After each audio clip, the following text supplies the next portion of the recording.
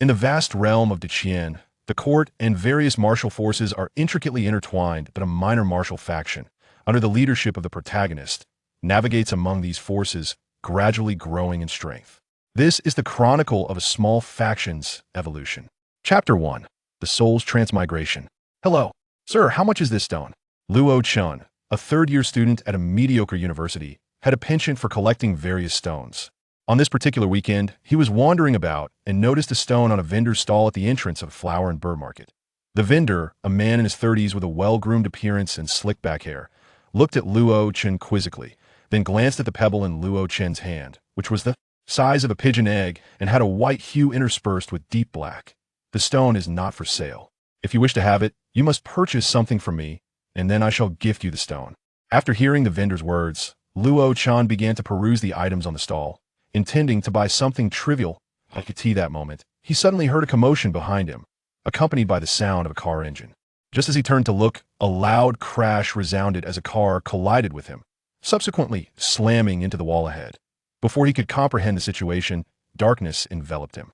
Later that day, news reported that at a certain flower and bird market street in a city, a driver, under the influence, mistakenly pressed the accelerator instead of the brake, resulting in the tragic death of a college student in the heart of Zhongyuan.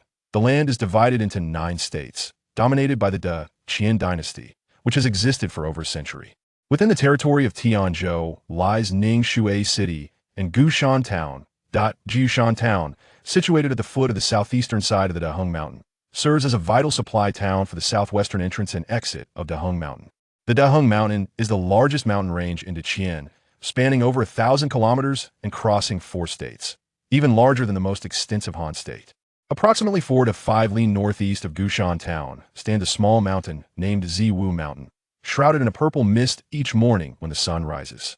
At the foot of Ziwu Mountain lies a villa covering over 20 acres, known as Ziwu Villa. It was established by a few surviving villagers from Luojia village near Gushan Town, who fortuitously obtained a martial arts manual called Infeng Daoju. It was winter, and the villa was blanketed in a thick layer of snow, with houses standing resiliently amidst the icy landscape.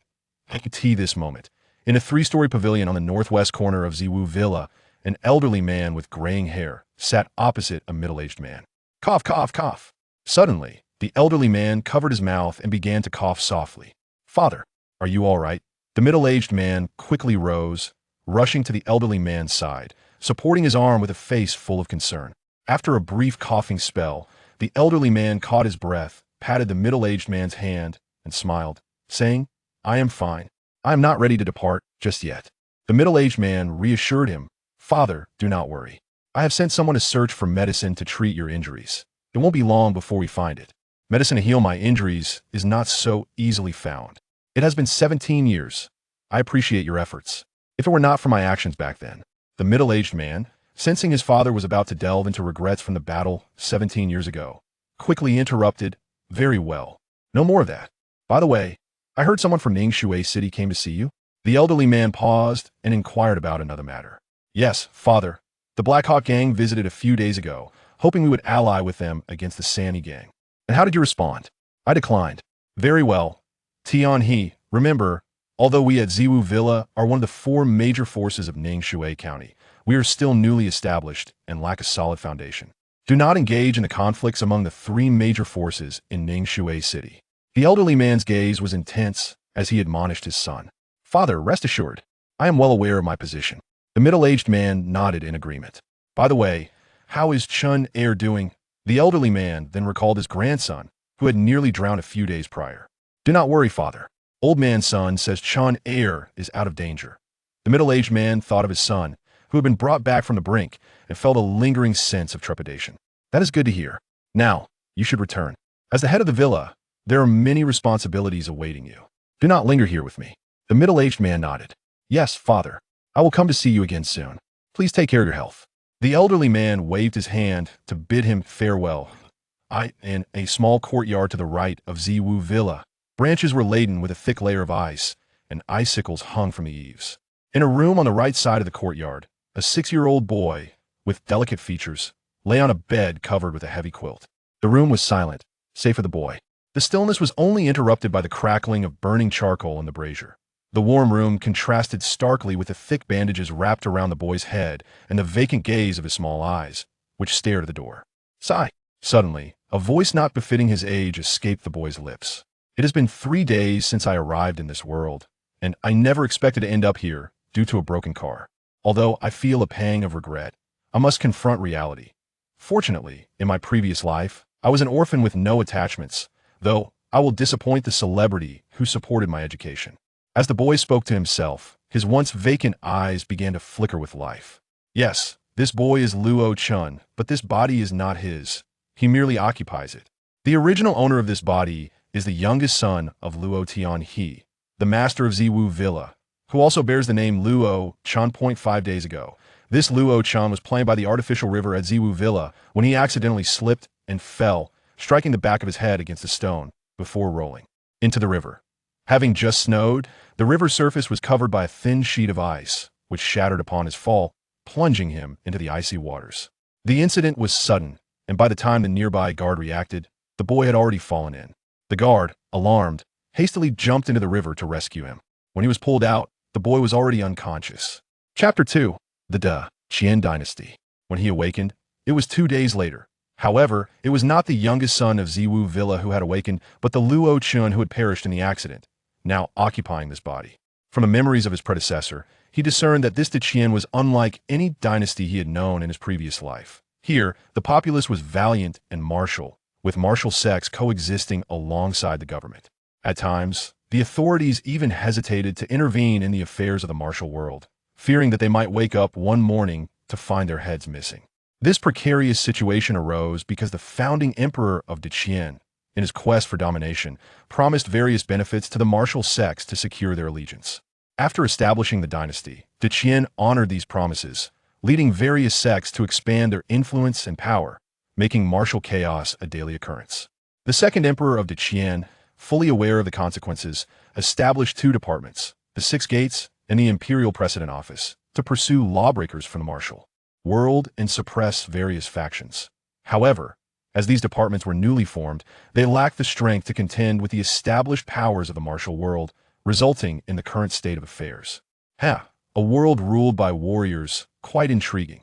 Luo Chun felt a thrill as he sat up in bed. Having lived in an era of knowledge explosion, he had consumed numerous martial arts novels and dramas, nurturing a dream of becoming a martial artist. After sitting up, he closed his eyes again, directing his consciousness inward.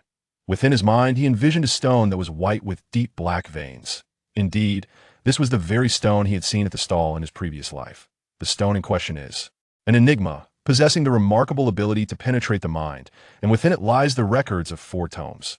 These tomes are titled Qingfeng Jindua, Luandiju, Inchi-ju, and Danshu. Beyond these, the stone harbors no other contents or purposes.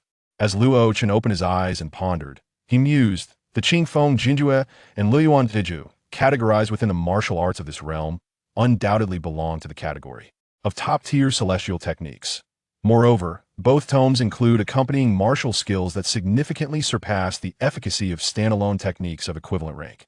Although the Inchi-ju does not specify its rank, its practice not only strengthens the meridians and purifies true energy, but also generates formidable true energy that can be employed alongside various martial skills. Thus, despite the absence of a designated rank for the Inchi-ju, its worth is by no means inferior to that of the Qingfeng Jindua and Luoyuandiju. However, the Inchi-ju does possess a drawback. Its cultivation proceeds at a sluggish pace. The Danshu, on the other hand, catalogs the characteristics and properties of various medicinal herbs, as well as the methods for concocting diverse elixirs. The martial arts hierarchy of this world is delineated into stages: body refinement, third-rate, second-rate, first-rate, and innate. Following the innate stage, there exists the foundation establishment phase and the martial Dao Golden Course stage. Each level is further divided into initial, mid, late, and peak stages. Practitioners in the body refinement stage must first bolster their strength, practicing martial techniques to enhance their internal vitality and power. A strength of 500 Jin signifies the initial stage of body refinement, 1,000 Jin for the mid-stage, 1,500 Jin for the late stage, and 2,000 Jin for the peak stage. Upon reaching the peak of body refinement, one begins to open the 12 primary meridians within the body. By successfully clearing a single meridian, true energy is formed from the internal vitality and flows into the dantian, thereby advancing to the initial stage of third rate. Once at this stage, one can diligently cultivate, according to the techniques, to enhance and expand their true energy, subsequently clearing the remaining 12 meridians. With each clear meridian, one's cultivation progresses a tier, until all 12 meridians have been opened, culminating in the status of a peak first-rate practitioner. A peak first-rate practitioner who unifies the run and do meridians will harmonize the 12 primary meridians, transforming their true energy into a higher quality, thus becoming an innate practitioner. An innate practitioner is capable of momentarily suspending in the air, and their true energy can be projected outward to confront adversaries. After achieving the innate stage, clearing 2 more of the 8 extraordinary meridians will elevate one's realm. Upon reaching the peak of innate, when true energy undergoes liquefaction, one ascends to the foundation establishment stage. A practitioner is only deemed a true martial artist upon breaking through to the third-rate realm, allowing them to cultivate techniques to amplify their true energy and employ it. In combat, not every practitioner in the body refinement stage can ascend to the third-rate realm, as clearing the 12 primary meridians and cultivating true energy require specific methods, which are predominantly contained within the martial techniques. However, these techniques are largely held by the court and various factions within the martial world, with scarce access for the common populace. Thus, for an ordinary individual aspiring to become a true martial artist, joining such factions is imperative. Otherwise, they remain confined to the body refinement stage for life. Just as Luo Chan was lost in thought, a sudden sound of a door creaking open reached his ears. Upon looking up, he discovered his adoptive mother, Wang Yueying, had entered. At 36 years of age, she appeared merely 30. Originally the daughter of a merchant from Gushan town, she had wed Luo Tianhe at 19, giving birth to 2 sons, Luo Chun and his elder brother, Luo Zhe, who is now 16. "Chinner, why have you sat up? Are you feeling unwell?" Wang Yueying exclaimed, rushing to his bedside and clasping her son's small hand with both of hers. Upon noticing the bandage wrapped around his head, she tenderly caressed his face with her right hand. "Mother, I am fine. I merely grew weary of lying down and wished to sit for a while." Seeing this woman radiating maternal love deeply stirred Luo Chen's heart. In his previous life as an orphan, he had never experienced such affection. Now, in this life, with a loving mother, he resolved to honor her with utmost devotion. "I'm relieved to hear that I've brought elder son to change your bandages," Wang Yueying remarked, then turned to address someone behind her. "Elder son, thank you for your assistance." Luo Chan then noticed an elderly gentleman, in his 50s with hair graying at the temples, dressed in a gray long robe, standing behind Wang Yueying. Not at all," elder son chuckled, approaching Luo Chun. "Young master, please sit tight. The bandage change will be completed swiftly." "Thank you." Luo Chun had encountered elder son 3 days prior upon awakening. The elder was a skilled physician from Gushan town, frequently summoned by Luo Tianhe to treat his grandfather, Luo Zhenan.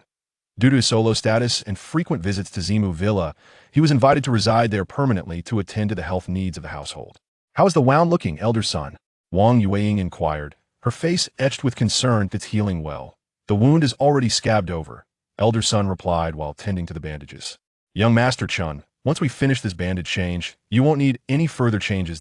In a few days, the bandage can be removed, but remember not to lie down while sleeping to avoid pressure on the wound."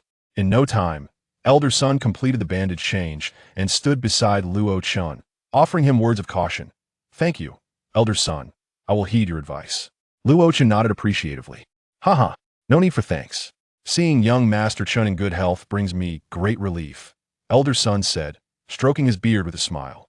Chapter 3. The Shadow Wind Blade Technique. Indeed, in the depths of his heart, Sun Lao was puzzled. Ever since young master Luo Chun awoke from his injury, he had transformed into a more mature and courteous individual. After pondering for a while without arriving at a conclusion, the old man simply attributed this change to the growth that followed a fall. It wasn't just Sun Lao. Others within the Zuwu villa also felt this way upon encountering Luo Chun. "Chinner, if there's nothing pressing, you should rest well. I shall prepare some soup for you," Wang Yueying said, and with that, she departed the room with Sun Lao, closing the door behind them. Once they left, Luo Chun reclined back onto the bed. Perhaps due to the unhealed wound, he felt a wave of dizziness wash over him, and before he knew it, he drifted off to sleep. When Luo Chen awoke once more, he found two men standing in the room. One was a robust figure, with penetrating eyes that conveyed authority, and a face bearing a resemblance to Luo Chen's. This man was his father, Luo Tianhe, aged 42, a peak third-tier warrior. The other had a slightly dark complexion, youthful features, a serious expression, and was none other than Luo Chen's elder brother, Luo Zhe, aged 16, at the pinnacle of the body refinement realm. "Chener, you're awake. Are you feeling better?" Luo Tianhe asked with a smile upon seeing Luo Chen's consciousness return. At that moment, the imposing aura of a villain master had vanished, replaced entirely by concern. "Thank you for your concern, father. I am no longer in dire condition. Sun Lao mentioned that the bandage can be removed in a few days." Luo Chen replied earnestly. "That is good to hear," Luo Tianhe said, gradually easing his worries. "Father, elder brother, what brings you here? Have you finished your tasks at the villa?" Luo Chen inquired. Due to suffering severe injuries, Luo Zhenan had entrusted all villa affairs to Luo Tianhe. Consequently, Luo Tianhe was occupied with the management of various matters daily, leaving him little time to tend to his son. Meanwhile, Luo Zhe was busy training and learning to manage villa affairs alongside their father. "Even amidst our busyness, we must still eat. Wei Yi returned just in time for a meal and thought to check on you," Luo Zhe interjected. As soon as he finished speaking, the door swung open, and Wang Yueying entered with a maid, who carried a tray with a soup bowl and a small dish. "Chener, I brought you some soup. Sit up and have a bit," Wang Yueying said, taking the small bowl from the maid's tray. While ladling the soup, she turned to Luo Tianhe and said, "Husband, you and Zaire should head to the dining hall. The meal is ready." "Very well," Luo Tianhe nodded in agreement, then addressed Luo Chen. "Chener, you are now 6 years old. It is time to put away childish play. Once you have healed, you shall begin training with your father." With that, he strode out. "Little brother, rest well. I will come to see you again tonight," Luo Zhe said, offering Luo Chen a warm smile. "All right, elder brother. Once I am healed, I will train alongside you," Luo Chen replied. "Indeed." Luo Zhe grinned and left the room. "My Chener has finally grown up. Come, have some soup and recuperate swiftly," Wang Yueying said joyfully as she sat by the bedside, ready to feed Luo Chen. "Mother, I can manage on my own," Luo Chen insisted, unable to accept being fed. Quickly taking the small bowl, testing the temperature, and finishing the soup in a few hearty gulps. "Slow down. There is more. Eat some meat as well," Wang Yueying chided gently, taking the bowl from Luo Chen and adding more soup and meat. 3 days later, the bandage on Luo Chen's head was finally removed, and the wound had healed. At that moment, he was leaning against a bookshelf on the second floor of the Ziwu Villa's scripture repository. Engrossed in the villa's highest-tier martial arts manual, the Shadow Wind Blade technique, which was of the low-grade Xian level. In the realm of martial arts, techniques are categorized from weak to strong: Huang, Xian, Di, Tian, and the legendary Jupin. Each level is further divided into low-grade, mid-grade, and high-grade, with martial skills following the same classification. The second floor of the scripture repository housed merely 2 bookshelves. One contained precious herbs stored in wooden boxes, while the other held 3 martial arts manuals. In addition to the Shadow Wind Blade technique, there was also a manual for the Hunyuan technique and another for the Duanmen spear, both of which were high-grade Huang techniques acquired by Luo Chen's grandfather 17 years prior from a defeated bandit lair.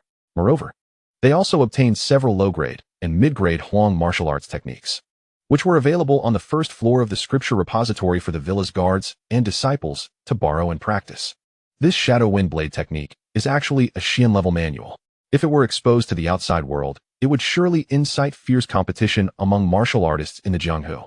Luo Chen murmured to himself. Not only would there be fierce competition, but murder and obliteration of entire families are also possibilities. Our Ningxue County has numerous Jianghu factions. None have been reported to possess Xian-level martial arts, Luo Tianhe remarked, having appeared on the second floor at some point, observing Luo Chen. "Have you ever seen any Tian-level martial arts?" Luo Chen asked curiously. "Humph. Do not even mention Tian-level martial arts. I have yet to lay eyes upon a D-level technique. Tian-level martial arts are predominantly held by a few ancient sects and hidden families that have existed for millennia. These sects are top-tier powers, each boasting innate experts, and none dare to offend them. As for D-level techniques, they are mostly in the hands of first-rate powers, each guarded by formidable warriors, making it perilous for anyone to covet them." Hearing Luo Tianhe's words, Luo Chen felt a twinge of anxiety. He had initially intended to transcribe several martial arts techniques from his mind for his father and himself to practice, but now he hesitated. He feared the potential calamity it could bring upon the Ziwu Villa if word got out. and he was at a loss as to how to explain the origins of these techniques. Thus, Luo Chun decided to refrain from revealing the techniques for the time being, waiting for a more opportune moment. Well then, how are you finding the Shadow Wind Blade technique? Luo Tianhe inquired, noticing Luo Chen's momentary distraction. Oh, I have comprehended most of it, though there are still some aspects I do not understand, Luo Chen replied, regaining his focus. Do not worry about what you do not understand. I shall teach you gradually in the future. Now, come with me, Luo Tianhe said, descending the staircase, with Luo Chun hastily following. Upon reaching the first floor, Luo Chun observed a robust man in his 40s conversing with an elderly gentleman. This elder was Luo Chun's grandfather, Luo Zhenan, aged 58, with graying hair. Due to injuries sustained 17 years ago, he had remained in the scripture repository, nursing his wounds while safeguarding the texts. Alongside him were Han Meng, the vice captain of the villa, and 10 peak body refinement warriors serving as guards. The strong man speaking with Luo Zhenan was Han Meng, at the mid-tier of the 3rd level. Chapter 4, Martial Training Greetings, Villa Master, Young Master Chun. Han Meng said respectfully as he noticed Luo Tianhe and Luo Chun descending the stairs. Luo Tianhe nodded in acknowledgement before bowing to the elder, father, grandfather. Luo Chun also greeted Luo Zhenan. Ah, Chunner, have you finished reading the techniques? Luo Zhenan asked with a smile after nodding at Luo Tianhe. Yes, grandfather. I have completed it, Luo Chun replied, then inquired with concern, Grandfather, is your injury improving? How long until you fully recover? Due to the damage to his meridians, Luo Zhenan's injury had not yet healed, leaving him looking somewhat gaunt. He could not continue to open the other meridians of the 12 primary channels. Thus his cultivation remained stagnant at the late 3rd tier. Ah, I am well enough, but to fully recover, I need to acquire medicinal pills that can heal meridians. However, such pills are exceedingly rare and difficult to obtain, Luo Zhenan said kindly as he gazed at Luo Chun. Luo Chun regarded his grandfather thoughtfully. In the depths of my mind, I possess a tome that records the method for concocting elixirs capable of healing the meridians. As long as the necessary herbs are available, the potions can be crafted. However, presenting this knowledge now would be challenging, and thus I shall await a more opportune moment. Very well, you may attend to your matters. Luo Zhenan waved his hand at Luo Tianhe and Luo Chun. Yes, father. Luo Tianhe performed a respectful bow to Luo Zhenan before departing. Grandfather, I shall visit you again another day. With that, Luo Chun followed in Luo Tianhe's footsteps. Luo Chun accompanied Luo Tianhe to the training room, adjacent to which was the office where Luo Tianhe typically managed the affairs of the mountain estate. Inside the training room, Luo Zhe was engaged in a sparring session with a robust man of bronze skin who was at the peak of the 3rd tier realm. Although it was termed a spar, the man was primarily feeding moves to Luo Zhe. This strong man was Luo Tianyu, Luo Chen's paternal uncle, who was of the same generation as Luo Tianhe, albeit 3 months younger and ranked 2nd among their peers. Hence Luo Chun and Luo Zhe referred to him as second uncle. Second brother, what brings you here today? Luo Tianhe inquired. Luo Tianyu had been apprenticed to his father in the art of blacksmithing since childhood and had since become the overseer of the armory at Zuan Mountain Villa, tasked with crafting weapons for the estate and training its disciples, making him exceedingly busy. Elder brother, I heard that Chun'er is about to begin his martial training, so I specially forged a blade for him to practice with. Upon seeing Luo Tianhe return, Luo Tianyu concluded his sparring session with Luo Zhe. Second uncle. Luo Chun greeted Luo Tianyu with a bow. Luo Tianyu nodded in acknowledgement, then approached the weapon rack, retrieving a scabbard blade. Chun'er, have a look and tell me if you like it, he said, extending the blade towards Luo Chun. Luo Chun accepted the blade and slowly drew it from its sheath. The weapon measured 2 feet and 3 inches in length, 1 inch in width, and weighed 2 caddies and 8 taels, with a slight curve to its blade. The black blade adorned with silver engravings shimmered coldly, and as Luo Chun gazed at the edge, he felt a chill run down his spine. The more he examined it, the more he appreciated its craftsmanship. The size, length, and weight were perfectly suited to him, as if it had been tailored specifically for his needs. A testament to the thoughtfulness of his second uncle. Thank you, second uncle. I truly cherish it, Luo Chun expressed his gratitude, sheathing the blade in its black pearl fish leather scabbard and handling it with great affection. I am pleased to hear that. This blade is forged from fine iron, tempered through countless strikes, and is capable of withstanding the true energy of a martial artist. If all goes well, it should serve you well through the 3rd tier realm, Luo Tianyu remarked before bidding farewell to Luo Tianhe. Very well, if there's nothing else, I shall take my leave. Indeed, attend to your duties, Luo Tianhe replied. Luo Tianyu exchanged farewells with Luo Zhe and Luo Chun before departing the training room. Now then, Chener, let us commence, Luo Tianhe stated with a serious demeanor. The Yinfeng blade technique is the foundation of our Zuiwen mountain villa, and only those of the Luo surname are permitted to practice it. Therefore, you must remember to keep it confidential. Yes, father, Luo Chen replied with a serious expression. After imparting this warning, Luo Tianhe began to explain the Yinfeng blade technique. This technique is a manual combining both martial arts and combat skills. As you have yet to open the 12 primary meridians, you cannot yet cultivate the technique. However, you may practice the martial skills to strengthen your physique and enhance your internal vitality. The Yinfeng blade technique comprises 4 maneuvers: the windward slash, the swift wind slash, the whirlwind slash, and the Yin wind slash. As he spoke, Luo Tianhe pointed to a row of wooden stakes outside the training room. From today onward, you will strike the stakes 100 times each day. After 3 days, increase it to 200, and after half a month, to 500. In 3 months, you shall reach 1,000 strikes daily. Upon completing your strikes, you will practice the martial skills of the Yinfeng blade technique. Yes, father, Luo Chun responded eagerly. Promptly exiting the training room, the snow continued to fall from the sky, the pure white flakes dancing in the air. Yet the ground was relatively clear of accumulation due to daily maintenance. Luo Chun approached a wooden stake, drew his blade, raised it high, and then struck down fiercely. The blade struck the stake with a resounding thud, and he felt a jolt of resistance reverberate through him. It was unclear what type of wood the stake was made from, but it was exceedingly hard. Even with all his strength, he barely managed to penetrate it. After a moment of pause to alleviate the discomfort, he resumed his strikes. 2 hours later, Luo Chun completed 100 strikes, plus an additional 20 for good measure. At this point, his grip on the blade had weakened, and he could only embrace it with both hands as he returned to the training room. Inside, Luo Tianhe observed Luo Zhe practicing the martial skills of the Yinfeng blade technique. At that moment, Luo Zhe was executing the whirlwind slash. Leaping off the ground and spinning through the air, his blade dancing in tandem. With a light exhalation, the blade's gleam flashed, cleaving the straw dummy cleanly in two from the left shoulder to the right chest. Little brother, have you completed your task? Luo Zhe asked, standing at ease and regarding Luo Chen's hands with a smirk. Yes, I have finished, Luo Chen replied, his face displaying signs of discomfort. Luo Tianhe, observing Luo Chen, nodded approvingly in his heart. Though he had remained within the training room, he had kept a watchful eye on Luo Chen outside and felt immense satisfaction with his performance. Well, it is getting late. We shall conclude for today. Zaire, you take Chener home, Luo Tianhe instructed. While he was very pleased with Luo Chen, he refrained from overtly expressing it. Yes, father. The two brothers acknowledged and exited the training room together, making their way towards their home. Chapter 5. Qi Induction Technique. At 16 years of age, Luo Zhe had his own small courtyard adjacent to that of his parents, separated by a single wall, with a door connecting the two.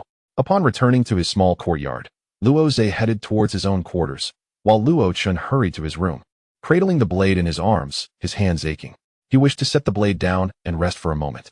Upon entering his room, Luo Chun noticed his mother's maid, Ji Xiang, pouring hot water into the bathing tub. Beside her stood a girl of about 15, dressed in a white gown, adding herbs to the tub. This girl was Luo Tianyu's daughter, Luo Yin, Luo Chen's cousin, who had a passion for medicine and had been studying under Old Sun since childhood. Young Master Chun, Madam is aware of your return from martial practice and has specifically sent me to prepare a medicinal bath for you, Ji Xiang said, hastily placing the wooden bucket down and taking the blade from Luo Chen's embrace, setting it on the blade rack in the room. Sister, what brings you here? Luo Chen asked, shaking his hands at Luo Yin. I sent it for you, you little rascal. Working so hard on your first day of training without regard for your health, Luo Yin remarked, observing Luo Chen's hands with a furrowed brow. She then pointed to a vial on the table. I came to prepare a medicinal solution for you. Apply the liquid from the vial all over your body before sleeping. And do inform me when it runs out. You are to take a medicinal bath after every training session, which Ji Xiang will arrange for you. All right, thank you, sister. Luo Chen smiled at Luo Yin. After a brief flurry of activity, Luo Yin announced, all is prepared. You may take your bath at your leisure. We shall take our leave now. With that, Luo Yin departed, and Ji Xiang bowed before exiting the room. Luo Chen approached the bathing tub and saw it filled with a verdant liquid, exuding a fragrant aroma. Without hesitation, he disrobed and entered the tub, submerging his body in the herbal concoction, save for his head. Before long, he felt the liquid infiltrating his pores. Suddenly, he involuntarily emitted a blissful sigh. sensing a lightness enveloping him as the pain in his hands gradually dissipated, leaving them pleasantly numb. In the depths of his heart, Luo Chun pondered, no wonder there are so many martial artists in the world, yet so few can cultivate true energy. The adage of wealth in martial prowess. Poverty in literature rings true. How many possess the means to utilize medicinal liquids to assist their training, lacking the financial resources to procure medicinal herbs? Prolonged excessive physical conditioning easily leads to internal injuries, complicating the path to unblocking the 12 meridians. Even the current Ziwu Mountain Villa, with its mere 100-odd guards and disciples, does not afford everyone the luxury of herbal assistance in their cultivation. Only a select few at the core enjoy such opportunities. This scarcity underpins the fierce territorial battles and fierce competition for resources among various factions in the martial world. One lacks the techniques and the knowledge to concoct auxiliary medicines, and two, the financial means to purchase these herbs. For an ordinary individual to become a true martial artist is indeed a formidable challenge. Thus, many are eager to join a faction, seeking greater opportunities to acquire these essentials. Of course, there are also those fortunate souls who, against all odds, stumble upon rare treasures and, upon consuming them, ascend to new heights, successfully unblocking their 12 meridians. Time passed, and Luo Chun gradually felt the water in the bath growing cooler. The emerald hue dissipated, leaving the water crystal clear once more. Rising from the tub, he donned his attire, feeling invigorated. The pain in his hands completely vanished. "Young master, are you ready? The villa master and madam are waiting for you in the hall for dinner," came the voice of the maid, Ji Xiang, accompanied by a gentle knock on the door. Luo Chun opened the door and smiled at her. "All set, let us go." After closing the door, he followed Ji Xiang to the grand hall. Upon entering, he noticed that in addition to his parents, Luo Zhe and Luo Yan were also present. Luo Yan, whose mother had perished during her childbirth, was raised by Wang Yueying as if she were her own daughter, leading to a particularly close bond with the Luo family. Although Luo Zhe had his own courtyard, he frequently visited his parents for meals. "Chun'er, you've arrived. Quickly sit down and eat," Wang Yueying exclaimed upon seeing Luo Chun enter. He replied, taking a seat next to Luo Zhe.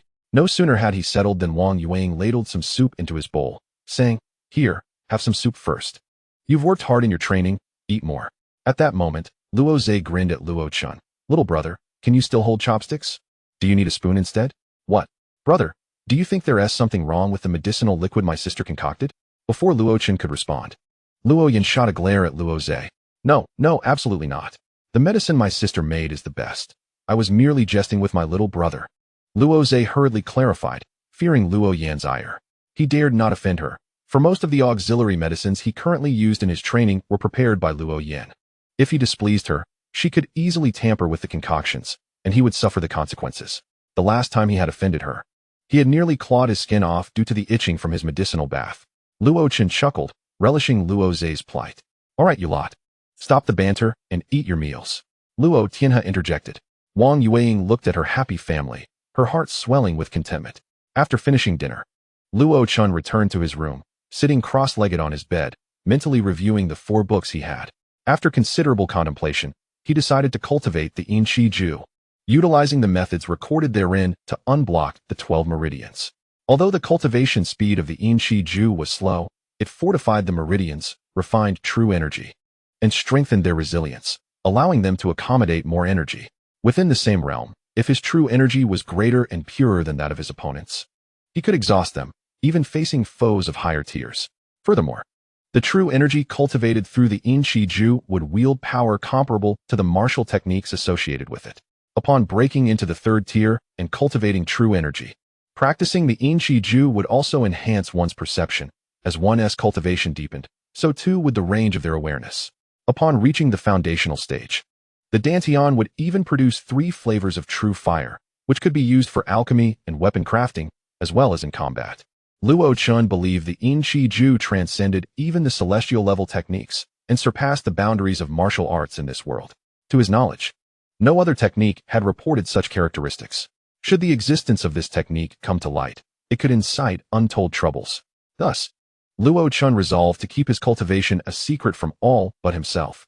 Chapter 6. Gushin Town. Having made his decision, Luo Chun put aside any further thoughts. He adjusted his mindset, stabilizing his spirit, and began to circulate his blood and energy according to the methods detailed in the Yin Qi Ju.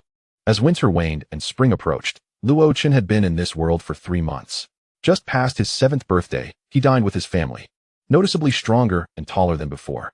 Madam, when you go to Gushin town tomorrow, take a few more guards with you, and be cautious on the road. Luo Tianhe advised while they were eating. Wang Yueying managed the villa's finances and external enterprises, making periodic visits to Gushin town to oversee them. It's just a short distance. Let Li Tian take a few people along, she replied with a nod and a smile. Listening intently to his parents' conversation, Luo Chun felt a surge of motivation. For the past 3 months, he had been under Luo Tianhe's watchful eye, practicing martial arts.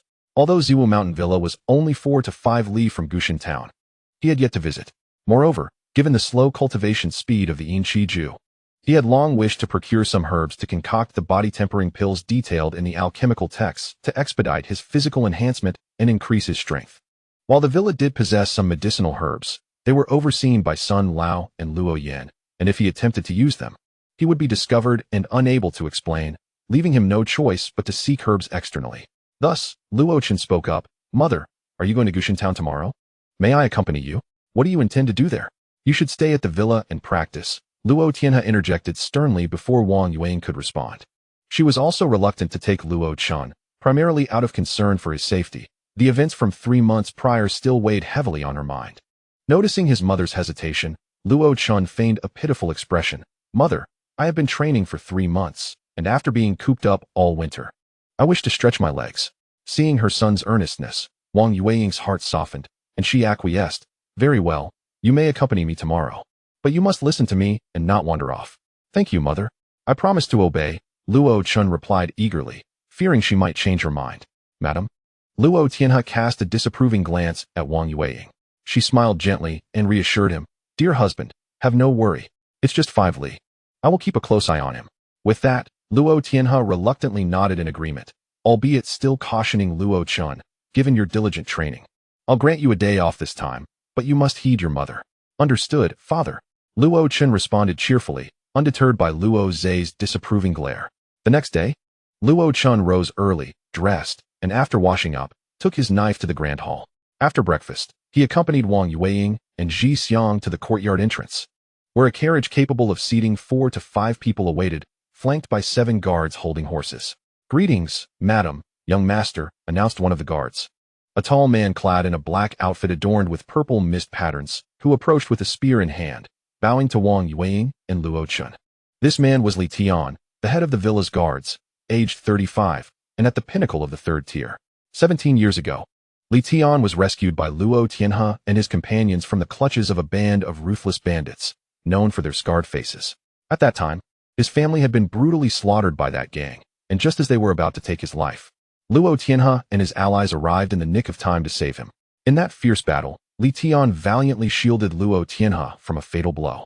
Thus, Luo Tianhe has always regarded Li Tian as a brother, and Li Tian considers Jiwu Shanzhuang as his home. "Captain Li, you have worked hard. Are you all prepared?" Wang Yueying inquired. "Uncle Li." Luo Chen also stepped forward to greet him.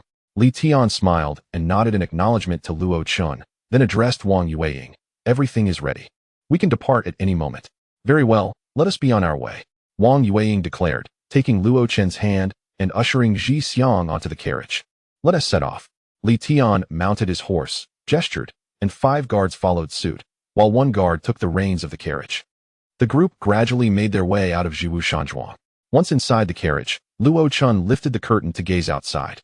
Upon seeing the mounted guards, he felt an overwhelming sense of envy. He yearned to ride as well, but when he voiced his desire, Wang Yueying firmly refused. After passing through the administrative hall of Jiwu Shanzhuang, they emerged onto the expansive training grounds. This training area serves as a venue for the guards and disciples to hone their skills, divided by a broad stone-paved path. On either side of the training grounds are orderly rows of small courtyards, each consisting of 5 rooms and a large hall, accommodating 10 individuals, which serve as the living quarters for the guards and disciples. Currently, Jiwu Shanzhuang is home to 48 guards and 65 disciples. Periodically, the estate recruits a new batch of 10-year-old disciples from outside. At such times, families wishing for their children to learn martial arts may send them to the estate for evaluation. Upon passing the assessment and paying a fee, the children can stay here to train for 6 years. After 6 years, those who have cultivated true energy may remain at the estate as guards, while those who have not may choose to stay or return home. Jiwu Shanzhuang operates discreetly, refraining from external expansion, with its income deriving solely from some land and shops in Qingshan town, yielding less than 2,000 taels of silver monthly.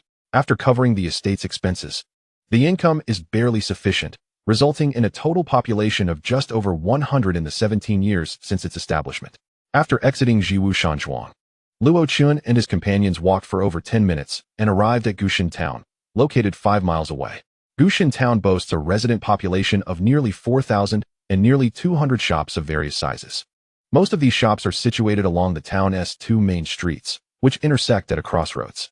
One of these streets runs from northeast to southwest, leading to the distant Dawangshan, which serves as an important supply hub for travelers and merchants entering and exiting the mountain. Many martial artists and traders frequent Gushan town to hunt and gather various cultivation resources. Despite being a town, Gushan is bustling and lively, rivaling the county seat in vibrancy. Jiwu Shanzhuang possesses 3 shops in Gushan town: a weapons shop, specializing in various arms forged by the estate's blacksmiths and accepting custom orders; a general goods store, which was part of Wang Yueying's dowry, buying furs, herbs, and rare minerals produced in Dawangshan; and a tavern left to her by her father before his passing. All 3 shops are located at the prime intersection in Gushan town. Wang Yueying led Luo Chun first to the weapons shop, where the shelves were lined with an array of weaponry, from affordable iron-crafted pieces to exquisite items forged from mysterious black iron. Luo Chun even spotted a suit of armor on one of the racks. Although the Daqian court permits civilians to possess weapons, certain items, such as armor and powerful crossbows, are expressly forbidden. However, the court's regulations primarily affect ordinary citizens and exert little control over the unruly martial world, where armor and crossbows frequently appear during conflicts among various factions. After browsing the weapons shop a few times, Wang Yueying completed her inspection of the establishment. The group then proceeded to the general goods store, located at the southwest corner of the crossroads. Chenair, there are numerous matters to attend to at the general goods store, so I may take some time. Please stay here and do not wander off, Wang Yueying instructed Luo Chun. Turning to Li Tian, she added, Captain Li, please keep an eye on Chenair and ensure he does not stray. Mother, I understand. Luo Chun replied obediently. Madam, do not worry. I will ensure the young master is well looked after, Li Tian assured her. Wang Yueying nodded and followed the shopkeeper, a man in his 50s, into the back office. After wandering around the general goods store, Luo Chun stepped outside, intending to locate a pharmacy to purchase some medicinal herbs, as he had not forgotten the purpose of his visit to Qingshan town. However, as he prepared to walk onto the street, Li Tian suddenly appeared before him. Young master, where do you plan to go? Uncle Li, I just want to explore a bit. It's rather dull here, Luo Chun replied. That won't do. You heard what the madam said. You cannot wander off, Li Tian said with a smile. I want to wander. I just want to take a look at that shop over there. Luo Chun pointed to a store diagonally across the street called Huichun Tang. He had already taken note of the establishment, recognizing from its name and the items held by patrons that it was likely a pharmacy. Li Tian regarded Luo Chun with skepticism, but after a moment's hesitation, he relented, saying, Very well, but you may only visit that one shop and mustn't stray further. Uncle Li, you needn't worry, Luo Chun declared, making his way toward Huichun Tang. Observing Luo Chun's small figure as he departed, Li Tian exchanged a glance with a nearby guard, who promptly followed Luo Chun discreetly, unfazed by the guard trailing behind him. Luo Chun recognized that this was Li Tian's precautionary measure for his safety, and he was aware that the guard's surname was Chun. Crossing the street, Luo Chun arrived at Huichun Tang. Upon entering, he noticed a long table to the right, behind which sat a drowsy man in his 40s, sporting a long beard. Adjacent to the table was a counter, behind which stood a large cabinet filled with numerous small drawers. At that moment, a youthful apprentice, appearing to be in his teens, was organizing herbs and, upon noticing Luo Chun's arrival, asked, Are you here to see a doctor or to fill a prescription? The sound of the apprentice's voice roused the sleepy man, who opened his eyes and glanced at Luo Chun, preparing to doze off again. However, when his peripheral vision caught sight of the guard named Chun behind Luo Chun, he suddenly became alert. As the proprietor of an established pharmacy in Gushan town, he recognized the distinctive green attire adorned with the Jiwu pattern worn by the guard, a mark of the foremost power in the area, Jiwu Shanzhuang. The man quickly rose, clasped his hands in greeting, and said with a smile, I am the proprietor of Huichun Tang. What brings the esteemed warriors of Jiwu Shanzhuang to my humble shop? I have no particular business. My young master merely wishes to browse, the guard Chun replied. Upon hearing this, The proprietor immediately deduced Luo Chun's identity and was about to inquire further when he noticed Luo Chun extending a paper note toward him. "Could you please check if you have these herbs in your shop?" Luo Chun requested. The proprietor took the note, glanced at it, and promptly responded, "Yes. We have all these common herbs in stock." "Excellent. Please prepare the herbs listed on the note," Luo Chun instructed. The proprietor paused, filled with confusion. Did Jiwu Shanzhuang truly lack these ordinary herbs? Wasn't it the case that they had these items available at their own general goods store? Chen Hui, standing nearby, was equally curious about Luo Chen's purpose for purchasing these ordinary medicinal herbs. However, as a bodyguard, he refrained from asking, knowing that his primary duty was to ensure Luo Chen's safety. "Shopkeeper, is there a problem?" Luo Chen inquired, noticing the shopkeeper lost in thought. "Oh, no problem. None at all. I shall fetch the herbs immediately." The shopkeeper regained his composure and hurried to retrieve the items. Before long, the shopkeeper emerged from behind the counter, holding a bundle wrapped in oiled paper, and presented it to Luo Chun. "Young Master Chen, all the herbs you requested are here." How much is it?" Luo Chun accepted the herbs without unwrapping them, trusting that in Gushan town, few dared to deceive a member of Ziwu Mountain Manor. 30 taels of silver. The shopkeeper stated, cautious not to demand more than the cost price. Luo Chun produced the silver from his pocket and handed it to the shopkeeper, secretly relieved that he had managed to obtain an additional 20 taels from his elder brother the previous night, fearing that the 15 taels he had saved might not suffice. Otherwise, he would have struggled to cover even the cost of the herbs today, having previously been without funds. It was only after beginning his martial training that Wang Yueying started providing him with a monthly allowance of 5 taels, allowing him to save up over 3 months. Now, he was left with just 5 taels. The thought of needing more silver for future purchases weighed heavily on his mind as he stepped out of the Hui Chun Tang. At the entrance, Luo Chun handed the herbs to Chen Hui, saying, "Chen Hui, would you kindly keep these safe and bring them back to the manor for me? I'd rather not carry them myself, lest Wang Yueying question me." "Yes, young master, I will take good care of them," replied Chen Hui. Having resolved the matter of the herbs, Luo Chun prepared to return to the general store. Just as he was about to step away, an elderly man in his 50s, with a ruddy complexion, approached, holding the hand of a little girl around 5 or 6 years old. They appeared to be heading to the Hui Chun Tang as well. As they passed by, the little girl gazed curiously at Luo Chun with her large, innocent eyes. Amused by her cherubic visage, he instinctively made a silly face. The little girl, startled, took a couple of steps back, gripping the elder's robe tightly, her expression resembling that of someone about to cry. Luo Chun chuckled softly and proceeded toward his family's general store. Upon returning to the shop, he spotted Li Tian standing at the entrance. Since Luo Chun had departed for Hui Chun Tang, Li Tian had remained vigilant, watching over the establishment to ensure Luo Chun did not wander off or encounter any mishap. "Uncle Li, is my mother still occupied?" Luo Chun inquired as he approached. "Not yet. Madam will require a little more time," Li Tian replied, shaking his head. At that moment, Chen Hui leaned in and whispered something in Li Tian's ear. Luo Chun understood that Chen Hui was fulfilling his duty to report their activities to the head of the guards. He felt no concern regarding Chen Hui revealing his purchase of herbs to Li Tian, as they deemed it a trivial matter. "Young master, what are you planning to do with those herbs?" Li Tian asked Luo Chun after hearing the report from Chen Hui. Other guards would not dare inquire about the master's affairs, but Li Tian was different. He had the right to ask. "Oh, I intend to use them myself. I'll have my sister prepare the medicinal concoction for me," Luo Chun responded casually. Upon hearing this, Li Tian ceased his questioning. Recognizing that acquiring some ordinary herbs was indeed a minor issue, as long as Luo Chun remained unharmed. Luo Chun lingered in the general store for another half an hour. And finally, Wang Yueying emerged from the accounting room. "Chenair, have you grown weary? Have you been running about?" she asked, affectionately ruffling Luo Chen's hair. "Mother, are you finished?" "I've been here the whole time and haven't wandered off," Luo Chen replied. "That's good. Let us go to the restaurant and have lunch there," Wang Yueying said, taking Luo Chen's hand as they made their way outside. The restaurant, known as Tianxiang Lu, was located at the northeast corner of the crossroads in Gushan town.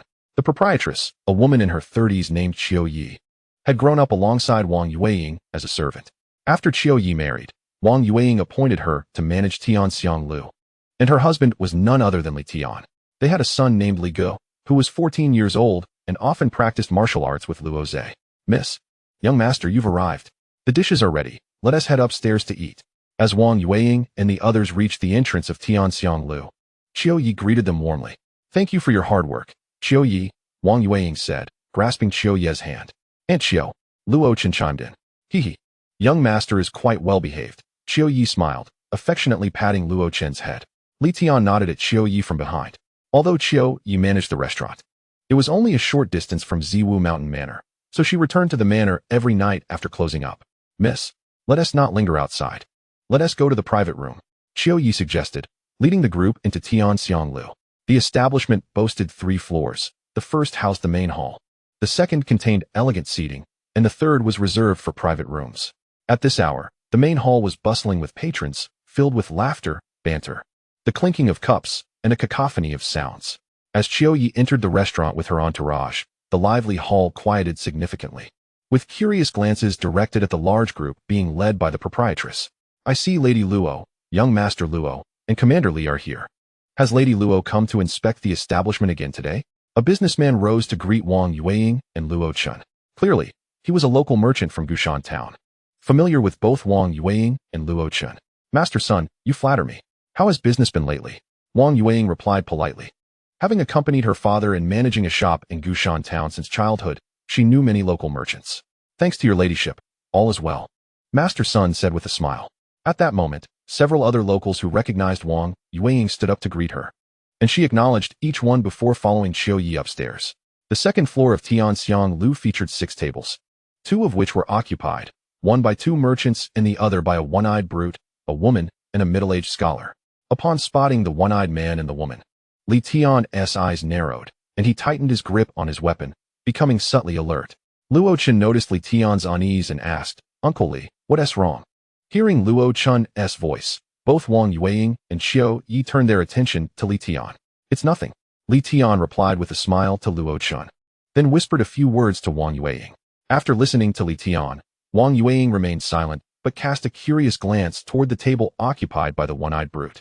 Qiu Yi, let us sit here, Wang Yueying suddenly declared as Qiu Yi was about to lead the group to the private room. Miss, the private rooms are already prepared, and they are quieter there, Qiu Yi protested. No, we'll stay here. After being busy in the room all day, I prefer to dine in a more spacious setting, Wang Yueying insisted. Madam, perhaps we should go to the private room, Li Tian suggested, glancing at the one-eyed brute. It's fine. All patrons dining at Tianxianglu are guests. Moreover, in Gushan Town, no one would dare to cause us any trouble, Wang Yueying stated confidently. Hearing this, Li Tian ceased further objections, while Luo Chen remained oblivious, watching Li Tian and Wang Yueying with a puzzled expression. All right then, young man, please bring the dishes over here, Qiu Yi instructed a nearby server. The 4 settled at a table by the window, while 6 guards occupied a nearby table. The other patrons on the second floor glanced their way before returning to their own conversations. Before long, the server arrived with the dishes, skillfully placing them on the table. Hey, who are those people that just went upstairs? Why do you treat them with such respect? A loud voice from downstairs inquired, sounding as if he were a newcomer to Gushan Town. You don't know? You must have just arrived in Gushan Town. Earlier, the shopkeeper's son, who had previously greeted Wang Yueying, remarked, Indeed. You guessed correctly, I just arrived at Gushan Town today. With a robust voice, he continued. Let me inform you that this is the esteemed wife of the master of Zimu Mountain Villa and their young master. Gushan Town has thrived over the years precisely because of the presence of Zimu Mountain Villa, which has deterred bandits from causing chaos, ensuring our peace and stability. Moreover, the people of Zimu Mountain Villa can never take advantage of their power, which is why we hold them in such high regard. Upon hearing this, a one-eyed giant seated on the second floor cast a glance at Luo Chen's table. Humph. It's merely a small faction exerting its influence in a minor locale. They speak so highly of themselves. Yet, that woman is indeed quite beautiful. Just then, a youthful voice echoed from downstairs. The moment those words were uttered, silence enveloped the room. The other 2 tables on the second floor covertly turned to observe Luo Chen and his companions. Fuming, Luo Chen rose to confront the speaker. But Li Tian, seated beside him, stood up first, ready to descend. Li, sit down and eat. Do not engage, Wang Yueying interjected firmly. Mother, Luo Chen exclaimed, his heart brimming with fury. Everyone, sit down and enjoy your meal, Wang Yueying commanded with unwavering resolve. Reluctantly, Luo Chen and Li Tian resumed their seats. Silence. If you continue to speak nonsense, do not expect to leave next time, an elder's voice resonated, presumably that of the young man's elder. Following this incident, numerous individuals in the hall cast furtive, malicious glances at the young man's table, while also eyeing the staircase and the tavern's entrance, prepared to flee at any moment. Fearing that the guards of Zimu Mountain Villa might descend to discipline the young man and involve them as collateral damage. Noticing the gazes of the patrons, the young man's elder hurriedly settled the bill and departed the tavern, dragging the young man along. Once the elder and the youth left, a collective sigh of relief swept through the hall, tinged with regret for having missed an entertaining spectacle. Gradually, the lively atmosphere of the hall resumed. Have you heard? Recently, a group of woodland heroes has arrived at the Wild Boar Ridge in the Great Hung Mountains, claiming to aid the weak and rob the rich. Yet they engage in looting and murder. As Luo Chun took a couple of bites of his meal, another piece of news floated up from downstairs. How could I not have heard? Just days ago, a shipment from shopkeeper Chen's store heading to Ningxue City was ambushed. The guards were slain. With only the leader managing to escape with injuries, came the voice of shopkeeper Sunday. I've heard the leader of this gang is at the pinnacle of the 3rd tier. I wonder if they would dare venture into Gushan Town? Inquired a fellow diner. Luo Chun instinctively glanced at the table of the one-eyed giant. For some reason, he felt that the diner's comments were directed at the one-eyed man and his companions. Furthermore, judging by Li Tian's recent demeanor, it seemed he sensed the threat posed by their cultivation levels. Indeed, Luo Chun observed that while Li Tian feigned nonchalance while eating, his peripheral vision frequently monitored the actions of the one-eyed giant, indicating a silent vigilance. However, both Wang Yueying and Li Tian appeared indifferent, prompting Luo Chun to focus on his meal while eavesdropping on the discussions below. With Zimu Mountain Villa guarding Gushan Town, those bandits should think twice before attacking. The villa boasts a master and deputy, both at the pinnacle of the 3rd tier, along with 2 mid-tier leaders and dozens of peak body refinement guards. If those bandits dare to come, they would likely not leave alive, another diner asserted. Whatever happens, if the sky falls, there are those tall enough to hold it up. We need not involve ourselves. Cheers. Let us continue drinking. Lu spoke, eliciting agreement from others. Laughter and the clinking of cups filled the air, drowning out previous discussions. At that moment, the one-eyed giant and his companions rose, tossing a handful of coins onto the table before departing. Seeing this, Li Tian exhaled slowly, relieved. After all, with Wang Yueying and Luo Chen present, and given that the opponents were a tier above Li Tian, should the one-eyed giants turn violent, Li Tian and his guards would struggle to withstand them for long. After a few more bites, Luo Chen set down his bowl and chopsticks. Having been in this world for over 3 months, he had grown quite weary of its cuisine, which primarily consisted of stews, boiled, and steamed dishes. Even the meat was served in large chunks. Even if it were cut finely, it lacked flavor. While stir-fried dishes were available, they were rather lackluster. Accustomed to the diverse flavors of his previous life, Luo Chun found it increasingly intolerable. He resolved to take the initiative to improve his meals when time allowed. Chenner, why are you eating so little? Are you unwell? Wang Yueying inquired, her gaze fixed on Luo Chun. Mother, I'm fine. I've had enough, Luo Chun replied. Mistaking his reduced appetite for lingering anger, Wang Yueying chose not to press further. After finishing her meal, she took Qiu Yi to attend to other matters. With nothing to occupy his time, Luo Chun retreated to the rear courtyard of Tianxiang Tower to practice his swordsmanship. An hour later, Li Tian arrived in the courtyard to inform Luo Chun it was time to return to the villa. The group exited Tianxiang Tower and soon arrived back at Zimu Mountain Villa. Once home, Luo Chun retrieved the medicinal materials he had purchased and, in the absence of Luo Yan, reclaimed an alchemical furnace from her courtyard. Upon returning to his room, Luo Chun shut the door tightly, kindled a pot of charcoal, and placed the furnace atop it. Following the formula and steps documented in the alchemical tome, he added water and various powdered herbs into the furnace, stirring slowly with a wooden stick. Once the concoction thickened into a paste, he poured it into a prepared wooden box. After it cooled, he gently scraped off the layer of impurities with a small wooden knife, revealing the white medicinal paste beneath. Finally, Luo Chun formed the paste into pills according to weight, producing a total of 7 yuanqi pills, which were recorded in the tome as enhancing a martial artist's vitality and physical strength. Gazing at the 7 yuanqi pills in the wooden box, Luo Chun felt a surge of excitement. It was his first attempt at alchemy, and he was uncertain of the outcome. Taking a deep breath, he retrieved one pill from the box, sat cross-legged, and placed the pill in his mouth, where it dissolved instantly. Before long, a surge of vitality surged within him, prompting him to employ the techniques from the Qi induction manual to harness this newfound energy to enhance his physique. After 2 hours, Luo Chun opened his eyes, rising with joy and clenching his fists. I never imagined the yuanqi pill would be so effective. After 3 months of diligent practice, I only increased my strength by 20 pounds. Yet this single pill has boosted it by nearly 40 pounds. If I consume a few more, I might swiftly reach the peak of body refinement. While elated, Luo Chun was also aware that the effects of the pills would diminish with continued use, potentially leading to drug resistance. Furthermore, without the groundwork laid over the past 3 months, the pill would not have had such a profound effect. Thus, to maximize the benefits of the pills, consistent effort in practice was essential. At that moment, another concern crossed Luo Chen's mind. The rapid increase in his vitality could easily be detected by Luo Tianhe and the others. How would he explain it? He couldn't simply continue training in a conventional manner while neglecting the pills, could he? In the heart of Luo Cheng, a brilliant idea struck him as he contemplated a strategy. He recalled the existence of a technique known as Tsangqi Ju, documented within the Yinqi Ju, which possesses the ability to obscure a martial artist's aura, rendering their cultivation level undetectable to others.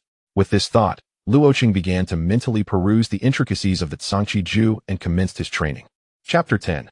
4 years later, with the availability of medicinal pills and having mastered the Tsangqi Ju, Luo Cheng diligently pursued his martial arts training, consuming a yuanqi dan every 7 days. Periodically, he would stealthily venture to Gushan town to procure herbs for alchemy. As time progressed, when Luo Cheng developed a tolerance to the yuanqi dan, he transitioned to taking a variant known as Guyuan dan, which offered similar effects. Time flew by like a fleeting shadow, and in the blink of an eye, 4 years had passed. Within the Zaiwashan villa, beside the small courtyard where Luoqing's parents resided, an additional courtyard emerged. This was constructed at Luoqing's insistence on his 10th birthday, facilitated by Luotian. During the building process, Luo Cheng had requested the planting of numerous golden silk bamboos within the new courtyard, which he named Yuzhu Xian. Much like Luoza's courtyard, Yuzhu Xian also shared a wall with his parents' abode, equipped with a door connecting the two. As summer enveloped the land, the sun scorched the earth, and the vibrant bamboo grove of Yuzhu Xian resonated with the incessant chirping of insects and birds, the slender bamboo leaves swaying in the breeze. Inside the training room of Yuzhu Xian, Luoqing was drenched in sweat as he practiced the techniques of the Luoyuan blade technique. This martial art comprises 6 moves: Shura slash, backhand stab, linked slash, annihilation slash, soul-devouring battle, and soul-extinguishing slash. Being a top-tier heavenly level manual, the latter 2 moves, soul-devouring battle and soul-extinguishing slash, could only be executed upon reaching innate cultivation levels or higher. Having mastered the Yinfeng blade technique a year prior, Luoqing embarked on the path of the Luoyuan blade technique, successfully mastering the first 3 moves. At this moment, Luoqing was executing the backhand stab of the Luoyuan blade technique. He dashed forward, then suddenly leaned back, twisting his body as he thrust the blade behind him, the blade gleaming with a vibrant aura, indicative of his true energy coursing through it. Upon completing his practice, Luoqing stood still, his 11-year-old frame measuring 160 centimeters tall, his physique elongated, and a determined expression adorning his youthful visage. A year ago, he had reached the pinnacle of the body refinement realm and had opened a meridian within the 12 primary channels, cultivating true energy in his dantian, thus becoming a bona fide 3rd-tier martial artist. After more than a year of effort, he had nearly opened half of the 2nd meridian. Recently, he planned to seize the opportunity to visit Gushan town in search of high-quality herbs to concoct pills that would enhance his power, aiming to fully open the 2nd meridian and advance to the mid-3rd tier. Knock knock, young master. Just as Luoqing was lost in thought, a series of knocks and a youthful voice emerged from outside the training room. What is it? Luoqing inquired as he opened the door to find a young boy standing there. This lad was named Li Hu, who had fled to Gushan town with his parents during a tumultuous time and had been taken in by Wang Yueying. After the construction of Yuzhu Xian, Wang Yueying arranged for Li Hu and his family to reside there and tend to Luoqing's daily needs. Young master, madam requests your presence for dinner, Li Hu informed him. Very well, I understand, Luoqing replied, stepping back into the room to wipe the sweat from his brow before making his way toward his parents' courtyard. Upon entering the main hall of his parents' residence, Luoqing spotted his uncle, Luo Dianyu, and his cousin, Luo Yan, already present. Ah, our busy little bee has finally arrived. I must ask, brother, why is it that you always arrive late since moving out? Luoza teased, his gaze fixed on Luoqing. Now 20 years old, Luoza had also opened a meridian within the 12 primary channels, cultivating true energy and advancing to the early 3rd tier, appearing more mature and less pallid than before. Forgive me. It seems I lost track of time while training, Luoqing replied, bowing respectfully to his parents and Luo Dianyu before addressing Luoza. Arriving late is of no concern. As long as you continue to bring forth delightful new dishes, you may come at any hour, Luo Yin chimed in from the side. Upon hearing Luo Yin's words, Luoza quickly nodded in agreement. Indeed, sister is right. You must take care to provide us with some novel delicacies. It has been ages since we've feasted on anything new. Luoqing couldn't help but feel exasperated. Ever since he had taken the time to instruct the cooks in the kitchen 4 years ago, the quality of their meals had dramatically improved. After dining, Luoza and Luo Yin would often arrive at the main hall long before mealtime, eagerly anticipating dinner. From that point onward, the culinary offerings throughout the Zaiwushan villa underwent a remarkable transformation. Wang Yueying even promoted these dishes at Tianxiang Tower, significantly boosting its business to the extent that it underwent expansion 3 years prior due to overwhelming demand. Additionally, Wang Yueying heeded Luoqing's suggestion to purchase the adjacent shop, converting it into an inn, thereby integrating dining and lodging at Tianxiang Tower, resulting in an additional monthly income of over 2,000 taels of silver. Enough of your banter. You three, sit down and eat, Luotian instructed. At his command, the trio promptly took their seats to enjoy their meal. Luo Tianyu looked on with a smile at the children, his heart swelling with pride at their harmonious interactions. Since Luoqing introduced new dishes, Luo Tianyu had frequented the villa more often, particularly because the cooks, trained by Luoqing, prepared the most authentic cuisine. The chefs in other areas of the villa learned their craft from these skilled cooks. Meanwhile, Wang Yueying observed Luo Yin with a contemplative expression, her thoughts deep in reflection. Aunt, why do you keep staring at me? Is there something amiss with my face? Luo Yin inquired curiously, touching her own cheeks. Wang Yueying smiled and replied, nothing at all, dear. I merely think our girl has grown up. Perhaps it's time for her to find a suitable match. Aunt. At these words, Luo Yin's cheeks flushed with embarrassment, her lovely face turning a bright shade of red. Look at me, I completely forgot about this matter, Luo Tianyu remarked, slapping his forehead. It's been quite a while since your mother passed, and you have grown so much, dear sister. It is indeed time for you to find someone.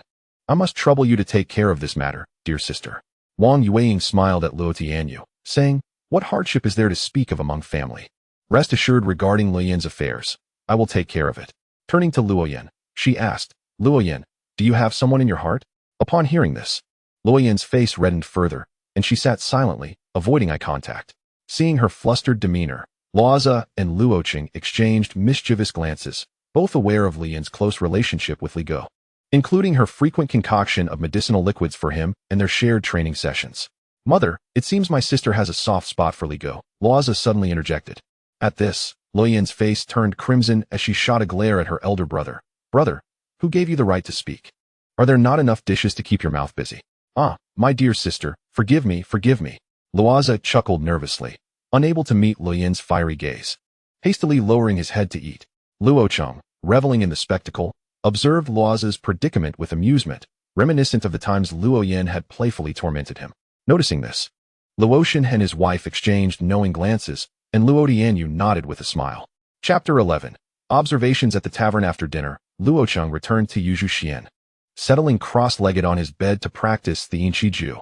The following day, after breakfast, he bid farewell to his parents before heading to Gushan Town. Luotian and his wife were aware of Luoqing's frequent excursions to Gushan Town over the years to purchase herbs for alchemy. They were pleased with their son's eagerness to learn the art of alchemy, thus refraining from probing further. However, Wang Yueying did increase Luoqing's monthly allowance slightly. As for concerns regarding Luoqing's safety during his solo journeys to Gushan Town, Luotian held little worry. Luo Chun has been striving diligently over the years, mastering the techniques of the Yin Feng Dao Ju, with the assistance of medicinal liquids to enhance his physique. His prowess has reached the late stage of the body refinement realm.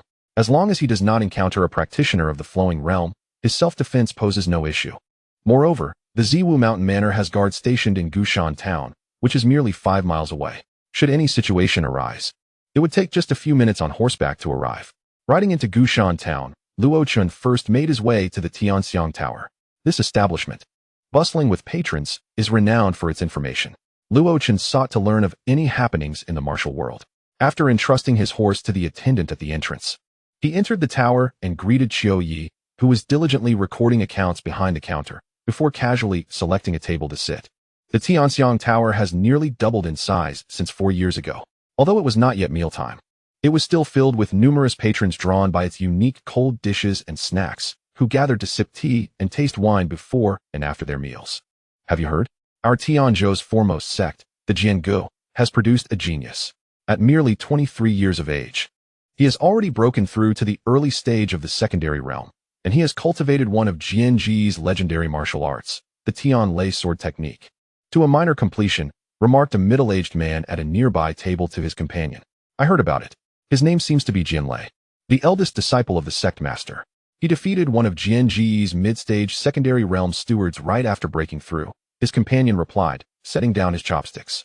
In response, a neighboring martial artist could not contain himself and rose, declaring, "What is so impressive about that? Our Huashan sect's master's daughter, Miss Ning Ling, is only 21 this year and has already reached the mid-stage of the secondary realm.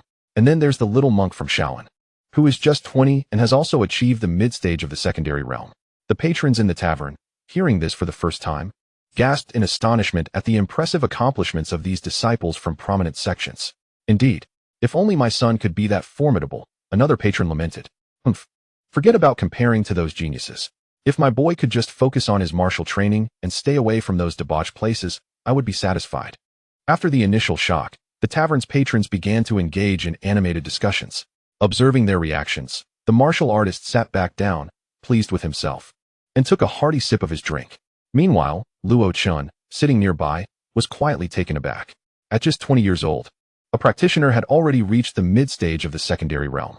His elder brother, Luo Zhe, was also 20 but had only attained the early stage of the tertiary realm. The disparity was indeed considerable.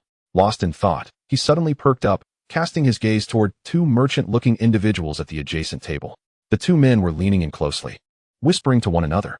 Luo Chun savored his tea while discreetly focusing on their conversation. "Boss Wang, I heard you sent people to Daheng Mountain to search for that exotic beast a couple of days ago. Were you successful?" One merchant inquired in a hushed tone. "Don't mention it.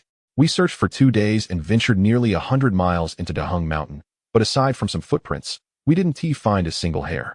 It was a waste of silver," Boss Wang replied, shaking his head. "I've heard that the beast is a horse with a single horn and scales. It runs like the wind." "I wonder if that's true," the merchant said curiously. Boss Wang chuckled. "Whether it has a horn and scales remains to be seen. The only person who has seen it is the one who spread the word, so no one can discern the truth. However, based on the footprints we've tracked these past 2 days, it undoubtedly seems to be a horse." "Wow. If it truly is a horse with a horn and scales, it would fetch a hefty price." The merchant laughed, and Boss Wang nodded in agreement, falling into contemplation. Although Boss Wang and the merchant spoke in very soft tones, Luo Chun had developed a heightened sense after breaking through to the tertiary realm. He could perceive all happenings within a radius of 2 zhang, even the movement of an ant, without needing to see it. Thus, he distinctly overheard their conversation regarding the exotic beast, stirring his curiosity and desire to witness it firsthand. If he could acquire it, that would be splendid. The more he pondered, the more restless he became. Ultimately, he resolved to venture toward Daheng Mountain to seek his fortune in locating the beast. Additionally, having spent considerable time in this world, he wished to experience the famed Daheng Mountain for himself. Without further ado, Luo Chun rose from his seat as Boss Wang and the merchant ceased their discussion about the beast, and he exited the Tianxiang Tower. He chose not to ride, but left his horse behind, embarking on foot towards Daheng Mountain, which lay 10 miles away. Passers-by gazed in astonishment as they observed a young boy wielding a knife, heading toward Dui Mountain, uncertain of his intentions. Some hardened martial artists regarded Luo Chun with veiled glances. Unfazed by the onlookers, Luo Chun continued on his path, undeterred by the potential threats posed by the unwary martial artists. Possessing the early stage of the tertiary realm and wielding superior martial arts, he felt no fear of encountering trouble in Gushan Town. Should any foolhardy individual approach him, it would provide an opportunity to test the fruits of his years of training. After walking for about half an hour, Luo Chun entered Daheng Mountain. He followed a path worn by travelers for another 10 miles. Along the way, he encountered only small game such as rabbits and wild chickens, with no larger beasts in sight. After progressing another 20 to 30 miles, he finally spotted some wild boars and deer, and even discovered hoof prints. However, Luo Chun refrained from hunting these creatures, as his purpose was to seek the exotic beast. If he were to capture the wild animals, it would hinder his mobility. Upon discovering the hoof prints, he prepared to follow them in pursuit of the exotic beast, but first, he needed to address a complication. "Come out. You've been following me for so long. Are you going to keep lurking?" Luo Chun called out to a large tree behind him. "Huh. I didn't expect you to be so clever." A light chuckle followed, and a man in his 30s, clad in a yellow outfit and possessing a long face with triangular eyes, emerged from behind the tree. As he approached Luo Chun, he cast furtive glances around, observing the surroundings. "Stop looking. There's no one else here besides you and me," Luo Chun remarked with a smile. Recognizing the man as one of those who had eyed him with ill intent on the road before entering the mountain. Upon hearing this, the long-faced man retracted his gaze and scrutinized Luo Chun. "You've got quite the nerve, boy, to venture alone into the mountain at such a young age. I wonder what your guardians are thinking." "What my guardians think is none of your concern. However, if you do not leave now, your guardians may never see you again," Luo Chun replied, arms crossed, and his knife held close to his chest. Well, such bravado for one so young. "Listen here. I can't be bothered to waste time with you. Hand over the knife in your hand, the jade pendant at your waist, and all your valuables. Out of consideration for your youth, I might let you leave this place intact," the long-faced man declared, his earlier smile fading into a menacing glare as he pointed at Luo Chun's knife and the circular jade pendant. "Huh. You truly have the gall to claim to be a warrior, robbing a child in his youth," Luo Chun mocked. "Humph. In my eyes, there's only silver, not age. Since you refuse to comply, I'll just take it myself," the long-faced man declared, advancing toward Luo Chun, reaching out to seize the knife. Luo Chun stood motionless, a cold smile gracing his lips as he watched the approaching figure. Just as the man's hand neared the knife, Luo Chun swiftly pivoted, drawing his blade, striking, and then sheathing it. With a series of swift and fluid motions, akin to flowing water, a chilling scream pierced the air, startling the birds in the forest into flight. Observing the long-faced man on the ground, clutching his severed arm and rolling in agony, Luo Chun remarked with a smile, "Well, my blade remains sharp, does it not? Impossible. I am a peak warrior in the body refinement realm. How could you possibly injure me? Are you also a peak warrior in the body refinement realm? But that cannot be. You are so small," the long-faced man bellowed, as if this outburst could alleviate his suffering. "There are many impossible things in this world. Losing an arm is merely a lesson for you." With that, Luo Chun turned, examined the hoofprints on the ground, and proceeded in a specific direction. Meanwhile, the long-faced man, lying on the ground, glared at Luo Chun's retreating figure with eyes filled with malice. He then retrieved a small bamboo tube from his bosom with his uninjured hand, placing one end in his mouth while aiming the other end at Luo Chun's back, blowing forcefully. A green glowing embroidery needle shot forth from the bamboo tube, aiming for Luo Chun's back. The green hue signified that this needle was coated with potent poison. As Luo Chun walked forward, he maintained a cold smile, fully aware of the necessity of not exposing his back to an enemy. A lesson learned through years of tutelage from Luo Tianhe and the knowledge acquired from his previous life.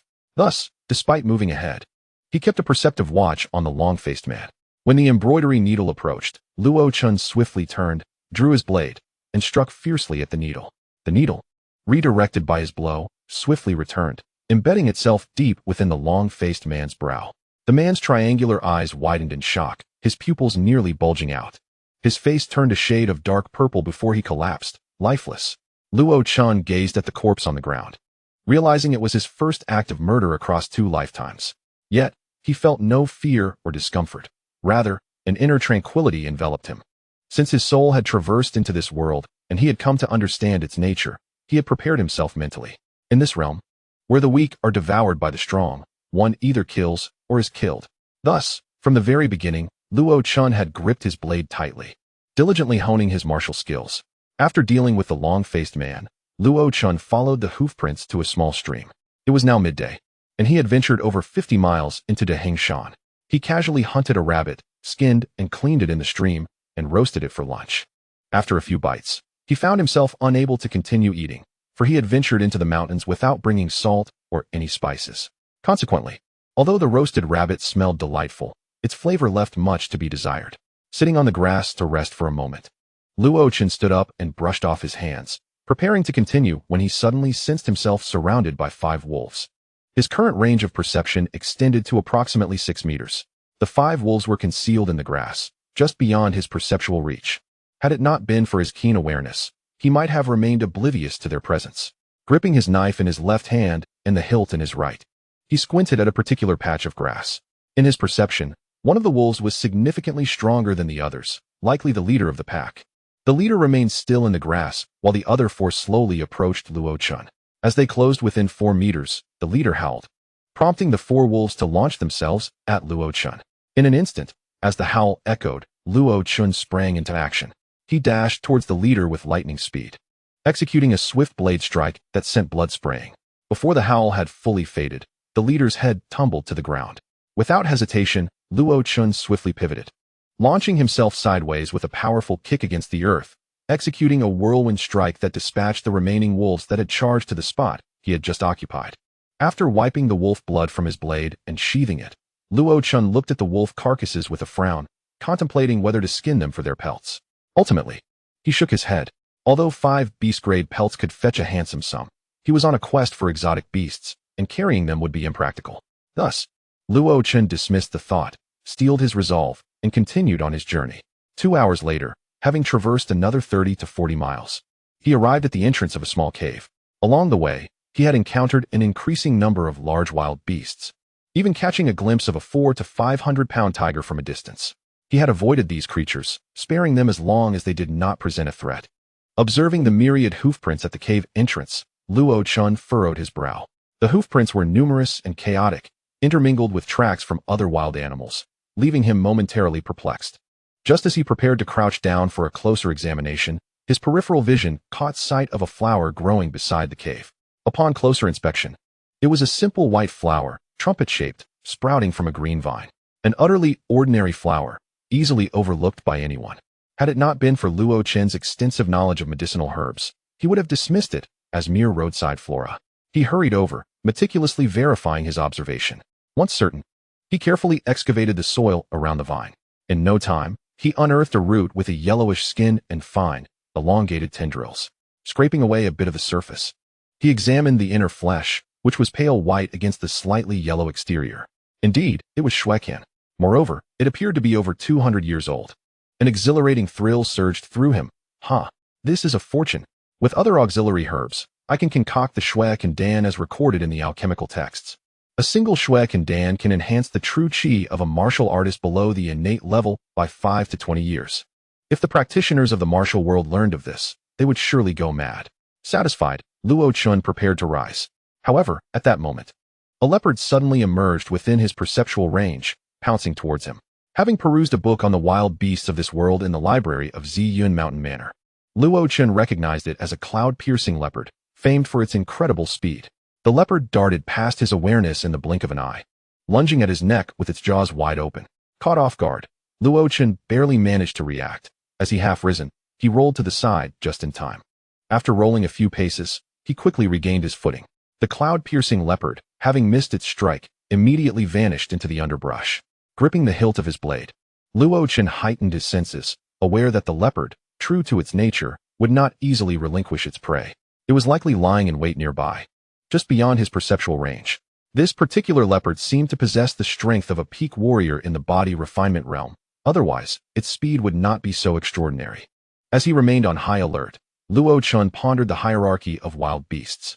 Beasts are categorized by their strength, with ordinary beasts at the bottom.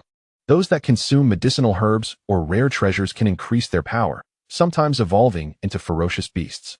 Ferocious beasts possess strength comparable to human entry-level warriors, with varying capabilities among different species.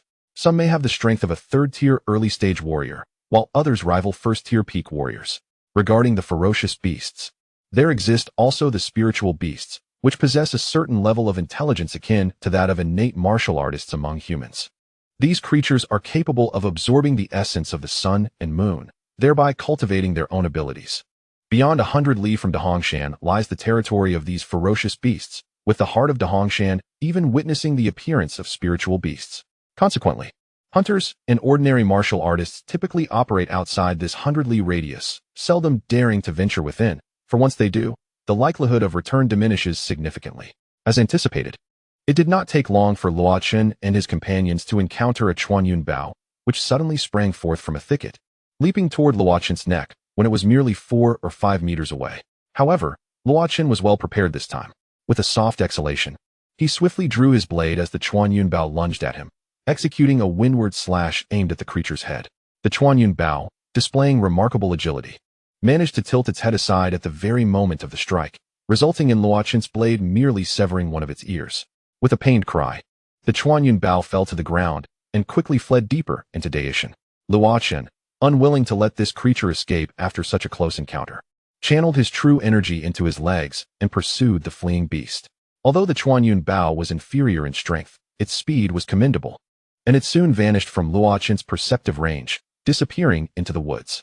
Following the trail of blood left by the Chuanyun Bao, Luo Qin expanded his senses and, after a prolonged pursuit lasting nearly an hour, finally located the creature beneath a tree deep within Daqian. Seizing the opportunity while the Chuanyun Bao was unprepared, Luo Qin retaliated with its own ferocity, channeling his true energy in a surprise attack and swiftly ending its life. He subsequently skinned the Chuanyun Bao. For within 100 li of Dahongshan, such creatures were rare, and due to their swiftness, few could successfully hunt them. Thus, the pelt of the Chuanyun Bao was quite valuable, potentially fetching 400 to 500 taels of silver. Luo Qin, unwilling to discard it as he had done with the wolf carcass, carefully preserved it. After attending to the remains of the Chuanyun Bao, darkness enveloped the land. At this point, Luo Qin had ventured over 100 li into Dahongshan. Initially, he had entered the mountains in search of a rare beast.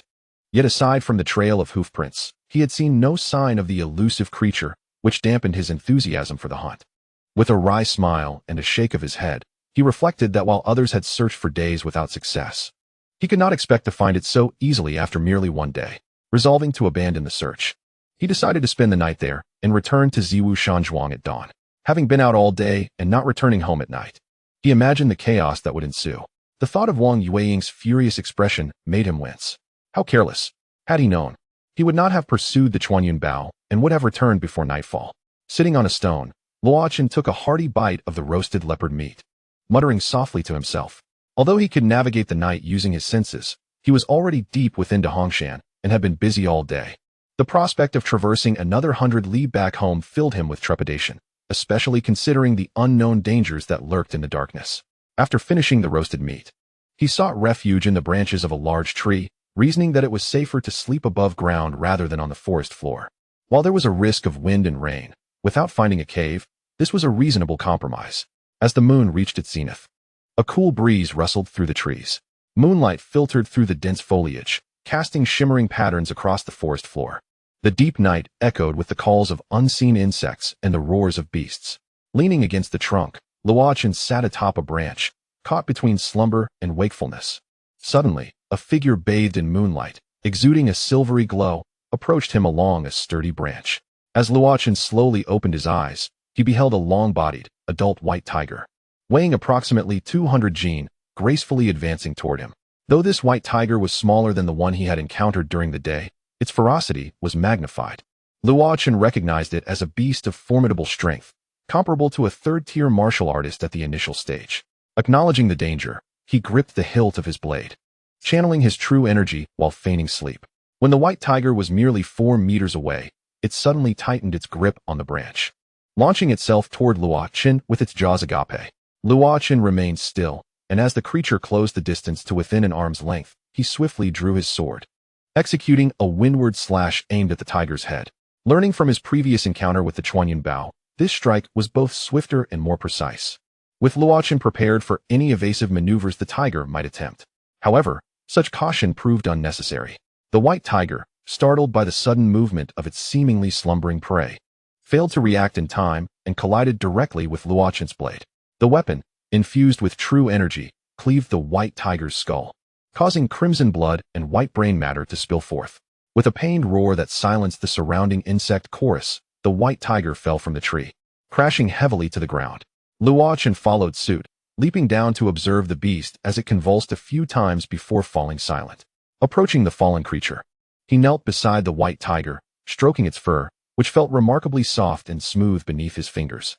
He marveled at the quality of its pelt, far superior to that of the Chuanyun Bao, estimating it could be worth over 1,000 taels of silver.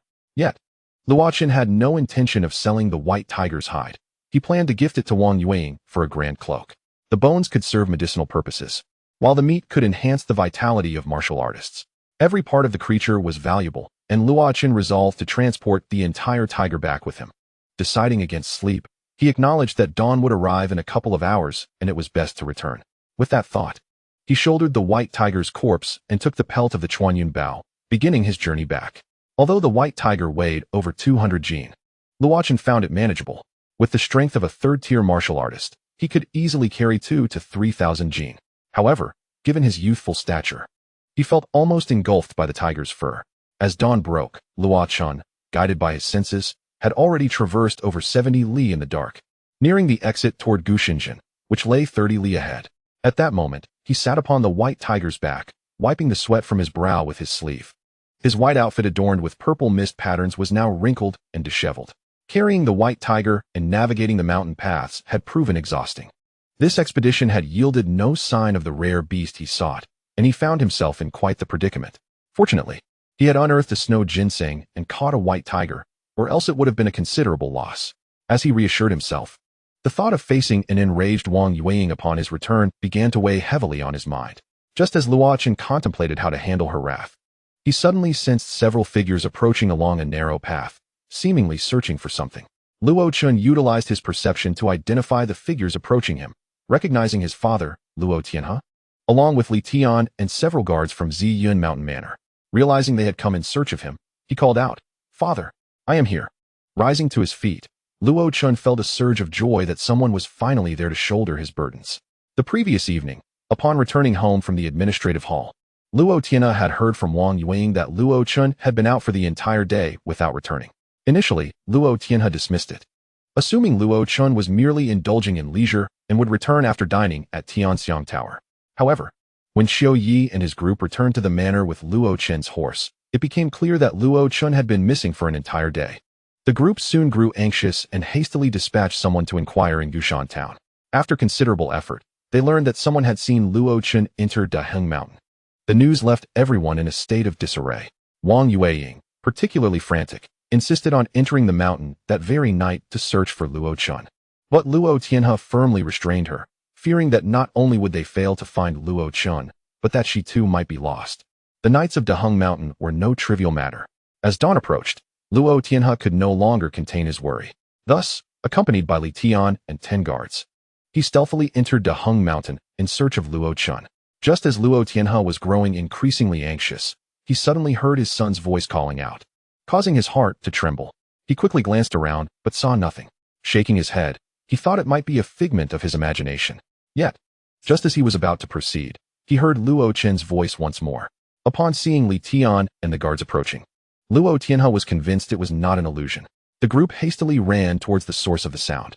When Luo Tianhe finally stood before Luo Chun, who was safe and smiling, the worry he had harbored throughout the night, compounded by Wang Yueying's anxiety at home, ignited a surge of anger within him. Just as he was about to reprimand Luo Chun, he noticed the white tiger at his feet. Instantly, all his fury dissipated, replaced by cold sweat. As a martial artist born and raised at the foot of Daheng Mountain, Luo Tianhe had spent much of his life there and could immediately discern the tiger's formidable power. Glancing at the unscathed Luo Chun, he felt an immense sense of relief. Chapter 15. Encounter with bandits. Share, are you injured at all? Luo Tianhe inquired, hastily stepping forward to examine Luo Chun. Father, I am perfectly fine. Not a scratch on me, Luo Chun replied, still grinning. Then what is the story behind this fierce tiger? Luo Tianhe questioned, pointing at the white beast on the ground. His face a mask of confusion, mirrored by the astonishment of Li Tian and the guards behind him. I killed it, Luo Chun proclaimed, lifting his chin defiantly. You killed it? How is that even conceivable? Do you think your father is unaware of this tiger's prowess? Luo Tianhe glared at his son, his demeanor suggesting he would not hesitate to discipline him for such audacity. Father, let us return home first. We can discuss it later, Luo Chun urged, wishing to conceal his capabilities from the onlookers and harboring other thoughts. Very well, let us hasten back home. Luo Tianhe, recalling the anxious Wang Yueying awaiting their return, quickly agreed. Consequently, Li Tian gestured for several guards to step forward, lifting the tiger's corpse and carrying the skin of the cloud-piercing leopard. The group then made their way out of Daheng Mountain. As they neared the exit, the sun had fully risen. Luo Chun and his entourage, weary from their travels, did not linger and hastened towards Gushan Town. Just as they emerged from Daheng Mountain, they heard a young girl scream from a nearby thicket. Father! Luo Chun glanced at Luo Tianhe. Let us go and investigate, Luo Tianhe commanded, waving his hand as he led the way into the small grove, with Luo Chun, Li Tian, and the guards following closely behind. Upon reaching a cluster of trees, Luo Chun peered through the gaps in the leaves and saw over 20 burly men, armed and resting on the ground, with horses nearby laden with bulging bundles. Among them sat an elderly man and a young girl, about 10 years old, bound together. Luo Chun recognized the elderly man from an encounter 4 years prior at the entrance of the Huichun Hall in Gushan town. He had been accompanied by a small girl then, who, judging by age, must be the same one now tied up. Luo Chun recalled making faces at the little girl, who had been exceedingly timid at the time. For years had wrought significant changes. The girl had grown taller, her face no longer round but slender. Had it not been for the presence of the elderly man, Luo Chun might not have recognized her. A short distance away, on a piece of green stone, sat a woman in her 30s, whom Luo Chun also recognized from dining at Tianxiang Tower 4 years ago, seated with a one-eyed brute. "You little wench, quite bold, aren't you? If your grandfather weren't a healer we need, I would have long since dealt with you and your rabble." A fierce, bearded man glared at the girl. "Come on, come and try. Who's afraid of you?" The young girl, unafraid of the man's threats, defiantly shouted back. Enraged by her defiance, the bearded man prepared to strike. But the woman on the stone intervened. "Enough, Lao San, she's just a little girl. Why waste your breath on her? We should rest and return to the stronghold soon." Though the bearded man was reluctant, he complied, knowing the woman was stronger and was the leader's partner. Luo Tianhe observed the band of bandits for a moment. Apart from the bearded man, who was at the intermediate 3rd tier, and the woman at the late 3rd tier, the other bandits were all at the body refinement stage. Luo Tianhe harbored a deep-seated disdain for bandits who annihilated villages, particularly due to the destruction of Luo village, and he would not let them escape when encountered. "Kill." After exchanging a glance with Li Tian, Luo Tianhe uttered a single word before charging out of the grove, drawing his sword and heading towards the woman on the stone. Simultaneously, Li Tian and the guard surged forward to engage the bandits, leaving one guard behind to protect Luo Chun. Stunned by the swiftness and decisiveness with which Luo Tianhe and Li Tian led their attack, Luo Chun quickly followed suit, sword in hand. "Young master, wait. Do not get too close," the guard protecting Luo Chun urged, hastily pursuing him. The bandits, taken by surprise by the sudden onslaught from the woods, reacted swiftly. They quickly rose, discarding their previous activities to ready their weapons against the attackers. Observing this scene, Luo Chun was secretly astonished. Truly, they were bandits accustomed to bloodshed. Their reflexes were sharp, and instead of fleeing, they prepared to retaliate. The woman on the stone reacted the moment Luo Tianhe burst from the thicket, recognizing him.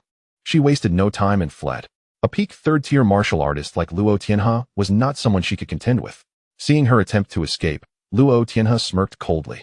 If a late 3rd-tier martial artist were to slip from his grasp, how could he, as the esteemed leader of Ziwu Mountain Manor, continue to hold his ground in Gushan town? Consequently, he accelerated, quickly closing the distance to the fleeing woman. Facing the woman's back, he executed a swift strike. A technique far more formidable than that of Luo Chun. The woman, sensing the imminent danger as Luo Tianhe's blade descended, hastily turned and drew her sword to parry. With a disdainful grunt, she was met with the forceful energy of Luo Tianhe's strike, causing her wrist to shatter with a muffled gasp. She staggered back a few steps, blood gushing from her mouth.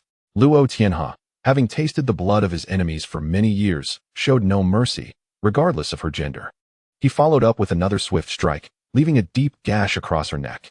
Desperately, the woman pressed her hands against the wound, but her efforts were in vain as blood continued to pour through her fingers. Soon, she collapsed to the ground, lifeless. After Luo Tianhe and his guards confronted the bandits, he turned his attention to a burly man with a beard, delivering a seemingly ordinary shot. The bearded man, inferior in cultivation to Luo Tianhe, stood no chance. As he raised his weapon, Luo Tianhe's gun pierced his heart.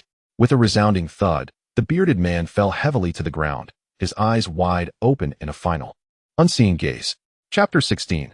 Liushi. There were over 20 bandits, while the guards of Zimu Mountain Villa, excluding the one assigned to protect Luo Chun, numbered only 9.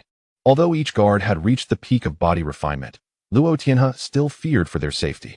Thus, after dispatching the bearded man, he did not spare a glance at the corpse, but immediately charged towards the remaining bandits. Observing the battle from the sidelines, Luo Chun noted that the 9 guards initially struggled to fend off the 20-odd bandits. However, once Luo Tianhe joined the fray, the tide swiftly turned, sending the bandits fleeing in panic. The guards of Zimu Mountain Villa fought with precision and decisiveness, their training instilled in them from a young age. A doctrine rooted in the lessons learned from Luo Zhenan's past injuries. Over 20 years ago, when Luo Zhenan's group vanquished the scarred-faced bandits, they hesitated to finish him off when he was nearly defeated, allowing him a moment to recover and retaliate, grievously injuring Luo Jinan in the process. Since then, the higher-ups of Zima Mountain Villa have instilled this lesson in their disciples. The bandits, already shaken with fear, lost all will to fight upon witnessing the deaths of both the woman and the bearded man, fleeing in terror. One bandit, cornered by the guards and unable to escape, spotted Luo Chun standing nearby. Seeing the young boy dressed in fine attire, he attempted to seize Luo Chun as a hostage for his own survival. Initially taken aback by the grinning bandit charging at him, Luo Chun quickly regained his composure, a cold smile creeping across his face as he thought, "How dare he take advantage of my youth?" Before the guards could react, Luo Chun drew his blade, propelled himself off the ground, and spun in midair, delivering a powerful slash at the approaching bandit. Whirlwind slash. With a flick of his wrist, he vanished from sight, now standing behind the bandit, who abruptly halted, his fierce gaze fading into oblivion. A crimson line appeared across his body, followed by a dull thud as his head and shoulder fell away, collapsing lifelessly to the ground. The guard who had drawn his weapon, initially ready to confront the bandit, stood in shock at the sight of the two halves of the corpse before turning to Luo Chun, awash in disbelief. Luo Chun glanced at the dismembered body. Although it was his second kill, he felt a twinge of discomfort, particularly as this kill was more gruesome than the last. Stepping aside, he took a couple of deep breaths to alleviate the unease within him, then began to wipe the blood from his blade. Meanwhile, the battle drew to a close, with all bandits slain and not a single one escaping. The 10 guards remained, 4 of whom had sustained minor injuries, but fortunately, none were severe. This confrontation yielded 26 warhorses, weapons, and a considerable amount of valuables. Old man Li Qing pays his respects to the master of Zimu Villa. "And I thank you for saving our lives." The elderly man, now freed from his bonds by the guards, bowed deeply to Luo Tianhe in gratitude. "Oh, you are acquainted with me?" Luo Tianhe inquired. "I have frequented Gushan town and have seen Master Luo from a distance on several occasions," the old man replied. "Oh, I see." Luo Tianhe nodded and continued, "There is no need for such formality. We happened to be passing by. By the way, how did you end up in the clutches of bandits?" "Alas, this tale is a long one." The old man sighed and began recounting the events. He and his granddaughter were originally villagers from nearby Lijiao Fort. That morning, the bandits had come to collect protection fees. Unable to pay, the entire village was slaughtered, and all their possessions were taken. The old man, being a healer, was sought after by the bandits, who intended to take them both to their hideout, which is how they narrowly escaped death. After concluding his story, the old man lamented, "These accursed bandits, after annihilating our Lijiao Fort, proceeded to massacre the neighboring Yunsuan village." Luo Tianhe furrowed his brow in silence for a moment before asking, "Do you have any relatives left, old man?" At that moment, Luo Chun approached. The old man shook his head. "There are no relatives left, just my granddaughter and me depending on each other." "Hey, I'm Li Yushi. I've seen you before. What is your name?" The little girl standing beside the old man scrutinized Luo Chun for a moment, then, with a furrowed brow, called out loudly. Clearly, she remembered Luo Chun, who had frightened her with a grimace 4 years prior. "Sierra, do not be rude," the old man admonished. "Humph." The little girl glared at her grandfather, pouting in indignation while fixating her gaze on Luo Chun. "Haha, I am Luo Chun, the one from Jingluo." A place filled with intrigue. Luo Chun, finding amusement in the girl's demeanor, flicked his bangs back and laughed heartily. After performing this gesture, he glanced at Li Yushi, expecting admiration, only to find disdain reflected in her eyes. Instantly, Luo Chun felt embarrassed, pondering, how has this little girl changed so much? She used to cling tightly to her grandfather at the slightest fright, and now she feels bolder and more opinionated. "You little rascal, behave yourself." Luo Tianhe scolded with a stern face. In response, Luo Chun chuckled awkwardly, attempting to ease his embarrassment, and then stood quietly, observing with a composed demeanor. Seeing him quiet down, Luo Tianhe continued speaking to the old man. "Since your village has been destroyed and you have no relatives to rely on, why not come to our Zima Mountain Villa? We are in need of a physician like you, and we will provide you with compensation." Had anyone else heard Luo Tianhe's offer, they would have undoubtedly expressed gratitude and eagerly accepted. However, the old man was not just anyone. He had his own considerations. Having lived freely for much of his life, he did not wish to be bound in his old age. Though Luo Tianhe had saved them, he felt the need to decline, saying, "Thank you for your kindness, Master Luo, but I am just a simple villager and am accustomed to life in the village." Chapter 17. Unveiling the techniques, revealing the cultivation. Old man, please do not hastily refuse. Consider this. Your village has been destroyed, and the bandits have been vanquished by us. Their accomplices will undoubtedly come seeking retribution. Returning now would leave you without shelter and in grave danger. You cannot allow such a tragedy to recur, can you? If not for yourself, then for this little girl, at least. Rest assured, upon joining our Zaiwashin, you may pursue your desires freely. We shall only ask that you tend to the injuries of our disciples. Luo Tianhe genuinely wished to retain the elder. Over the past 2 years, Zaiwashin had dispatched many disciples to the Dahuang mountain for hunting and gathering, resulting in numerous injuries. Both Elder Sun and Luo Yan were overwhelmed with their duties. Upon hearing Luo Tianhe's words, the old man was taken aback, realizing he had only considered his own plight, neglecting the safety of his granddaughter. Casting a glance at the little girl, he bowed respectfully to Luo Tianhe. Then, I shall trouble you, Master Luo. Haha, splendid. Welcome, Dr. Li, to Zaiwashin. Luo Tianhe laughed heartily and hastily assisted the elder to his feet. He then instructed Li Tian, prepare yourself, we shall return shortly. At that moment, Elder Li added, Master Luo, may I be permitted to depart for a brief while? I wish to collect the remains of my deceased compatriots. Of course, that is entirely reasonable.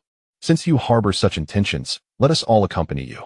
Thereafter, Luo Tianhe arranged for 5 guards to return to Zaiwashin with the spoils of battle while he, along with Li Tian and the remaining 5 guards, followed Elder Li to Li Jiabao to assist in gathering the bodies. Initially, Luo Chun was instructed to return with the 5 guards, but he insisted on accompanying Luo Tianhe to Li Jiabao, and Luo Tianhe relented. Consequently, Luo Tianhe instructed the returning guards to convey the news of Luo Chen's safety to his family, alleviating their anxiety. Once arrangements were made, Luo Tianhe's group set off towards Li Jiabao. As they passed through Yun village, they took the opportunity to collect and bury the villagers' remains. During this process, however, Luo Chun discovered a 10-year-old boy who had survived in a room largely destroyed by fire. The boy had been concealed by his parents in a cellar when the bandits attacked, and fortunately, he had survived. By the time Luo Tianhe and his companions finished dealing with the bodies of Li Jiabao's villagers and returned to Zaiwashin, it was already noon. In the Zaiwashin S. Songjing building, in the study of Luo Zhenan, for individuals, Luo Zhenan, Luo Tianhe, Luo Tianyu, and Luo Zhe stood around the desk, staring in bewilderment at the 3 books and a snow ginseng laid before them. Meanwhile, Luo Chun stood behind Luo Tianhe, occasionally rubbing his behind and inhaling sharply. Upon returning to Zaiwashin, Wang Yueying, without a word, her eyes reddened, seized a wooden stick and delivered a thorough reprimand to Luo Chen's posterior. Afterward, she embraced him, weeping profusely, allowing Luo Chun to experience a profound wave of maternal love following the discipline. Chinner, did you truly break through to the initial stage of the 3rd tier after consuming a fruit in Dahuang Mountain, and then discover these manuals in the cave of the Chuan Yin leopard? Luo Zhenan swallowed hard, struggling to divert his gaze from the books on the desk to look at Luo Chun. Indeed, grandfather, I was thirsty and chanced upon a fruit, which I consumed, and thus, rather confusingly, broke through to the initial stage of the 3rd tier. Subsequently, I slew the Chuan Yin leopard and found these manuals in its cave. Luo Chun spoke with unwavering conviction, knowing there was no way to verify his tale, yet the manuals were undeniably real. In response, the occupants of the study regarded Luo Chun with a mix of skepticism and intrigue. When had there been so many celestial-level martial arts manuals in Dahuang Mountain? A mere pick yielded several volumes. However, Zaiwashin itself was founded upon the discovery of a single manual, the Yin Feng Dao Ju. So they were momentarily at a loss for words.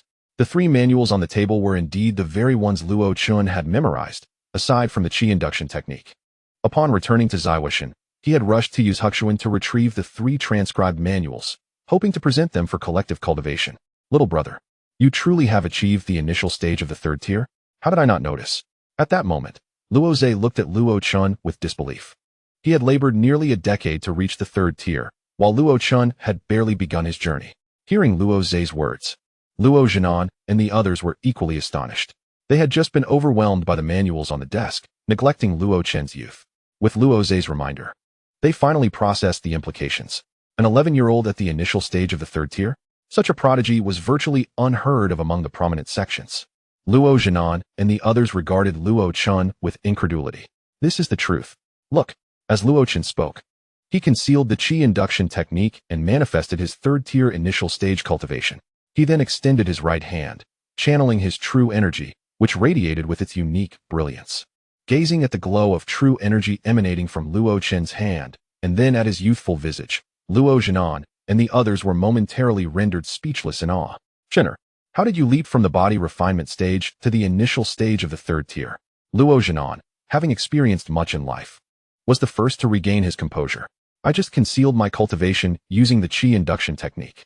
The method is recorded at the end of the Luo Yuan Dao Ju. Luo Chun explained, gesturing toward the manual on the desk. Upon hearing this, Luo Jinan hastily picked up the Luo Yuan Dao Ju and flipped to the back to examine it. After a moment of reflection, he closed the manual and, with his eyes shut in contemplation, stated, Chinner acquiring these celestial-level manuals and pill formulas presents both an opportunity and a peril for Zaiwushan. With these manuals, our strength will undoubtedly increase swiftly. However, should word of these manuals leak, Zaiwushan could face dire consequences. Therefore, you must all remember, this matter must remain utterly confidential. As he concluded, his gaze turned stern as he surveyed those in the study. Yes, father, uncle, grandfather. The four of them responded solemnly. Luo Jinan nodded and continued. These manuals will remain with me. During this period, you are welcome to come here to practice the Luo Yuan Dao Ju. After Luo Jinan finished speaking, Luo Chen interjected. Grandfather, we can transcribe the medical portions and some methods for crafting ordinary healing medicines from the pill formulas for my sister, allowing her to enhance her medical skills. Additionally, we could produce some basic pills for sale, thereby increasing our income. Gushin Town serves as a crucial supply hub for those traversing Dahuang Mountain, and the demand for healing medicines is substantial. The efficacy and variety of the medicines documented in the pill formulas will surely generate a thriving business. Chapter 18. Yun Mo indeed. Chenner speaks wisely. I shall transcribe them now and have Tianyu deliver them to Yenner. With Luo Jinan's agreement. Luo Chun pointed to the snow ginseng on the table. Grandfather, I also obtained a pulse herb in Dahuang Mountain, capable of crafting a pulse cleansing pill to heal your injuries. And please allow me to handle that snow ginseng. I can refine it into a snow ginseng pill to enhance everyone's true energy. Upon hearing the possibility of healing his wounds, Luo Jinan felt a surge of excitement. Enduring over 20 years with an injury was no small burden. However, when he learned that Luo Chun intended to refine the snow ginseng pill, he hesitated, concerned that Luo Chun might not succeed and ruin the herb. Father, just entrust the herb to Chunner. He has been diligently refining medicines for the past few years. Luo Tianhe interjected, noticing Luo Jinan's apprehension. Very well, Chunner, the snow ginseng is yours to handle. Luo Jinan spoke, handing the shueshan to Luo Chen. Grandfather, I'll take my leave now. Luo Chen accepted the shueshan and prepared to depart, only to be halted by Luo Tianhe. The matter of shueshan Dan is not urgent. First, you must thoroughly memorize the Luo Yuan Dao Jue before you leave. Father, I memorized the Luo Yuan Dao Jue while at Dahengshan. You all may practice at your leisure. I must take my leave now. With that, Luo Chen swiftly exited the study. Upon returning to Yuzhu Xuan, Luo Chen found Li Hu teaching a boy of around 10 years old martial arts in the courtyard. This boy was Yun Ma, the survivor Luo Chen had rescued from a dilapidated house in Yunsuan. Li Hu, please come here for a moment. Yes, young master. Luo Chen led Li Hu to the study, where he took a piece of paper and wrote down several medicinal names before handing it to Li Hu. Go to the medicine hall at the mountain villa and retrieve the herbs listed on this paper. Yes, young master. Li Hu accepted the paper and hurried out of the study towards the medicine hall. Luo Chen stepped out of the study and observed Yun Ma diligently practicing in the courtyard. Young master, please teach me martial arts. Upon seeing Luo Chen, Yun Ma rushed over and knelt before him. What do you wish to learn martial arts for? I want to avenge my family and the villagers. The bandits who destroyed your village have already been eliminated. Your vengeance has been satisfied. Then I will learn martial arts to eliminate evil and prevent further bloodshed, and to protect you. Young master. Yun Ma looked up at Luo Chen with a resolute expression. I can teach you martial arts, but you need not worry about protecting me. Luo Chen helped Yun Ma to his feet and continued. For now, follow Li Hu. I will teach you when I have time in a couple of days. Now, go call Auntie Li to prepare a basin of charcoal fire. Thank you, young master. Hearing this, Yun Ma happily bowed to Luo Chen before turning to find Auntie Li. The next day, after completing his training, Luo Chen brought 2 wooden boxes to Luo Jinnan's study. Inside, several male members of the Luo family were present. Luo Chen placed the 2 boxes on the desk and opened one. Grandfather, this is Shimaidan. There are 8 pills in total. Take one every 3 days. And after 3 doses, your injuries will heal completely. Good, good, good. Chinner, you have worked hard. Luo Jinnan trembled as he picked up the box, his eyes glistening with tears of joy. After over 20 years of suffering, he could finally heal. Father, Luo Tianhe looked at Luo Jinnan with concern. I am fine. realizing the others were watching him with worry. Luo Jinan quickly composed himself and pointed to the other box on the table. "Chin'er, does this contain Shueshendan?" "Indeed, grandfather. There are 7 Shueshendan here. Each can enhance the true qi of a martial artist below the innate level by 5 to 20 years, depending on their cultivation method and innate talent. But one can only take one in a lifetime. Taking more will yield no effect." As Luochen spoke, he opened the wooden box. Upon hearing this, Luo Jinan and the others gazed at the white pills within the box, their breaths becoming heavy. 7 pills capable of increasing true qi by 20 years.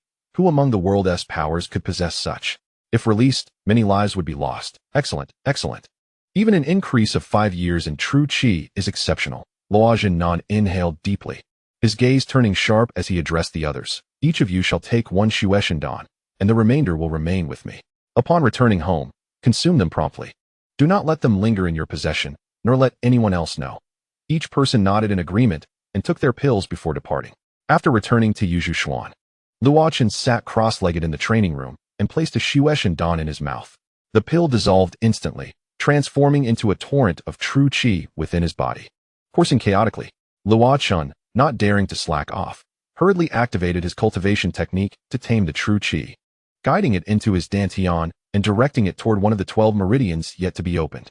The unactivated meridians resembled a parched riverbed, and as the true qi flowed into them, they were gradually revitalized, becoming resilient.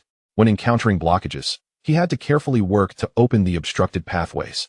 Exerting too much force could tear the meridians and inflict irreparable damage. This entire process required not only a substantial amount of true qi, but also the practitioner's meticulousness and patience. Therefore, for an aspiring martial artist to open meridians and enhance their cultivation, they must first accumulate a considerable amount of true qi, which can be achieved through dedicated practice over time or by consuming rare herbs or pills that enhance true qi. 3 months later, within Yuzhuchuan, the autumn breeze blew gently, the still verdant Jin Siju swaying with the wind, its leaves rustling against one another. In the courtyard, Luochen stood on the steps, observing Yun Ma and Li Yushi practicing their stances and thrusts. 3 months prior, upon witnessing Yun Ma learning martial arts from Luochen, Li Yushi had eagerly approached him, requesting to be taught as well. Seeing the determination in her eyes and recalling her previous harrowing encounter with mountain bandits, Luochen had consented. Teaching one was the same as teaching two, and given the harshness of the world, a woman possessing martial skills could better protect herself. As they practiced, Yun Ma, having experienced the murder of his family and the destruction of his village, spoke little, yet trained with extraordinary diligence, persevering even when exhaustion threatened to overwhelm him. "Young master, the villa master requests your presence." At that moment, Li Hu rushed into Yuzhuchuan and approached Luochen. "What does the villa master want with Luochen?" Before Luochen could respond, Li Yushi, currently practicing her thrusts, leaned in curiously. "What does my father want with you? Focus on your sword practice and mind your own business." Luochen shot Li Yushi a disapproving glance. Chapter 19. San Habong. Li Yushi was well-rounded, diligent in her martial training, yet overly energetic and somewhat impetuous. Nonetheless, Luochen understood, for she was merely an 8 or 9-year-old child who had always lived in the village, surrounded only by a doting grandfather. However, now Luochen found himself somewhat resentful of his mother, as he had but one brother, and thus Wang Yueying was particularly indulgent towards girls. Since Li Yushi's grandfather was assigned to manage the newly established Qijinga at Ziwushan Zhuang over 2 months ago, Wang Yueying had taken on the responsibility of caring for Li Yushi, treating her as her own daughter and indulging her considerably. Fortunately, Li Yushi was somewhat sensible. Despite Luochen's mother's indulgence, she had tempered her behavior, at least not as unruly as before. "I was merely asking, why are you so fierce? You're only a year older than me, yet you act so mature." "Humph." Li Yushi glared at Luochen, her cheeks puffed in indignation, observing her childish demeanor. Luochen couldn't help but chuckle, subsequently ignoring her. "Li Hu, keep a close watch on their training." With that, Luochen turned and walked out of Yuzhuchuan. "Humph." Seeing Luochen disregard her, Li Yushi stamped her foot and glared at his retreating figure. Glancing back at Yun Ma, who had not paused in his practice, Li Yushi returned to the wooden post, thrusting her sword repeatedly in frustration. At Ziwushan Zhuang, in the Shuwu Dian, within Luo Tianhua's office, the spirited Luo Tianhua sat behind his desk, perusing an invitation. The current Luo Tianhua was more composed and reserved than 3 months prior. After consuming the Shueshendan, he had successfully opened the 5th of the 12 primary meridians, thus attaining the status of a second-tier early-stage martial artist. Not only Luo Tianhe, but Luo Tianyu had also broken through to the second-tier early stage. Luo Zhe, akin to Luo Chun, has also ascended to the mid-stage of the third level. Notably, Luo Chen's grandfather, Luo Zhannan, after consuming as a maiden to heal his injuries, experienced an explosive accumulation of over 20 years, enabling him to instantaneously break through to the pinnacle of the third level. Following the ingestion of Shueshendan, Luo Zhannan smoothly advanced to become a second-level martial artist. Moreover, Luo Zhannan, engrossed in martial arts and preoccupied with the affairs of the Ziwu Mountain Manor, has not only mastered the first 3 strikes of the Luo Yuan blade technique over the past few months, but has also achieved a profound level of understanding. Presently, within the entirety of the Ziwu Mountain Manor, Luo Zhannan stands out as the most formidable. However, several male members of the Luo family, after breaking through their respective realms, have all practiced the Zhang Qi Ju to conceal their true cultivation levels, in a bid to avoid attracting the attention of those with ulterior motives. "Father, did you summon me?" Luo Chen entered the office and found Luo Zhannan deep in contemplation, holding an invitation card. "Ah, Chun'er, you've arrived. Please take a look at this." Luo Tian, he said, coming back to his senses and handing the invitation to Luo Chun. As Luo Chun accepted the invitation and began to read, he recalled that since his own strength had been revealed, Luo Tian he would occasionally involve him in the affairs of the manor. "Father, the Sanhe gang from Ningshui City has no connection with us, right? Why would their leader send us an invitation for his 60th birthday?" After finishing the invitation, Luo Chen looked at Luo Tianhe, puzzled. "Not only have we received an invitation, but all the notable forces in Ningshui County have as well." Luo Tianhe replied, sipping his tea. "Recently, the leader of the Sanhe gang, Qini Han, broke through to the initial stage of the second level. By inviting so many forces to his birthday celebration, he likely intends to leverage this opportunity for something more. Previously, the strongest martial artists in Ningshui County were all at the pinnacle of the third level, with the exception of our Ziwu Mountain Manor. The others were affiliated with the Sanhe gang, the Black Hawk gang, or the local government. Given that our manor operates discreetly and refrains from meddling in Ningshui City, a tripartite balance has formed. Now that the leader of the Sanhe gang has advanced to the second level, this equilibrium is disrupted, and they will surely not wish to remain on equal footing with the other forces." Upon hearing this, Luo Chen understood. No wonder. Now it makes sense. However, regardless of how they contend with one another, they cannot influence us. Indeed, they cannot affect us. The current Ziwu Mountain Manor is not the same as it once was. Luo Tian he nodded, his eyes gleaming with intensity. He then pointed to the invitation in Luo Chun's hand. "After I attend the birthday banquet, your elder brother will assist your second uncle with the manor's affairs, so you shall accompany me to this celebration." "Haha, perfect. I have yet to visit Ningshui City." Luo Chun beamed at this prospect. "Very well, that will be all. You may go practice your martial arts." Luo Tian he waved his hand dismissively. "Understood. Father, I shall take my leave." Luo Chen set down the invitation and departed. Tianzhou, Ningshui City. Ningshui City is a county under the jurisdiction of Wuwei City in Tianzhou, named after the Ningshui River that flows through it, forming the serene Ningshui Lake. The city is crisscrossed by arching bridges, bustling with shops and countless households, with various docks teeming with life. Countless vessels navigate the Ningshui River and the lake, ranging from heavily laden cargo ships to merchant vessels bearing traders and adventurers, and even elegant flower boats that captivate poets and scholars alike. All of this vividly reflects the prosperity of Ningshui City. On a bustling street in Ningshui City stands a grand mansion occupying half the block, flanked by 2 imposing stone lions at its entrance, with 8 burly guards wielding weapons nearby. This mansion is the headquarters of the Sanhe gang. Inside a conference hall of this mansion, an elderly man with completely white hair and a robust physique, Qini Han, sat in a chair, observing the deputy leader and 4 branch leaders standing before him. "Have the invitations been dispatched?" Upon hearing this, the slightly plump deputy leader, Li Yendong, stepped forward and replied, "Yes, Chief. All invitations were sent out yesterday." Qin Han nodded and turned his gaze to the Sanhe gang strategist standing beside him. "What is the current situation with the Black Hawk gang and the local government?" Li Yisheng, in charge of intelligence for the Sanhe gang, responded without hesitation. "Since your breakthrough to the second level, there has been no notable reaction from the local government. However, the Black Hawk gang has become much more reserved, and their leader, Feng Yu, is currently negotiating with the government to unite against us. They are but insignificant players, even if they band together. It merely amounts to a few more third-level martial artists. There is no need to be concerned about them. Qin Yihan rose, exuding authority. He then inquired, "What about the Ziwu Mountain Manor?" As for the Ziwu Mountain Manor, they remain unchanged, though their Qijin pavilion is increasingly thriving, Li Yisheng remarked, recalling the bustling scene he witnessed during his visit to gather information. The Qijin pavilion was packed with martial artists and merchants seeking to purchase medicine, with a long queue forming even outside the establishment. Excellent.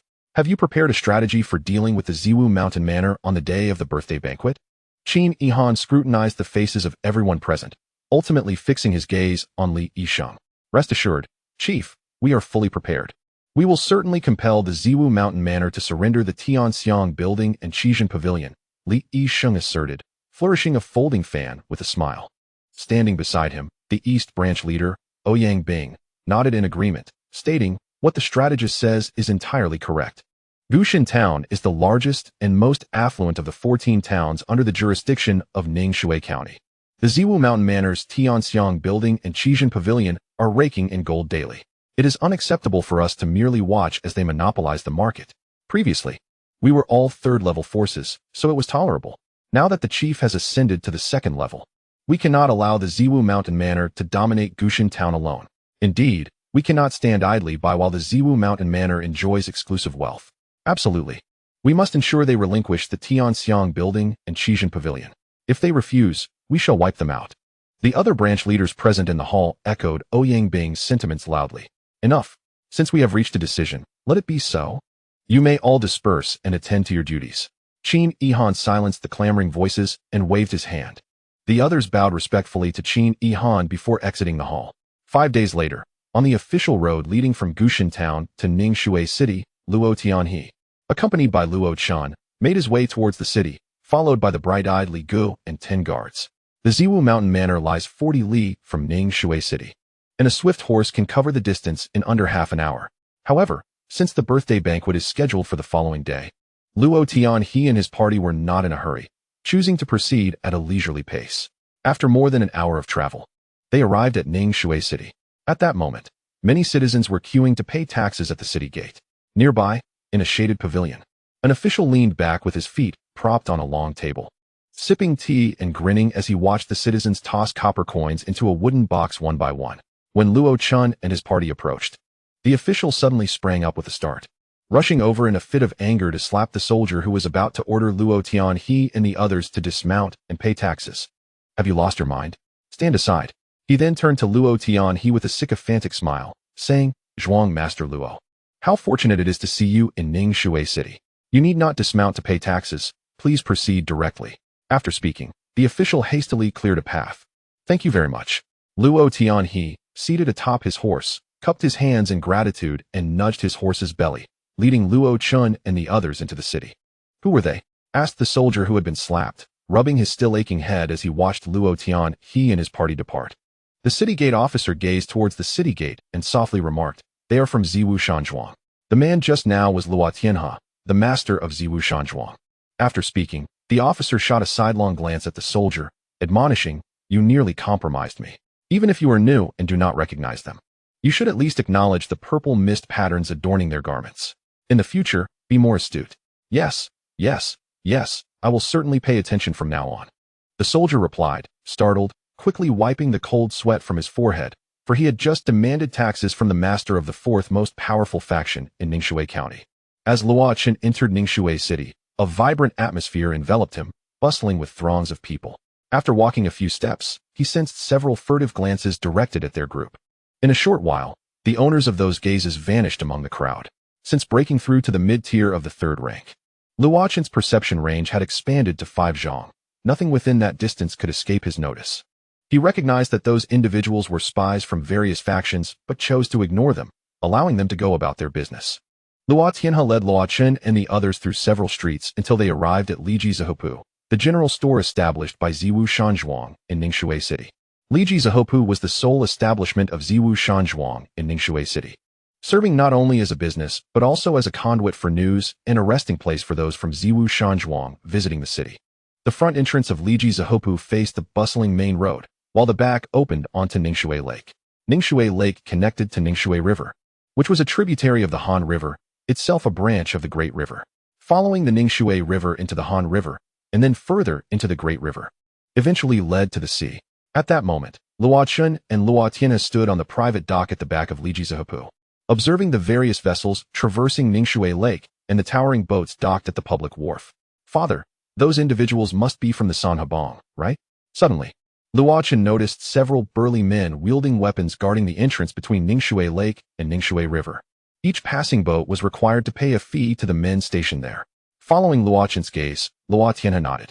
Indeed, Sanhabong controls the water transport of Ningxue Lake and Ningxue River. Every passing vessel must pay them a protection fee. With so many boats coming and going daily, how much silver must they earn? Luo Chun marveled at the bustling traffic of vessels. Certainly they earn much, but they also expend a great deal. Sanhabong supports over 2,000 disciples, which incurs substantial costs. Moreover, controlling the water transport in Ningxue City equates to seizing a portion of the government's taxes, making them a thorn in the side of the authorities, leading to frequent conflicts between the two factions. Luo Tianhe spoke calmly, exhibiting no envy towards the considerable income of Sanhabong. Master, it is getting late. It is time for dinner. The arrangements at Kalaiju are set. At that moment, Li Go approached, holding a long spear wrapped in cloth. All right, let us proceed to dine. Luo Tianhe nodded and walked towards the exit of the shop, with Luo Chun and Li Ge following closely behind. Li Ge, how have you been with my sister lately? Luo Chun inquired cheerfully from behind. Since the last time Wang Yueying mentioned Luo Yin's marriage, and Luo Zhe inadvertently let it slip, Wang Yueying had sought out Li Tian and his wife, leading to an agreement between both families. Li Ge rolled his eyes at Luo Chun's inquiry. Mind your own business. Don't think I am unaware of how you teach a girl to practice swordplay every day in your Yuzhu Xuan. Upon hearing this, Luo Chun was momentarily struck dumb, his mouth twitching. Li Ge, have you lost your mind? She is merely a 10-year-old child. So what? Children also grow up. Li Ge retorted, dismissing Luo Chun and hastily catching up with Luo Tianhe. Luo Chun, upon hearing this, gaped in indignation at Li Ge's back and hurried to catch up. Chapter 21. Paying Bong Fong Yu. Before long, the trio arrived at Kalaiju, the tavern near Lijizahepu. Welcome, esteemed guests. Please, come inside. Are you here to rest or dine? As they reached the tavern entrance, a sharp-eyed attendant hurried over, bowing and smiling ingratiatingly. We are here to dine. A private room number 3 has been reserved, Li Ge replied. Very well. Please follow me upstairs. Room number 3 is on the 3rd floor. Upon hearing that it was a private room, the attendant's smile grew even more obsequious. Upon entering the tavern, Luo Chun saw the main hall filled with patrons, the cacophony of voices washing over him. The trio did not linger in the hall, but followed the attendant upstairs. Upon reaching the 2nd floor, they found it also populated with numerous guests, though it was significantly quieter than the main hall. Let us dine here instead of in the private room. With that, Luo Tianhe headed towards a table by the window. Attendant, please bring the ordered food and drinks to this table, Li Ge instructed the attendant. Certainly. Please wait a moment. Your food and drinks will be served shortly. The attendant wiped the table and then went downstairs to relay the order. In a short while, the food and drinks arrived. Luo Tianhe and Li Ge enjoyed their drinks, while Luo Chun, being young, was not permitted to partake in alcohol and could only sip tea. Hey, have you heard about a major event that recently transpired in Ningxue City? After taking a sip of tea, Luo Chun heard a boisterous voice emanating from 2 tables away. Looking over, he saw a burly man with a bushy beard seated among 3 individuals, a hefty saber leaning against the table, suggesting its considerable weight. Could it be that Brother Gu is referring to the news of Sanhabong's leader Qin breaking through to become a 2nd-tier warrior? Indeed, the leader of Sanhabong has opened 5 of the 12 main meridians and broken through, becoming a 2nd-tier warrior. Sanhabong is currently thriving, and its influence is on the rise, prompting the Heiying Bong, another of Ningxue City's 3 major factions, to seek an alliance with the authorities to jointly oppose Sanhabong. The bearded man spoke eloquently. A 2nd-tier warrior. The listeners on the 2nd floor gasped in astonishment upon hearing this news. Even those who had previously heard it were still taken aback upon hearing it again. It was well known that 2nd-tier warriors represented the pinnacle of martial prowess in Ningxue County. Luo Chun observed the expressions of those around him and gained a renewed understanding of the high-ranking warriors in this world. The Ziwu Shanzhuang had easily produced 3 2nd-tier warriors thanks to the Danshu, leading Luo Chun to subconsciously believe that high-ranking warriors were plentiful in this world. However, witnessing the reactions of the crowd altered his perspective. No wonder grandfather and the others were so cautious regarding the Danshu and the 2 manuals, Luo Chun mused inwardly. At that moment, the burly man took a hearty swig of wine and continued. The Haiying Bong controls the casinos and brothels on the west side of Ningxue River, collecting protection fees from the businesses there.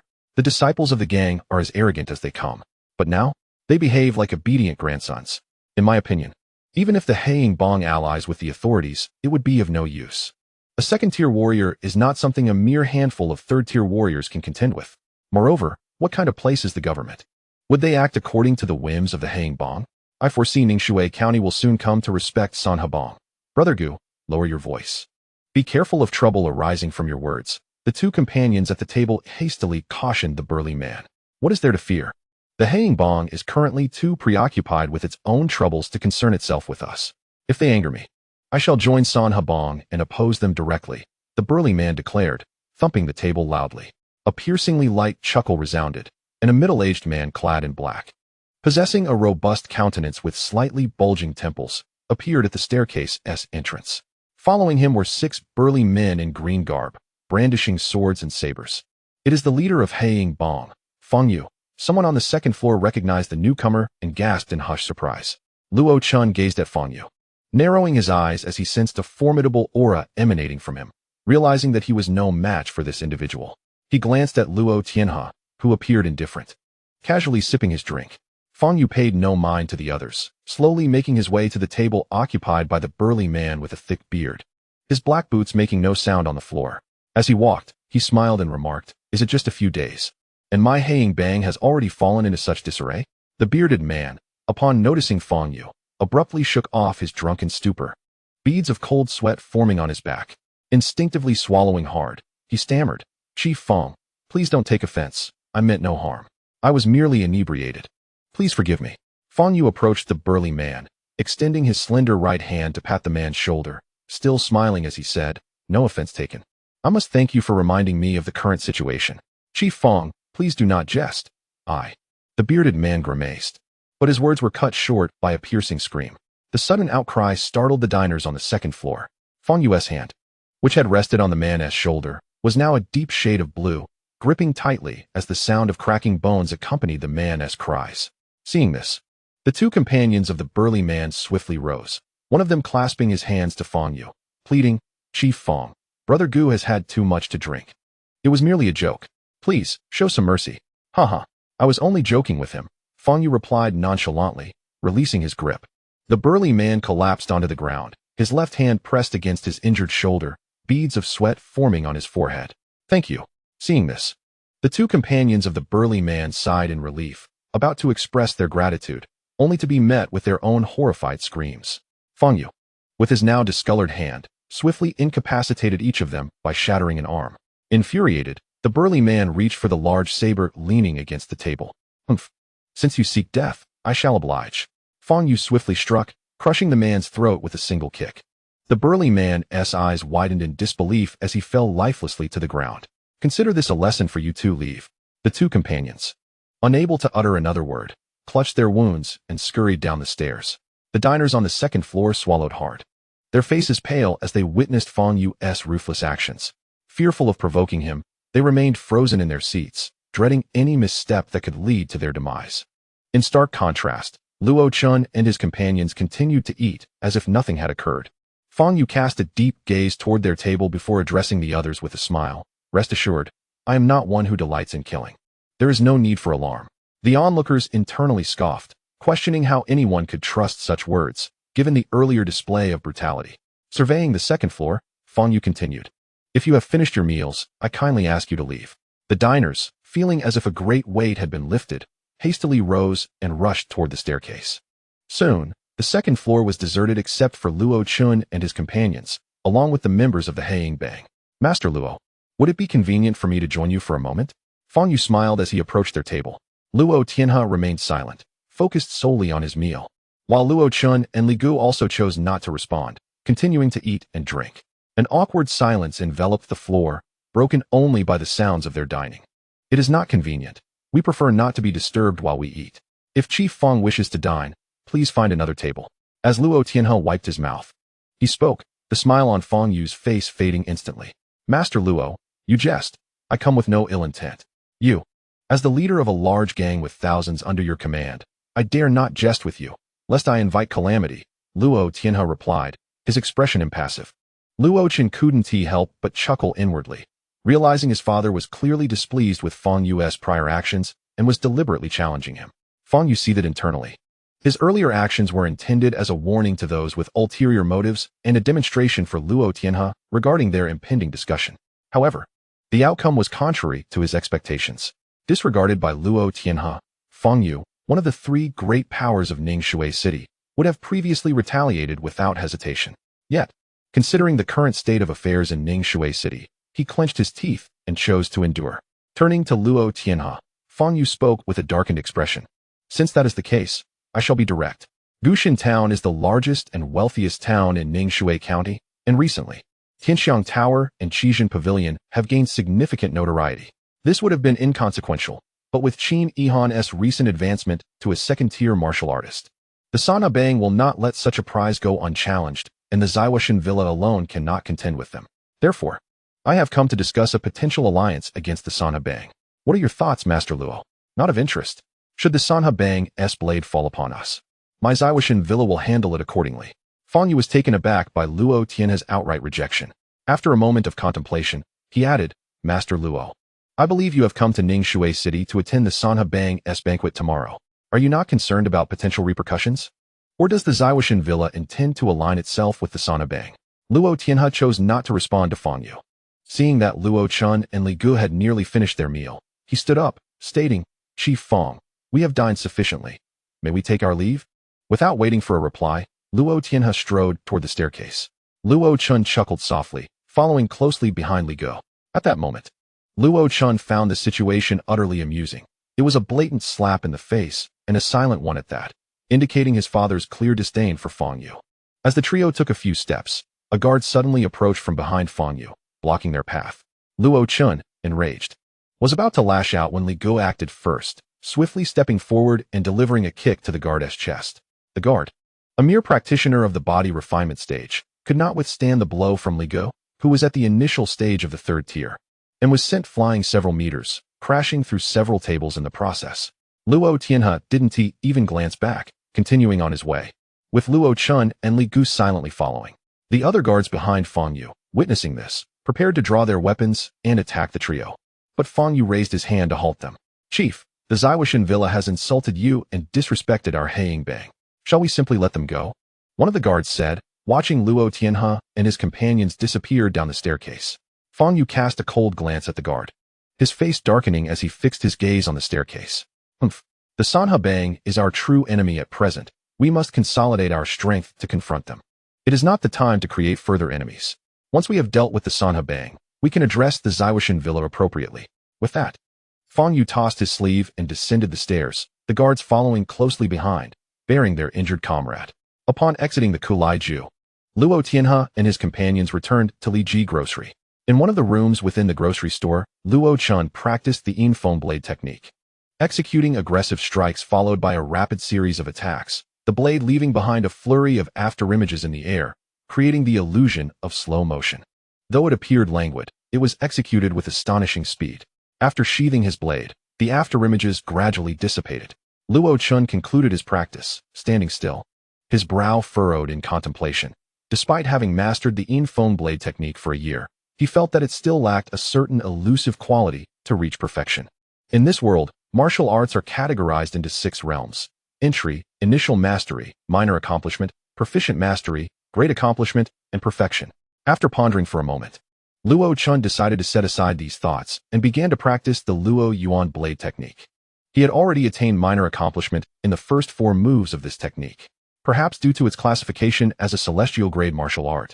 Even though Luo Chun had mastered these initial moves, the execution still felt somewhat obscure and lacked fluidity. Nevertheless, he persevered in his practice, firmly believing that practice makes perfect, and that one day he would wield the Luo Yuan blade technique with the same ease as directing his own limbs. After 2 hours of training, Luo Chen left his chamber in search of Luo Tianhe. Arriving in Ningxue City, he contemplated wandering through the streets to see if he could procure high-aged medicinal herbs for alchemy. Previously, he had scoured all the apothecaries in Gushan Town without success in finding herbs older than a century, and those under a century were of little use to him unless they were of a special kind.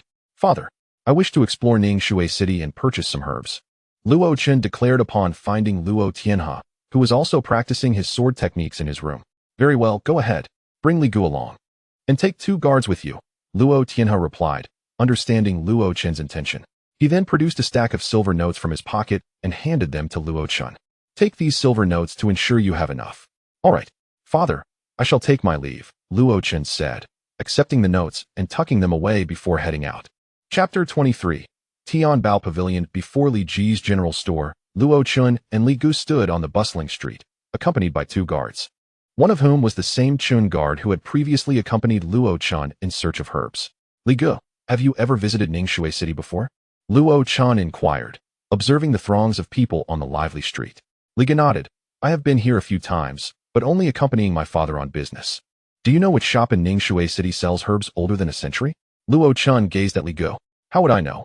We could ask around. Li Gu shook his head. At that moment, the Chun guard behind them spoke up. Young master, ordinary shops rarely stock herbs over a century old. If someone were to find such herbs, they would either keep them for personal use or sell them to larger establishments. As herbs of that age can fetch thousands of taels of silver, only large shops can afford to pay such high prices for these valuable herbs. Oh, that explains why I couldn't find any in Gushan town, Luo Chen realized and then asked. Does Qingard know where there are large shops in Ningxue City that sell high-grade herbs? Young master, there is a Tian Bao Pavilion not far ahead. The Qingard pointed in a direction. Very well, let us proceed there. Qingard, please lead the way, Luo Chen responded. The Qingard agreed and led Luo Chen and the others toward Tian Bao Pavilion. Along the way, Luo Chen stopped by a few shops.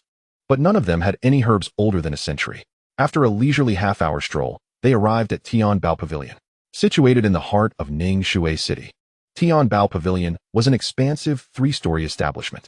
Esteemed guests, I apologize, but our establishment does not allow weapons inside. Kindly deposit your weapons here. A sword-bearing guard at the entrance informed them as they prepared to enter. Luo Chen was taken aback, noting that this guard was at the initial stage of the 3rd tier.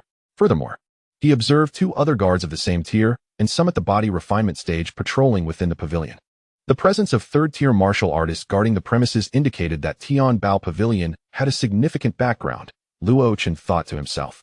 Young master, this is the rule of Tian Bao Pavilion. Guests cannot bring weapons inside to prevent potential robberies and ensuing casualties, the Chen guard explained urgently as Luo Chen remained silent. Nodding in acknowledgement, Luo Chen approached the table and placed his blade down. The Chen guard and another guard likewise relinquished their weapons. What a ridiculous rule, Li Gu muttered, reluctantly placing his spear on the table. Rest assured, gentlemen, we will take good care of your weapons, the guard assured them with a professional smile.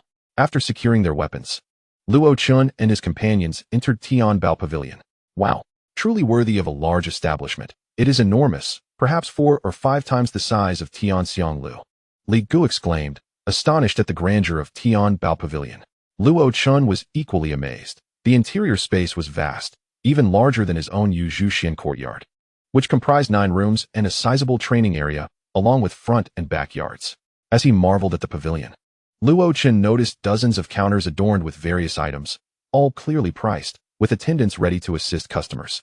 Upon entering, he chose not to rush into purchasing herbs, opting instead to browse leisurely.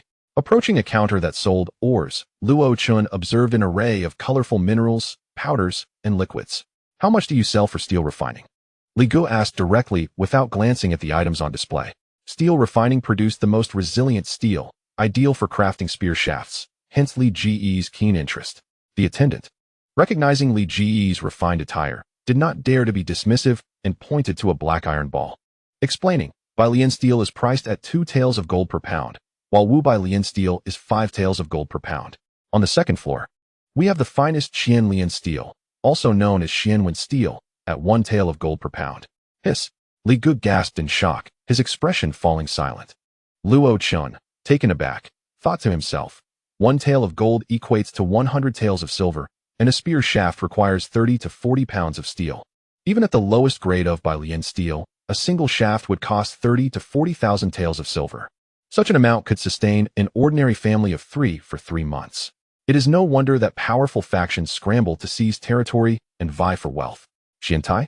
Luo Chen mused, gazing at a dark black mineral beside Bailian steel, which faintly glinted red. He sensed a formidable weight and sharpness emanating from this mineral. Indeed, this is Xiantai, mined from the mountains.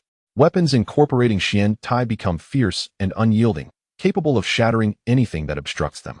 It is priced the same as Wu by Lian steel, at 5 taels of gold per pound, the attendant elaborated with a smile. Hearing this, Luo Chun sighed inwardly. It seemed he needed to devise a way to earn some money. Although the Ziwu Mountain Manor had recently seen a considerable increase in income, nearing 10,000 taels of silver monthly, after deducting various expenses, it would hardly afford him even a few pounds of Xian Tai. While the manor also produced steel, the process was laborious, yielding only a limited quantity. Attendant, do you also have liquid forms of the ores? Li Gu interjected, pointing to a bottle of emerald green liquid. Luo Chen glanced over and was surprised to see that this liquid was priced the same as Xian Tai. Oh, this is not an ore, it is by Han Yi, used to assist in refining Xian when steel. The process is quite challenging, but adding by Han Yi significantly simplifies it, the attendant explained. Luo Chen's interest piqued. He recalled that similar alchemical liquids were documented in the alchemical texts. It seemed he would need to consult his second uncle upon returning. After browsing for a while, Luo Chen realized he was truly impoverished and could scarcely afford anything, further solidifying his resolve to earn money. Let us go, Li Gu. We should check out the place selling medicinal herbs, Luo Chen said, heading towards the herb counter, weary of further disheartening discoveries. Excuse me, do you have any medicinal herbs that are over 100 years old? At the counter, Luo Chen directly inquired. Indeed, the herbs aged over a century are located on the second floor. Please follow me upstairs, the attendant replied with a smile, gesturing towards the staircase. Upon hearing this, Luo Chen and his companions immediately turned and ascended to the second floor. Chapter 24. For medicinal herbs, the counter on the second floor was far less crowded than the first, yet the items for sale were significantly more valuable. As the attendant had mentioned, Luo Chen spotted the mysterious patterned steel at one of the counters. What can I assist you distinguished guests with? A woman in her 30s, dressed in court attire, approached them with a smile as they took a few steps on the second floor. We are in search of herbs that are over 100 years old. Very well, please follow me, she responded, not dismissing the fact that the one speaking was a young boy. Upon their arrival upstairs, she recognized their origins by the embroidered purple mist pattern on their garments. The woman led them to a counter and presented 4 exquisite small wooden boxes, placing them on the counter as she introduced, at Tianbao Pavilion. We currently have 4 medicinal herbs that are over 100 years old. The 100-year-old Xingmai grass, which can heal meridian injuries. The Zuolingzi, aged 210 years, which can enhance the true energy of innate warriors by 3 to 5 years. The 3-needle flower, a holy antidote aged 250 years, and the 300-year-old Mulanji, which can heal as long as the individual is not deceased from severe injuries. Which of these would you like? Luo Chun was astonished. It was no wonder this was a large commercial establishment, as they presented 4 herbs at once when others had none. After contemplating, he realized he desired all 4, but understood that such precious herbs would undoubtedly come at a steep price. He decided to select only those he urgently needed. The 3-needle flower and Mulanji were not particularly useful to him or his companions from Ziyu Mountain Villa at the moment. The Zuolingzi could be refined into the Shuyu pill, which could enhance the true energy of innate warriors by 10 to 20 years, making it even more precious than the Zuascendant. Although the Xingmai grass was a healing herb, when combined with Xilanka, it could be refined into the Hamaiden. While the Hamaiden did not increase a warrior's true energy, it could protect their meridians during the process of opening them, allowing them to do so swiftly without fear of excessive true energy damaging their meridians. I would like the Xingmai grass and the Zuolingzi, Luo Chun declared after making his decision. Excellent. The woman's smile widened upon hearing that Luo Chun desired 2 herbs. This could amount to several thousand taels of silver. Thus, she would earn a significant commission. As for whether this young boy could afford it, she had not even entertained such thoughts. After all, as the foremost power in Ningshui County, the Ziyu Mountain Villa could surely afford several thousand taels of silver. She had heard of the renowned Tianxiang Tower and Qijin Pavilion bustling with business. By the way, do you have Xilanka here? Luo Chen suddenly asked. The woman, who was in the midst of packaging the herbs, paused for a moment before quickly responding. Yes, we do have a Xilanka, but it has not reached a century in age. That's fine, as long as it has at least 30 years. Very well, this particular Xilanka is 35 years old. However, please wait a moment, as it is located downstairs. The woman instructed a nearby maid to retrieve the herb. Before long, the maid returned with the Xilanka in hand. Could you calculate how much silver this all amounts to? Luo Chen inquired. The woman smiled lightly. The Xingmai grass is 1,000 taels, the Zuolingzi is 2,100 taels, and the Xilanka is 350 taels. totaling 3,450 taels of silver. 3,450 taels? Luo Chun was taken aback, while he had anticipated a high price. He had not expected it to be so exorbitant. Having only purchased ordinary herbs before, he had never realized that herbs over 100 years old could be so costly. Feeling a bit anxious, he reached into his pocket, recalling that he had not counted how many silver notes his father had given him before leaving. As he had simply placed them in his pocket, he was now uncertain if it would be sufficient to cover the bill. After taking out the silver notes and counting, he breathed a sigh of relief. Fortunately, it's enough. Li Gu had been observing from the side, initially thinking that Luo Chun was merely browsing, but was surprised to see him genuinely intending to purchase such high-aged herbs. Knowing Luo Chun's financial struggles, Li Gu found it amusing to see Luo Chun hesitating as he rummaged through his pocket for silver. The thought of Luo Chun potentially being unable to pay and facing embarrassment brought Li Gu a sense of delight. However, when Luo Chun handed the silver notes to the woman and she returned 550 taels, Li Ji's smile froze on his face. Rage surged within him. 3,000 taels. This brat is wealthier than I thought, and has been siphoning off my silver. Gritting his teeth, Li Gu glared at Luo Chun. Yet, surrounded by others, he refrained from expressing his anger, choosing instead to endure it for the moment. Luo Chun carefully stowed the change, inspecting the herbs. These are quite good. The medicinal properties are well preserved. In the future, if you have any more Xingmai grass or Xilanka, please have someone from the Li Ji General Store inform me. I would like to purchase them all. The woman continued to smile. Of course. If we have any stock, we will certainly inform you. Thank you very much. Farewell. Luo Chun gathered his herbs and made his way toward the staircase. Please walk slowly, and we welcome you to visit again. The woman escorted Luo Chun and his companions to the staircase. As soon as they exited Tianbao Pavilion, Li Gu could no longer contain himself. Chen Gu, your actions are rather unscrupulous. What do you mean by unscrupulous? Luo Chun looked at him in confusion. Li Gu held up 3 fingers, glaring at Luo Chun in indignation. 3,000 taels. You didn't even blink when you spent it. If you have so much silver, how can you still be taking money from me and Luo Zhe these past few years? Shouldn't you give us an explanation? Luo Chun maintained a serious expression and replied earnestly. This money was given to me by my father for purchasing medicine. Besides, what do you mean by taking from you? This is your allowance for me, a mere child. With a grin, Luo Chun added, don't worry, Li Gu, I will repay you for the allowance you've given me. Li Gu, incensed, retorted, spare me your nonsense.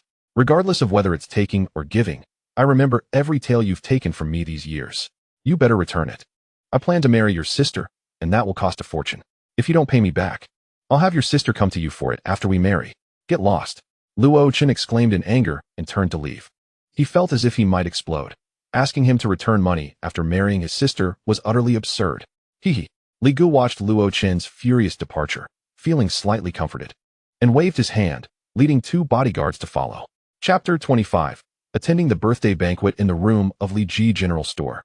Luo Tianhe looked at the youthful face of his 11-year-old son, who appeared wise beyond his years and was handling matters with impressive poise.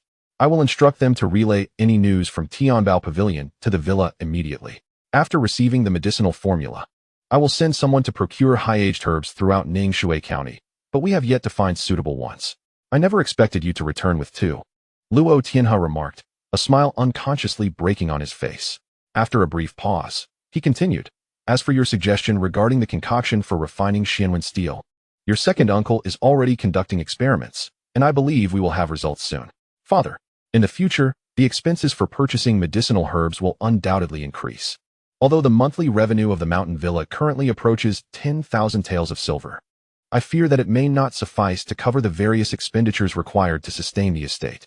At this moment, Luo Chun was once again contemplating the matter of silver and thus broached the topic with Luo Tianhe. With a wry smile, Luo Tianhe shook his head in resignation, stating, there is little we can do. Qingshan town is rather small. The income of the villa has only marginally increased due to your efforts. As he spoke, Luo Tianhe suddenly paused, observing Luo Chen's confident demeanor, and tentatively inquired, do you have a plan? Indeed. Luo Chen nodded affirmatively. I wish to establish a security agency. A security agency? Luo Tianhe furrowed his brow, gazing at Luo Chun with skepticism. Yes. It would involve creating a convoy dedicated to transporting goods or letters for others while providing protection. It is similar to the courier stations of the imperial court, but we would charge a fee for our services, Luo Chen elucidated. Is that viable? I have noticed that merchants typically transport their own goods, Luo Tianhe remarked. Of course it is viable. Consider the stretch from Gushan town to Ningxue city, a mere 40 li, where merchant caravans are frequently targeted by thieves. If we were to offer our services, assuring them that we would compensate them at market value in the event of lost or stolen goods, they would have no reason not to approach us for assistance. These merchants are astute individuals. Rather than risking total loss from theft, they would prefer to pay us a fee to shoulder that risk, Luo Chen explained. Upon hearing Luo Chen's words, Luo Tianhe felt a flicker of intrigue. Yet concerns lingered. But if goods are lost or stolen, would we not incur significant financial losses? In response, a cold glint appeared in Luo Chen's eyes. Initially, we shall not overextend ourselves. We will only accept deliveries within Ningxue County. Currently, our Ziwu Mountain Villa possesses the strongest capabilities in the entirety of Ningxue County. If anyone dares to act foolishly and interfere with our operations, we shall eliminate them. Luo Tianhe considered this and realized that, with 3 second-tier warriors at their disposal, they had little to fear from any adversaries in Ningxue County. A sense of resolve washed over him, and he remarked, "Very well. Since this is your idea, you shall take charge of it. Should challenges arise, seek me out. If you require funds, consult your mother." Luo Chen nodded with a smile in response. After sharing a few more words with Luo Tianhe, he returned to his chamber to begin devising the establishment of the security agency. The following day, just before noon, Luo Tianhe, Luo Chen, and Li Guo, accompanied by their guards, arrived at the headquarters of the Sanhe gang. The atmosphere was festive, adorned with lanterns and red banners, the corridors and pavilions decorated in celebration. And even the guards stationed at the entrance donned crimson robes. After presenting their invitation to the guard at the entrance, they were led by a maid into a grand courtyard featuring red walls and black tiles. At this moment, an array of gifts was stacked high on a table near the entrance, where an attendant took note of the presents being offered by guests. Luo Tianhe gestured for Guard Chun to deliver the gifts and proceeded into the courtyard with Luo Chun and the others. Ziwu Mountain Villa, Lord Luo has arrived. As soon as Luo Chen stepped through the entrance, a loud announcement echoed in his ears. Within the courtyard, the attendees who had arrived earlier turned their gazes toward the entrance. Being the foremost power in Ningxue County, aside from Ningxue City, it was inevitable for the arrival of Ziwu Mountain Villa to draw attention. "Ah, Lord Luo, you honor us with your presence. It is a rare occasion indeed. Please, come inside," greeted Li Yandong, the deputy leader of the Sanhe gang, as he approached with a respectful bow, leading Luo Tianhe and the others toward the prearranged seating. "Li Yandong, you are too kind. I hope we have not arrived late," responded Luo Tianhe with a cupped fist gesture as they walked. "Not at all. You have arrived just in time," Li Yandong replied with a smile, adding, "It has been some time, and I see that not only has your strength grown, but you have also managed the affairs of Ziwu Mountain Villa splendidly." Li Yandong had observed that Luo Tianhe remained at the peak of the 3rd tier, and thus felt relieved, speaking with subtle intent. "Ah, your gang has seen its own rise, with Lord Qin now having broken through to the 2nd tier. This has indeed elevated the prestige of your organization, earning the admiration of fellow practitioners in the martial world," Luo Tianhe remarked in return. Li Yandong, pleased by the compliment, feigned modesty as he replied, "Ah, it is all thanks to the support of our esteemed friends in the martial community."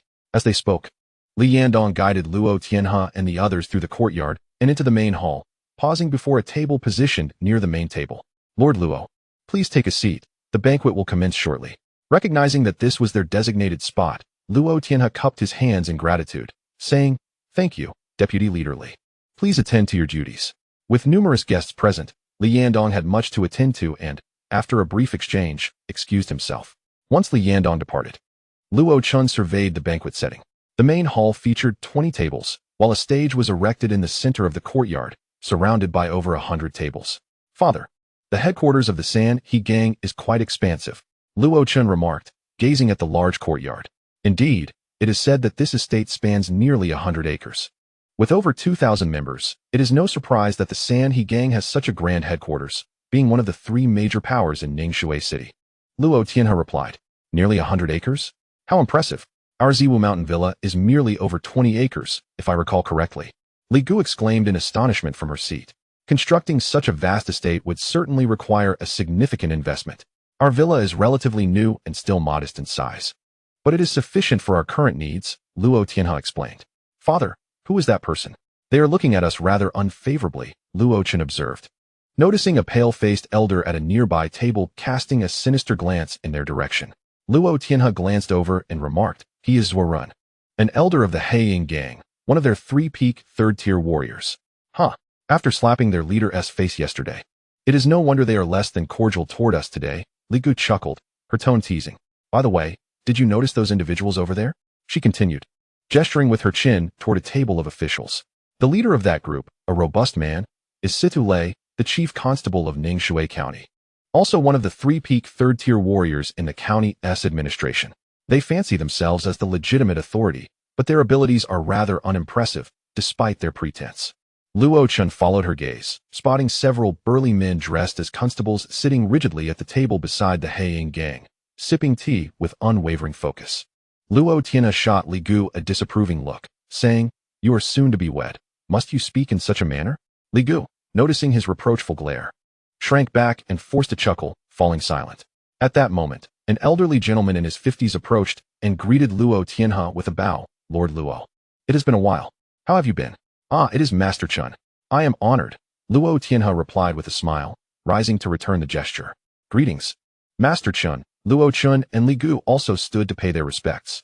The elder was the leader of the Chun family fort in Qingshui town, adjacent to Gushan town.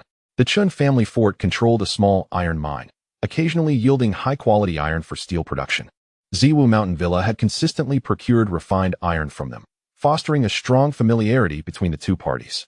Master Chun looked at the mature-looking Luo Chun with envy, saying, "Lord Luo, I truly admire you. You have two sons, both exceptional."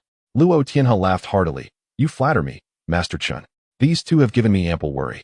Hardly comparable to your daughter, who is not only well-behaved, but also possesses remarkable strength." "Not at all. You are too kind," Master Chun responded with modesty. Yet his beaming smile revealed his pride in his daughter.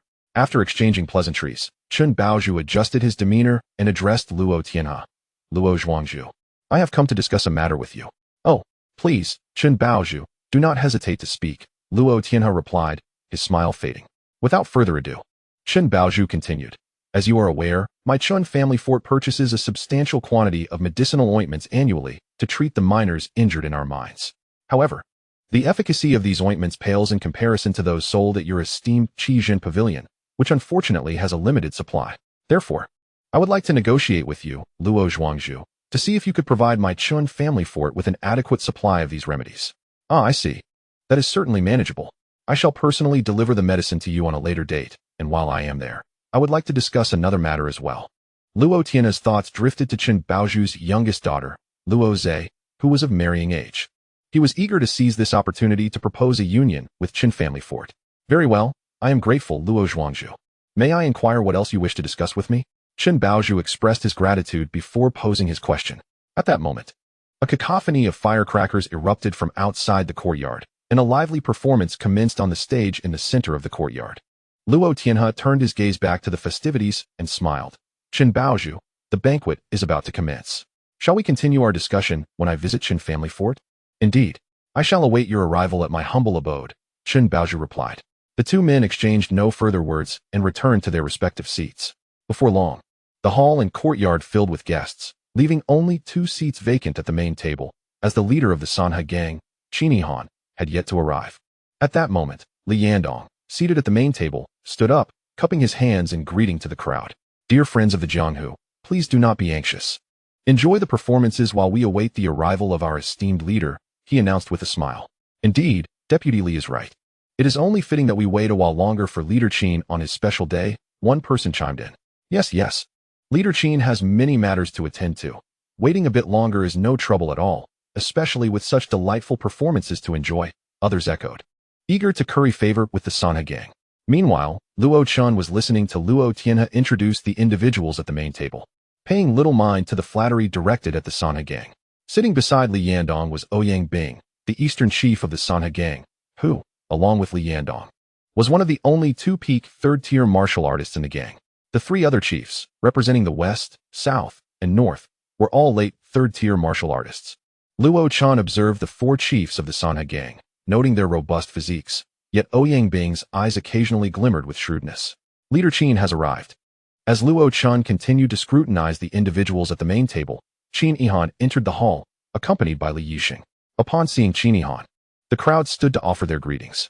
Looking at the burly elder engaging in pleasantries with the crowd, One might mistake Qin Han for a middle-aged man were it not for his gray hair. His physique was remarkably robust, and his visage appeared youthful. Chinner, have you noticed the scholarly-looking middle-aged man beside Qin Han? Luo Tian's low voice broke through Luo Chen's thoughts. Nodding, Luo Chen had indeed taken note of the man dressed in white, holding a folding fan, who maintained a constant smile while following closely behind Qin Han. This man is Li Yixing, a trusted military advisor to Qin Han. Do not be fooled by his seemingly harmless demeanor. He is quite cunning and treacherous. Be vigilant should you encounter him in the future, Luo Tianhe warned in a hushed tone. Luo Chen nodded in acknowledgement and resumed his scrutiny of Li Yixing. Perhaps sensing Luo Chen's gaze, Li Yixing turned to look at him. Upon noticing Luo Tianhe beside Luo Chen, his smile broadened. Subsequently, Li Yixing whispered a few words to Qin Han, who then glanced at Luo Tianhe and nodded in acknowledgement with a smile. Luo Tianhe returned the gesture, offering a slight bow as a form of greeting. After exchanging pleasantries with the crowd for a while, Qin Han took his place at the head of the table, raising his cup and proclaiming, I express my gratitude to all fellow Jianghu friends and martial arts companions for attending my birthday banquet. I apologize for any previous inattentiveness and ask for your understanding. Allow me to raise a toast to all of you. Qin Han's voice, imbued with genuine energy, resounded powerfully, echoing throughout the expansive courtyard, ensuring all present could hear him clearly. The guests could not help but marvel at Qin Han's prowess as a second-tier martial artist.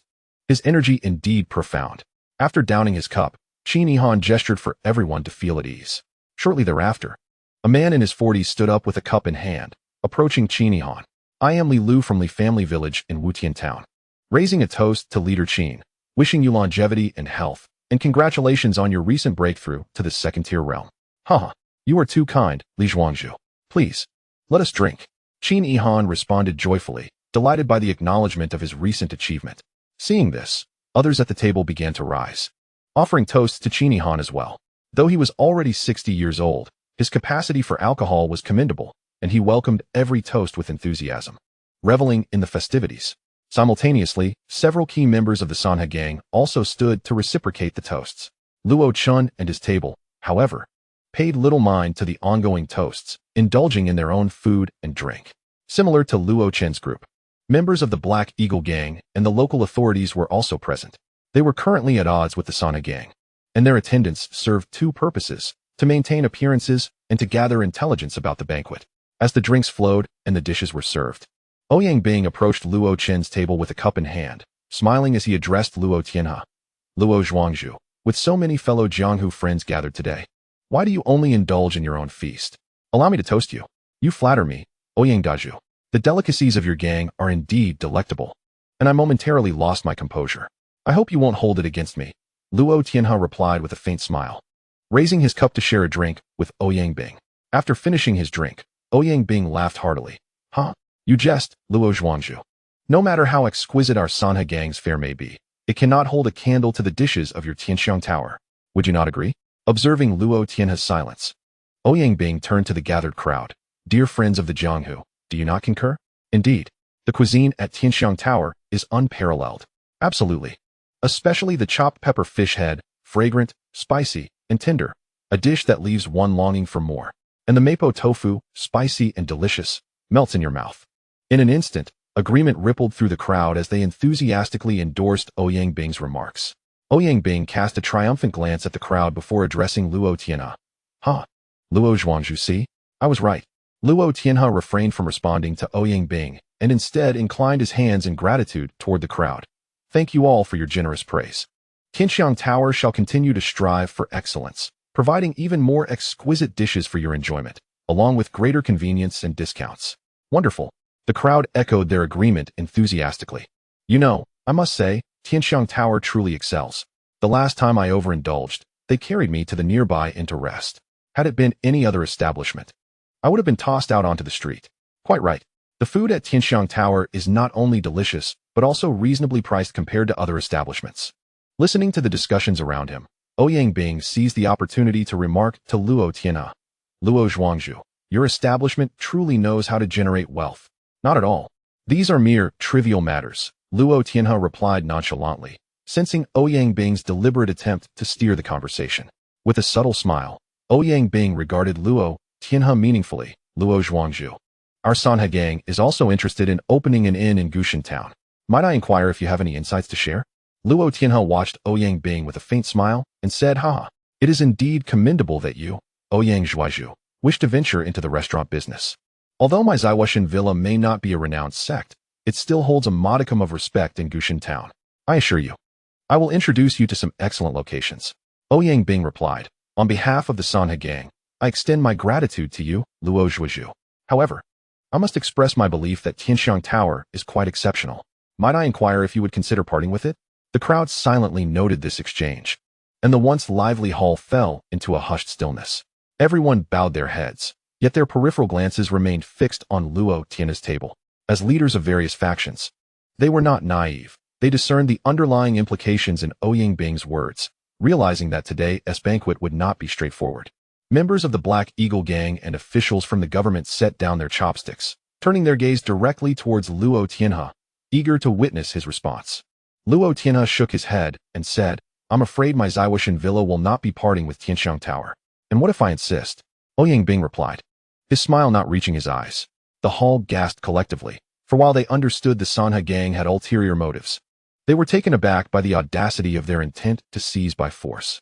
Luo Chun, upon hearing Ouyang Bing's words, felt a chill.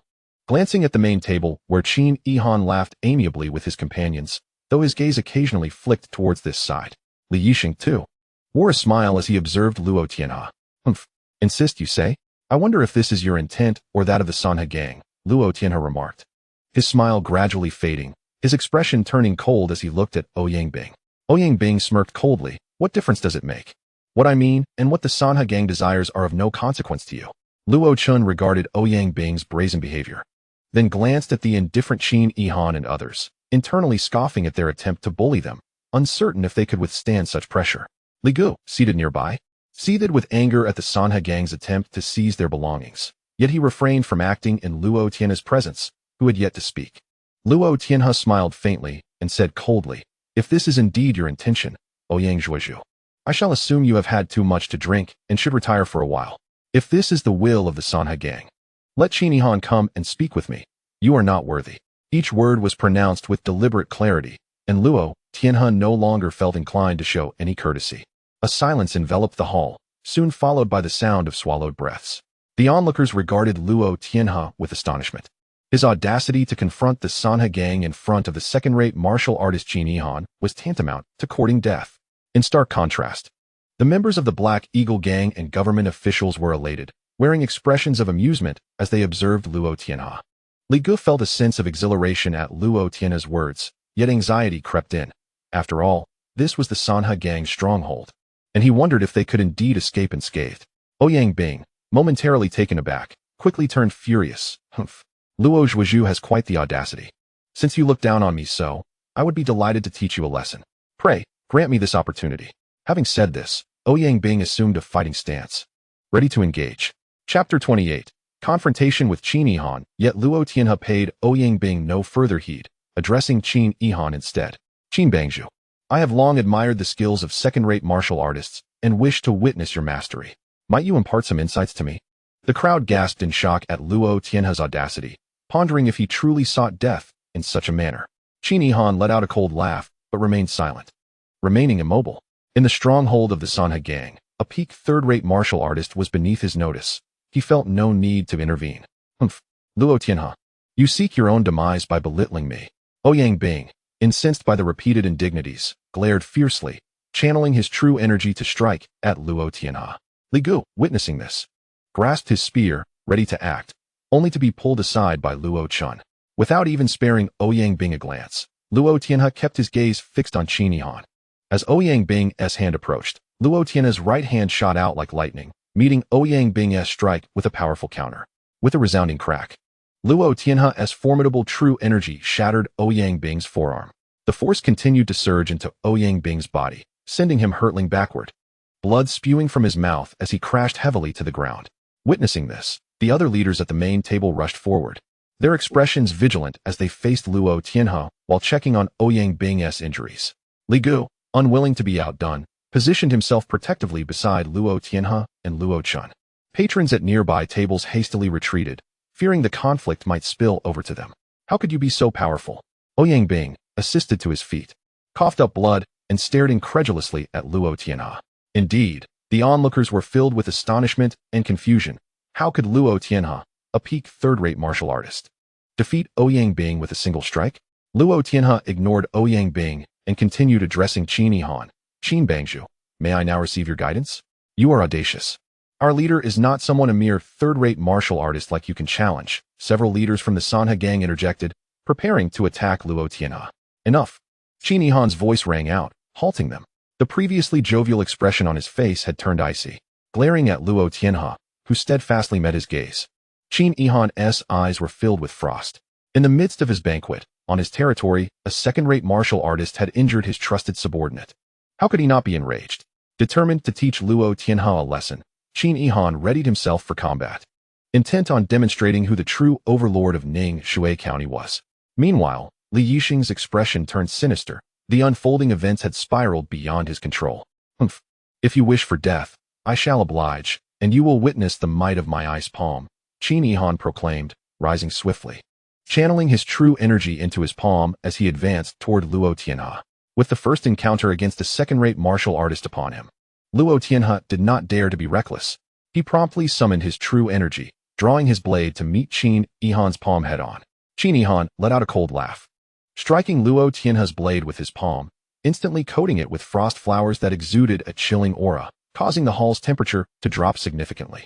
Seeing the frost creeping along his blade, Luo Tianhe quickly retreated 2 steps, infusing his weapon with true energy, causing the frost to dissipate. He then surged forward, launching a rapid series of attacks against Qin Yihan. A sudden gust of ominous wind swept through the hall, accompanied by roars of fury, blinding the gathered audience. Guests in the courtyard, startled by the tempest within, clustered at the entrance, eager to ascertain the situation. As the wind subsided, the assembly within the hall gasped in astonishment.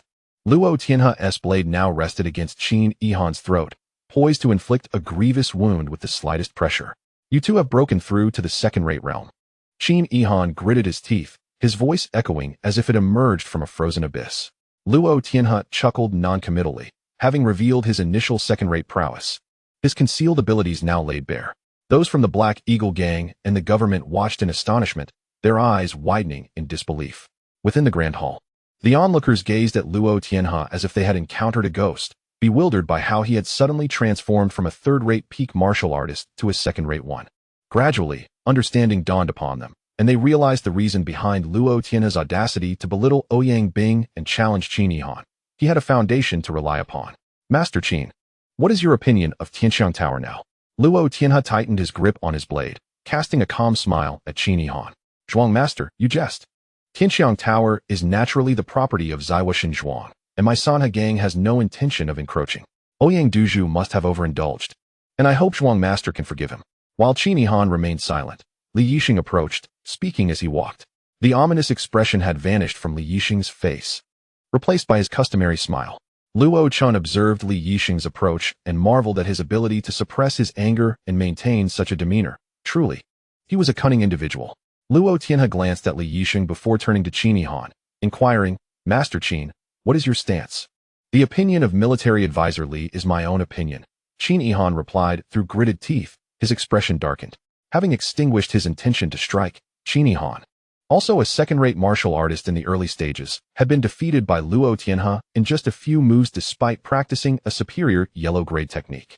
He speculated that Luo Tianhe's blade technique might be of a higher grade. It appeared that the yellow-grade techniques were no longer sufficient. He must urgently seek out techniques of a higher caliber, or else his cultivation would stagnate, and his strength would not improve. Qin Yihan mused silently. Upon hearing Qin Yihan speak, Li Yixing quickly interjected, Zhuang Master, since everyone has cleared the air, might you sheath your blade? After all, a blade has no eyes. Luo Tianhe regarded Li Yixing with a smile, and, while sheathing his sword, remarked, Military advisor Li is indeed the foremost strategist of Sanhe gang. I hold you in high esteem. Relieved that Luo Tianhe had sheathed his weapon, Li Yixing responded, Zhuang Master is too kind. I am merely a scholar. He then hinted, Zhuang Master, now that you have ascended to second-rate martial artist status, I wonder how the Zaiwashin Zhuang intends to stake its claim in Ning Shui City. Luo Tianhe was well aware of Li Yixing's implications. It was merely a matter of understanding how Zaiwashin Zhuang, now a second-rate force, would establish itself in Ning Shui City. Zaiwa Xinzhuang has no interest in Ning Shui City. However, we will engage in business within the city, and I hope everyone will facilitate this endeavor, Luo Tianhe stated, casting a significant glance at the members of the Black Hawk Gang and the officials. Rest assured, Zhuang Master, my Sanhe Gang will never oppose Zaiwa Xinzhuang. Upon hearing this, Li Yixing secretly exhaled in relief, worried that Luo Tianhe might attempt to encroach on their territory. Given Luo Tianhe's current strength, Sanhe Gang would undoubtedly be at a disadvantage. That is for the best. Chinner, let us depart, Luo Tianhe declared, striding towards the exit. Luo Chun and Li Gu hastily followed with their guards, as the crowd parted to grant them passage. Once Luo Tianhe and his entourage vanished through the gate, the members of the Black Hawk Gang and the officials also rose to leave, eager to report the events of the day. With the situation having escalated thus, the banquet could no longer proceed, and the attendees, lacking the will to linger, began to take their leave. As the guests departed, the incidents that transpired at Sanhe Gang would undoubtedly spread throughout Ning Shui County. The news of Sanhe Gang's failure and Luo Tianhe's ascension to second-rate martial artist status, along with his defeat of Qin Han, would be widely circulated. In no time, the courtyard of Sanhe Gang, where the birthday banquet had been hosted, was left with only the members of Sanhe Gang. Observing Qin Han's sullen countenance, Li Yixing bowed and said, Master, I. Before he could finish, Qin Han interrupted him. There is no need for further words. Inform the others to avoid conflict with Zaiwa Xinzhuang for now. Additionally, send someone to urgently search for techniques of a higher grade. With that, Qin Han turned and entered the rear courtyard without looking back. In the room of Luo Tianhe at Li Ji's general store, wonderful. Zhuang Master, you have broken through to second-rate martial artist status, elevating our Zaiwa Xinzhuang to a second-rate force. Who would dare bully us or covet our enterprises now? Li Gu exclaimed excitedly as he looked at Luo Tianhe. You insufferable rascal, do not become complacent. There are many in this world who are far stronger than us. If your strength is lacking, you will face death when encountering those more powerful, Luo Tianhe admonished, his expression stern. Li Gu, taken aback, replied, Rest assured, Zhuang Master. I am aware of the gravity of the situation. I have witnessed it firsthand today at Sanhe Gang, and I will diligently train. He then inquired, by the way, Zhuang Master, why did you not eliminate that old fellow Qin Han, who sought to usurp our enterprises today? Luo Chen rolled his eyes and said, How could we kill him? He merely spoke without taking any substantial action. Moreover, with so many witnesses present, if we resorted to violence, who would dare collaborate with us in the future? Luo Tianhe nodded, his gaze filled with approval as he regarded Luo Chun. You speak wisely, Chinner. Had we slain Qin Han today, we would have not only resolved the concerns of the Black Hawk Gang and the officials, but also placed ourselves at a disadvantage. It is not worth the trouble. Should Sanhe Gang continue to overreach and set their sights on Zaiwa Xinzhuang, we may act then. With that, Luo Tianhe waved his hand. All right, prepare yourselves. We shall return to the mountain dwelling shortly. In Ning Shui City, within the conference hall of the Black Hawk Gang, Fangyu, having concluded Elder Zhuo Ren's report, suddenly comprehended, no wonder Luo Tianhe did not seek an alliance with us. It turns out he has also broken through to second-rate status and is not intimidated by Qin Han at all. What a pity that Zaiwa Xinzhuang is not developing in Ning Shui City. If Luo Tianhe were here, our lives would be much easier. Fangyu wore a look of regret before an alarming thought crossed his mind, causing him to break into a cold sweat. Thank heavens we did not take action against Luo Tianhe at Kalaiju yesterday. Otherwise, I might not even be standing here today. This matter should not be mentioned until we have sufficient strength. Furthermore, instruct the disciples to refrain from provoking Zaiwa Xinzhuang for the time being. Understood, Master. Zhuo Ren bowed in response. In the office of the Ning Shui County Magistrate in the eastern part of Ning Shui City, the county magistrate, Zhou Song, around 40 years of age and dressed in a blue robe, regarded Situ Lei with a serious expression. Are you certain that Luo Tianhe has indeed ascended to second-rate martial artist status and defeated Qin Han? I can assure you, not only I, but all the martial artists present at the banquet sensed Luo Tianhe's cultivation level and witnessed him defeat Qin Han. I believe this news has already circulated throughout Ning Shui City, Situ Lei confirmed. Then why was he perceived as a peak third-rate martial artist when you first encountered him? I am uncertain. He must have practiced some form of concealed cultivation technique. Nonetheless, it is evident that Luo Tianhe's strength far surpasses that of Qin Han, and I suspect his techniques are superior, Situ Lei replied. Zhou Song furrowed his brow, looking at Situ Lei. Are you suggesting that Luo Tianhe's techniques are of the mysterious grade? Indeed, it is likely, Situ Lei responded. Upon hearing Situ Lei's conjecture, Zhou Song fell into deep contemplation. After pacing the room several times, he stated, "The martial forces in Ningxue County are growing increasingly formidable. Fortunately, the strength of our Great Way's Imperial Guard and the Six Doors has also significantly increased in recent years. Thus, Situ, you shall write a formal request to the Six Doors, inquiring whether they could dispatch a second-rate martial artist to Ningxue County for oversight. For our current strength is insufficient to address these martial forces." "Yes, my lord, I shall attend to it immediately." With that, Sitolei exited, leaving Zhou Song to ponder in solitude. After departing from Ningxue Cheng, Luo Chun and his companions rode swiftly, aware that the afternoon sun was waning and they needed to return to Ziwushan Zhuang before dusk. As they traversed the road, the sounds of clashing weapons and anguished cries reached them from around a bend. Utilizing his perceptive abilities, Luo Chun discerned the unfolding scene ahead through the obstructing trees. A merchant convoy was being besieged by a band of brigands. Nearby, beneath a tree, a one-eyed giant wielded a bow, intermittently firing arrows at the convoy's guards, each strike resulting in a fatality. Observing the giant's impeccable aim, Luo Chun felt a chill of apprehension. This one-eyed figure was someone Luo Chun had encountered years prior in Tianxiang Lu, alongside a woman who had been slain by Luo Tianhe a few months back. "Father, it appears that bandits are robbing the merchant convoy," Luo Chun remarked, turning to Luo Tianhe from his mount. "Let us proceed to investigate." Luo Tianhe replied, without questioning how Luo Chun had acquired this knowledge, simply urging his horse forward. As they rounded the small grove and arrived at the ambush site, they were met with a grim sight, bodies strewn across the ground, while 11 or 12 guards valiantly defended a wagon against a horde of brigands, vastly outnumbered. Luo Tianhe assessed the scene and instructed Li Gu to lead the guards to protect the wagon before charging towards the one-eyed giant, with Luo Chun closely trailing behind. The one-eyed giant, poised to shoot at a guard, was momentarily startled by the approaching horsemen, but upon recognizing them, his fury ignited. Through months of reconnaissance, he had determined that the one responsible for his beloved's death was Luo Tianhe. Yet, with Luo Tianhe residing in Ziwushan Zhuang, the giant had been unable to exact revenge due to the presence of formidable martial artists there. Now, with Luo Tianhe approaching with a contingent of guards, the giant seized this rare opportunity for vengeance. With a cold smirk, he redirected his arrow aimed at the guards towards Luo Tianhe. Luo Tianhe, concealing his true prowess, deftly dodged the incoming arrow. However, 3 more arrows flew towards him in a straight line. Reacting swiftly, he evaded the first arrow and unsheathed his sword, deflecting the subsequent 2. With determination, he urged his horse forward, leaning low on the saddle as he charged towards the one-eyed giant. Recognizing that Luo Tianhe could evade even his signature 3-arrow volley, the giant aimed at Luo Chun, intending to disrupt Luo Tianhe's focus. Yet, to his surprise, Luo Tianhe disregarded the child beside him and continued his advance. The giant's arrow, which he deemed certain to hit, was unexpectedly deflected by Luo Chen's blade. The giant lost his advantage as Luo Tianhe closed in, raising his sword to strike. A resounding clash of metal echoed as the giant raised his bow in a desperate attempt to defend himself, but the impact shattered his grip.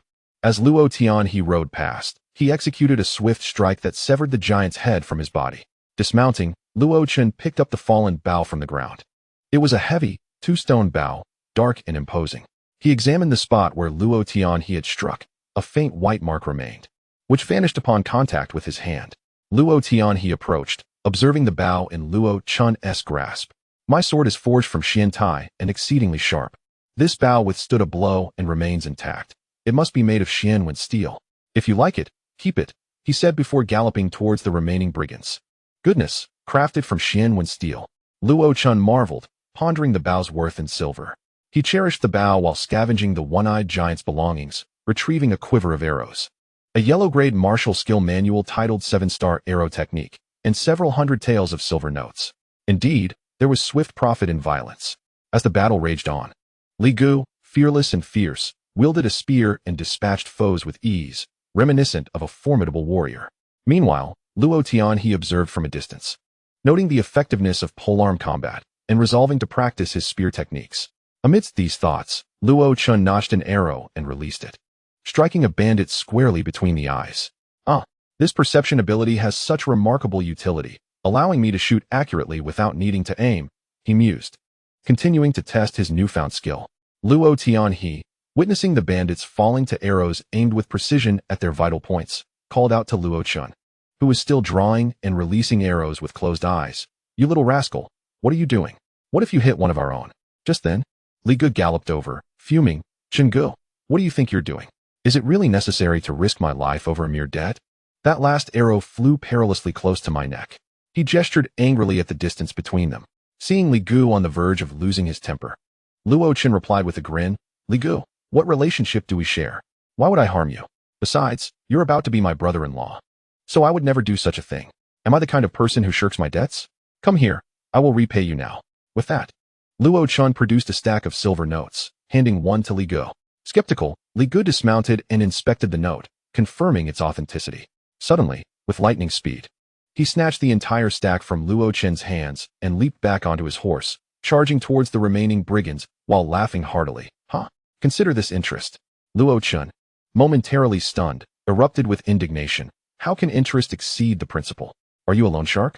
He resumed shooting arrows, each one narrowly missing Li Gu before finding its mark on a bandit. Alarmed and drenched in cold sweat, Li Gu hastily distanced himself from Luo Chen, focusing on eliminating the fleeing brigands. Luo Tian, he shook his head at the antics of the two, recognizing that despite the apparent randomness of Luo Chen's shots, each arrow struck a bandit. Thus, he chose not to intervene. Before long, the road was devoid of standing brigands, except for those who had fled in the initial chaos. The defenders of Ziwushan Zhuang had suffered only minor injuries, with no fatalities. At that moment, a portly middle-aged man approached, clasping his hands in greeting. "I am Chen Daoming, proprietor of Gushan Jiufang in Gushanzhen. I extend my gratitude to you, Master Luo, for saving our lives." "Oh, you are the esteemed proprietor of Gushan Jiufang?" Luo Tian, he responded. "There is no need for such formality. We merely happened upon the scene and offered assistance." "Indeed, I did not expect Master Luo to be aware of my humble establishment," Chen Daoming replied with a smile. Luo Tianhe smiled faintly and said, "Gushan Jiufang is undoubtedly the largest distillery in Gushan town, and I am well aware of it. Moreover, the wine we serve at Ziwushan Zhuang is sourced from your esteemed establishment." After finishing his statement, Luo Tianhe continued, "The day is getting late. Master Chen should hasten his journey. We, too, must take our leave. Master Luo, I have an inappropriate request, and I wonder if it would be convenient for you." Chen Daoming hesitated before speaking. "Master Chen, please feel free to express your concerns," Luo Tianhe replied. Upon hearing this, Chen Daoming, no longer hesitating, stated, "Master Luo, the bandits who robbed us are a ruthless group residing near Yizhuling. After you eliminated their leader, the One-Eyed Dragon, some of the bandits fled. I fear that these escaped bandits will return to Yizhuling and continue to terrorize the innocent people of Gushan town. Therefore, I would like to request that Master Luo eradicate their stronghold. Would it be possible for you?" Luo Tianhe raised an eyebrow and responded, "Oh, are these the notorious bandits from Yizhuling who have gained infamy in recent years? Indeed, they have committed heinous acts, destroying villages and robbing passing merchants without leaving a single survivor.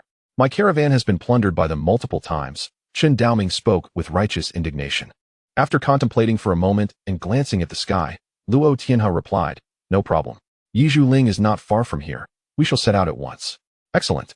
On behalf of the people of Gushan town, I express my deepest gratitude to Master Luo," Chen Daoming exclaimed joyfully, bowing to Luo Tianhe. "Master Chen is too kind.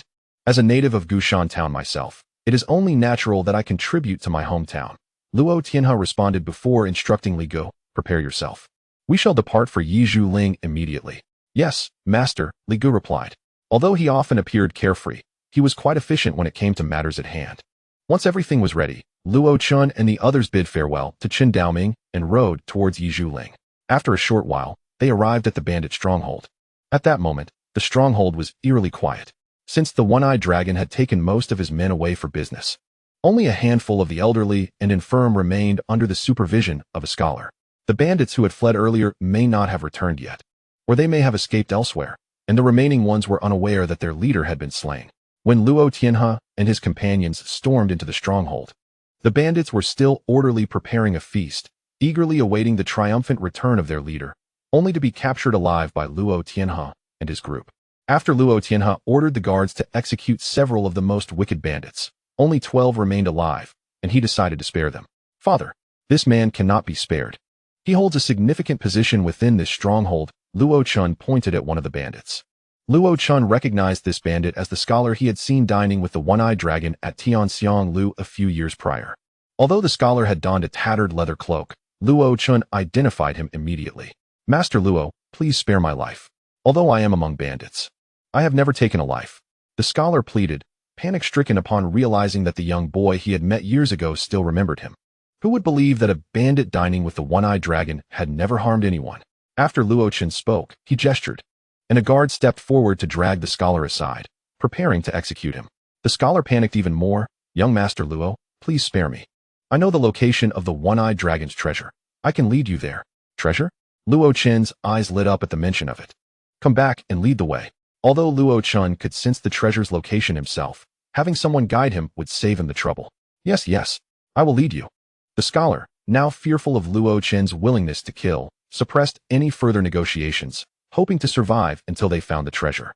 Under the scholar's guidance, Luo Chun and the others arrived at the one-eyed dragon's quarters. The scholar turned the oil lamp by the bed a few times, and with a click, the wardrobe against the wall slid aside, revealing a passage large enough for a single person to enter. Without hesitation, Li Gu lit an oil lamp and pushed the scholar into the passage. Following closely behind were Luo Tianhe and Luo Chun. After traversing nearly 10 meters, they reached a stone chamber measuring about 8 to 9 square meters. Inside were 3 wooden chests and a small wooden box, along with a low table and a cushion. Li Gu opened one of the chests, revealing it filled with silver ingots. After a cursory glance, he estimated there to be around 1,000 taels. Swallowing hard, Li Gu glanced at the impassive Luo Chun before opening another large chest, which was similarly filled with silver.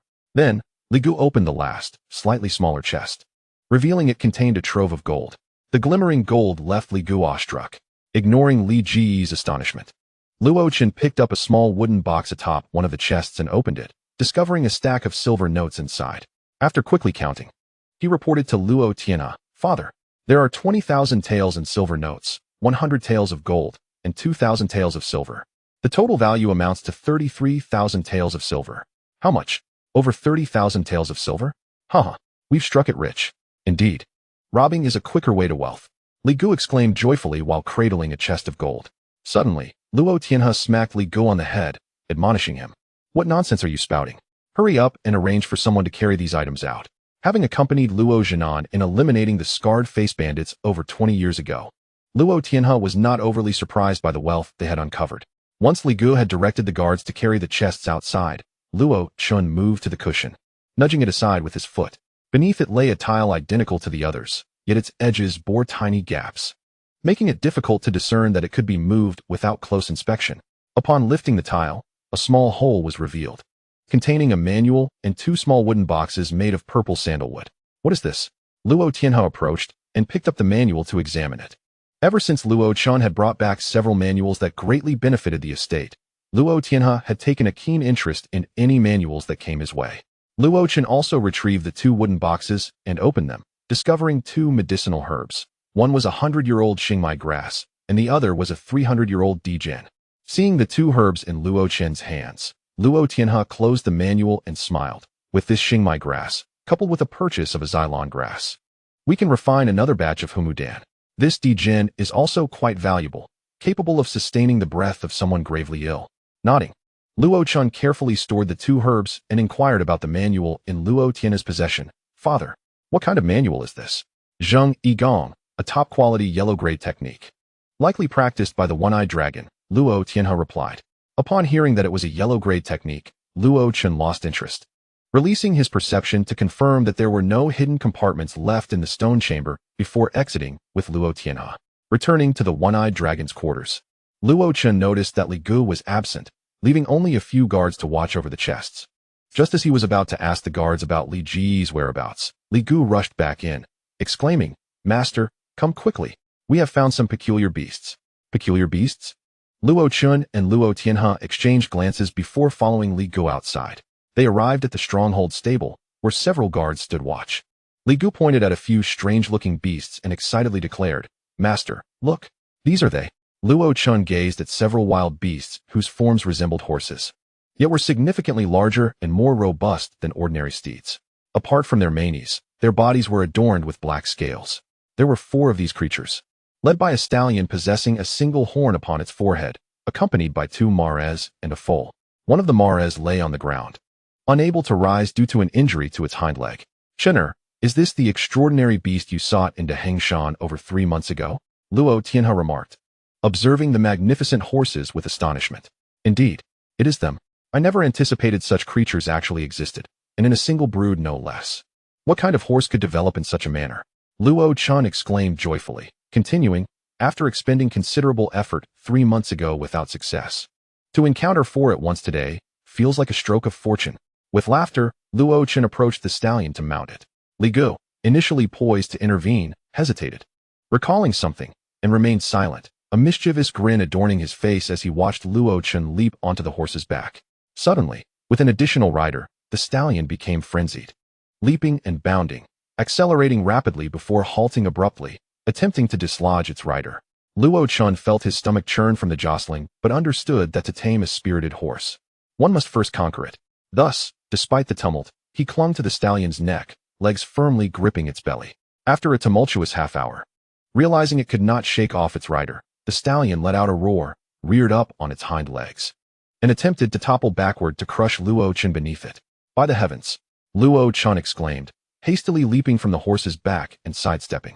He had never anticipated such an action from a horse, having never witnessed it before. What manner of horse is this? He thought, astonished. With a resounding thud, the stallion's back struck the ground, sending a cloud of dust into the air, leaving Luo Chun covered in grime. The stallion quickly regained its footing, shook off the dust, cast a glance at Luo Chun, and returned to the side of the injured mare. For reasons unknown, Luo Chun felt as though the stallion regarded him with disdain, prompting a sense of embarrassment. He could not even tame a horse. Haha, this is too amusing, Li Gu exclaimed, unable to contain his laughter at Luo Chun's predicament. You knew this would happen, didn't you? You must have ridden it before we arrived, just like I did, am I right? Luo Chun glared at Li Gu in exasperation. Li Gu remained silent, laughter subsiding somewhat. These horses seemed to be a hybrid of wild beasts and normal horses. Although their temperament was gentle and they did not attack humans unprovoked, they exhibited ferocity when sensing danger. Furthermore, the stallion likely possessed the strength equivalent to that of a peak human in the body refinement stage, Luo Tianhe observed after a moment. He then leaped onto the stallion's back, but the creature, sensing another rider, soon began to leap and bound once more, unceremoniously dislodging Luo Tianhe in a similar fashion. It appeared that subduing these horses through force would be futile. Alternative methods must be considered. Luo Tianhe dusted himself off, shaking his head. Observing the stallion return to the injured mare, sniffing at her wound, Luo Chun felt a stirring in his heart and extended his perception to examine her injury. At that moment, he astonishingly sensed the stallion's concern for the mare. Could it be? Luo Chun pondered, uncertain, and extended his perception again. It was indeed true. He could genuinely sense their thoughts. Luo Chun felt exhilarated, discovering a remarkable use of his perception. He could grasp the thoughts of wild beasts. With a smile, he approached the injured mare, drawing curious glances from Luo Tianhe and Li Gu. Upon reaching the mare, the stallion let out a fierce roar, baring its teeth at Luo Chun in warning to keep his distance. Luo Chun halted, attempting to convey goodwill through his perception. The stallion paused momentarily, then reduced its hostility, though it remained vigilant. This could work, Luo Chun thought joyfully, conveying to the stallion that he could heal the mare's injury. The stallion regarded him with skepticism, glancing at the injured mare before hesitating and snorting, taking a step back. Luo Chun carefully crouched down to assess the mare's wound, identifying it as an arrow injury. The arrow had penetrated through the gaps in the scales, damaging the bone, which was now fractured and festering. Luo Chun suspected the arrow was the work of a one-eyed dragon, as the mare's scales were exceedingly tough and could not be pierced by ordinary arrows. Without delay, Luo Chun retrieved a small knife to excise the necrotic tissue surrounding the wound. At the sight of the blade, the stallion roared once more, prompting Luo Chun to quickly convey an explanation. Once the stallion's agitation subsided, Luo Chun cautiously cleaned the mare's wound, providing comfort through soothing words as she cried out in pain. After clearing the necrotic tissue, Luo Chun applied a hemostatic powder to the wound, then crushed 2 su gu dan, administering one to the mare and sprinkling the other over the injury. Having completed the treatment, he meticulously bandaged the wound. Being a veterinarian is far more arduous than practicing with a sword. Luo Chun wiped the sweat from his brow, rising with a silent acknowledgement. Moments later, the injured mare let out a whinny and gradually rose to her feet. Though she could not exert much strength on her injured leg, she was able to walk slowly. The mare leaned her head toward Luo Chun, first sniffing him before licking his hand with her tongue. Although Luo Chun found it somewhat distasteful, he bore it, knowing his ulterior motives. At that moment, the stallion approached, snorting at Luo Chun. He extended his hand to stroke the stallion's head, and this time, the stallion did not reject him, allowing Luo Chun to pet him. Success! Luo Chun thought with a secret smile, then leaped onto the stallion's back. Instantly, the stallion surged forward like a dart, galloping across the open space of the stable. But this time, it did not attempt to unseat Luo Chun. Ha ha! Luo Chun laughed joyfully atop the steed, experiencing a speed several times that of an ordinary horse, truly understanding the meaning of swift flight. After riding for a while, Luo Chun halted. Just then, Li Gu rushed over, wide-eyed with curiosity. Chen Gur, what is happening? How did you achieve this? Teach me. Upon realizing something, Li Gu added. Chen Gur, is it because you saved that mare that the stallion allowed you to ride? Indeed, it must be so, he concluded, having pieced it together. He then turned to the guard standing nearby, instructing, go stab that mare. I will save her. I want to ride this stallion too. Luo Chun rolled his eyes, saying, do not be foolish. If you do that, you will never ride these horses again. Haha, I knew you would have a way. I was only joking. These horses now belong to our manor. How could I harm them? Quickly tell me how to make them allow me to ride. Li Gu exclaimed excitedly, eager to showcase his riding skills. Enough. The sun is setting. Let us pack up and return to the manor, Luo Tianhe urged. Pleased with Luo Chen's ability to tame the horses and eager to learn how to ride them, but acknowledging the time constraints. Thus, the group gathered their belongings and set off towards Ziwu Manor with their newly acquired steeds. Before departing, Luo Chun ordered the assassination of the scholar. Such a person may not have committed murder with their own hands, yet their scheming for the one-eyed dragon is more abhorrent than the act of killing itself. There exists a small stream near Ziwu Mountain Manor, which flows into the artificial river of the manor from the north, subsequently exiting from the south. By the stream, Luo Chun diligently cleansed the body of his unicorn, polishing its scales until they gleamed with a deep luster, ensuring that every crevice was meticulously scrubbed. He named the 4 horses acquired from the bandit Den Highlandma, and the stallion with the unique horn was dubbed Dujiao. Upon arriving at Ziwu Mountain Manor, Dujiao recognized only Luo Chun, refusing to let anyone else ride it, thus becoming Luo Chen's exclusive steed. Accompanying Luo Chun was a small figure, sweating profusely as they attentively attended to the young horse. The young horse stood there, munching on the feed offered by the little one, relishing the bath, occasionally shaking its body to flick droplets of water onto the attendant. Ever since Luo Chun brought Dujiao back to Yuzhuxian, where Li Yushi first laid eyes upon it, she had developed an affection for the Highland Ma and desired one for herself. However, the other 2 mares were untamed, making them impossible for her to handle. Consequently, Li Yushi set her sights on the young horse, yet it too proved to be a handful. While it accepted her attentions, it was adamant in refusing to be ridden. And even a small horse could throw its rider off. Luo Chun, observing Li Yushi, shook his head in amusement. Satisfied with the washing, he gathered his belongings and proceeded toward the manor with Dujiao. Seeing Dujiao depart, the young horse hurriedly trotted after it. Hey, little black, don't leave. We're not done washing yet. Li Yushi shouted from behind, hastily packing her things to catch up. Upon entering the manor, Luo Chun noticed the guards at the training grounds to the left, exerting their strength in training. Most of these guards had reached the pinnacle of body refinement, and just a step further would allow them to cultivate true energy and become genuine martial artists. However, this final leap remained exceedingly difficult without the right opportunity.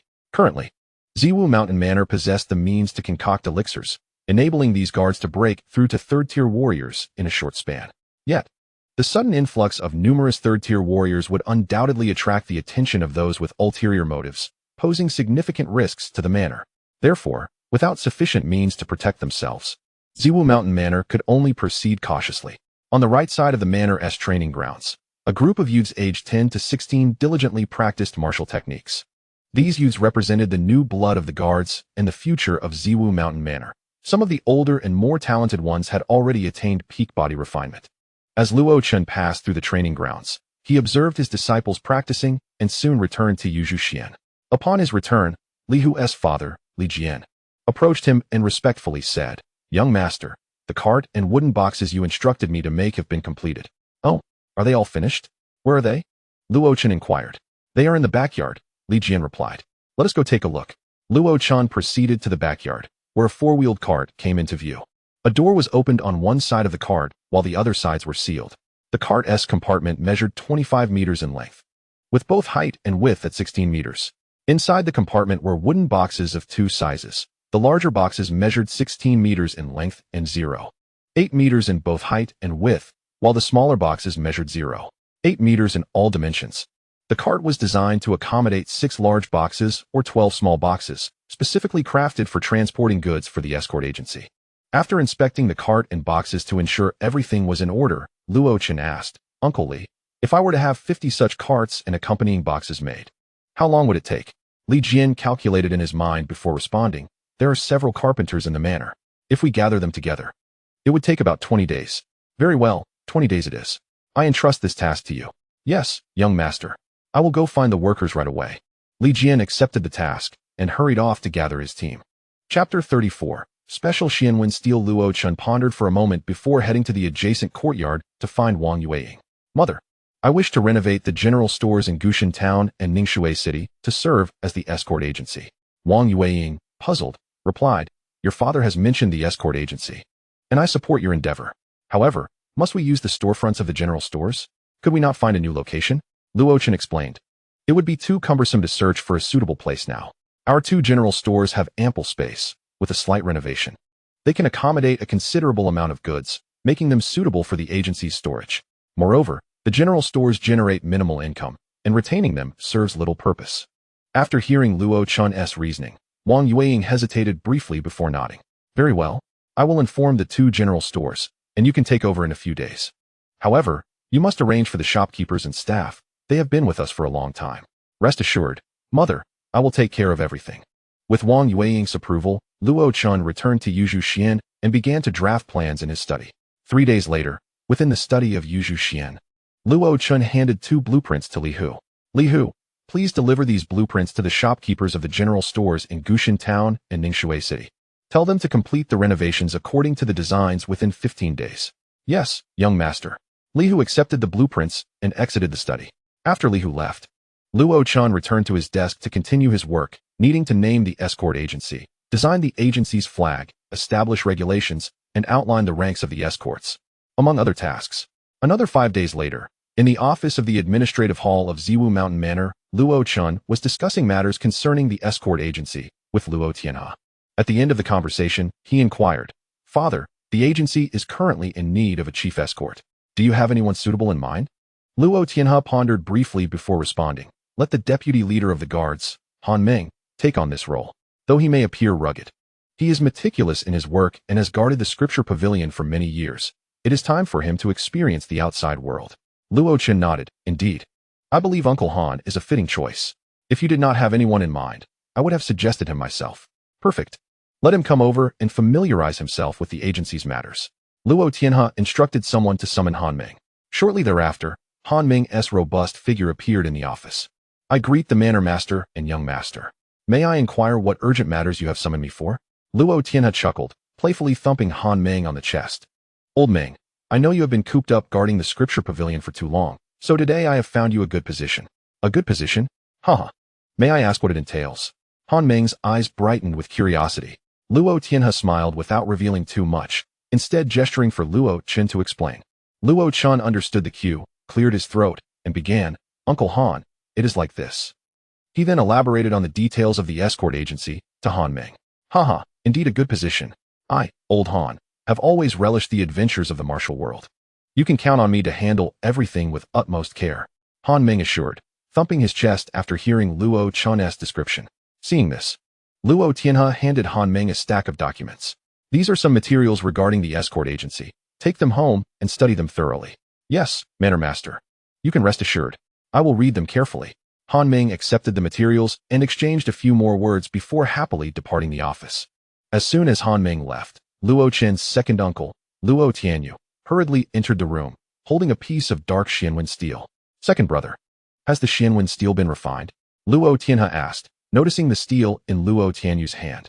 "Indeed, elder brother, but that is not the main point. Take a look at this piece of Xianwen steel first." Luo Tianhe, puzzled, took the Xianwen steel handed to him by Luo Tianyu, while Luo Chen leaned in with curiosity. The weight seems off. Is this truly Xianwen steel?" Upon first contact, Luo Tianhe immediately sensed that this Xianwen steel was considerably lighter than any he had previously encountered. "Brother, this is indeed Xianwen steel, But it is not ordinary Xianwen steel, Luo Tianyu remarked, his expression shrouded in mystery. Not ordinary Xianwen steel. What does that mean? Luo Tianyu explained. A few days ago, I successfully synthesized Bihan Yi and refined it into Xianwen steel. Subsequently, I also prepared other medicinal liquids from the Dan Shu for refining ores, and while most were similar to Bihan Yi, only the Shirling liquid stood apart. The Xianwen steel refined with Shirling liquid not only boasts exceptional toughness and is 1/3 lighter than regular Xianwen steel, but it also possesses a unique characteristic. Its hardness rivals that of Xiantai. Currently, this type of Xianwen steel is the finest material for forging gun barrels and armor in the world. What? Luo Tianhe and Luo Chun gazed in astonishment at the piece of Xianwen steel. Luo Tianhe then channeled his true energy into his hand, firmly pinching the Xianwen steel with his fingers. After a considerable time, he withdrew his energy, revealing only faint fingerprints left on the surface. Luo Chun, astonished, struggled to find words. After all, Luo Tianhe was a secondary-level martial artist, practicing a heavenly-grade technique, and yet he had merely left a few fingerprints. Realizing something, Luo Chun asked, "Second uncle, if armor is made from this Xianwen steel and worn by martial artists at the body refining stage, does that mean secondary-level martial artists would be unable to breach its defenses?" Luo Tianyu pondered briefly before replying. Theoretically, yes, but only practical testing will provide clarity. Over time, without the enhancement of true energy, even if they cannot breach the armor, the wearer may still be rendered incapacitated. Second brother, who else knows about the Xianwen steel? Luo Tianhe inquired with a furrowed brow. Currently, only the three of us are aware of this matter, Luo Tianyu responded. Relieved, Luo Tianhe then asked, "What is the yield of this Xianwen steel?" Luo Tianyu shook his head. The yield is low, primarily because the main ingredient for Shirling liquid, shiguko, is exceedingly difficult to procure. I had to send people throughout Ningxue City and Gushan Town just to gather enough shiguko to prepare 1 pound of Shirling liquid, which can only yield 1 pound of this Xianwen steel. With his hands clasped behind his back, Luo Tianhe paced around the office twice before halting. In that case, you will personally refine this Xianwen steel. For now, do not involve other blacksmiths. I will send people to search for shiguko if it's not available in Ningxue County. We shall procure it from other locations. Understood, brother, Luo Tianyu acknowledged, fully aware of the matter's significance. After a brief discussion, Luo Tianyu and Luo Chun departed from the office. Chapter 35, Longwei Biaoju, Part 1. In the ensuing days, Luo Chun successfully refined Hamadan and Shuyu Dan, and together with Han Meng, selected 30 disciples to serve as guards for the Biaoju, providing them with training.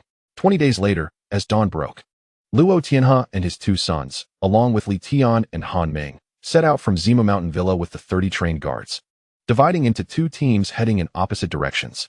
Luo Zhe and Li Tian led 10 guards towards Ningxue City, while Luo Tianhe, Luo Chun, and Han Meng took 20 guards towards Gushan Town. This day marked the grand opening of the Biaoju, which served as the representative of Zima Mountain Villa in the martial world. Luo Tianhe placed great importance on this event and decided to personally attend the inauguration ceremony at the Gushan Town Biaoju headquarters. Upon arriving in Gushan Town, while the sun had yet to fully rise, the former grocery store was already brightly lit. The sign had been replaced and was now covered with a red cloth. The renovated grocery store featured 2 floors. The first floor housed several large warehouses and a space for parking horse-drawn carriages, along with stables for feeding the horses. Several offices were also constructed at the entrance. The second floor provided accommodation for the guards and staff. Not bad, it looks quite impressive. It appears you invested considerable effort, Luo Tianhe remarked, surveying the interior and exterior decorations, nodding in appreciation at Luo Chun. Hehe, this is all thanks to Manager Qian. I merely provided him with a blueprint and offered some verbal guidance, Luo Chun replied, pointing at Manager Qian with a smile. Manager Qian was the former proprietor of the grocery store, whom Luo Chun had retained to oversee operations, specifically managing dealings with suppliers. Young master is being modest. Without your guidance, I could not have accomplished this, Manager Qian said, his wrinkled face beaming with a smile. Haha, Manager Qian, spare the humility. You have been here for so many years, everyone is aware of your capabilities. From now on, dealings with suppliers will be entrusted to you. I, Old Han, will only be responsible for escorting the goods, Han Meng chimed in, laughing heartily as he patted Manager Qian on the shoulder. Rest assured, Captain Han, I will collaborate closely with you, Manager Qian replied with a respectful smile. You ought to address me differently now. I am now the chief escort, not Captain Han. Han Meng corrected, puffing out his chest. Yes, Chief Escort Han, Manager Qian responded with a bow, adopting a serious tone. Laughter erupted among the group.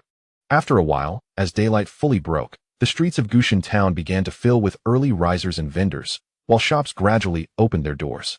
At the auspicious hour, the sound of firecrackers erupted in the air above this small town at the foot of Dahong Mountain, shattering the morning tranquility of Gushan town.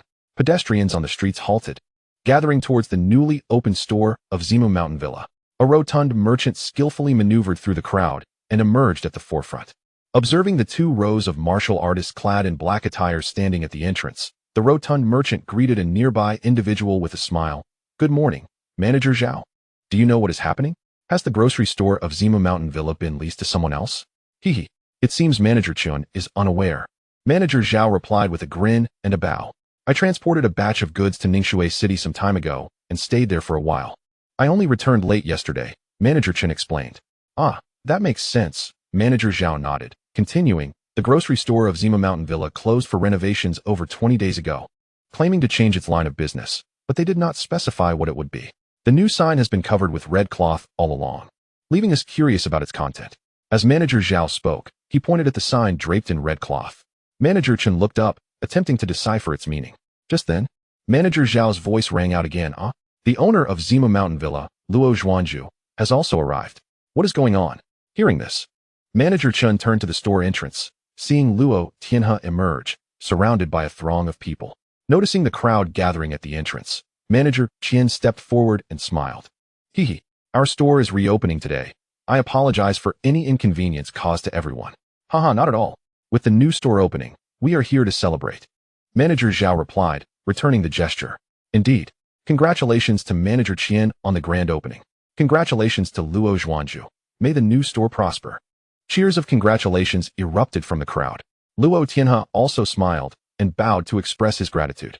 As the auspicious moment arrived, Manager Qian called out, "It is time to unveil the sign." Amidst the crackling of firecrackers, Luo Tianhe pulled down the red cloth covering the sign, revealing the robust characters Longwei Biaoju prominently displayed.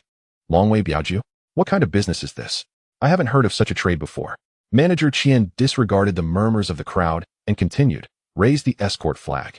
Upon hearing this, Han Meng approached the entrance with a rolled-up banner, grasping the flagpole with both hands.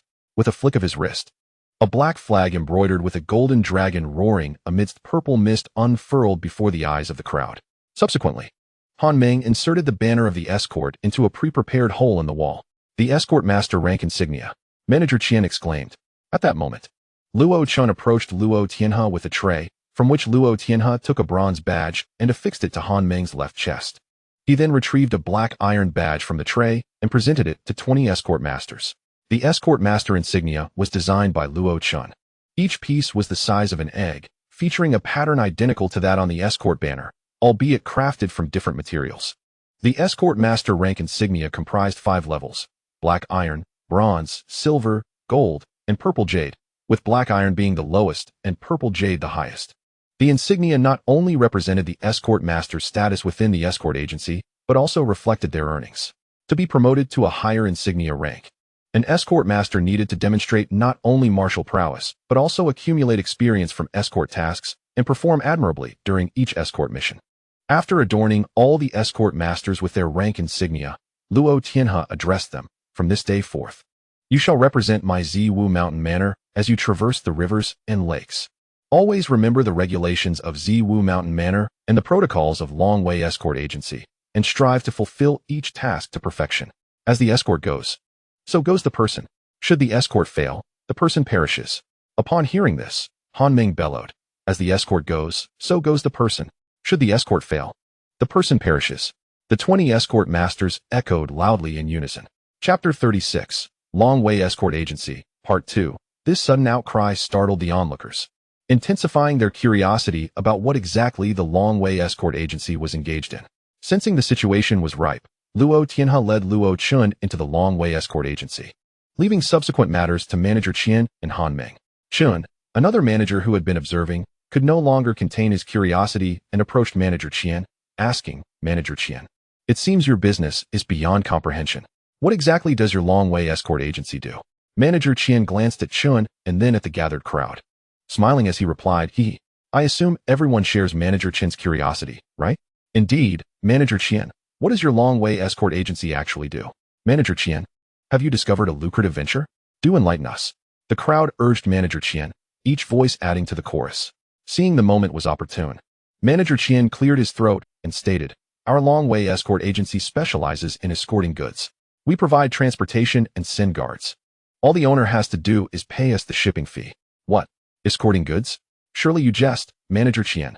Which merchant cannot transport their own goods? Why would we spend silver to have someone else do it? Manager Zhao interjected from the side. Exactly. We all have our own guards. Why waste money? The crowd murmured in agreement. Manager Qian looked at the crowd and laughed. Hee. Surely I am aware of this. But when you transport goods yourself and they are lost or robbed by bandits, you must bear the loss yourself, right? Moreover, you do not require daily transport, do you? Wouldn't maintaining those guards be a waste of silver? Otherwise, how would it work? If the long-way escort agency loses the goods, will you compensate the owner? A bystander questioned. Manager Qian puffed out his chest and declared, "Of course. Our long-way escort agency guarantees the safety of the goods we escort. If the goods are lost, damaged, or robbed during transport, we will compensate according to the previously agreed price." What? Is that true? The crowd gasped.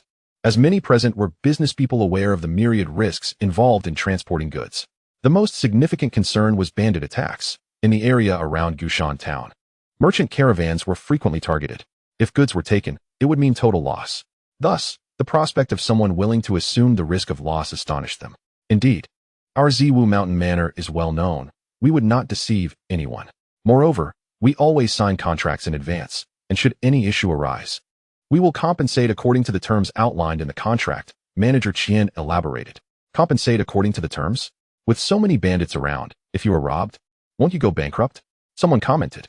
Manager Qian smiled slightly, exuding confidence. Since our Ziwu Mountain Manor has the capability to establish an escort agency, we certainly have the ability to protect the goods.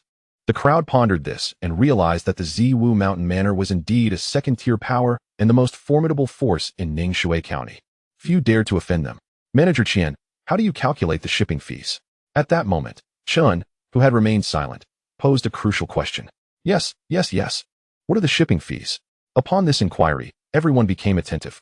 Our charges are based on wooden crates, Manager Qian explained, pointing to two wooden crates of different sizes at the entrance. The larger crate costs half a tael of silver, with no additional charges for distances within 100 miles. Beyond 100 miles, we charge an extra 51 of copper for every additional 10 miles. The smaller crate is half the price of the larger one. You pay according to the number of crates your goods fill.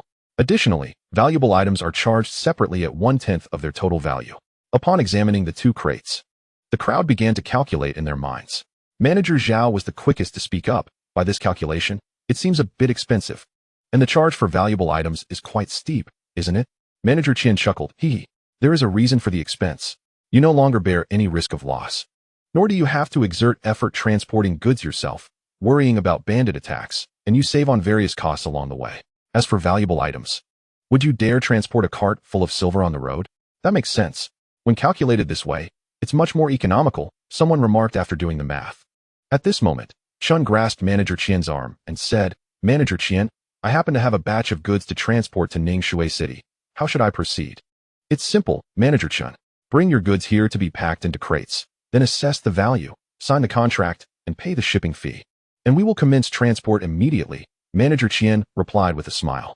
Very well, I shall send someone to bring the goods now, Chen announced, squeezing his way out of the crowd. Hey, Manager Qian, hold on. I also have goods to transport to Ningxue City. Me too. I have a batch of goods for Qingshui Town. Instantly, several other managers joined in requesting transport services. No rush. Everyone may bring their goods over. Manager Qian cheerfully responded to the throng. Inside a room on the second floor of Longway Escort Agency, Luo Tianhe observed all this through the window. Smiling as he remarked to Luo Chan, it seems there is indeed a method to this. I initially thought there would be little business. Yet I did not anticipate such a crowd on opening day. This is certain. These merchants possess their own scales of judgment and are quite astute. In these times, with bandits prevalent, they can simply spend a little silver to transfer the risk onto us. Naturally, they would be willing to do so, Luo Chen agreed with a smile. Meanwhile, at the same time, the Longway Escort Agency in Ningxue City opened its doors, but in contrast to the lively scene in Gushan Town, this location appeared somewhat sparse. After the initial excitement, the onlookers dispersed, leaving only a few to inquire further. After all, the Longwei escort agency had always maintained a low profile in Ningxue City, and few were aware that this establishment belonged to Ziwu Mountain Manor. Moreover, no one understood what this so-called escort agency actually did, making it difficult for them to entrust their goods to others. Only a few individuals in Ningxue City, who kept a close watch on the power of Ziwu Mountain Manor, paid particular attention to the Longwei escort agency. Chapter 37. 5 years later. 5 years later. On the streets of Gushan Town. Shangu, walk faster. Up ahead is the Longwei escort agency. A youth of 17 or 18 halted, looking back at a young man in his 20s who called out to him. We are almost there. What is the hurry? The Longwei escort agency won't run away. The young man replied nonchalantly, continuing his leisurely pace. I am eager to join the Longwei Biaoju. It is well known that once one becomes a black iron escort, a monthly income of at least 5 taels of silver awaits, sufficient to cover my family's expenses for an entire year. The youth's face was filled with longing. Yet soon concern crept in. Shangu, do you think the Longwei Biaoju will accept us? Rest assured, the Longwei Biaoju is currently in need of personnel, and given our abilities, we should face no issues, the young man replied with a smile. That seems to be the case. Upon arriving, the youth looked down in contemplation for a moment before lifting his gaze to behold the 4 large characters spelling out Longwei Biaoju. Let us enter, the young man said, leading the youth into the establishment. Over the past 5 years, the Longwei Biaoju has gradually risen to prominence in the various towns of Ningxue County. Renowned for its efficient delivery services and strict adherence to contract principles, earning the favor of many merchants. This has facilitated the growth and expansion of the Longwei Biaoju, which has established branches in every town within Ningxue County. Due to a shortage of manpower, the Longwei Biaoju began recruiting escorts from the outside.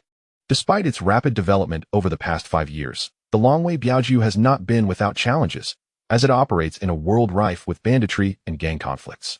Initially, Li Tian and Han Meng escorted goods together, eliminating any who dared to obstruct them and paying off those who were reasonable, swiftly paving the way for the transport routes in Ningxue County. However, unforeseen events still occurred. On one occasion, a shipment destined for Wutian Town, led by a peak body refinement escort, was ambushed by a bandit group. As a result, the cargo was stolen, and only 3 of the 10 escorts, including their leader, survived. Upon hearing of this incident, Luo Tianhe was furious and personally led Han Meng and others to Wutian Town, eliminating the bandits and recovering the stolen goods. 3 years prior, while escorting goods to Ningxue City, Han Meng encountered a newly arrived bandit group that attacked just before reaching the city. The bandit leader, at the early stage of the 3rd tier, realized he could not match Han Meng's strength and ordered his men to burn the goods before fleeing. Following this incident, many who were aware looked to the Longwei Biaoju to see if it would truly compensate for the losses as promised. Without hesitation, Luo Chen sought out the cargo owner and compensated him according to the terms outlined in the contract. He then pursued the bandits beyond Ningxue County until they were completely eradicated.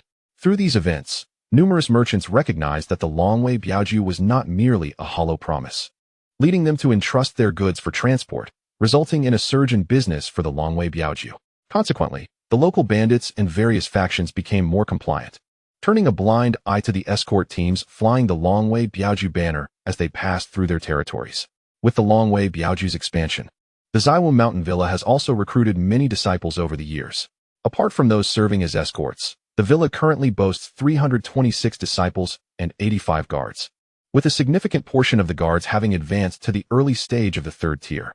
The reason for such progress among the disciples is attributed to Luo Chen occasionally adding medicinal pills to their meals over the years. With the increase in guards and disciples, the Ziwu Mountain Villa has significantly expanded, incorporating Ziwu Mountain and several adjacent smaller mountains into its grounds, which now serve as the villa's rear mountains. Presently, the Ziwu Mountain Villa is divided into the outer courtyard and the inner courtyard. The original part of the villa serves as the outer courtyard, housing the disciples, while the newly constructed rear courtyard primarily accommodates the guards. Between the outer and inner courtyards lies the administrative hall and a series of other buildings.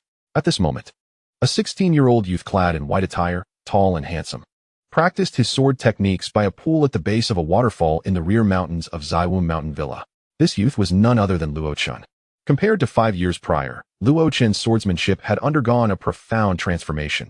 His movements were no longer rigid and direct, but flowed seamlessly like water, transitioning effortlessly.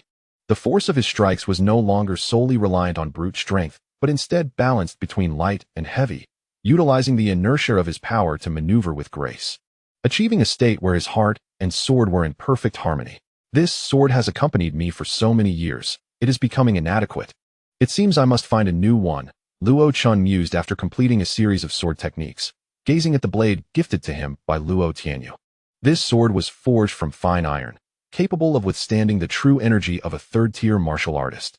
Yet now that Luo Chun had advanced to the mid-stage of the second tier, it could no longer fully endure the depth of his true energy.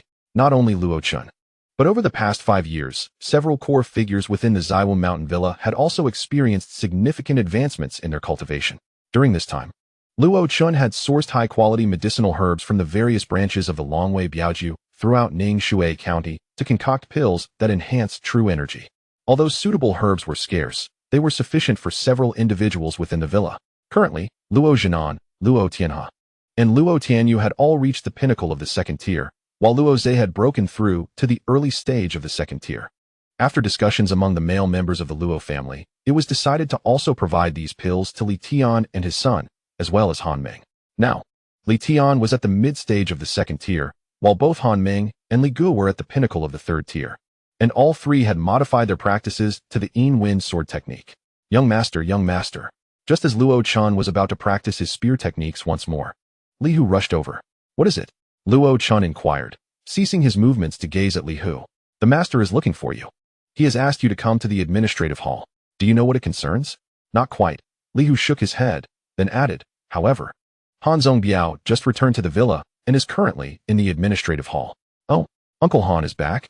Could it be that something has happened with the Longwei Biaoju again? Luo Chun said, tossing the spear to Li Hu and heading toward the administrative hall with his sword in hand. Inside the administrative hall of the Zaiwu Mountain Villa, Luo Tianhe and Han Meng were engaged in conversation. As soon as Luo Chun entered, he greeted them both with respect. Father, Uncle Han, your subordinate greets young master. Han Meng reciprocated the gesture. Old Meng, how many times have I told you not to call this kid young master? You are his elder. And now you are the chief escort of the Longwei Biaoju. Just address him as Chuner, Luo Tianhe admonished with a furrowed brow. Luo Chun added, Uncle Han, my father is right. Please refrain from calling me young master from now on. Haha, this custom cannot simply be discarded. Besides, I am already accustomed to it and cannot change. Now let us discuss the matter at hand. Han Meng laughed. By the way, father, what is it you need me for? Is there another issue with the Longwei Biaoju? Luo Chun inquired, shifting his focus to the matter at hand and no longer dwelling on the issue of titles. Indeed, let your Uncle Han explain it to you. Upon hearing this, Luo Chun looked at Han Meng in confusion. Chapter 38. The horses detained. Han Meng cleared his throat and said, it is as follows. Due to the recent increase in escorting tasks, we find ourselves short on the draft horses for the carriages and mounts for the Biaoju. Therefore, we entrusted Manager Zhao, who deals in prairie business, to purchase over 50 fine horses from the grasslands. Everything was going smoothly until we reached Wuling Pass, where the vice commander detained all of our horses. Manager Zhao has attempted to negotiate, but to no avail, and has sent someone back to report. The vice commander of Wuling Pass? Why would he detain our horses? Luo Chun asked, perplexed. The messenger stated that the vice commander claimed the border situation was tense and temporarily requisitioned our horses as military mounts to bolster the border defense, Han Meng explained. After a pause, he continued, however, according to Manager Zhao's inquiries, the vice commander has not utilized these horses as military mounts, but instead kept them in his private horse farm.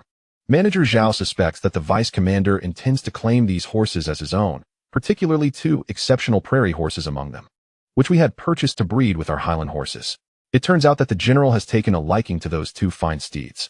Luo Chun realized this and immediately turned to Luo Tianhe. Father, did you summon me to send me to Wuling Pass?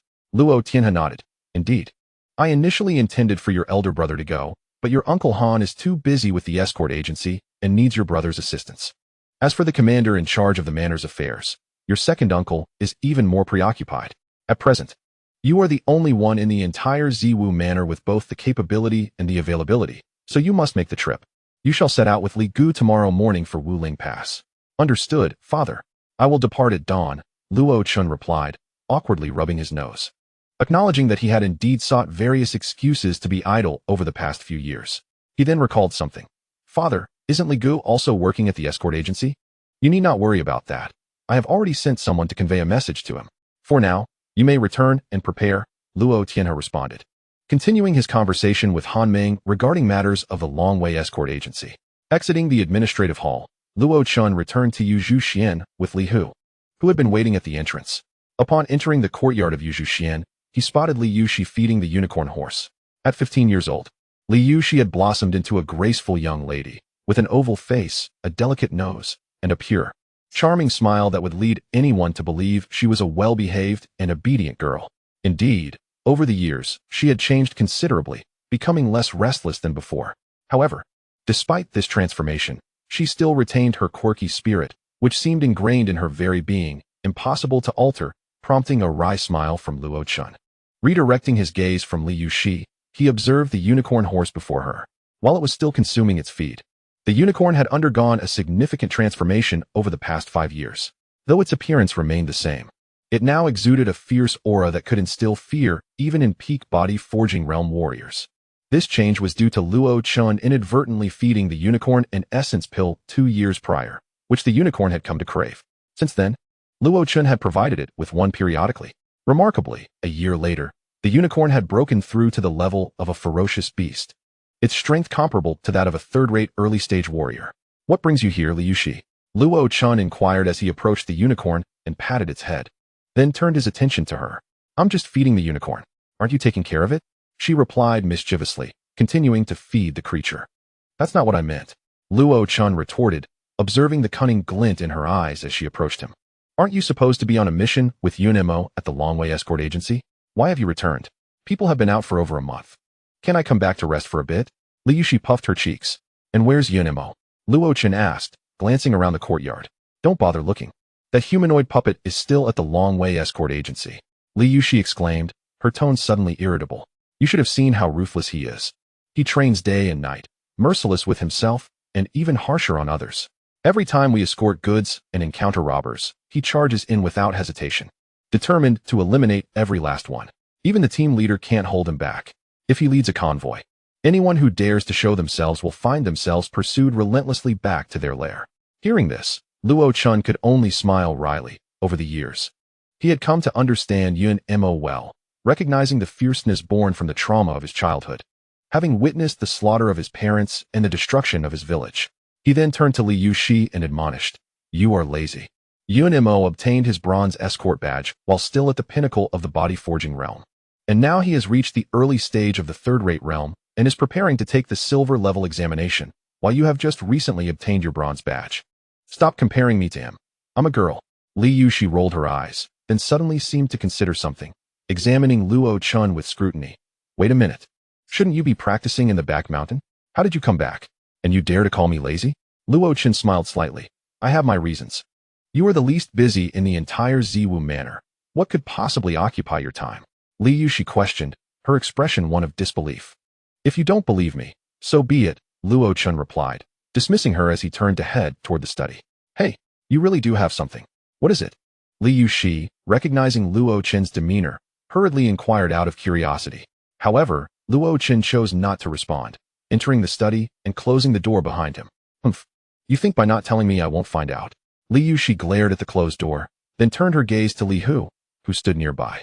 Noticing her scrutiny, Li Hu felt a pang of anxiety and quickly stated, Miss Yuxi, you carry on. I have matters to attend to. All right, you may go. Li Yuxi nodded. Yet, as Li Hu made his way toward the back courtyard, she quickly followed behind.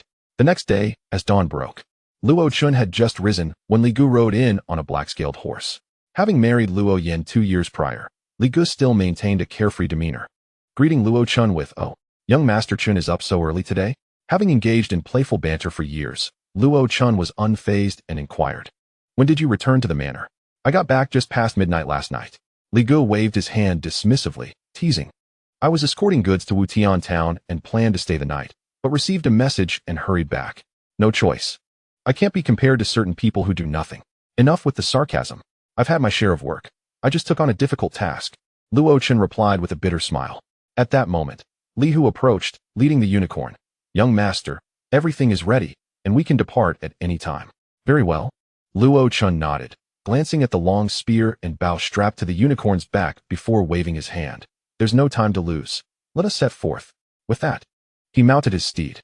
Li Gu and Li Hu followed suit, with Li Hu riding a black cloud horse. The Ziwu Manor had established a stable to breed black-scaled and black cloud horses in the southern part of the estate. The black cloud horse was a crossbreed of the black-scaled horse and a regular steed. Although it lacked the scaled armor and its speed and endurance were inferior to that of the black-scaled horse, it shared the same robust physique and dark coloration. As the three rode out of Yuzhuxian, they found 9 guards mounted on black cloud horses waiting at the entrance. Luo Chen noticed, to his surprise, that Li Yuxi was amongst the guards. "What are you doing here?" He frowned at Li Yuxi. "Of course, I'm going to Wuling Pass," she replied with a sly smile.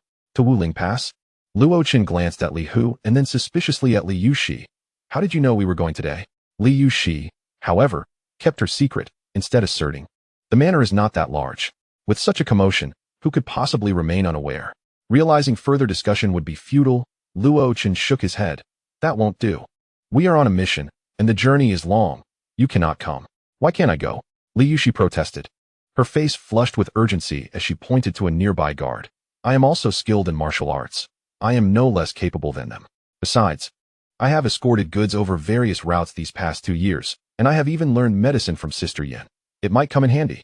"I think it would be fine to let Yuxi accompany us," Li Gu interjected.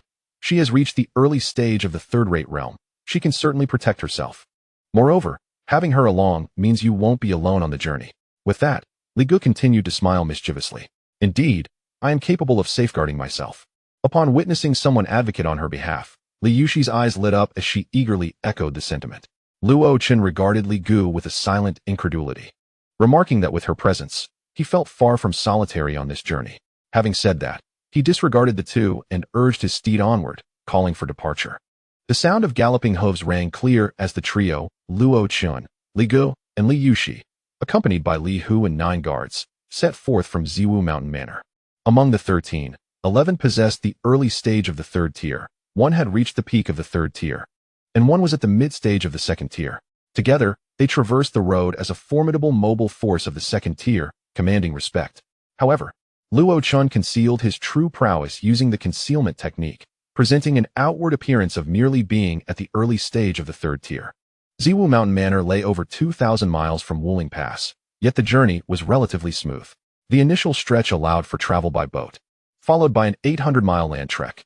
After departing Ziwu Mountain Manor, the group hastened towards Ningxue City, riding on He Lin horses and He Yun horses, achieving remarkable speed and arriving in just over half an hour. After enjoying breakfast at the Longway Escort Agency in Ningxue City, they made their way to the dock at the agency's rear and boarded a merchant vessel, which had been procured specifically for transporting goods. The sizable ship boasted 2 decks and was fully prepared for its voyage. Once aboard, they settled their horses on the first deck before ascending to the second, which was designated for accommodation. With all arrangements in place, the vessel gradually embarked, sailing directly towards the outlet of Ningxue Lake. Observing the Longway Escort Agency's flag, the disciples of the Sanha gang refrained from hindering their passage for tolls. The merchant ship glided downstream along the Ningxue River, heading towards Wuwei City. Located 200 miles away, Wuwei City, positioned at the confluence of the Ningxue River and the Hanshui River, served as the capital of Tianzhou, with the majestic Jinshan nearby. Home to the Sword Pavilion, one of the 8 major sects of the martial arts world. After 3 to 4 hours of sailing, they arrived at Wuwei City. Concerned about potential complications at Wuling Pass, Luo Chen chose not to linger in Wuwei City and instead entered the Hanshui River, navigating upstream towards the northwest.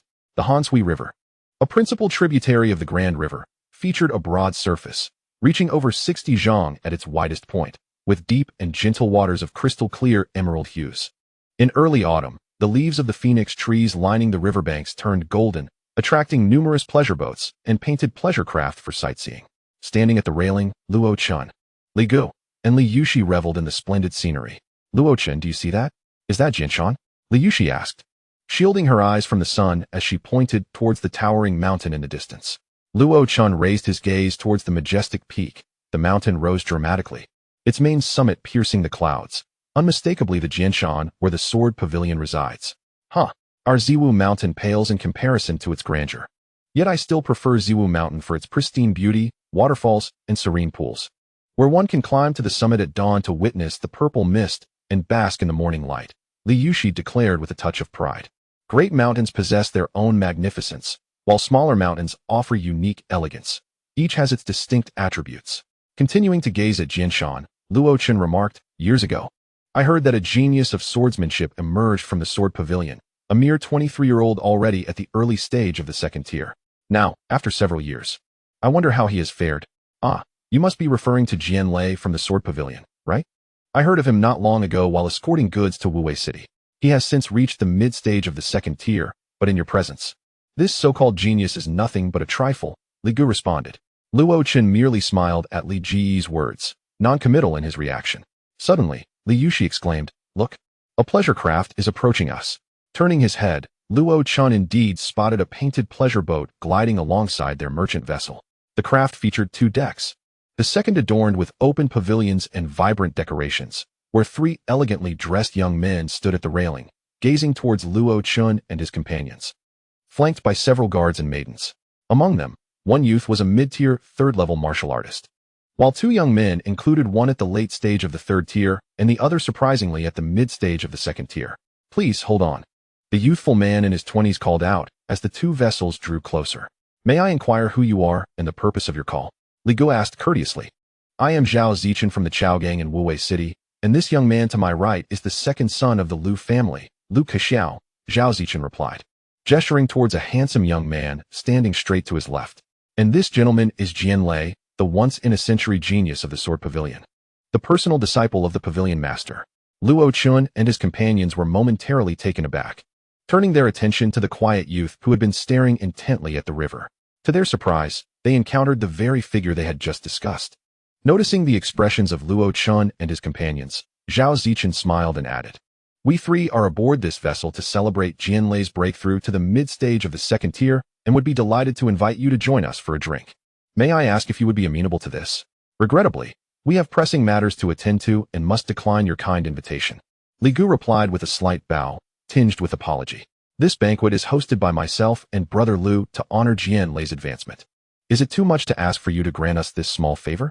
Zhao Zichen, taken aback by the rejection, felt a hint of embarrassment as the young master of one of Tianzhou's top factions. We genuinely have urgent business, Li Gu responded coolly, perceiving Zhao Zichen's unyielding tone. Very well.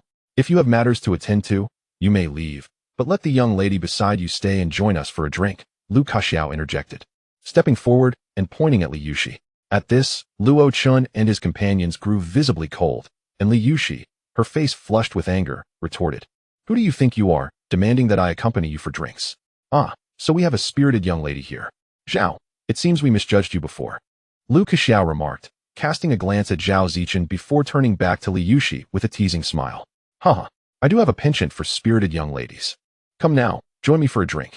Before he could finish, a sharp arrow whizzed past his neck, embedding itself in the ship's pillar behind him, causing nearby maidens to scream in fright as guards rushed to shield Lu Kexiao.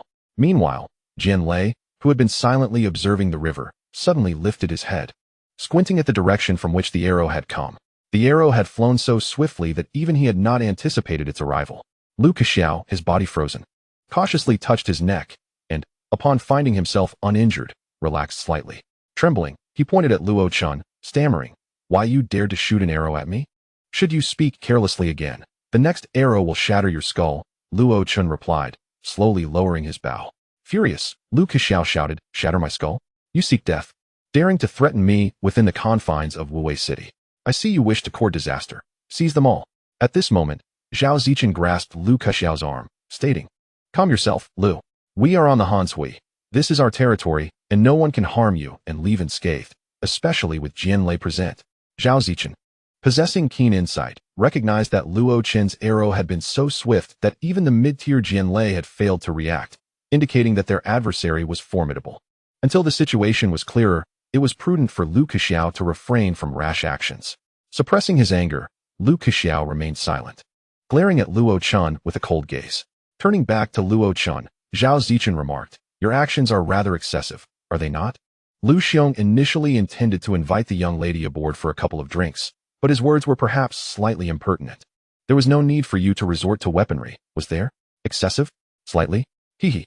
Young Master Zhao, I trust you would not take offense if I were to extend this invitation to your esteemed lady on behalf of Lu Gongzi, would you? Li Gu coldly laughed as he observed Zhao Zichen. Upon hearing these words, Zhao Zichen's expression drastically changed, disregarding all else. He glared menacingly and prepared to signal his men to surround the boat and apprehend them. However, he was halted by Jianlei. There is no need for haste. Lu Xiong, they are merely third-rate martial artists. I, Jian, can easily handle them. Subsequently, Jianlei turned his attention to Li Gu, the most skilled among the trio. It seems these two friends have underestimated me, treating my honor with disdain. With that, Jianlei sprang into action, leaping from the deck and lunging toward Li Gu with his sword drawn. Humph! Luo Chun emitted a cold grunt, rising into the air and swinging his blade in response. The clash of metal rang out as their weapons met midair, each retreating momentarily, before those aboard the ships could fully comprehend the situation. Luo Chun and Jian Lei had already returned to their original positions. Luo Chun sheathed his sword, smiling lightly at Jian Lei. Truly, you are the prodigy of the sword pavilion, a sight to behold indeed. I bid you farewell. Jian Lei remained silent. His face flushed as he watched Luo Chun's merchant ship gradually sail away. Brother Jian? Zhao Zichen glanced at Jian Lei, noticing his lack of reaction. He then commanded his guards, informed the brothers in the gang to intercept that merchant ship ahead. Just then, Jian Lei coughed up a mouthful of blood. Brother Jian, what ails you? Zhao Zichen and Lu Kexiao exclaimed in alarm, rushing to support him. What is wrong, Brother Jian? Zhao Zichen was in a cold sweat, fearing that if anything happened to this esteemed disciple of the sword pavilion aboard their ship, the consequences for the gang would be dire. After catching his breath, Jian Lei replied, I am fine. There is no need for concern. These individuals are formidable. Until we ascertain their identities, do not act rashly. Furthermore, we cannot detain them unless several elders from your gang and your father are present. What? Are these three truly that powerful? Zhao Zichen and Lu Kexiao were taken aback. Jian Lei continued, that young man is exceptional. He must be concealing his true strength. He managed to gain the upper hand in a single exchange with me. The force capable of nurturing such a youthful master is certainly not to be trifled with. Investigate which of the 7 major sects he belongs to, or if he is affiliated with the imperial court. Understood. Brother Jian, you should rest well. We will handle this matter. Zhao Zichen said, assisting Lu Kexiao in escorting Jian Lei to a cabin. Humph, how infuriating. It is utterly unjust to let them off so easily. The merchant ship sailed on for a considerable time, while Li Yushi remained indignant. Enough. That Jian Lei suffered from my strike. He should be gravely wounded. Luo Chun remarked with a smile. Is that truly so? Li Yushi looked at Luo Chun with doubt. It should be true. As we departed, I noticed his face turning red, his lips pressed tight, clearly suppressing a bout of internal blood. Hee. Holding back internal blood without releasing it will only exacerbate the injury. Li Gu commented gleefully. That is more like it. Li Yushi's mood brightened, and she turned to Luo Chun with a smile. I never expected you to be so loyal when it matters, despite your usual fierceness towards me. Luo Chun rolled his eyes. Isn't that obvious? You are a member of my Zimu Mountain Manor. How could I stand idly by while others bully you? Indeed.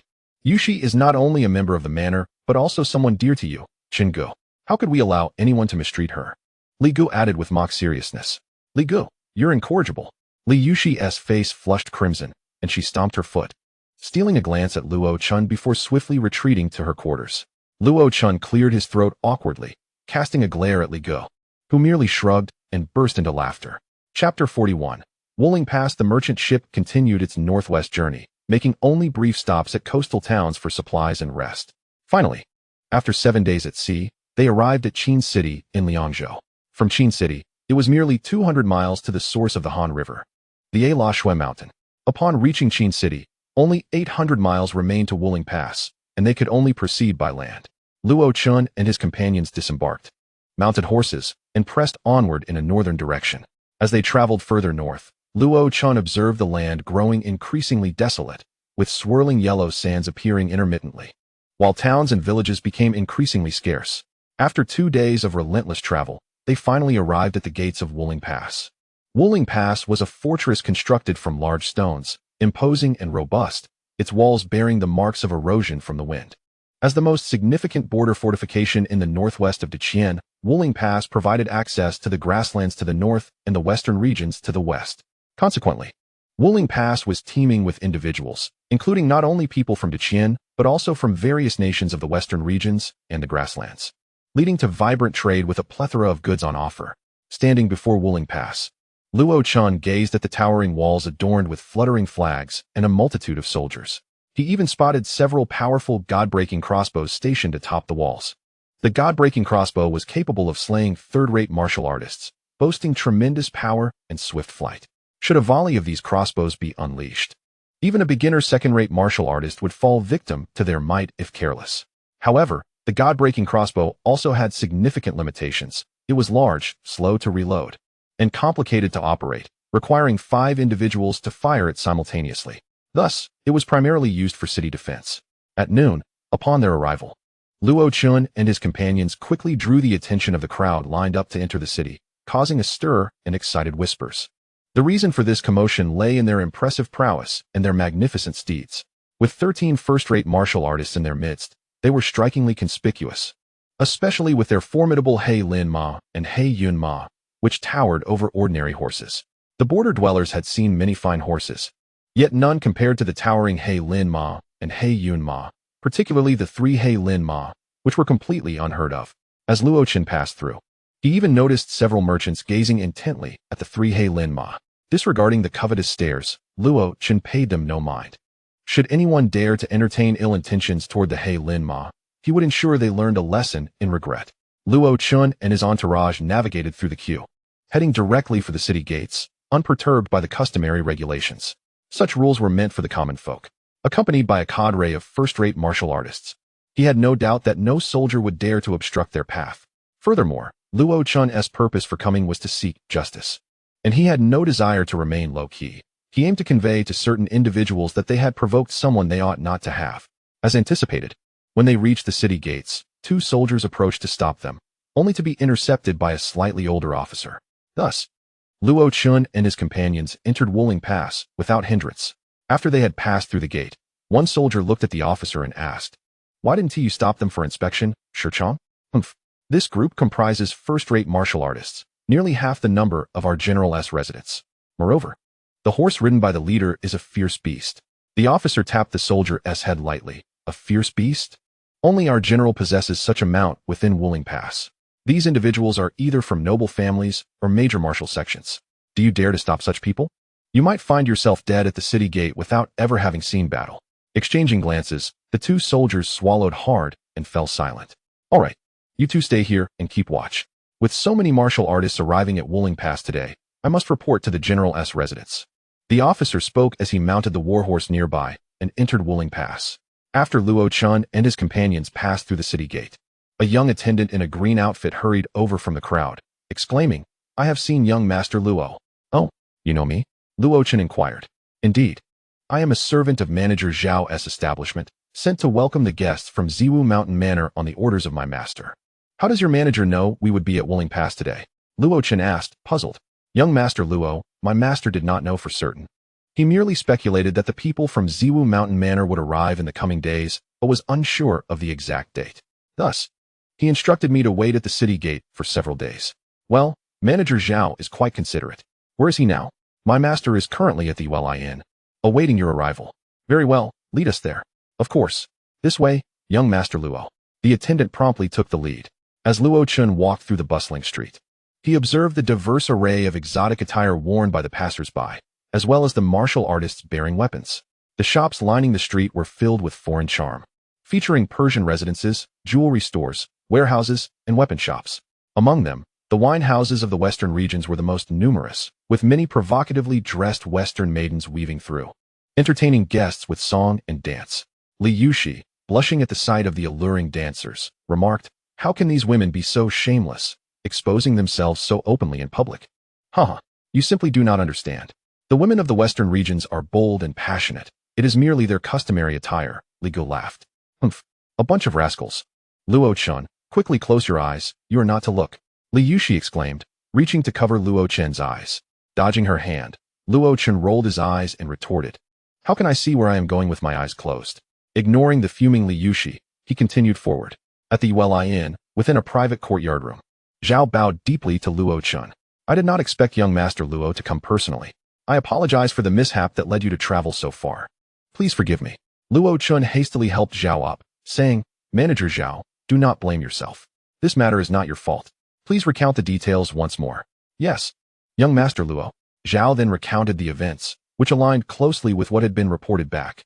"So, this deputy general has set his sights on our 2 fine steeds, and intends to seize all the horses for himself? Luo Chen concluded. Zhao nodded in affirmation, explaining, as far as I know, although the situation at Wuling Pass is tense, it has not yet reached the point of requisitioning civilian horses. The general's office has not issued any relevant notices. This deputy general must be acting on his own initiative.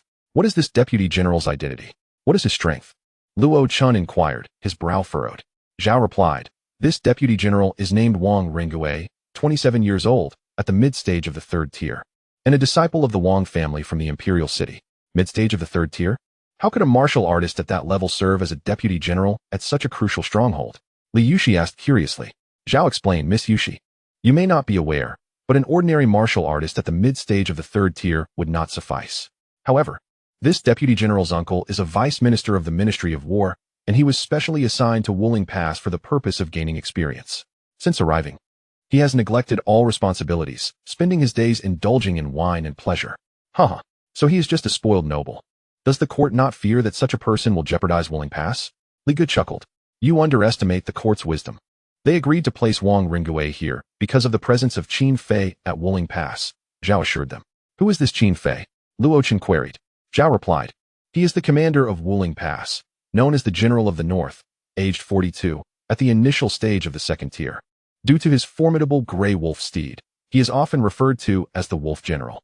He has defended the border since his teenage years, rising from a common soldier through countless battles, and is renowned for his valor and victories.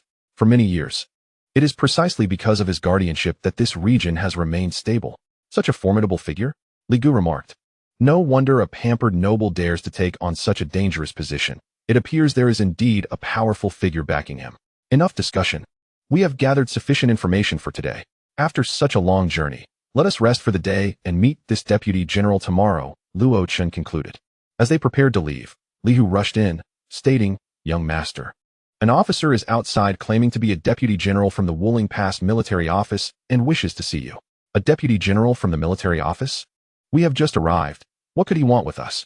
Li Gu asked, puzzled. What else could it be? We made quite a commotion upon entering. And with such a large number of martial artists, he must be here to investigate our backgrounds, Luo Chen replied, instructing Li Hu, please invite him in. Moments later, Li Hu ushered in a robust man in his 40s, clad in military attire and at the peak of the third tier, followed by 4 soldiers. May I ask how to address this general? What brings you to me? Luo Chen rose and greeted the newcomer with a smile. I am Pang Tong, a deputy general under General Qin at Wuling Pass. I have come today to inquire about the large group of martial artists that arrived at our pass, Pang Tong stated. Upon entering the room, Pang Tong realized the guarding officer's report was accurate. Indeed, the one in charge was this young man, while the strongest among them was merely a bodyguard. Oh, is there a need to report our intentions to the general? Luo Chen replied with a calm smile. Please do not take offense. This is not aimed at you. Wuling Pass is a critical stronghold, and for its safety, the military office mandates that any potential threats to the pass must be investigated, Pang Tong explained courteously, aware of the unusual background of this group. I see. In that case, I shall share with General Pang, as this matter also concerns your military office, Luo Chen stated. How does this relate to our military office? Pang Tong inquired, surprised. Luo Chen smiled slightly and explained, Ziwu Mountain Manor entrusted manager Zhao to procure several horses from the grasslands, which were requisitioned by your military upon entering Wuling Pass. Manager Zhao has been running around for days, but could not reclaim them. Thus, I had no choice but to come and seek clarification. Pang Tong was momentarily taken aback, contemplating the situation before stating, Young Master Luo may be mistaken. Our military office has not issued any requisition orders for civilian resources in recent years, let alone your horses. Luo Chen shot Pang Tong a peculiar glance, saying, General Pang does not think I would travel thousands of miles just to jest with you, does he? It was your deputy General Wang Ringgui who led the requisition. Upon hearing Wang Ringgui's name, Pang Tong assessed Luo Chen and his companions and began to believe the matter might be true, yet he refrained from admitting it outright. Whether this is the case or not, I shall report to the general and conduct a thorough investigation. Please wait here, young Master Luo. Thank you, General Pang. I plan to visit Deputy General Wang tomorrow morning, and I hope to receive news from you before then. Otherwise, although Ziwu Mountain Manor may be modest, we are not to be bullied by anyone, Luo Chen asserted, channeling his qi as he unleashed his mid-stage second-tier strength, causing a gust of wind to sweep through the room, rattling the items within. Observing the sudden display of power from Luo Chen, Pang Tong was initially taken aback, followed by a tempest of emotions surging within him. A mid-tier second-rate martial artist at such a tender age? Perhaps only 16 or 17. How could one achieve such mastery? Pang Tong had never encountered, nor even heard of, such a phenomenon. He realized that the force capable of nurturing a youth of this caliber must be formidable. This time, Wang Ringgui had truly struck a hard bargain, and one misstep could implicate the general's mansion. Thus, he hastily assured, "Rest assured, young Master Luo. Should this incident involve anyone from the general's mansion, we will certainly provide you with an explanation." "That is reassuring. I shall await General Pang's news," replied Luo Chun, his demeanor composed as he retracted his aura. "Then I shall take my leave," he concluded, in the presence of a mid-tier second-rate martial artist. Pang Tong felt his confidence wane. "Take care, Li Hu, please see General Pang out," he instructed. "General Pang, please." Consequently, Li Hu escorted Pang Tong and his companions out of the room. Once they departed, Li Gu chuckled as he gazed at Luo Chun. "Haha, did you see how frightened they were? Do you think they will return our horses?" Luo Chun smiled and replied, "If that wolf general is indeed as astute as Manager Zhao suggests, he should be a wise man, given our displayed strength. If he wishes to avoid chaos at Wuling Pass, he will surely return our horses. That would be ideal, saving us a great deal of trouble." Li Yushi chimed in cheerfully. Chapter 43. The prodigal son Wang Ringgui. Within the office of the general's mansion at Wuling Pass, a man in his 40s, tall and clad in a black robe, attentively listened to Pang Tong's report. This man, known to the outside world as the Wolf General, appeared more like a scholar than a military officer. Ziwu Mountain Manor? When did such a major faction emerge in the martial world? Upon hearing Pang Tong's account, Qin Fei furrowed his brow in confusion. "General, should I send someone to investigate?" After pondering for a moment, Qin Fei shook his head. "Let us not concern ourselves with this matter for now. We are far from the border, and this Ziwu Mountain Manor does not pertain to us. Let the court deal with it. For now, investigate the situation regarding that batch of horses." "Understood. I shall attend to it immediately." After Pang Tong departed, Qin Fei fell into deep contemplation. He was acutely aware that if Wang Ringgui were involved, the matter was likely true. Having observed Wang Ringgui's conduct over the past 2 years at Wuling Pass, Qin Fei was fully aware of his character. However, Wang Ringgui was the nephew of Wang Shilang from the Ministry of War. Since Wang Shilang had once entrusted Qin Fei with the care of this wayward youth, he could not ignore Wang Ringgui's fate. Yet, he also could not afford to offend Ziwu Mountain Manor, a martial artist more powerful than himself. Accompanied by a group of capable fighters, wreaking havoc at Wuling Pass was a risk he could not bear. Half an hour later, Pang Tong returned. "General, I have uncovered the truth. Deputy General Wang has set his sights on 2 fine steeds from that batch and requisitioned them in the name of the general's mansion, intending to keep them for himself. Outrageous. How dare he extend his grasp to others' possessions, utterly ignorant of the consequences, and even under the banner of the general's mansion." Qin Fei exclaimed, rising from his seat. "Where are those horses now? Have you found out?" Reporting to the general. "The horses are currently at a manor in the horse market," Pang Tong replied, lowering his gaze, unwilling to meet Qin Fei's furious eyes. "Immediately arrange for someone to retrieve those horses to the general's mansion, and then accompany me to visit Wang Ringgui." "Yes, General." Pang Tong hurriedly turned to carry out the orders. In the northeastern region of Wuling Pass, many grand residences stood, homes to the wealthy and powerful. Within one opulent abode, music filled the air as several courtesans danced passionately in the main hall. Wang Ringgui, donned in wide robes, with thin lips and a few blemishes on his face, reclined in the embrace of a maid, sipping from the cup she held to his lips. His hands roamed over her body, causing her to squirm uncomfortably. Suddenly, a servant rushed in, exclaiming, "Young master! Young master! What is it, Sanar? Is your backside on fire?" Wang Ringgui lazily queried. "No, young master, General Qin has arrived." Sanar responded urgently. "General Qin? Which General Qin?" Wang Ringgui was momentarily startled, his prolonged indulgence in pleasure rendering him slow to react. "My dear young master, it is none other than General Qin Fei, the commander of Wuling Pass." "Qin Fei? What brings him here?" Wang Ringgui complained as he stood up from the maid's embrace. "Gather the items and stop the dancing, quickly. Sanar, go invite Qin Fei in." Regardless, Wang Ringgui was still the deputy general of Wuling Pass, and it was inappropriate to present himself in such a manner before a superior, particularly as he feared that Qin Fei might report his conduct to his uncle. Before long, as the hall was tidied up, Sanar returned with Qin Fei and his entourage. Wang Ringgui stepped forward, smiling. "Ah, General Qin, what a rare visit. Please, have a seat. Sanar, bring tea." Observing Wang Ringue's attire and the lingering aroma in the hall, Qin Fei frowned. No need for seating or tea. I am here to discuss a matter and shall depart once it is resolved. Oh, what instructions does the general have? Recently, did you not detain a merchant caravan's horses under the name of the general's mansion? Qin Fei inquired directly, unwilling to waste time on pleasantries. Horses? What horses? General Qin, you must be mistaken. Since my arrival at Wuling Pass, I have scarcely left the estate. How could I possibly detain any merchant's horses? Wang Ringue feigned ignorance, appearing utterly innocent. Though Qin Fei had long been accustomed to Wang Ringue's shamelessness, he felt a wave of disgust. Whether you admit it or not is irrelevant. I am here to inform you that I have had those horses retrieved. If you value your life, it would be best to let this matter rest. Wang Ringue, incensed, retorted, What do you mean, Qin?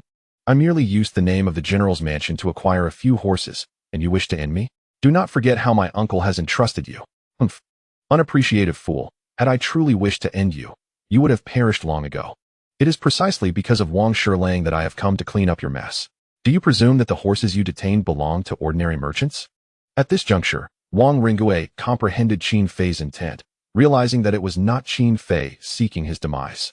I have inquired. That manager Zhao is merely an ordinary merchant.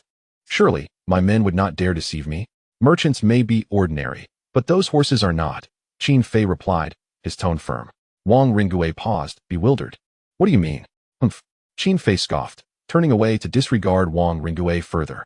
Pang Tong glanced at Qin Fei and interjected, Deputy General Wang, earlier today, a mid-tier second-rate youth, accompanied by over a dozen skilled martial artists, entered Wuling Pass seeking those horses. Fortunately, I learned of their intentions beforehand and clarified the situation.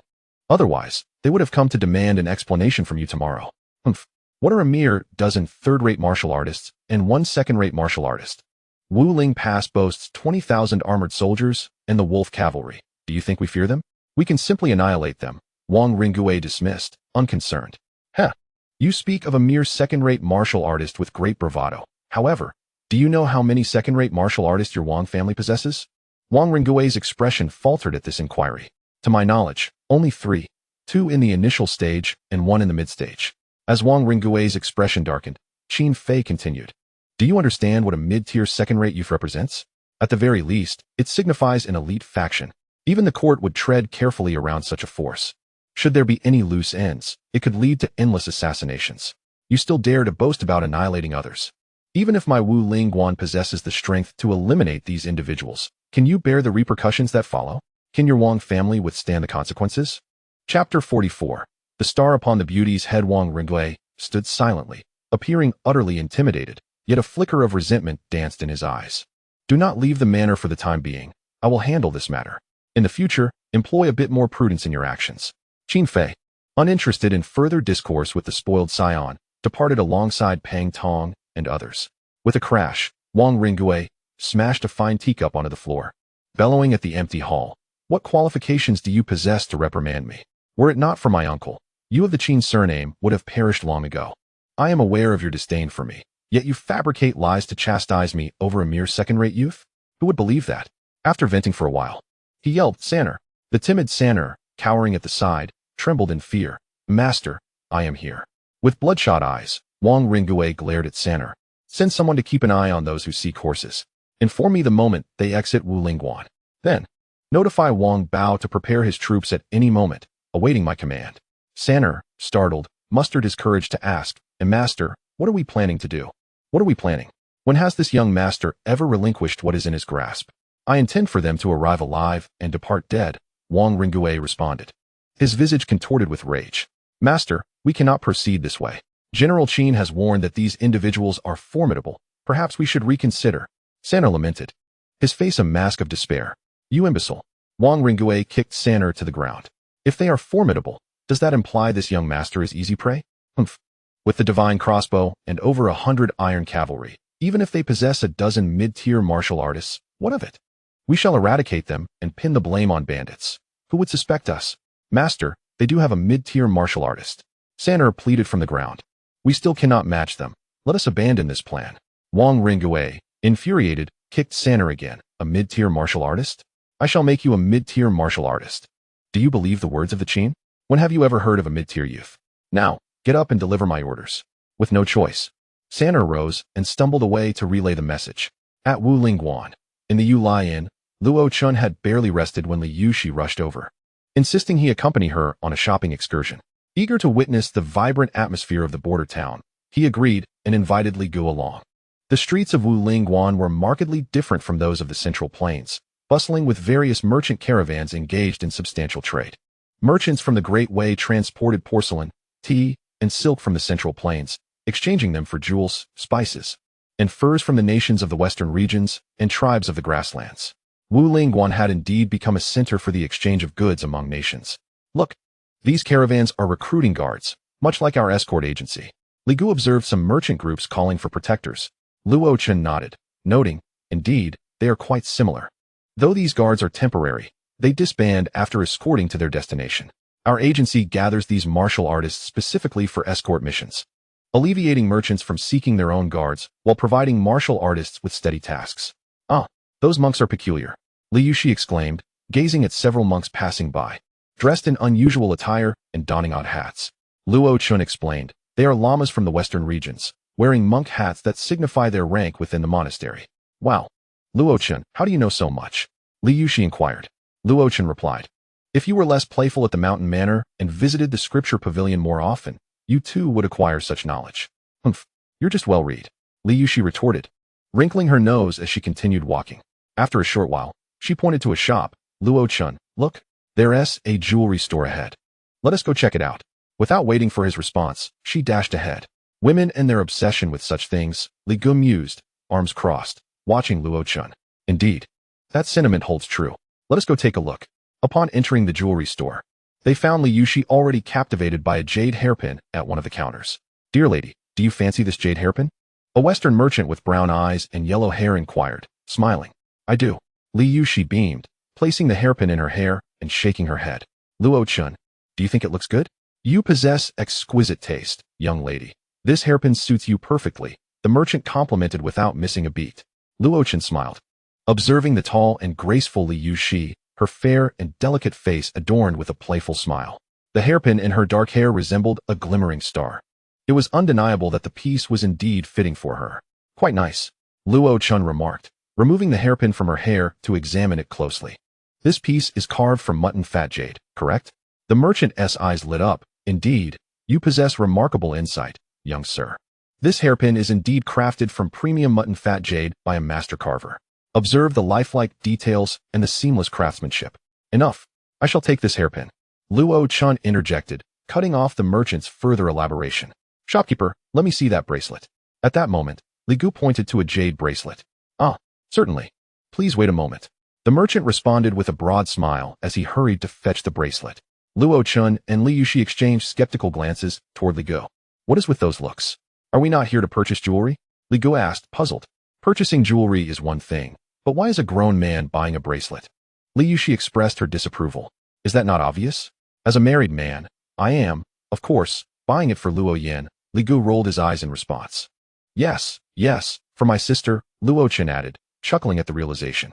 Li Gu, you often act so carefree that I nearly forgot you are a married man. Only you are serious. You too, stay out of this. None of you are helpful, Li Gu retorted, disregarding their comments as he examined the jade bracelet presented by the merchant. Chapter 45, Mutton Fat Jade and Buying a Sword Shopkeeper. This bracelet is also made of mutton fat jade, correct? Luo Chun inquired, leaning closer to Li Gu to scrutinize the bracelet he held. Indeed, the shopkeeper confirmed. This is also crafted from premium mutton fat jade. How does your store possess such an abundance of mutton fat jade jewelry? Luo Chun asked, his curiosity piqued. The merchant explained with a smile, my hometown is rich in mutton fat jade, hence the variety of my offerings. Luo Chun's interest was further ignited. Oh? So your hometown is famed for mutton fat jade. Might I inquire if you have any mutton fat jade essence for sale? The merchant shook his head. Young sir, you jest. Mutton fat jade essence is exceedingly rare. My humble store could hardly possess such treasures. Even in my hometown, only 2 or 3 pieces have been unearthed in a century. Luo Chun understood that such rarities were not easily encountered, yet he pressed on. Do you know where one might procure mutton fat jade essence? The merchant replied, mutton fat jade essence is not something one can simply buy. Once it appears, it attracts the attention of many martial artists and factions, only to vanish without a trace. Currently, There are two known locations in the world where Yangji Yu Chui can be found: the Jingang Temple in the western regions and the royal family of Daqian. However, neither of these places would sell Yangji Yu Chui. Luo Chen, what exactly is Yangji Yu Chui?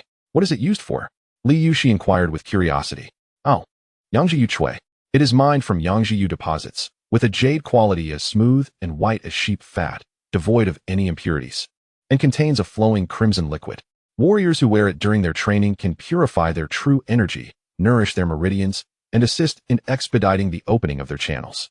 Furthermore, as long as it remains undamaged, it can be used indefinitely. It can be said that whoever possesses it can cultivate a group of high-level warriors, although it is only effective for those below the innate stage. Upon hearing Luo Chen's explanation, Li Yushi's eyes widened in astonishment. Is it really that miraculous? If I had a piece of Yangji Yu Chui, wouldn't I be able to break through my level quickly? One could say so, but as one's cultivation level increases, the efficacy of Yangji Yu Chui diminishes. By the time one reaches the first-class warrior stage, its effects become negligible, and it can only enhance one's realm. Martial skills and techniques still rely on diligent practice, Luo Chen replied. Oh, so that's how it is. Li Yushi's enthusiasm waned somewhat. All right, you two. Stop daydreaming in broad daylight. Yangji Yu Chui is not so easily obtained. Li Gu interjected, then turned to the Western merchant, shopkeeper. How much for this jade hairpin and bracelet? Haha. Together, they cost 1,200 taels of silver. The Western merchant beamed. What? So expensive? Li Yushi exclaimed, resembling a startled kitten. Miss, this is already a very favorable price.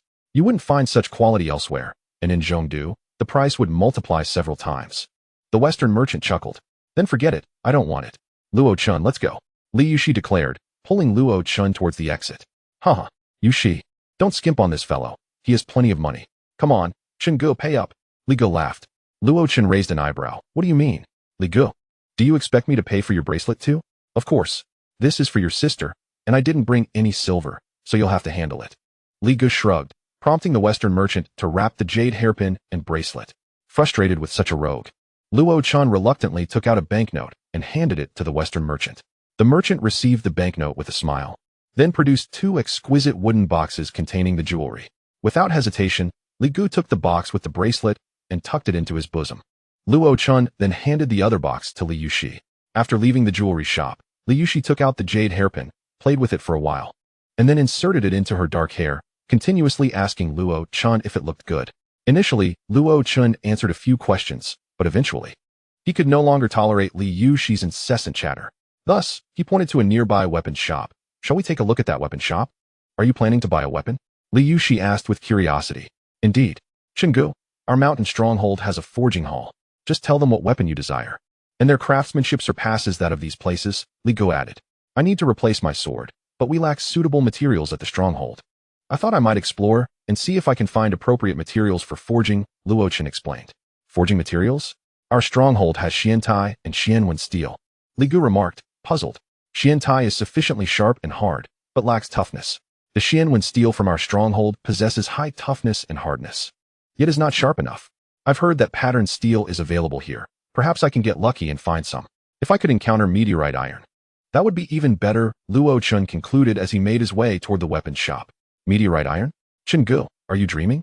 Li Gu said, following along with Li Yushi. The shopkeeper of the weapons store was a well-dressed merchant in white, adorned with a pointed hat. Upon noticing customers entering, he hurriedly approached them. Esteemed guests, what type of weapon are you looking to purchase, or are you interested in custom orders?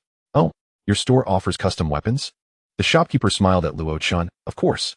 We have a master blacksmith on site who can forge weapons according to the client's specifications. Very well, let's take a look. Do you have any good swords? Luo Chun inquired. We do. Please follow me, the shopkeeper replied, leading the trio to a counter where he retrieved two long wooden boxes. Opening one box, he revealed a sword with 9 iron rings on the back. This is the Big Ring Sword, one of the commonly used swords among Central Plains warriors. Forged entirely from Xiantai, fierce and unyielding, capable of cutting through anything. Luo Chun took the sword, feeling its weight in his hand, twirled it a few times, and then returned it to the box, pointing to the other box. What sword is this? The shopkeeper opened the box, revealing a straight, narrow sword. This is the horizontal sword, the standard issue sword of the Daqian army, forged entirely from Xianwen steel, with exceptional toughness. Luo Chen shook his head. Neither of these swords suits me, shopkeeper. Do you have any other fine swords? The shopkeeper hesitated for a moment. There is one more sword, but its style differs from that of Central Plains swords. I brought it over from the western regions. Moreover, the forging materials and origins of this sword are quite unique, and it is exceedingly expensive. Oh, please bring it for me to see. If it fits, price is not an issue. Luo Chen expressed keen interest. Please wait a moment. The shopkeeper then went to the back room. Chapter 46. Patterned steel. Shortly thereafter, the shopkeeper returned, carrying an exquisite long wooden box. He placed the box on the counter and unveiled a curved sword. This sword is known as the Saladin sword in the West, forged from precious patterned steel by the Persians.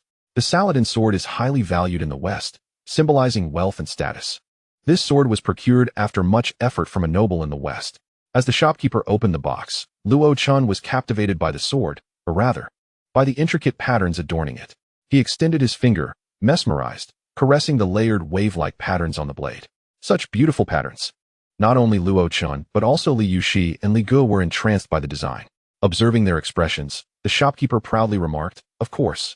Such swords are extremely rare in the West, especially those with this pattern, which are even scarcer, only possessed by a select few top nobles.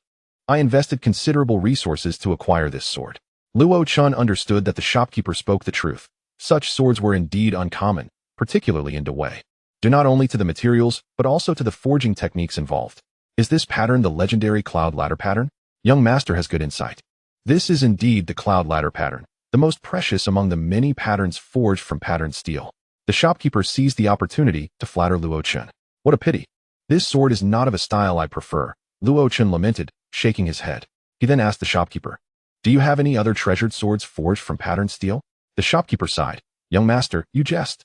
This sword was acquired through fortunate circumstances over several years and all my savings. There won't be a second one."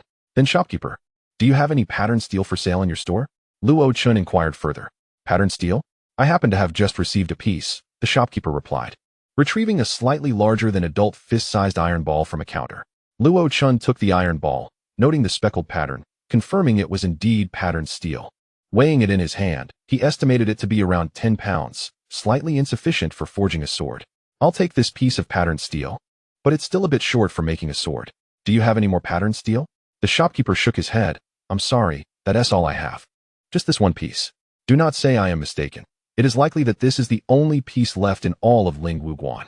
Is that possible? With so many shops in Wulingguan, there cannot be just this one piece." Li Yuxi expressed her bewilderment. The shopkeeper chuckled. "Indeed, it is as you say. Young lady, you may not be aware, but this patterned steel is exceedingly precious in the West, and its presence in the Great Way is even rarer. Whenever this patterned steel is available in Wulingguan, it is swiftly acquired by the general's manor. Today's piece has just arrived, and the people from the general's manor have yet to come. Otherwise, you would not have had the chance to see it." Luo Chen weighed the piece of patterned steel in his hand. "Very well then. What price do you offer for this piece?" "You are fortunate to encounter this piece of patterned steel, so I shall not ask for much. I will charge you the same price as the general's manor. For this Tenjin piece, it will be 10,000 taels of silver." Such a large sum. Li Yuxi gasped in astonishment. Luo Chen smiled. The price was akin to that of Xianwen steel, yet far rarer. Aware that the shopkeeper's offer was quite favorable, he did not hesitate to produce a banknote from his pocket and handed it to the shopkeeper. The shopkeeper accepted the banknote with a beaming smile, wrapped the patterned steel in cloth, and returned it to Luo Chen. "Behold, this is what it means to be wealthy, spending 10,000 taels without a blink." Li Ge glanced at Luo Chen and then turned to Li Yuxi, saying, "Yuxi, how foolish you were to fret over those few hundred taels. Now you cannot even afford a fraction of what he has spent." Luo Chen shot Li Ge a warning glance. "Do not stir trouble. This silver was originally meant for purchasing medicinal herbs. Who knew we would encounter this patterned steel? Shopkeeper, I heard you just received a piece of patterned steel. Let us see it." No sooner had Luo Chen finished speaking than a man's voice rang out from outside the door, followed by the entrance of two young men and women, the woman accompanied by a fierce-looking white tiger. Luo Chen turned to observe. The man appeared to be in his late 20s, at the peak of the third tier, handsome with peach blossom eyes fixed on the woman beside him. The woman, seemingly in her mid-20s, was a mid-tier second-tier martial artist, tall and exuding a cold aura, her stunning face expressionless. After a moment of silence, the young man, noticing no one responded, reluctantly shifted his gaze from the woman and scanned the shop, finding the patrons captivated by the young lady or her formidable white tiger. "Humph," the young man scoffed, directing his gaze at the shopkeeper behind the counter, speaking in an unfriendly tone. "Shopkeeper, what is this? Did you not hear me?" The shopkeeper snapped back to reality from the young lady's beauty. "Ah? I heard, but you arrived late. The patterned steel has already been sold." "Sold? Surely you jest." "My companion and I rushed over as soon as we heard the news. As far as I know, the people from the general's manor have yet to arrive." The young man said with a frosty expression. "Do not be angry. The patterned steel has indeed been sold. But the buyer is not from the general's manor." "Not from the general's manor? Then who could it be? It cannot be them, can it?" The young man pointed to Luo Chun and his companions, inquiring of the shopkeeper. The shopkeeper nodded. "Indeed, it was these few who purchased it." "Perfect, they are still here. Have them relinquish the patterned steel to us." "I'm afraid not. These guests have already paid, and the patterned steel belongs to them now. I have no authority to intervene." The shopkeeper shook his head resolutely. Hearing this, the young man scrutinized Luo Chun and his companions. Upon noticing that Li Gu was younger, yet matched his cultivation, he scoffed. When his gaze fell upon Li Yushi, his eyes sparkled momentarily before quickly concealing it. As for Luo Chun, he completely disregarded him. But upon noticing the cloth bundle in Luo Chun's hand, he arrogantly declared, "Brat, hand over the patterned steel to me, and I shall give you an extra 100 taels." "Not for sale." Luo Chun's expression turned cold, his refusal firm and unyielding. Li Gu and Li Yushi, observing the young man's audacity towards Luo Chun, regarded him with disfavor. The young woman, however, seemed detached from the unfolding events, standing silently since her entrance. Chapter 47. Conflict at the weapon shop. Seeing Luo Chun's refusal, the young man nonchalantly remarked, "Is that insufficient? Then I shall offer you an additional 1,000 taels. Do we seem to be in need of silver?" Luo Chun looked at the young man as if he were a fool. The young man's expression darkened. "Brat, do not be ungrateful. Be careful not to offend those you ought not to." Luo Chun smiled lightly. "Offend those I ought not to? Are you referring to yourselves?" "Indeed, listen well. We are disciples of the Huashan sect, and this lady beside me is none other than Miss Ning Ling, the daughter of the sect leader. Offending us may lead to dire consequences." The young man puffed out his chest, boasting. Upon hearing this, Luo Chun was taken aback and glanced at the young woman once more. 5 years prior, he had heard tales of the Huashan sect's leader's daughter, a mid-tier second-tier martial artist at the tender age of 21. Now, 5 years later, she remained at the same cultivation level, indicating that even prodigies find it difficult to break through at later stages. "My esteemed guests, please do not be angered. Let us discuss this amicably." The shopkeeper, upon realizing they were disciples of one of the 8 great sects, hurriedly stepped out from behind the counter, attempting to persuade Luo Chun, "Young sir, why not just let the patterned steel go to this Huashan disciple? They are not to be trifled with." "Huh, a Huashan disciple? Is this the quality of their disciples? Today, I have seen enough." Luo Chun disregarded the shopkeeper, casting a disdainful glance at the young man, and turned to Li Gu and Li Yushi. "Let us depart." With that, Luo Chun turned to leave. "Brat, you seek death." The young man, enraged by Luo Chun's blatant disregard, extended his hand, claws poised to snatch the patterned steel from Luo Chun's grasp. "What? Unable to purchase, you resort to theft? Did you consult me?" Li Gu, who had long harbored disdain for the young man, swiftly kicked at his hand, reaching for Luo Chun. Realizing his hand would be struck before he could grasp the steel, the young man swiftly withdrew, retreating to his original position, glaring at Li Gu as he growled, "You truly do not know your place. Today, I shall show you that even among those of the same level, there are distinctions." With that, the young man drew his sword and lunged at Li Gu. Li Gu, undeterred, charged forward wielding her spear, and the two engaged in a fierce exchange of blows. Luo Chun stepped back, watching the young man in combat. He was indeed formidable with profound internal energy, each move executed with precision, revealing that his martial arts skills surpassed Li Ji's, reaching an Earth-level standard. Yet Li Gu, relying on her combat experience and bravery, held her ground for the time being. However, over time, she would surely be at a disadvantage. Luo Chun, will Li Gu be all right? Li Yushi, noticing Li Ji's predicament, looked at Luo Chun with concern. "Do not worry. She will be fine. I am here." Luo Chun reassured her with a smile. At that moment, a cold and penetrating female voice echoed through the shop. "Enough. Brother Zhu, stand down." Luo Chun turned towards the source of the voice, the Huashan sect's leader's daughter, who had remained silent like a block of ice. Finally showed concern for the situation at hand. Upon hearing her, the young man swept his sword towards Li Gu and then retreated to stand beside Ning Ling.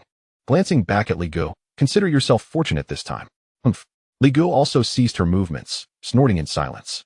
Then, The young man donned a smile. Turning to Ning Ling, "Sister, what is it?" "Do not worry. I will certainly acquire the patterned steel for you to forge a treasured sword." "Thank you, Brother Zhu. But I shall handle it myself." After speaking, Ning Ling addressed Luo Chun. "Esteemed young sir, this patterned steel holds great significance for me. I have sought it for quite some time and have only now chanced upon it. Might I request that you part with it?" "Not a chance. Why should I give it to you?" Li Yushi, with a wary expression, snatched the patterned steel from Luo Chen's hands, cradling it protectively. Perceiving Ning Ling's relatively polite yet frosty tone, coupled with her earlier actions, Luo Chen felt no affinity for this woman. "I apologize. But this piece of patterned steel is equally valuable to me. Is it true that you are so unfeeling?" Ning Ling's voice grew even colder. With a low growl, the white tiger beside Ning Ling seemed to sense her agitation and emitted a warning growl towards Luo Chun. Casting a glance at the white tiger, Luo Chun noticed it immediately retract its neck, droop its ears, and take a step back.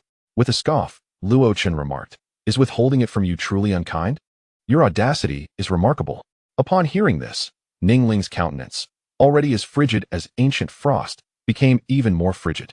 As the daughter of the leader of the Huashan sect, one of the 8 major sects of the martial world, she had been showered with affection since childhood. After demonstrating extraordinary talent in martial arts, she was treated like a jewel, obtaining whatever she desired. Never had she faced such a blatant refusal, particularly one so dismissive. Seeing his beautiful companion slighted, Brother Zhu's eyes flared with fury as he drew his sword, preparing to retaliate. Suddenly, a coarse male voice called from outside, "Innkeeper." Instantly, an officer and 4 soldiers entered the shop. The officer was immediately captivated by the white tiger. After all, such a fierce beast as a battle companion was exceedingly rare and eye-catching. Upon noticing the young master of the white tiger, the officer was further astonished to find another young, mid-tier martial artist. When had there been so many young masters in Wuling Pass? "Haha, young Master Luo. We meet again. Are you here to purchase weapons?" The officer approached with a smile upon spotting Luo Chun and his companions. "Ah, esteemed general, we are merely browsing," Luo Chun replied, recognizing the officer as one of the soldiers who had accompanied Pang Tong earlier that day. "Lord Army Marquis, you have arrived." The innkeeper greeted the officer with a respectful bow. The officer nodded in response. "Indeed, innkeeper. I have come to collect the patterned steel. How much do you have? Please hand it all over to me. I will retrieve the payment from the general's residence shortly." "Ah, Lord Army Marquis, you are late. The patterned steel has already been purchased by this young sir," the innkeeper indicated, gesturing towards Luo Chun with a smile. "Oh, young Master Luo is truly fortunate. Just arriving at Wuling Pass and already acquiring patterned steel," the officer remarked with a grin. "Indeed, I consider myself fortunate," Luo Chun thought to himself, pleased at his serendipitous find. "Well then, since the patterned steel has been acquired by young Master Luo, I shall not linger any longer. Farewell, young Master Luo." The officer bowed slightly before departing, having noticed the tension between the 2 parties within the shop and wisely choosing to avoid any entanglement. Chapter 48. The General's residence at Wuling Pass. Let us take our leave. With that, Luo Chen stepped outside, followed closely by Li Yushi and Li Ge. "Stop them, Brother Zhu!" Brother Zhu exclaimed, intent on intercepting Luo Chun and his companions, but was halted by Ning Ling's sister. "Why are you stopping me? The patterned steel is still in their possession." Brother Zhu urgently addressed Ning Ling as he watched Luo Chun and his companions exit the shop. Ning Ling shook her head. "It is futile, Brother Zhu. They will not part with the patterned steel." "Humph. If they want to give it willingly, then we shall take it by force." Brother Zhu insisted, eager to impress the fair maiden. "Let it be. They appear quite familiar with the general's residence, and their background likely isn't trivial. Besides, my white tiger seems rather apprehensive of that young man," Ning Ling remarked, gently stroking the white tiger's head. The following morning, after breakfast, Luo Chun and his companions waited for an hour in the inn without any sign of the general's residence. Thus, Luo Chun decided to take matters into his own hands, leading Li Gu and the others, along with their guards, to seek out Vice General Wang. As they exited the inn, they encountered Pang Tong, who had come looking for them. Pang Tong was taken aback upon seeing the impressive steeds Luo Chun and his companions rode, particularly the black-scaled horses of Luo Chun and his companions. He had assumed they were merely sturdier than ordinary horses, but upon closer inspection, he was astounded to find them taller and more robust than the exceptional horses of the grasslands. Having previously encountered such magnificent horses, which were presented to the Emperor of the Great Way by the Great Moon Kingdom from the western regions, Pang Tong felt a surge of excitement. "If only I could possess such a steed on the battlefield." However, He quickly suppressed his emotions and smiled at Luo Chun as they approached. Young Master Luo, are you heading out? Luo Chun grinned. General Pang, you have finally arrived. Had you delayed any longer, I might have already sought out Vice General Wang. Pang Tong bowed slightly. I apologize, young Master Luo. I was detained by some matters. Luo Chun was unbothered and inquired. Might I ask if General Pang has managed to clarify the situation? Indeed. I have come to inform young Master Luo that you may send someone to the General's residence to collect the horses. Furthermore, our general has heard of your youthful talent and wishes to make your acquaintance. He has tasked me with inviting you to the residence for a discussion. Upon hearing Pang Tong's words, Luo Chun pondered for a moment before responding. Very well. I, too, wish to witness the renowned wolf general. General Pang, please lead the way. Young Master Luo, please follow me. Pang Tong replied, turning to guide the way. Chen Guer. At that moment, Li Gu grasped Luo Chen's arm. Her expression serious as she looked at him. Luo Chen smiled reassuringly, whispering, do not worry. We are in Wuling Pass. If Qin Fei intends to harm us, there is no need for such elaborate schemes. Besides, with my strength, do you think they can truly restrain me? Upon hearing this, Li Gu said nothing further and released her grip on Luo Chen's arm. Thus, under Pang Tong's guidance, Luo Chun and his companions made their way to the general's residence. The general's residence at Wuling Pass was strategically located at the center of the city to facilitate command over the fortifications surrounding Wuling Pass. Before long, Pang Tong led Luo Chun and his companions to the general's residence, passing through a spacious training ground before stopping at the entrance of a grand hall. At the entrance stood a refined, middle-aged man clad in black robes. Smiling as he regarded Luo Chun, you must be the young mid-tier martial artist under 18 that Pang Tong mentioned. Indeed, a prodigious talent. With that, the middle-aged man introduced himself. I am Qin Fei, the commander of Wuling Pass. Luo Chun was somewhat surprised as he regarded this man, known as the Wolf General, whom he had expected to be a burly brute. Instead, he found him to be quite elegant. It is an honor to meet General Qin. I cannot claim to be a prodigy. I am merely fortunate, Luo Chun replied respectfully, performing a courteous bow, followed by Li Gu and Li Yuxi, who mirrored his gesture. This general, who had safeguarded the borders for many years, deserved their respect. Haha, luck is also a form of strength.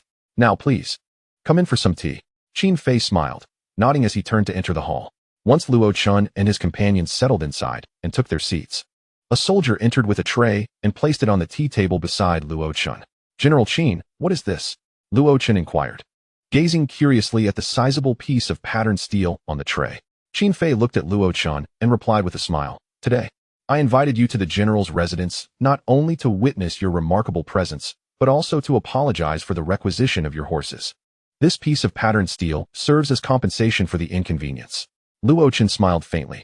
From the moment Pang Tong had invited him to the general's mansion, he had surmised that Qin Fei likely harbored doubts about his cultivation and wished to witness it firsthand. Thus, upon entering the general's mansion, Luo Chun retracted his concealment technique, revealing his true prowess. Simultaneously, he speculated that Qin Fei's offer of patterned steel as compensation was also a reflection of his cultivation. Were he an ordinary martial artist, the scenario would undoubtedly be different. In essence, it all boiled down to strength. However, Luo Chun was somewhat taken aback by Qin Fei's public apology and the presentation of the mysterious patterned steel. General Qin, you are too gracious. For many years, you have guarded the Wuling Pass, ensuring the safety and prosperity of the border citizens from foreign incursions, earning their deep admiration. How could a junior like me dare to let General Qin atone? Furthermore, this patterned steel is exceedingly precious. I cannot accept it. Haha. Defending the border is my duty as a general, so there is no need to mention it, Qin Fei replied.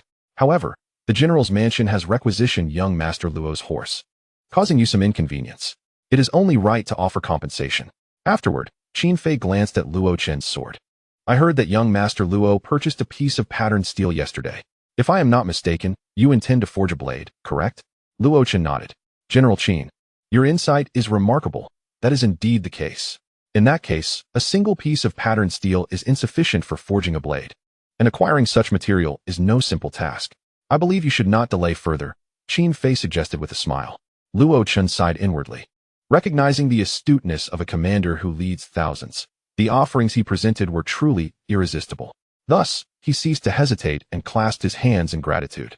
If that is the case, I shall express my heartfelt thanks to General Qin. After Luo Chen spoke, Li Hu, who stood behind him, took the patterned steel. Haha, that is correct. Although this patterned steel is rare, The general's mansion, situated near the Wuling Pass, still has a few pieces. Young Master Luo should not be so polite, Qin Fei remarked, slowly withdrawing his smile. I have several questions that I hope young Master Luo can clarify for me. Chapter 49. Buying horses? Not possible. Please, General Qin, ask away. Luo Chen also composed himself. Qin Fei wasted no time and stated directly. The renowned steeds of the Central Plains are primarily sourced from the grasslands and the western regions. I have guarded the border for over 20 years and have encountered many fine horses, yet I have never seen one like the mounts ridden by you and your companions. May I inquire about the origin of these exceptional steeds? When Qin Fei had glimpsed the Hei Lin Ma at the entrance of the hall, he had been astonished by its towering stature and natural scale-like armor. As a general, he instantly recognized the significant advantage the Hei Lin Ma would provide on the battlefield. This horse, I refer to as Hei Lin Ma, is a hybrid of an unknown beast and an ordinary horse. The steed ridden by my guard is called Hei Yun Ma, which we at Ziwu Mountain Manor have bred from Hei Lin Ma and common horses. Luo Chen responded candidly to Qin Fei's inquiry. Hei Lin Ma, might I inquire where you acquired this horse? Qin Fei asked. Luo Chen chuckled lightly. There is no inconvenience in sharing. I came across this horse by chance in Daheng Mountain. Daheng Mountain? That explains it, Qin Fei acknowledged. Then after a moment's contemplation, he continued, I have a rather presumptuous request. Would young Master Luo consider fulfilling it? Luo Chen regarded Qin Fei thoughtfully. General Qin, please proceed. You are aware that Wuling Pass is situated at the border, where skirmishes occasionally occur. Exceptional warhorses not only enhance the combat capabilities of soldiers, but can also influence the outcome of a battle. Therefore, I wish to purchase a batch of Hei Lin Ma from you. What say you? Upon hearing this, Luo Chen inwardly lamented that the patterned steel was not easily obtained. It seemed the request had come swiftly. However, he was resolute in refusing to part with the Hei Lin Ma. After a brief pause, he replied, I fear this matter may disappoint General Qin. The breeding of Hei Lin Ma is exceedingly difficult, and thus far, our Ziwu Mountain Manor has only a handful. We simply cannot spare any for sale. And what of the Hei Yun Ma? Qin Fei inquired. Aware that a horse like the Hei Lin Ma was akin to a rare beast, and thus not in abundance. His primary interest lay with the Hei Yun Ma. Luo Chen shook his head. The same holds true for Hei Yun Ma. We have only managed to breed around 20 or 30 thus far. Our Ziwu Mountain Manor is currently in need of numerous mounts. Otherwise, we would not have spent a fortune acquiring horses from the grasslands. Therefore, Hei Yun Ma will not be for sale either. However, if General Qin wishes, I can make an exception and gift you a Hei Yun Ma. It was no jest. Setting aside whether there were any surplus Hei Lin Ma or Hei Yun Ma, even if there were, Luo Chen would not sell to the military. The court was currently striving to suppress the forces of the Jianghu, and as a member of the Jianghu, Ziwu Mountain Manor was included in this crackdown. Thus, Luo Chen would certainly not engage in such treasonous acts. Qin Fei sighed inwardly, a hint of regret in his voice. I see now, I had assumed too much. Such fine steeds cannot be found in abundance. With that, Qin Fei fell silent. Observing this, Luo Chen rose to his feet. General Qin, it is getting late. If there are no further matters, I shall take my leave. Very well, Qin Fei replied, also standing. He turned to Pang Tong and instructed, Pang Tong, please escort young Master Luo and his companions to retrieve their horses. Yes, General, Pang Tong responded, leading Luo Chen and the others to the stables of the general's mansion. After Manager Zhao confirmed the accuracy of the horses, the group exited the general's mansion with the mounts. Before departing, Luo Chen requested that a Hei Yun Ma be left for Qin Fei, but the latter declined the offer. On the stone steps in front of the general's mansion, as they watched Luo Chen and his companions leave through the gates, Pang Tong expressed his dissatisfaction. General, are we really allowing them to depart just like that? Qin Fei did not turn to look at Pang Tong. His gaze remained fixed on the mansion's entrance. What other course of action would you suggest? Should we forcibly seize their horses? Even if we dispatched the wolf cavalry to capture them all, it remains uncertain whether we could detain this youth. Moreover, they have the backing of Ziwu Mountain Manor, a formidable force capable of producing such talented young masters. Pang Tong observed Qin Fei's profile and posed a lingering question. General, why did you refuse the Hei Yun Ma that Luo Chen offered you? Qin Fei slightly raised his head to gaze at the sky. This Luo Chen is not only highly skilled, but also adept in his dealings. His future prospects are undoubtedly limitless. By gifting us a piece of patterned steel today, he has placed us in his debt, a favor that may prove invaluable in the future. Accepting his Hei Yun Ma would merely settle the score. And one Hei Yun Ma is inconsequential to us. There is no need for such an arrangement. Pang Tong nodded in contemplation. falling silent as he stood quietly beside Qin Fei on the stone steps. Once outside the general's mansion, Luo Chun instructed Li Hu to take the guards and manager Zhao to return the horses to the inn, while he, along with Li Gu and Li Yuxi, strolled leisurely through the streets. As they walked, Li Yuxi playfully handled the patterned steel wrapped in cloth, exclaiming, "I didn't expect the general's mansion to be so affluent, to give away such valuable patterned steel so readily." Li Gu glanced at the patterned steel in Li Yuxi's hands and remarked with a smile, "The Wuling Pass is adjacent to the grasslands and the western regions, where trade flourishes. As the ruling authority of the Wuling Pass, it is not difficult for the general's mansion to acquire wealth. However, I must admit that General Qin is quite astute. Our long journey has not been in vain." Li Yuxi added, "You both do not understand. By accepting this patterned steel, we have incurred a debt of gratitude," Luo Chen observed, watching the two with a bemused expression. But General Qin's relationship with that Vice General Wang remains unclear. He personally acknowledged the actions taken in the general's name and is willing to bear such a hefty cost to resolve this matter, Luo Chen pondered aloud. "Whatever their relationship, it does not concern us," Li Yuxi replied with a laugh. Luo Chen considered this, then decided not to dwell on it any further. "Let us go? It is getting late. We should find a place to dine." Upon hearing the words, Li Gu was immediately invigorated. "Yes, let's find a place to dine. I have heard there are many exquisite wines from the western regions here. Since we have come this far, we must savor them well." Indeed, indeed. "I have heard that the wines from the western regions are particularly suited for women," Li Yuxi chimed in excitedly. Luo Chun smiled faintly and pointed to a nearby tavern, saying, "Let us proceed there." "Come on, hurry," Li Yuxi exclaimed, running ahead. Luo Chun and Li Gu followed suit, laughing. Upon their arrival at the tavern's entrance, a sharp-eyed attendant emerged to greet them.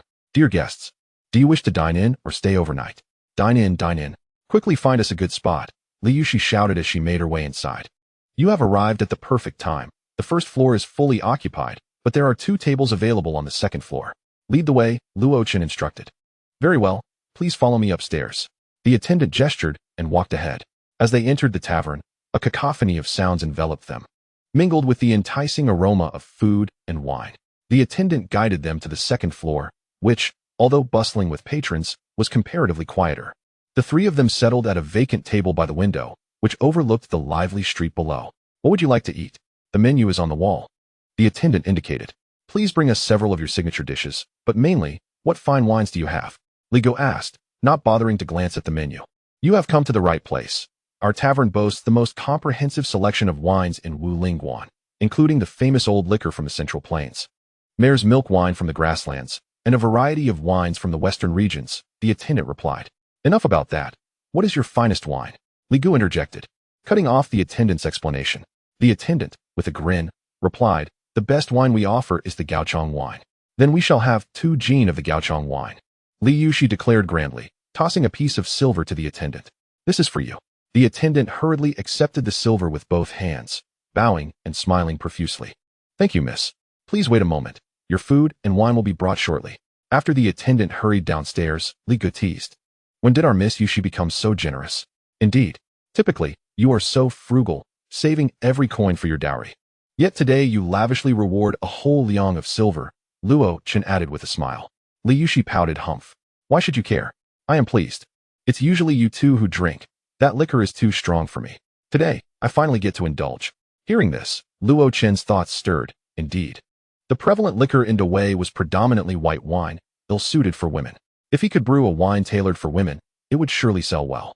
"When we return, I shall take the time to craft a wine specifically for you," Luo Chun remarked casually. "Is that true? You can brew wine?" Li Yuxi looked at him skeptically. Then her face lit up with joy. "But even if you cannot, I am happy you have the intention."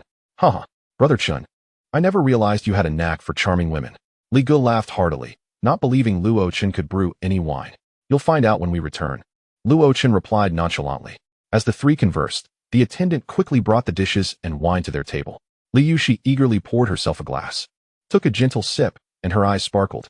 Then, she downed the entire glass. "This is delicious.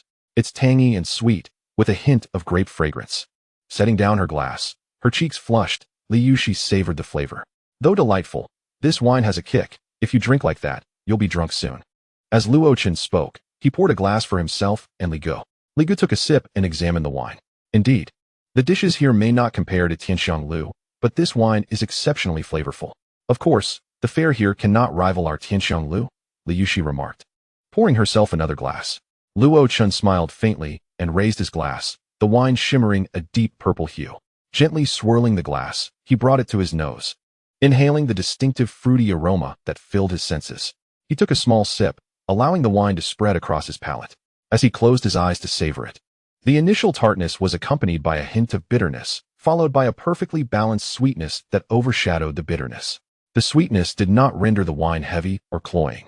Rather, it enriched its smooth and robust texture. Truly, this was a fine wine, far surpassing the inferior wines he had tasted in his past life.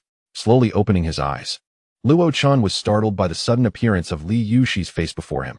Her wide eyes scrutinized him closely. "Lu Shi, what are you doing?" he asked, his expression darkening. "Of course, I am observing you. You closed your eyes after taking a sip. If we hadn't all drunk this wine, we might have thought you were poisoned." Li Yushi returned to her seat, still wearing an inquisitive expression. Hearing this, Luo Chen's face darkened even further. "You are the one who is poisoned. I was savoring the wine." "Savoring? Is that how you savor wine?" Li Yushi quipped, mimicking Luo Chen's earlier pose of indulgence. Watching her feigned expression of ecstasy, Luo Chun felt his irritation rise. "Huh, it seems you are not alone in your family," Li Gu teased from the side. Irritated, Luo Chen chose to ignore them and took a hearty swig from his glass. At that moment, a rough voice boomed from the second floor. "Hey, those monks from Jingang Temple are still wandering around Wu Lingguan. It seems they have yet to find their treasure." The coarse voice drew the attention of diners on the second floor, and Luo Chun turned to see a burly man with stubble and dark skin seated at a nearby table, along with a fair-skinned middle-aged man holding a folding fan. The burly man was gazing out of the window, and it was he who had just spoken. "Indeed, it has been 7 or 8 days. We have encountered them several times, and I have heard that half of the monks from Jingang Temple have come out searching for their treasure," the fair-skinned man replied. Also looking outside, observing the bustling street, Luo Chun noticed several lamas walking among the crowd, their eyes scanning everyone passing by, just as they had the previous day. "Dear friends, allow me to introduce myself. I am Wang Wu from Zhongzhou. I just ordered a bottle of Gaochong wine and would like to share it with you.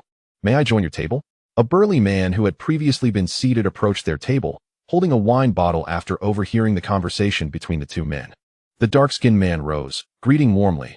"Ah, it is Brother Wang. You are too kind. Please, have a seat." Wang Wu thanked him and sat down, asking, "May I know your esteemed names?" "What esteemed names?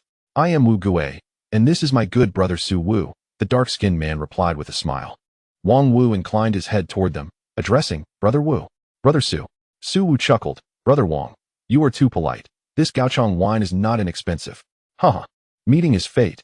Let us not stand on ceremony when it comes to discussing money," Wang Wu said, pouring wine into their glasses. "By the way, I just heard you mention something about the treasure of Jingang Temple. What is that about? May I have a word with you, brother?" Wang Xiong inquired. "You must be new to Wu Lingguan." Wu Gui chuckled. "You are correct. I have just arrived at Wu Lingguan today. No wonder. Let me be frank with you. Everyone who has spent a few days here is aware of the situation." "Oh, I kindly ask for your guidance, Wu Xiong." Wang Wu replied with a slight bow. Wu Gui cleared his throat and glanced at the nearby diners who were attentively listening. Smiling as he began, the tale unfolds as follows. Several years ago, a martial artist from the Central Plains disguised himself as a monk to infiltrate the Jingang Temple in pursuit of one of its 3 treasures, the Qi Zi Jin Lian. Recently, this martial artist seized an opportunity to steal the Qi Zi Jin Lian, cultivated over centuries by the temple. Now, this individual has fled to Wu Lingguan, prompting the temple to dispatch numerous monks to apprehend him. The news has attracted many martial artists eager to find him. Upon hearing this, Wang Wu sprang to his feet, exclaiming, "What? The Qi Zi Jin Lian? Are you referring to the one that allows a martial artist below the innate level to elevate their cultivation by a small tier?" Not only Wang Wu, but the entire second floor was taken aback, mouths agape at the revelation. "Indeed, you speak the truth. The Qi Zi Jin Lian is exceedingly rare and demands a specific environment to thrive, requiring the nurturing of Buddhist energy. Thus, it is also known as the Qi Zi Fo Lian and can only be cultivated within the confines of the Jingang Temple." Wang Wu slowly resumed his seat, his face alight with longing. "The Qi Zi Fo Lian. It is said that this lotus possesses 7 seeds. Even possessing just one would be an immense fortune. Indeed. Thus, numerous martial artists are currently scouring Wu Lingguan for this individual, and even those from distant lands have come upon hearing the news," Su Wu added. There are rumors of the Wu Zi Jin Lian and the Ez Jin Lian in this world. I wonder if the Jin Gang Temple possesses any, Wang Wu mused. Wu Gui laughed. Wang Xiong, you jest. The Qi Zi Jin Lian is already an extraordinarily precious treasure. If the Jin Gang Temple had the Wu Zi Jin Lian capable of aiding peak first-rate martial artists to break through to the innate level, or the Ez Jin Lian for innate practitioners to advance to the foundational stage, they would have long since unified the martial world or been obliterated by martial artists across the realm. Quite so. Wang Wu nodded in agreement. After sharing a few more drinks, he stood up. Gentlemen, please enjoy your drink. I have matters to attend to. With that, Wang Wu hurriedly made his way downstairs. Observing Wang Wu's departing figure, Su Wu chuckled. The ranks of those searching for the Qi Zi Jin Lian have swelled within Wu Lingguan. Let it be. Come. Su Xiong, let us indulge in this exquisite Gaochang grape wine. Indeed, indeed. Let us not waste such fine wine. Thus, the two resumed their revelry. Li Gu, having listened to their conversation, gazed at Luo Chun with hopeful eyes and suggested, the Qi Zi Jin Lian. Chengur, should we venture out for a look? Yes, yes. Li Yushi echoed, her eagerness palpable. Upon hearing about the Qi Zi Jin Lian, Luo Chun felt a surge of excitement, not merely for the prospect of elevating his cultivation, but for the lotus seed of the Qi Zi Jin Lian. While others may believe the seeds are the only valuable aspect, Luo Chun, possessing alchemical knowledge, understood that the lotus seed itself was far more precious. It was recorded in alchemical texts that the lotus seed could be transformed into jade, creating the Qi Zi Yu Lian, which possessed properties akin to that of mutton fat jade. Luo Chun yearned to seek the Qi Zi Jin Lian, but after a moment's contemplation, he shook his head. Perhaps not. Many martial artists have searched for days without success. We are but a few, and it would be futile. Moreover, we do not have the luxury of time, as we must return tomorrow. Hearing this, Li Gu and Li Yushi's spirits visibly dampened, and they lost their appetite. Ignoring their disappointment, Luo Chun continued to eat. After finishing their meal, Luo Chun settled the bill, and the trio strolled through the streets, intending to procure some local specialties. In a jewelry shop, Luo Chun spent several hundred taels on 6 exquisite luminous goblets crafted from jade for enjoying the grape wine. Although they lacked the transparency of glass, they were undeniably exquisite. When Li Yushi discovered that Luo Chun intended to use the goblets for wine, she scolded him for his extravagance and promptly seized one from his hands. Carefully storing it away, Luo Chun merely smiled at her antics, choosing not to respond. As night descended, the three returned to the Yulai Inn, accompanied by a cart laden with over 200 jin of Gaochang grape wine. In the stillness of the night, Wu Lingguan was enveloped in tranquility, the crisp air pervading the atmosphere. Inside the Yulai Inn, in a small courtyard room, Luo Chun sat cross-legged on the bed with his eyes closed. Suddenly, his ears perked up, and he abruptly opened his eyes, swiftly darting toward the door. Just as he stepped outside, the long whinny of the black-scaled horse echoed through the air. Without a moment's delay, Luo Chun glided toward the stables with the swiftness of a gentle breeze. Upon arriving at the stables, he spotted a shadow leaping over the courtyard wall before vanishing into the night. On the opposite side of the stables, Ning Ling, who had clashed with Luo Chun the previous day, leaped over the wall as well. Ning Ling glanced at the black-scaled horse in the stables, then at the suddenly appearing Luo Chun, snorted coldly, and silently pursued the direction of the shadow. At this moment, Li Gu, Li Yushi, and the guards, roused by the horse's whinny, rushed over. Luo Chun, what happened? Li Yushi inquired urgently. It's nothing, merely a thief attempting to steal our black-scaled horse. But he was thrown to the ground by it, Luo Chun explained. Oh, I see. Li Yushi sighed in relief, then looked around. What about the thief? He fled. Fled. Indeed, Luo Chun affirmed, then pointed to an inconspicuous spot within the stables. Li Gu, there is a bundle over there. Please bring it to my room. With that, Luo Chun turned and left. Chapter 52. The moonlit thief Li Gu followed Luo Chun's gesture, approached a corner, and cleared away the weeds, indeed discovering a bundle. Oh, there really is a bundle. Whose could it be? Li Yushi asked, curiosity piqued. Who knows? We can ask Chengur later, Li Gu replied, picking up the bundle and heading toward Luo Chen's room, with Li Yushi hurrying to keep up. Inside Luo Chen's room, the three gathered around a table upon which lay the opened bundle. It contained not only some clothing and loose silver, but also a square wooden box. Luo Chun, whose is this? Is it that of the thief? Li Yushi inquired, looking up. Yes, the thief, in his flight from pursuers, likely intended to steal the black-scaled horse, but was thrown off and escaped without retrieving the bundle he dropped. Is that thief truly so skilled? After you spotted him, he managed to escape your sight? Li Gu asked, astonished. He was exceedingly cunning and skilled by the time I arrived. I only caught a glimpse of his retreating figure before he vanished, Luo Chen replied. Regardless, let us first discover what lies within this wooden box, Li Yushi suggested, gently opening it. As she lifted the lid, she gasped in astonishment at its contents, a remarkably vivid golden lotus radiating a soft glow, from which faint Buddhist chants could be heard. 1, 2, 3, 4, 5, 6, 7. Chen Chen Gur, this is. Li Gu exclaimed, staring wide-eyed at Luo Chen. Luo Chen exhaled deeply, calming his emotions. Indeed, 7 lotus seeds that can conjure the sounds of the Buddha. This is precisely the cheesy Jinlian, also known as cheesy folian. Li Gu swallowed hard. Could it be that tonight's thief is the one who stole the cheesy Jinlian from Jing'an Temple? It seems unlikely. But this person may have found it intolerable to stay at Wulingguan, attempting to steal our horse to flee, only to unwittingly target the Highland Ma, resulting in his fall and subsequent discovery by his pursuers. Luo Chen remarked. Hey, this truly is a case of stumbling upon treasure without effort. Li Gu exclaimed joyfully.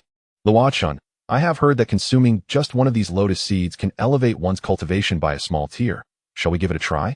Li Yushi said, extending her hand to pluck a seed from the lotus pod. Upon hearing this, Li Gu also appeared eager. What is the rush? We can discuss this upon our return to the mountain villa. Luo Chen firmly swatted Li Yushi's hand away and closed the wooden box, continuing.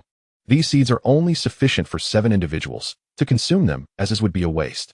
Once we return to Ziwu Shanzhuang, we can gather some medicinal herbs to refine these 7 seeds into dozens of elixirs, each possessing the same efficacy as the seeds themselves.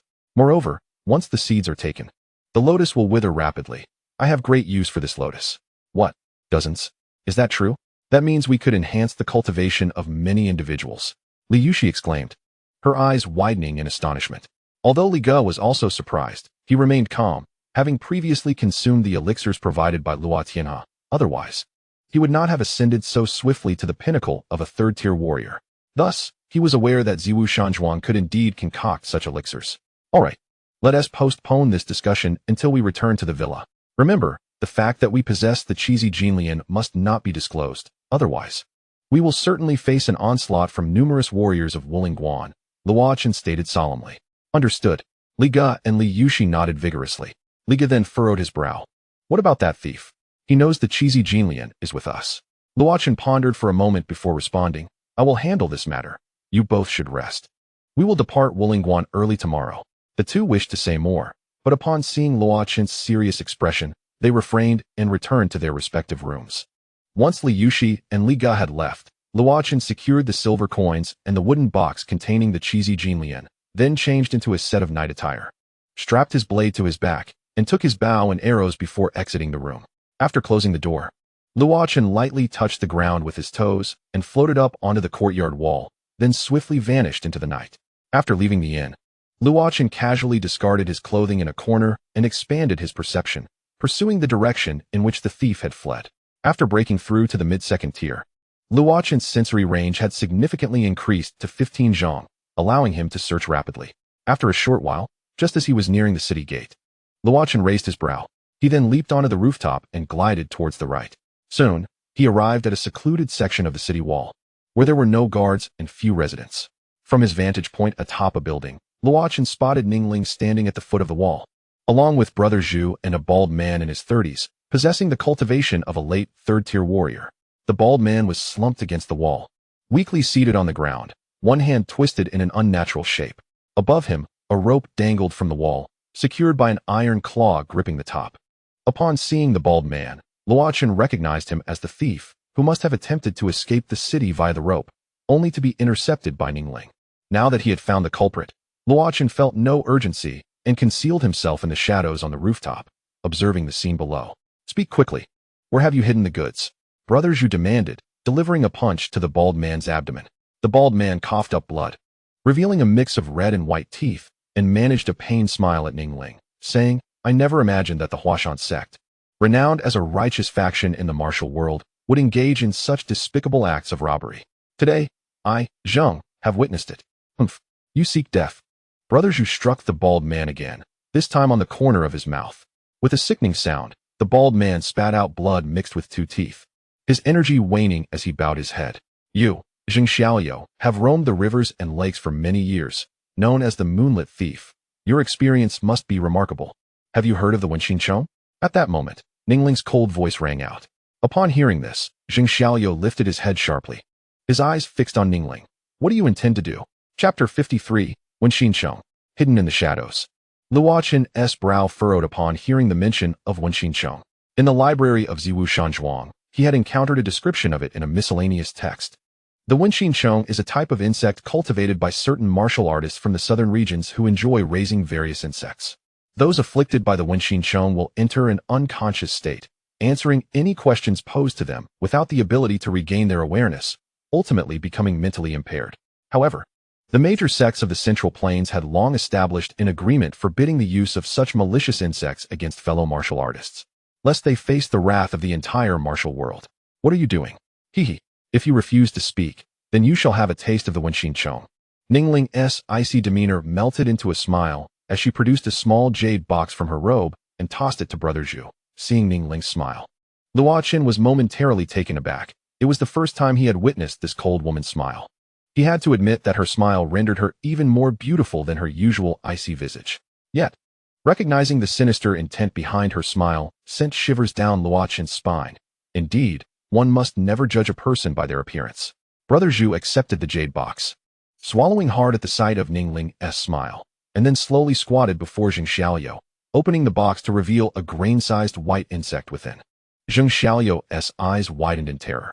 You actually possess the Wenqin Chong? You dare to use it? As a disciple of the Huashan sect, you audaciously defy the martial world's agreement. Do you not fear being hunted down by your peers? Hehe. Here, it is just the three of us.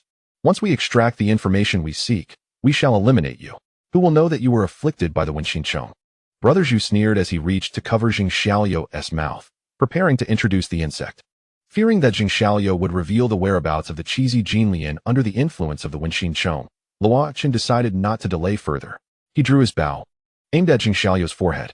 Just as he was about to release the arrow, suddenly, Luo Qin felt a shift in his senses and turned to look toward the right.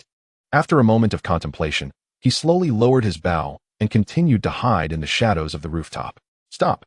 Just as Luo Qin secured his bow, 4 monks appeared, the leader possessing mid-second tier cultivation, while the other 3 were at late 3rd tier.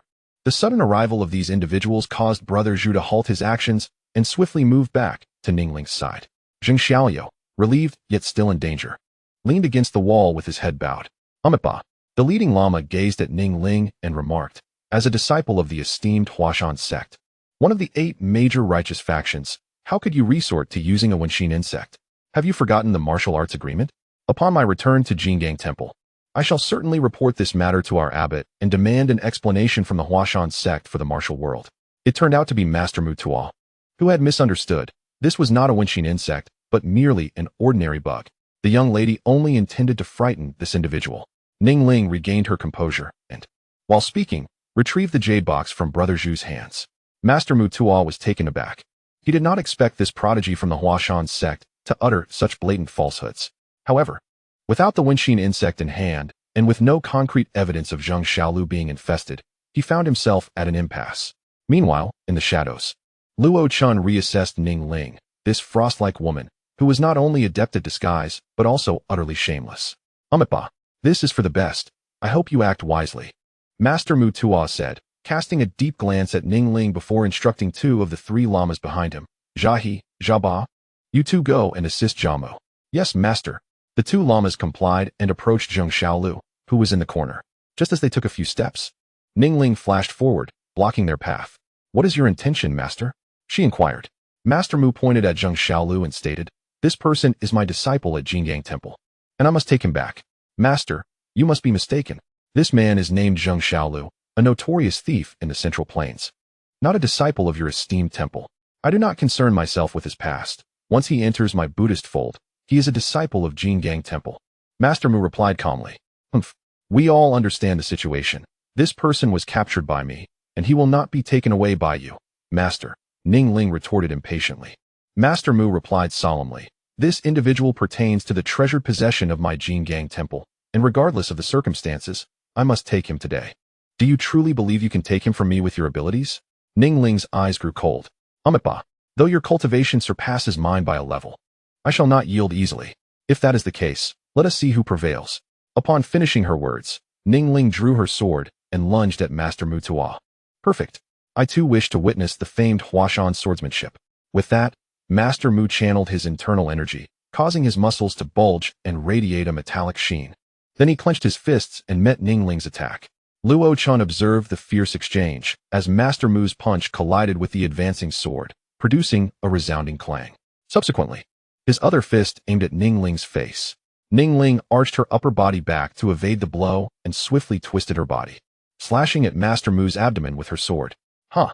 Master Mu let out a light laugh, firmly standing his ground as he directed his energy to his midsection. A sharp metallic sound echoed as he braced himself against the sword strike. Humph. The 9 turns golden body technique of Jingang Temple indeed lives up to its reputation. Today, I shall see how many of my strikes you can withstand, Ningling declared, and she pressed forward, attacking Master Mu's vital points with urgency. After several exchanges, leveraging her superior cultivation, Ningling inflicted a deep sword wound on Master Mu's right arm. Master Mu swiftly countered, pushing Ningling back and seizing the opportunity to shout at the other 3 llamas, "You 3, quickly assist Jia Mu." The 3 llamas exchanged glances, with Jia He and Jia Ba rushing towards Brother Zhu while another approached Zheng Xiaolu. Upon reaching Zheng Xiaolu, the llama assessed his injuries briefly before hoisting him onto his back. Just as he prepared to rise, the llama suddenly froze, then collapsed to the ground. At that moment, Zheng Xiaolu sprang to his feet, propelled himself off the ground, and swiftly scaled the city wall, clutching the ropes to ascend rapidly. Chapter 54. Exiting Wuling Pass. This abrupt turn of events left both factions in the midst of battle caught off guard. By the time they reacted, Zheng Xiaolu was nearly at the top of the wall. Humph, you still wish to flee? Ningling was the first to recover, grasping the rope and pursuing him. You too, check on Jolly, Master Mu commanded before also giving chase. Meanwhile, in the shadows, Luo Chen had been closely observing the conflict between Ningling and Master Mu while simultaneously keeping an eye on Zheng Xiaolu. He watched as Zheng Xiaolu feigned death, then produced a poison needle to stab Jia Li in the neck before swiftly climbing the wall, his movements remarkably fluid. Luo Chen sighed inwardly. It was evident that Zheng Xiaolu, a seasoned rogue, possessed exceptional skills in self-preservation and evasion. As Zheng Xiaoyu's hand grasped the edge of the wall, poised to ascend, Luo Chen decided it was time to act. Drawing his bow and nocking an arrow, he aimed at the back of Zheng Xiaoyu's head. After a moment's hesitation, he lowered his aim by a finger and released the string. Just as Zheng Xiaolu stepped onto the wall, turning to release his iron claws, an arrow struck, severing the rope at the connection point. Zheng Xiaoyu's pupils dilated in shock as he glanced in the direction of the arrow, then swiftly leaped down the opposite side of the wall, disappearing into the night. Who? Ningling exclaimed sharply, looking towards the origin of the arrow, but saw only the empty darkness. Amitba, it seems there is a third party present besides us, and this individual possesses remarkable archery skills, having shot without a sound. Their cultivation is likely quite formidable. Do you have any leads, Ning Shizhu? Master Mu clasped his hands together in a prayer gesture. I do not know. Ningling's voice was as cold as eternal ice. Unfazed by the setback, Master Mu continued. Ning Shizhu, you conversed with Jia Mu for quite some time. Do you have any knowledge of the whereabouts of our temple's treasured 7 children golden lotus? Humph. If I knew the whereabouts of the 7 children golden lotus, would I still be standing here? Ningling replied, then turned to Brother Zhu. Brother Zhu, let us pursue them outside the city. With that, Ningling and Brother Zhu departed. At that moment, Jia Ba approached Master Mu. Master, Jia Li is dead. He succumbed to poison. Amitba. Master Mu chanted a prayer for Jia Li's body, then instructed Jia Ba. Jia Mu does not possess the 7 children golden lotus. It must still be at Wuling Pass. Send someone to search thoroughly. Yes, Master. Subsequently, Master Mu and the other 2 llamas departed with Jia Li's body. Meanwhile, Luo Chun leaped across rooftops, making his way towards the Yulian. At the final moment of aiming for Zheng Xiaolu, Luo Chen found himself unable to pull the trigger. After all, Zheng Xiaolu bore him no grudge and had even presented him with a significant gift. As for the information regarding the 7 children golden lotus in his possession, Luo Chen believed that as long as Zheng Xiaolu managed to escape, he would not divulge this information. For the 7 children golden lotus was something he had painstakingly acquired over several years, and he would not betray it lightly. Luo Chun was also untroubled by the prospect of Zheng Xiaolu seeking him out, for they were to leave Wuling Pass the next day. Whether Zheng Xiaolu could find him was another matter entirely, and even if he did, Luo Chun had no fear given his own strength. Shortly thereafter, Luo Chun returned to the inn, vaulting over the courtyard wall. Upon arrival, he saw Li Gu and Li Yushi waiting at his door, with Li Yushi anxiously pacing. As soon as she spotted Luo Chun, she hurried over. Luo Chun, how did it go? Luo Chun smiled, ruffling Li Yushi's hair. Do not worry. It is all resolved. That is good. Li Yushi sighed in relief. I told you not to worry. I knew you would handle it, yet you did not believe me. Li Gu also approached, smiling at Li Yushi. Humph. Li Yushi shot an annoyed glance at Li Gu. All right, it is getting late. Let us all rest. We have a journey ahead of us tomorrow, Luo Chun declared. Upon hearing this, the two ceased their conversation and refrained from inquiring how Luo Chun had resolved the matter, each returning to their respective quarters. The following morning, after breakfast, Luo Chun and his companions, accompanied by dozens of horses, set forth from Wuling Pass in a grand procession. As they exited the city gates, Luo Chun sensed several pairs of concealed eyes observing them, only to vanish swiftly thereafter. He understood that these individuals were scouts from certain factions. As long as they posed no threat, he would refrain from inciting further conflict. At the residence of Wang Rengue, he had just risen from his slumber, still bleary-eyed while sipping tea, when San Air rushed in with urgency. Young master, Zhao Zhonggui's group has taken their horses and left the city. What? Wang Rengue stared blankly at San Air, still somewhat disoriented from sleep. However, he quickly regained his composure. His spirit invigorated, and exclaimed, "Ha! Just in time. I've been waiting for this day. San Air, go and instruct Wang Bao to gather his men and accompany me out of the city." Young master, must we proceed with this? Shouldn't we reconsider? San Air said cautiously. Wang Rengue smacked San Air on the head, bellowing, "Consider your own head. Hurry and relay the order." Yes, I'll go at once, San Air replied, not daring to say more as he turned to convey the order. At Wuling Pass, General Qin Fei was practicing his spear techniques in the training grounds when Pang Tong approached with purposeful strides and bowed to Qin Fei. General. After performing a flourish with his spear, Qin Fei stood firm, regarding Pang Tong with a furrowed brow. Aren't you on duty? Why have you come here? Is there an issue? Pang Tong quickly cupped his hands and bowed. General, forgive me. I have just received word that Vice General Wang and his contingent, led by Wang Bao, have left the city. I came to verify whether you had issued any orders to them. Wang Rengue? Qin Fei was momentarily taken aback. Then his expression darkened. I have not given them any orders. It must be that Wang Rengue has once again taken Wang Bao to engage in private endeavors.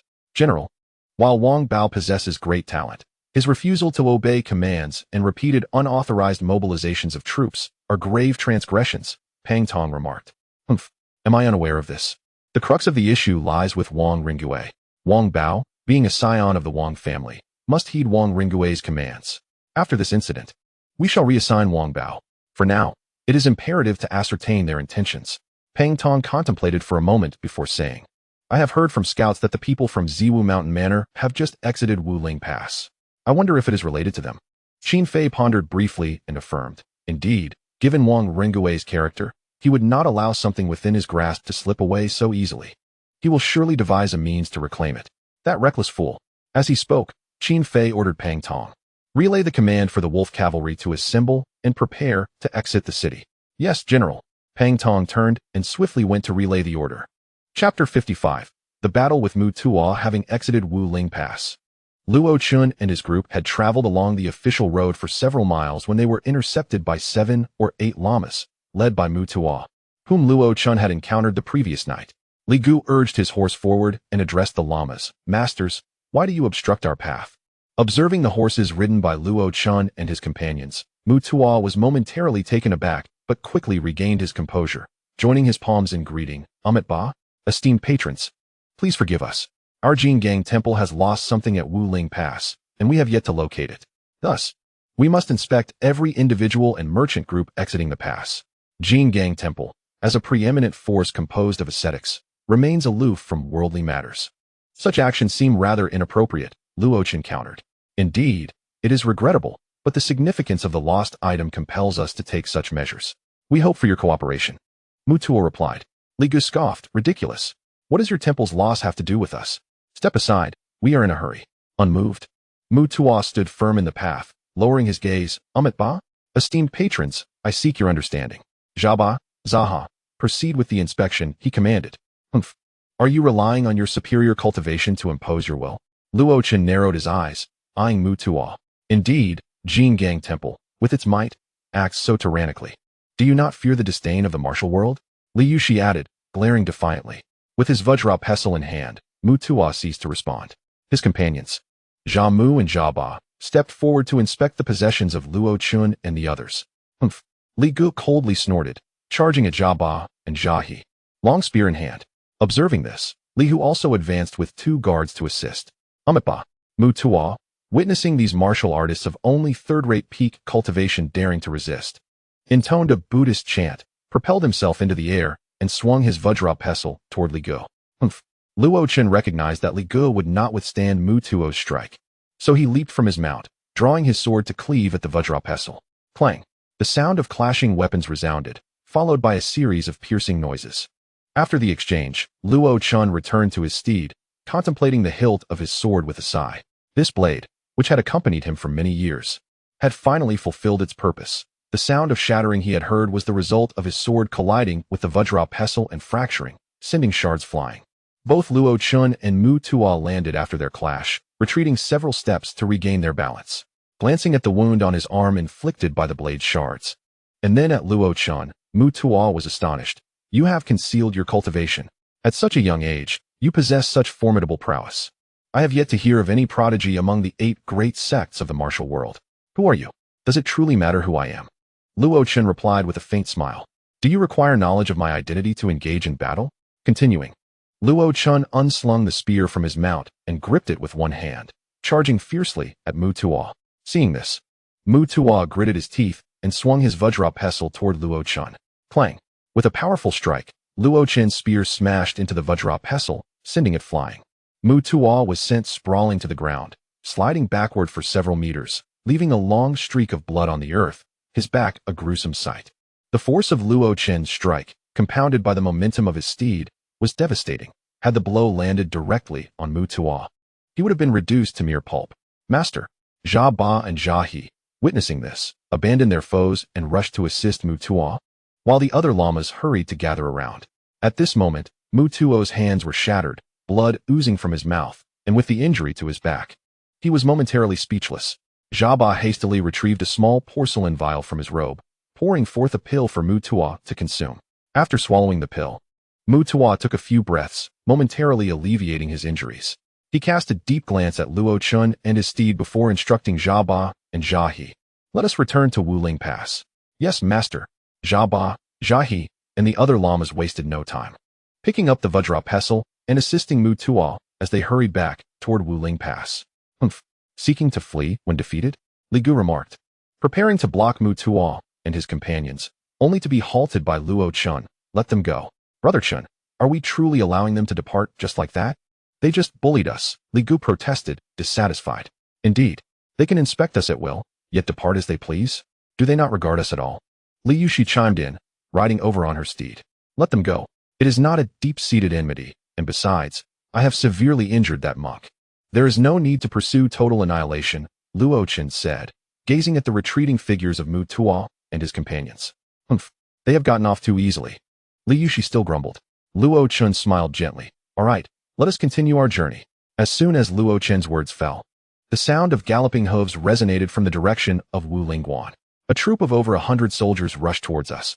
Li Gu stood atop the He Lin Ma, gazing towards Wulingguan, and shouted, Zhang Zhanggui, instruct the attendants to drive the horses to the roadside and clear a path for this army. Luo Chen remarked, observing the dust rising in the distance. Rest assured, young Master Luo, I have already made the arrangements, Zhang Zhanggui replied, riding alongside Luo Chen. As the army drew near, Zhang Zhanggui suddenly exclaimed in astonishment, Oh? How could it be him? Who does Zhang Zhanggui refer to? Luo Chen inquired, puzzled. Young Master Luo, the leader of this army is none other than Wang Ringgui, the vice-general of Wulingguan, who detained our horses, Zhang Zhanggui pointed out, indicating a man in a blue robe at the front of the troop. Oh, is it he? Luo Chen squinted at the galloping Wang Ringgui and instructed Zhang Zhanggui, you go with the attendants and keep an eye on the horses. Then, turning to Li Gu and Li Yushi, he added, Li Gu, take the guards. Let us approach and ascertain if this army is indeed here for us. Yushi, you go to Zhang Zhanggui. With that, Luo Chun led the way forward while Zhang Zhanggui hurriedly arranged for the horses to be looked after. All guards, assemble and prepare for battle. Li Gu bellowed, and Li Hu along with 9 other guards swiftly gathered together, following Li Gu to confront the approaching army. However, Li Yushi did not heed Luo Chen's words and stayed within the ranks of the guards. Chapter 56. The pursuers attacked. The army halted approximately 30 meters away from Luo Chen and the others. Wang Ringgui laughed heartily at San Air, exclaiming, "Ha! San Air, this trip has not been in vain. I intended to acquire a batch of ordinary war horses, yet unexpectedly encountered such magnificent steeds. And what is this horse? It appears to be a fierce beast. Young master, I have never seen such a horse, but it is indeed exceptional. If brought to Zhongdu, it would fetch a handsome sum," San Air replied, his eyes gleaming as he gazed at the He Lin Ma and He Yun Ma. Noticing that the highest cultivation level among Luo Chen's group barely reached the peak of the 3rd tier. "Indeed, I shall gift this scaled steed to my uncle and present that horned beast to his majesty. Perhaps I shall receive a promotion, huh?" Wang Ringgui laughed boisterously, patting San Air on the shoulder. He then turned to a young captain beside him, around 25 or 26 years old, of mid-3rd tier cultivation, and instructed, "Wang Bao, when the fighting begins, ensure your men do not harm my splendid steeds." "Yes, young master," Wang Bao replied, clasping his hands in acknowledgement. Luo Chen gazed at Wang Ringgui and his companions, who were brazenly dividing their horses, with an expression of disdain. "What brings you here, General?" he inquired. Noticing Luo Chen speaking, Wang Ringgui ceased his laughter, his demeanor turning contemptuous. "You must be that youth referred to by Qin Fei, huh? Humph. Qin Fei is truly a scoundrel. He deceived me into believing he was a mid-2nd tier genius, when in fact he is merely a beginner in the 3rd tier. I wondered how such a young 2nd tier warrior could exist." The soldiers behind Wang Ringgui, loyal veterans who had long served under Qin Fei at Wulingguan, felt a surge of discontent, casting furtive glances at his back. The soldiers held great affection for their commander, and Wang Ringui's derision towards Qin Fei prompted a wave of disdain towards him. Wang Bao's expression soured, and he remained silent atop his horse. Luo Chen sensed the discontent within the ranks and regarded Wang Ringgui with growing curiosity about his relationship with Qin Fei, oblivious to the shifting sentiments of his soldiers. Or perhaps indifferent to them, Wang Ringgui continued to marvel at Luo Chen's steeds, declaring, "Young man, I am in a generous mood today. Leave the horses, and you may depart." With a slight smile, Luo Chen feigned ignorance and inquired, "May I ask which general you are from Wulingguan?" "Humph. Allow me to enlighten you. This is Vice General Wang of Wulingguan," San Air proclaimed dramatically, while Wang Ringgui puffed his chest in agreement. "Oh, so it is Vice General Wang. Are you here to purchase our horses?" Luo Chen responded coolly. "Purchase?" Wang Ringgui was taken aback, then burst into laughter. "Ha! Yes, indeed. I wish to buy them. However, I currently lack silver. When I acquire some, I shall pay you. For now, leave the horses and you may leave." Shameless. How can such a person serve as a vice general at Wulingguan? Li Yushi could no longer contain herself and stepped forward, her voice laced with anger. Upon hearing the insult, Wang Ringui's fury ignited, but upon recognizing the accuser, his ire transformed into delight. "Haha, this outing has truly been worthwhile. I have changed my mind. I shall keep this little lady and the horses. The rest of you can leave." "You scoundrel. You seek death," Li Gu thundered. "Oh, you think because of your high cultivation and your entourage of a dozen 3rd-tier warriors, I would be intimidated?" Wang Ringgui laughed, then commanded Wang Bao, "Bring forth the weaponry." Wang Bao responded promptly, signaling for the army to part, revealing 2 large flatbed carts being drawn by 4 horses, positioned before the troop. The Pushin knew. The guards behind Luo Chen gasped in shock at the sight. This legendary weapon, known to have felled peak 3rd-tier warriors and capable of threatening 2nd-tier warriors, cast a shadow of dread over their hearts. Li Gu, glancing at the enormous, gleaming crossbow bolts. Li Gu felt a chill of trepidation. Luo Chen. Li Yushi clutched Luo Chen's arm tightly, her eyes filled with worry. Luo Chen smiled reassuringly, taking hold of her small hand and giving her a comforting glance. Turning to Li Gu, he said, "Fear not. Although the Pashun Nu possesses immense power, it is challenging to operate. After firing a shot, there is a considerable delay before another can be loosed. Moreover, its intricate structure means that if any crucial component is damaged, it becomes inoperable." Seeing the expressions of those behind Luo Chen, Wang Ringgui smugly declared, "What do you think? Are you afraid?" Haha. After his laughter subsided, he shouted, "Hurry and leave the horses and people behind, or I shall order the crossbow fired." With that, he glared menacingly at Luo Chen. Unmoved, Luo Chen whispered to Li Gu and the guards, "When I destroy the Pashin Nu, charge towards the troop with me and switch to long spears after firing 1 arrow." "Yes, young master." The guards, reassured by Luo Chen's calm demeanor, felt their anxiety ease. Observing Luo Chun and his companions standing still and whispering among themselves, Wang Ringgui scoffed coldly, then turned to Wang Bao and commanded, "Wang Bao, fire." Boom. The sound of an explosion and the clatter of debris erupted from the front of the army before Wang Ringgui could finish his sentence. He halted mid-sentence, turning to see that a gear of the Pashin Nu had been shattered by an arrow. Looking in the direction from which the arrow had come, Wang Ringgui spotted Luo Chun standing atop his horse, aiming for another Pashin Nu quick. Protect the Pashin Nu. Wang Bao reacted swiftly, ordering the soldiers to safeguard the remaining Pashin Nu, but it was too late. Boom. Another resounding explosion echoed as the second Pashin Nu's gear was also destroyed. Wang Ringgui stared in disbelief at the two ruined Pashin Nu. Having never witnessed anyone destroy such a fearsome weapon known to instill terror in third-tier warriors using mere ordinary arrows. Kill. The command rang out, followed by the sound of arrows whistling through the air. "Ah, young master, be careful." Wang Ringgui was jolted from his stupor by the cries of battle and the sounds of anguish, only to find a figure lunging towards him. Caught off guard. Wang Ringgui was thrown from his horse and landed on the ground, dazed and disoriented. Wang Ringgui pushed away the person pressing down on him and sat up. Shaking his head, he caught sight of Sanner, who had been pierced through the neck by an arrow. Observing the blood seeping from Sanner's lips as he gasped for breath, along with the cacophony of shouts and screams surrounding them, Wang Ringgui's face turned ashen, and a wave of heat surged through his lower body. Chapter 57. The Wolf Cavalry Camp as a privileged nobleman accustomed to luxury. Wang Ringgui had never witnessed such a scene. Even after nearly 2 years in the perilous Wuling Pass, he had not encountered anything like this. Sanner, too, felt helpless when he saw Luo Chun charging towards them with his men and an arrow aimed at Wang Ringgui. He had no time to warn him and could only use his own body to shield Wang Ringgui from the arrow. Otherwise, if Wang Ringgui were to die before him, as a family servant, he would not only be unable to escape, but would also endanger his own family. In desperation, Sanner had to sacrifice his life to protect him. "Young master, flee." Wang Bao, witnessing the fierce enemy approaching and seeing Wang Ringgui fall from his horse, rushed over, disregarding his command over the troops. He grabbed Wang Ringgui by the collar and hoisted him onto his own horse, retreating towards the rear of the army. Meanwhile, after destroying 2 broken divine crossbows, Luo Chun led his men in shooting an arrow and then charged into the military formation, wielding his spear with deadly intent.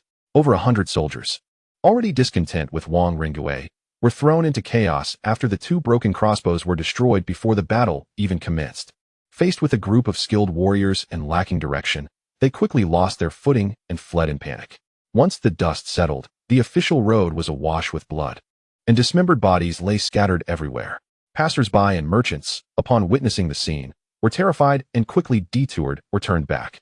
On a somewhat cleaner patch of ground, Luo Chun and Li Yushi sat on a stone, cleaning their spears. Li Gu approached swiftly, informing Luo Chun, out of over 100 soldiers, only 38 remain alive. "We have 5 guards injured, 1 severely, but the medicine has been administered, and recovery should not take long." As Luo Chun gazed at the 38 soldiers squatting on the ground, being watched over by Li Hu and his men, he sighed, "This is what an army is. How could our mere dozen skilled warriors sustain 5 injuries, including 1 severe, from over 100 unled ordinary soldiers? It seems there are aspects within the army that we must learn from. We must train our guards diligently upon our return." Liga nodded in agreement. "Indeed. If we could train all our guards to be like this army." His voice trailed off as his eyes sparkled with inspiration. "Yes." Luo Chun nodded thoughtfully before adding, "Let us discuss this later. First, we must meet this Vice General Wang."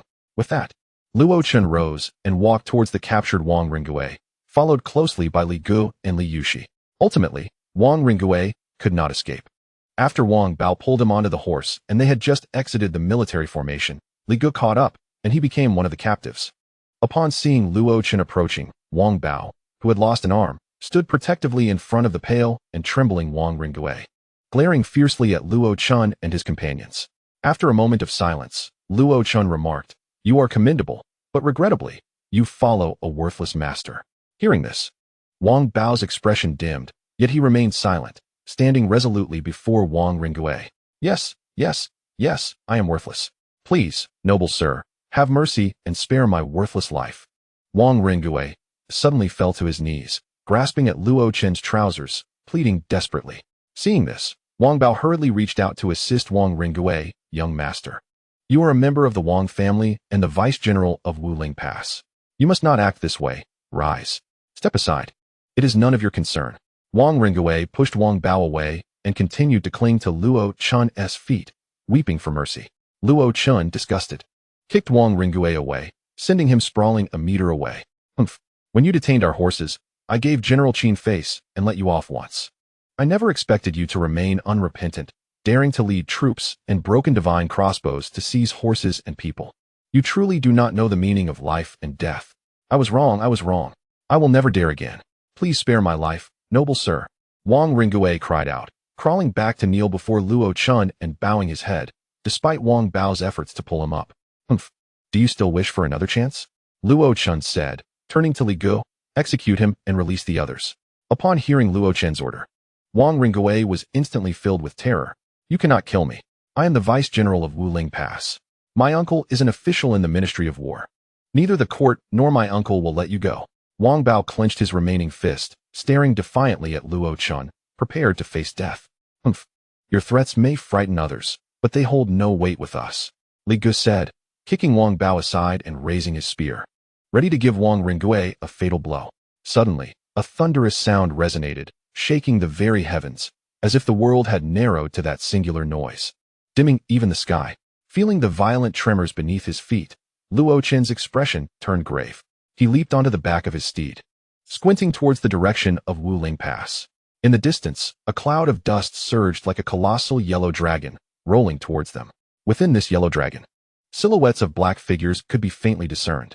As the yellow dragon approached, the thunderous roar grew increasingly overwhelming, each reverberation striking at the hearts of those present, inducing a sense of suffocation. As it drew nearer, Luo Chun and his companions finally discerned the true nature of the yellow dragon. It was a formidable cavalry of 500, each soldier clad in black armor, wearing black helmets, with faceplates obscuring their features, brandishing long spears and wielding sabers at their waists. Their warhorses were also adorned with iron armor, forming a heavily armed elite force. At the forefront of this cavalry was a general, donned in a black and gold-trimmed wolf armor and helmet, riding a ferocious gray wolf. Recognizing the figure leading this army, Luo Chun and his companions immediately identified him as the wolf general, Qin Fei. The troops behind him were none other than the renowned wolf cavalry camp, feared throughout the northwest. Wolf cavalry camp. Wang Bao, look, it's the wolf cavalry camp. Wang Ringwei laughed maniacally. All guards, assemble and prepare for battle, Li Guo shouted, kicking Wang Ringwei to the ground, both dispelling his own anxiety and awakening the guards who were still in shock. The guards hastily mounted their horses. Even the severely injured one managed to climb aboard.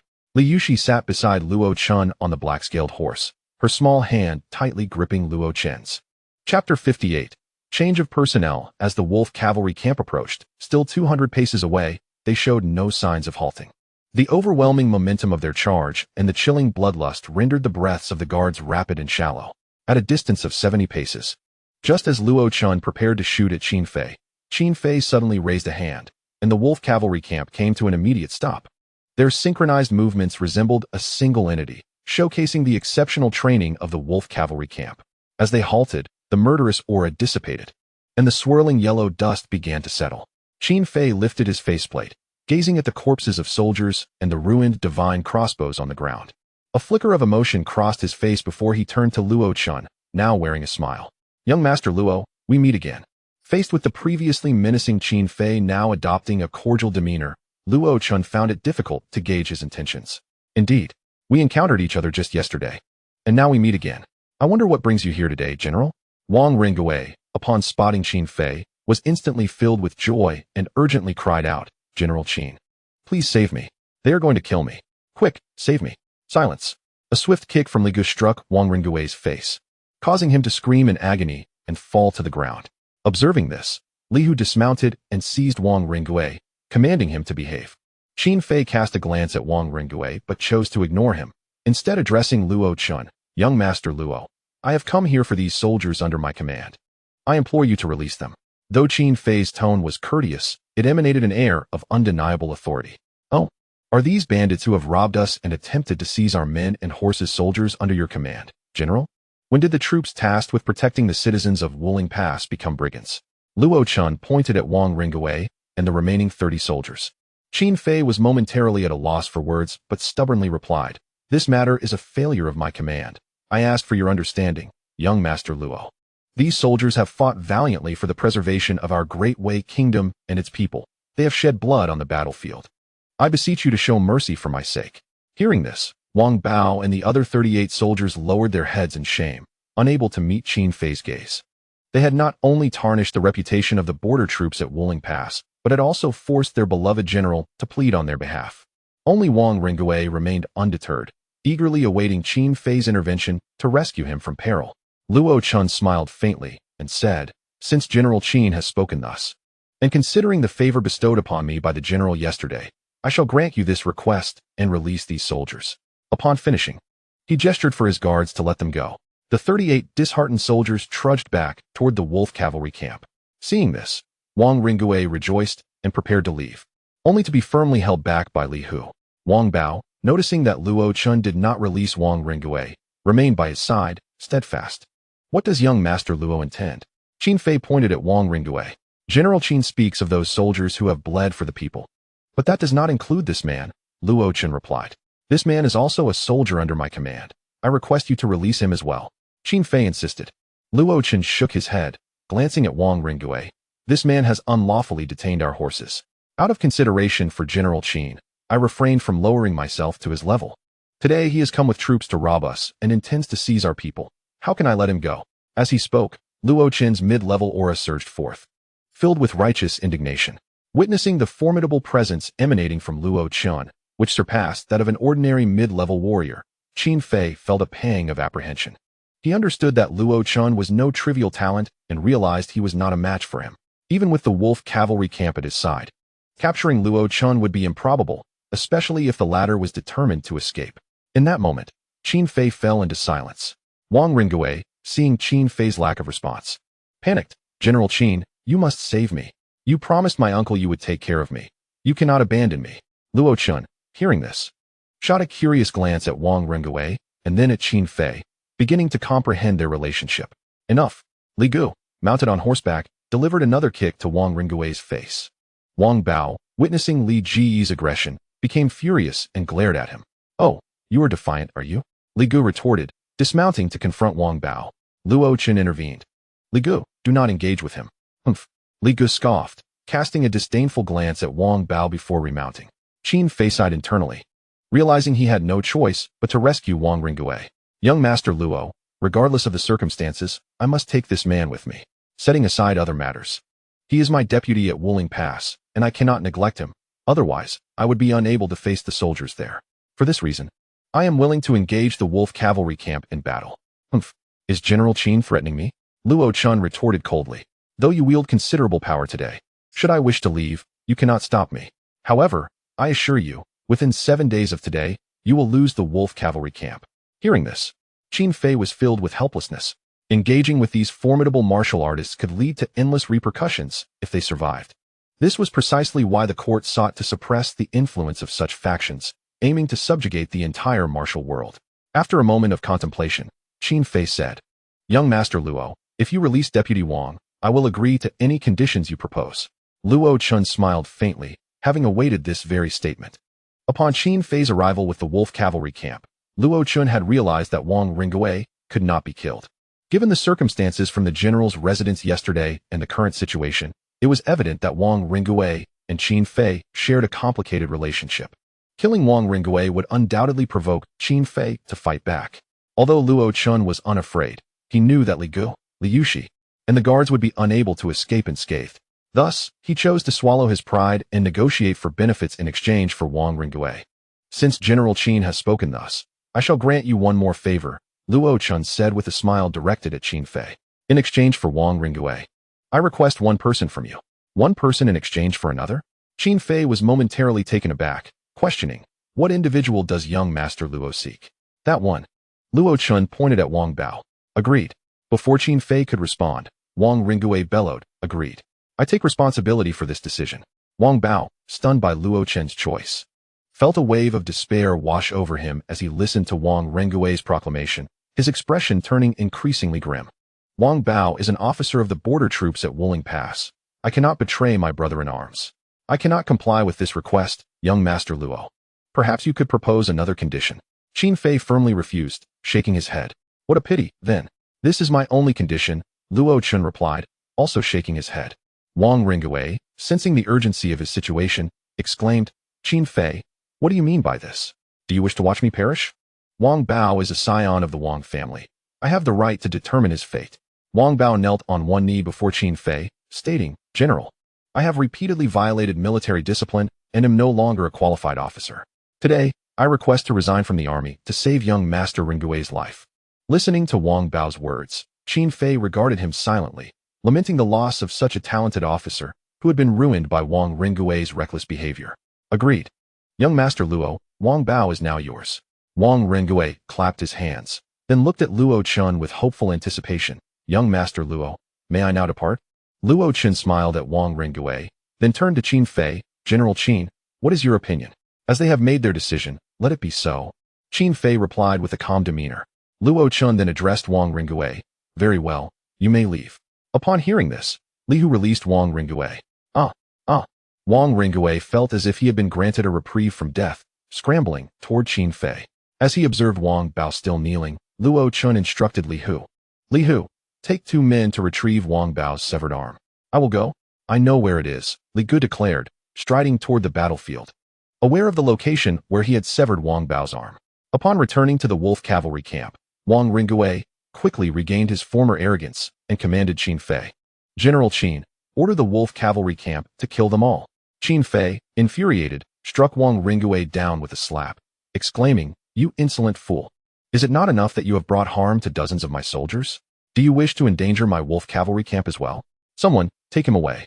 2 men approached from behind Qin Fei, seizing Wang Ringwei and dragging him toward the rear of the military formation. You audacious Qin Fei! How dare you strike me? Just wait, I will not let this matter rest. Wang Ringwei struggled while cursing vehemently. After Li Gu retrieved Wang Bao's severed arm, Luo Chun clasped his hands in a gesture of respect towards Qin Fei, saying, General Qin, the hour grows late. If there are no further matters, I shall take my leave. Young Master Luo, please do so. You are always welcome to visit my Wu Ling Pass again, Qin Fei replied with a faint smile. Indeed. Farewell. With that, Luo Chun led his companions onward. As they departed, Pang Tong turned to Qin Fei and inquired, General, shall we simply let them go? They have slain so many of our soldiers. What else can we do? As you have seen, we cannot detain Luo Chun. If a conflict were to erupt and he escaped, we would find no peace thereafter. Furthermore, the deaths of these soldiers are entirely attributable to Wang Ringwei, Qin Fei explained. Then what shall we do now? With so many soldiers lost, how shall we account to the court? Pang Tong looked at the corpses strewn about, his expression troubled. Qin Fei pondered for a moment and replied, I shall write a letter to Deputy Minister Wang of the Ministry of War to elucidate the situation. He will handle it appropriately. I will also submit a memorial to the court, requesting an investigation into the Zaiwashan villa. With a sigh, Qin Fei's expression turned sorrowful. Now, please arrange for the proper collection of these soldiers' bodies. Yes, General. Pang Tong bowed and set about his task. After traveling for 4 or 5 li, Li Yushi could no longer contain her frustration. Luo Chun, why did you let that villain go? Luo Chun rolled his eyes and replied, What other choice did I have? Could you defeat the wolf cavalry battalion? Upon hearing this, Li Yushi deflated, though she still huffed stubbornly. Brother Chun, if you're going to let him go, then why bring back a cripple? Li Gu glanced back at the dazed Wang Bao on horseback and murmured, He is not a mere cripple, he is a treasure. Luo Chun remarked mysteriously, A treasure? Him? Li Gu scoffed, while Li Yushi looked at Luo Chun with playful skepticism. Do you not believe me? Not at all.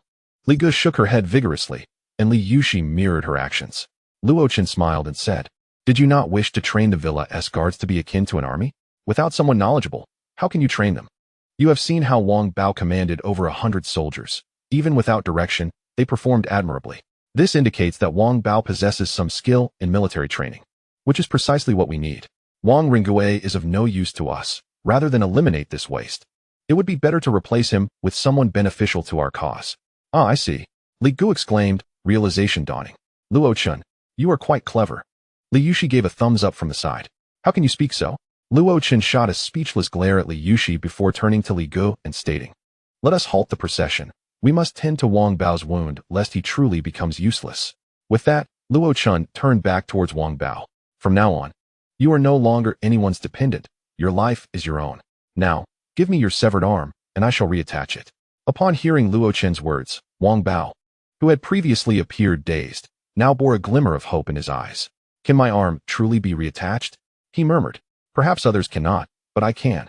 However, if we delay any longer, it may become impossible," Luo Chen replied. Wang Bao fell silent, handing over his severed limb.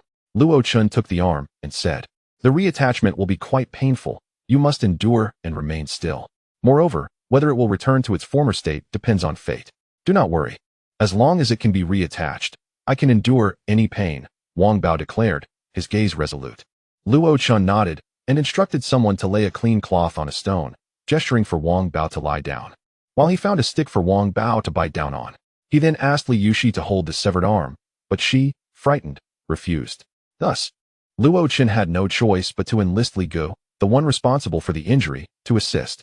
Luo Chen unwrapped the bandages from Wang Bao's left arm, revealing a gruesome sight where flesh was torn and bloodied.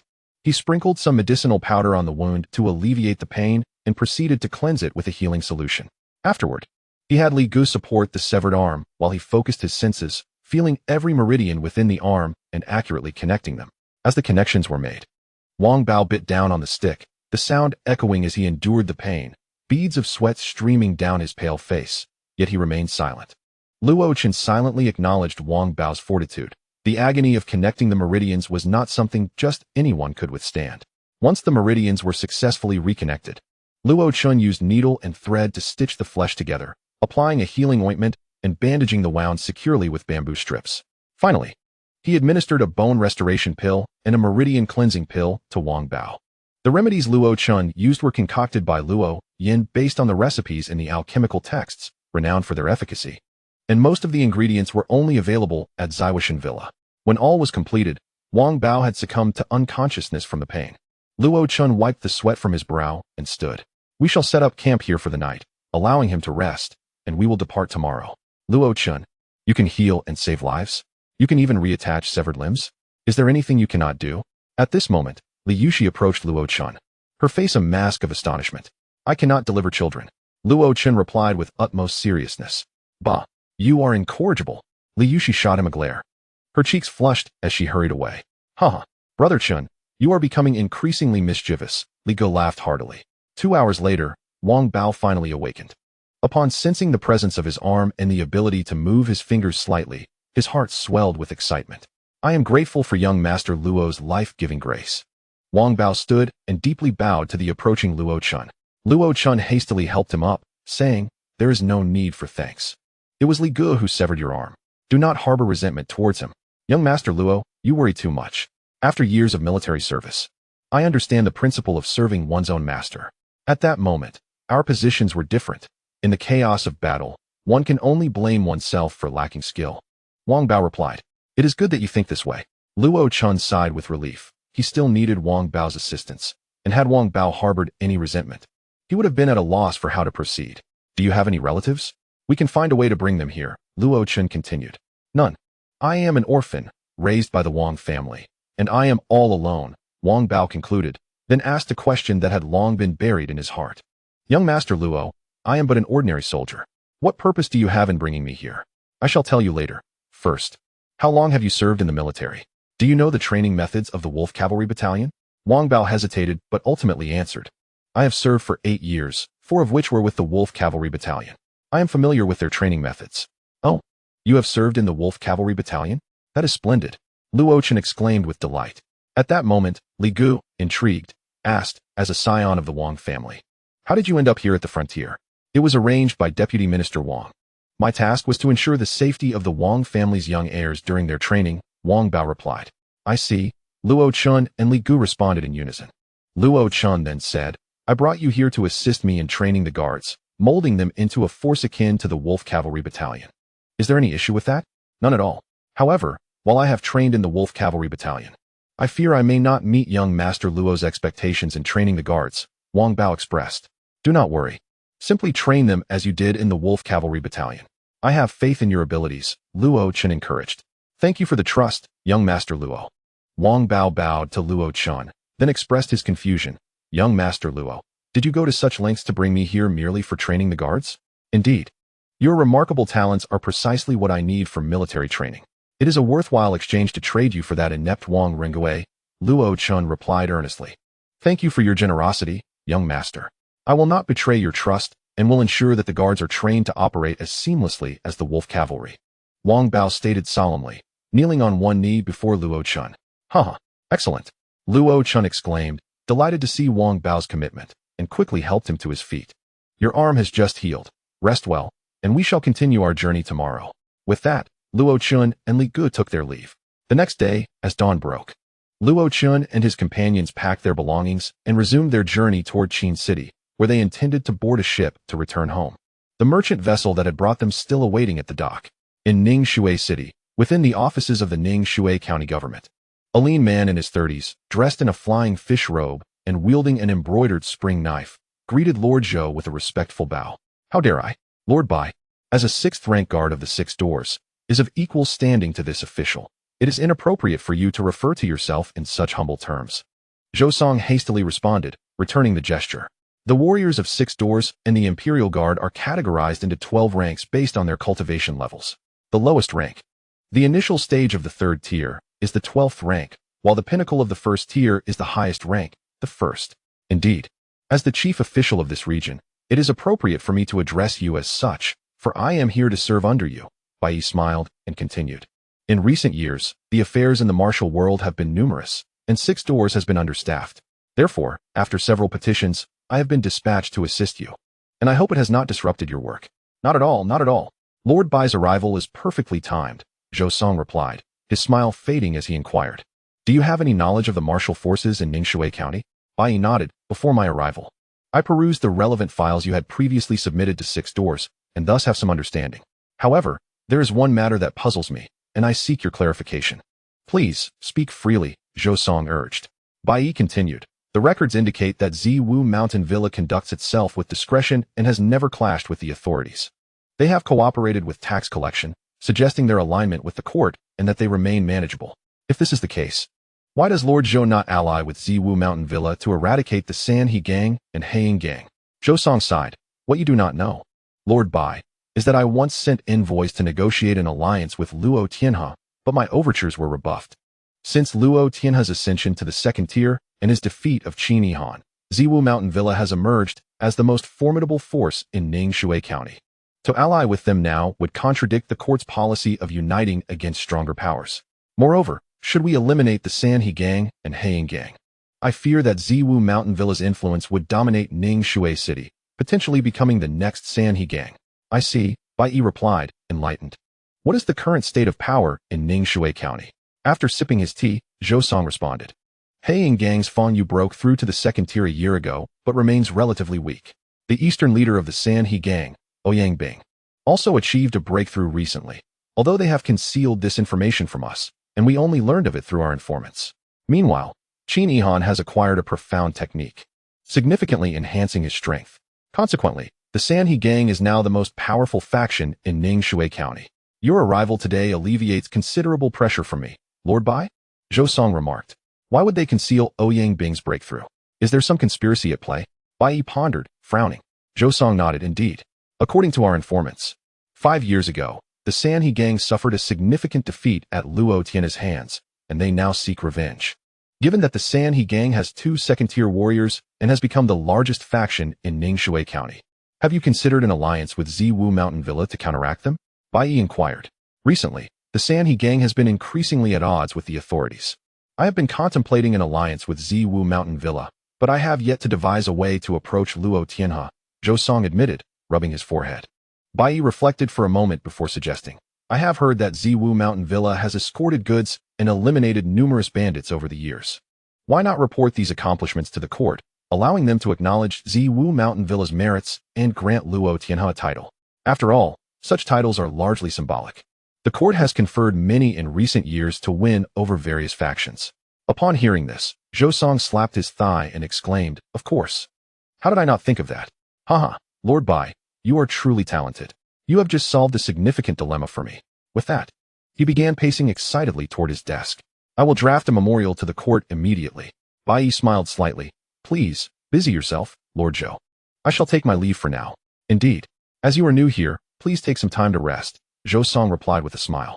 Bai Yi exited the office. In Ningshui City, within the headquarters of the Sanhe gang, Qin Yihan sat in his study, while Li Yixing stood respectfully across a desk. Gang Master, we have received news from the authorities that the county lieutenant has been replaced. The new county lieutenant is a second-tier warrior dispatched by the court's 6 doors. Clearly, Zhou Song has felt the pressure and sought assistance from the court. A mere second-tier warrior is of little concern. We shall keep an eye on him. Our primary adversary remains Ziwu Mountain Villa. Once I have perfected my Ming Bing Palm, along with the Eastern leader, we will settle the score with Luo Tianhe for the events of the past, Qin Yihan declared with a fierce countenance. Sensing Qin Yihan's formidable presence, Li Yixing bowed deeper in respect. Rest assured, Gang Master, I have been monitoring Ziwu Mountain Villa closely these years. Aside from Han Meng from Longwei Escort and a person named Li Go, who has reached the peak of the 3rd tier, there have been no significant changes among their ranks. However, Longwei Escort still possesses 1 or 2 formidable 3rd-tier warriors. Qin Yihan waved his hand dismissively. A few 3rd-tier warriors are nothing to worry about. We have also gained several 3rd-tier warriors in the Sanhe gang. And the other 3 leaders have reached the peak of the 3rd tier, with the deputy leader on the verge of breaking through to the 2nd tier. They do not pose a threat. After a brief pause, Qin Yihan added coldly, you must keep a close watch on Longwei Escort. I intend to make them the first target. Rest assured, Gang Master, I have dispatched personnel to monitor every branch of Longwei Escort, Li Yixing assured him. Excellent. I trust you to handle this matter. Now go and see to your tasks, Qin Yihan said, satisfied with Li Yixing's diligence. By the way, ensure that Ouyang Bing's breakthrough to the 2nd tier remains a secret. It must not be revealed to outsiders. Yes, Gang Master. I will take care of it. Li Yixing replied, bowing before exiting. Left alone in the study, Qin Yihan sat in contemplation, a cold smile occasionally creeping across his lips. Half a month later, Luo Chun and his companions finally returned to Ziwu Mountain Villa. The journey had taken longer than anticipated due to the presence of dozens of horses. By the time they arrived at Ziwu Mountain Villa, night had fallen. After resting for a night, Luo Chun joined his parents for breakfast the following day before accompanying Luo Tianhe to the office. Luo Chun recounted the events of their journey and then produced a wooden box, placing it on the desk. Is this the 7-child golden lotus you acquired? Luo Tianhe inquired, eyeing the box. Luo Chun nodded, yes, father. Luo Tianhe solemnly opened the wooden box, gazing at the vibrant golden lotus within, and exclaimed with excitement, indeed. It is the Qi Zi Jin Lian. Our Ziwu Shanzhuang's strength will surely surge once again.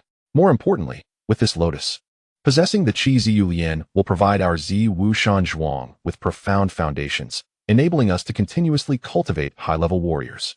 My father mentioned this, and I too wish to consult him about the ideal location for the cultivation chamber now that we have the Qi Ziyu Lian. After taking a moment to compose himself, Luo Tianhe pondered and stated, the heart of the Ziwu mountain has been excavated over the past few years, and a stone chamber has been established there to store heavenly-level techniques and various precious items.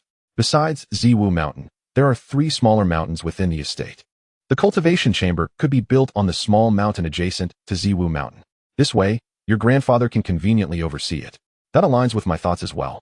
Luo Chun responded with a smile. Very well, it is settled then. I will arrange for some workers to excavate a cave in that small mountain shortly. Luo Tianhe looked at Luo Chun with satisfaction and remarked, you are truly the deputy of the Luo family. Since you began practicing martial arts at the age of 6 after that fall, our family's strength has increased several folds. That was merely luck. Luo Chun chuckled, scratching his nose. Luck is also a part of strength. Now, take this Qi Zi Jin Lian with you. I will send someone to deliver the materials for refining Jin Lian Dan, and Yu Hua Yi to Yu Zhu Xian shortly. Make sure to refine them promptly. Luo Tianhe said as he closed the lid of the wooden box and handed it to Luo Chun. Luo Chun accepted the box, saying, understood, father. I shall take my leave now if there is nothing else. Go ahead. Luo Tianhe waved his hand. After exiting the office, Luo Chun returned to Yu Zhu Xian, secured the Qi Zi Jin Lian, and took the patterned steel as he headed towards the casting hall. The casting hall of Ziwu Shanzhuang is located in the southwestern corner of the estate, at the outlet of the artificial river. Since casting requires water power, and to avoid pollution, the hall was constructed here. It is divided into 2 areas, smelting and casting, with over 30 craftsmen laboring within. Upon entering the casting hall, Luo Chun immediately felt a noticeable increase in temperature compared to the outside, accompanied by the sounds of metal striking and machinery operating. His arrival caught the attention of the craftsman, and soon, an elderly man in his 50s approached him. Young Master Chen, what brings you here? Is there something you need?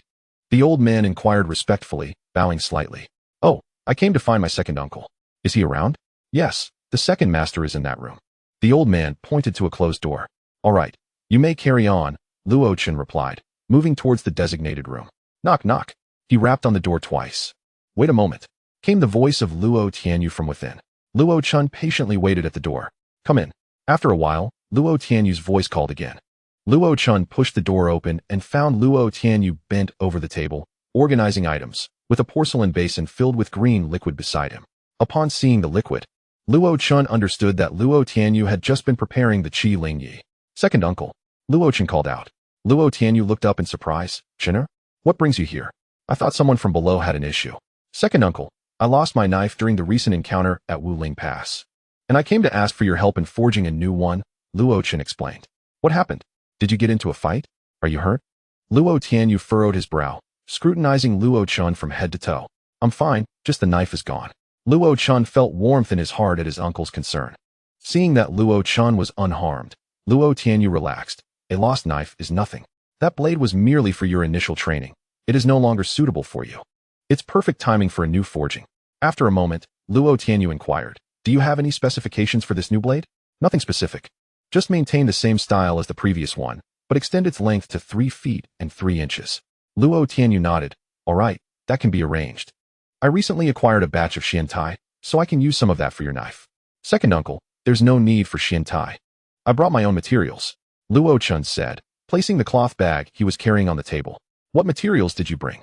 Luo Tianyu asked. Puzzled as he opened the bag, his eyes widened upon seeing 2 black iron discs. What is this? Huawengang. Luo Tianyu marveled as he picked up one of the iron discs to examine it closely. Indeed, it is Huawengang. Chenner, where did you obtain this? Hehe. I bought it at Wuling Pass, Luo Chen replied with a smile. Luo Tianyu exclaimed, you have quite the luck. This Huawengang, though priced the same as Xianwengang, is rare and hard to come by. It originates from the western regions, and only a small portion flows into Dawei, with most being snatched up at the borders. What little makes its way to the central plains is exceptionally rare. In my lifetime, counting this instance, I've only seen it twice, and you managed to find 2 pieces in one trip. How fortunate. Hehe, just a fortunate encounter. Enough boasting, set the materials down. I will have the knife forged in a couple of days and deliver it to you. You can leave for now, it's quite hot in here. All right, I shall take my leave. Thank you for your efforts, second uncle. Go on. Luo Tianyu waved his hand, turning his attention back to the Huawengang. After exiting the casting hall, Luo Chen returned to Yu Zhuxian. As he entered the courtyard, Li Hu approached him. Young master, the master sent someone with some herbs. Where are they placed? Luo Chen inquired. In your study. All right, I understand. Please bring my alchemical tools to the study. Yes. Li Hu complied and hurried off to fetch the tools. Upon arriving at the study, Luo Chen found the table piled high with herbs. And a wry smile crept onto his face. Looks like I have my work cut out for me. Sighing inwardly, he began to organize the herbs on the table. Shortly after, Li Hu entered the study with the tools and set them down. Luo Chen instructed Li Hu to guard the door and ensure no one disturbed him. After closing the door, Luo Chen started preparing Yu Huayi. Once the seeds of the Qi Jin Lian are extracted, the lotus will rapidly wilt. Thus, he needed to prepare the Yu Huayi first, so that once the seeds were removed, the lotus could be immediately placed into the Yu Huayi. After toiling for over an hour, Luo Chen gazed at the milky white liquid in the porcelain basin, a satisfied smile gracing his features. Although he had the formula, the process was intricate, requiring the herbs to be finely ground into powder or juiced, with precise measurements for each ingredient, tedious and time-consuming. Exhaling lightly, Luo Chen retrieved the Qi Jin Lian from the wooden box. As he admired the exquisite golden lotus, he was momentarily entranced by the melodious sounds of Buddhist chants, bringing a sense of tranquility and purity to his spirit. Suddenly, a thought struck him. The members of Ziwushan Zhuang had rapidly improved their cultivation levels over the years through the consumption of pills that enhanced their true energy. But their energies had become somewhat erratic, necessitating extensive time spent refining them. With the acquisition of the Qi Ziyu Lian, many of these troubles could be alleviated. Without further hesitation, Luo Chen swiftly extracted the 7 lotus seeds and immediately placed the golden lotus into the Yu Huayi. Upon immersion, the milky white liquid gradually permeated the petals and lotus seed. The process of the golden lotus transforming into jade takes half a month, requiring the Yu Huayi to be replaced every 3 days. After observing for a while, Luo Chun covered the basin and set it aside. After completing the Jinlian, Luo Chun began the meticulous process of concocting the Jinlian pill, with 7 lotus seeds and 7 sets of ingredients. He needed to refine the potion 7 times to achieve success. Throughout an entire morning, Luo Chun remained in his study, engrossed in the alchemical process, with even his lunch being brought to him by Li Hu. Luo Chun, Luo Chun. As Luo Chun was engaged in the refinement of the second set of herbs, the voice of Li Yushi echoed from the courtyard outside. However, Luo Chun, preoccupied with his task, paid her no heed. Li Hu, where is Luo Chun? Outside.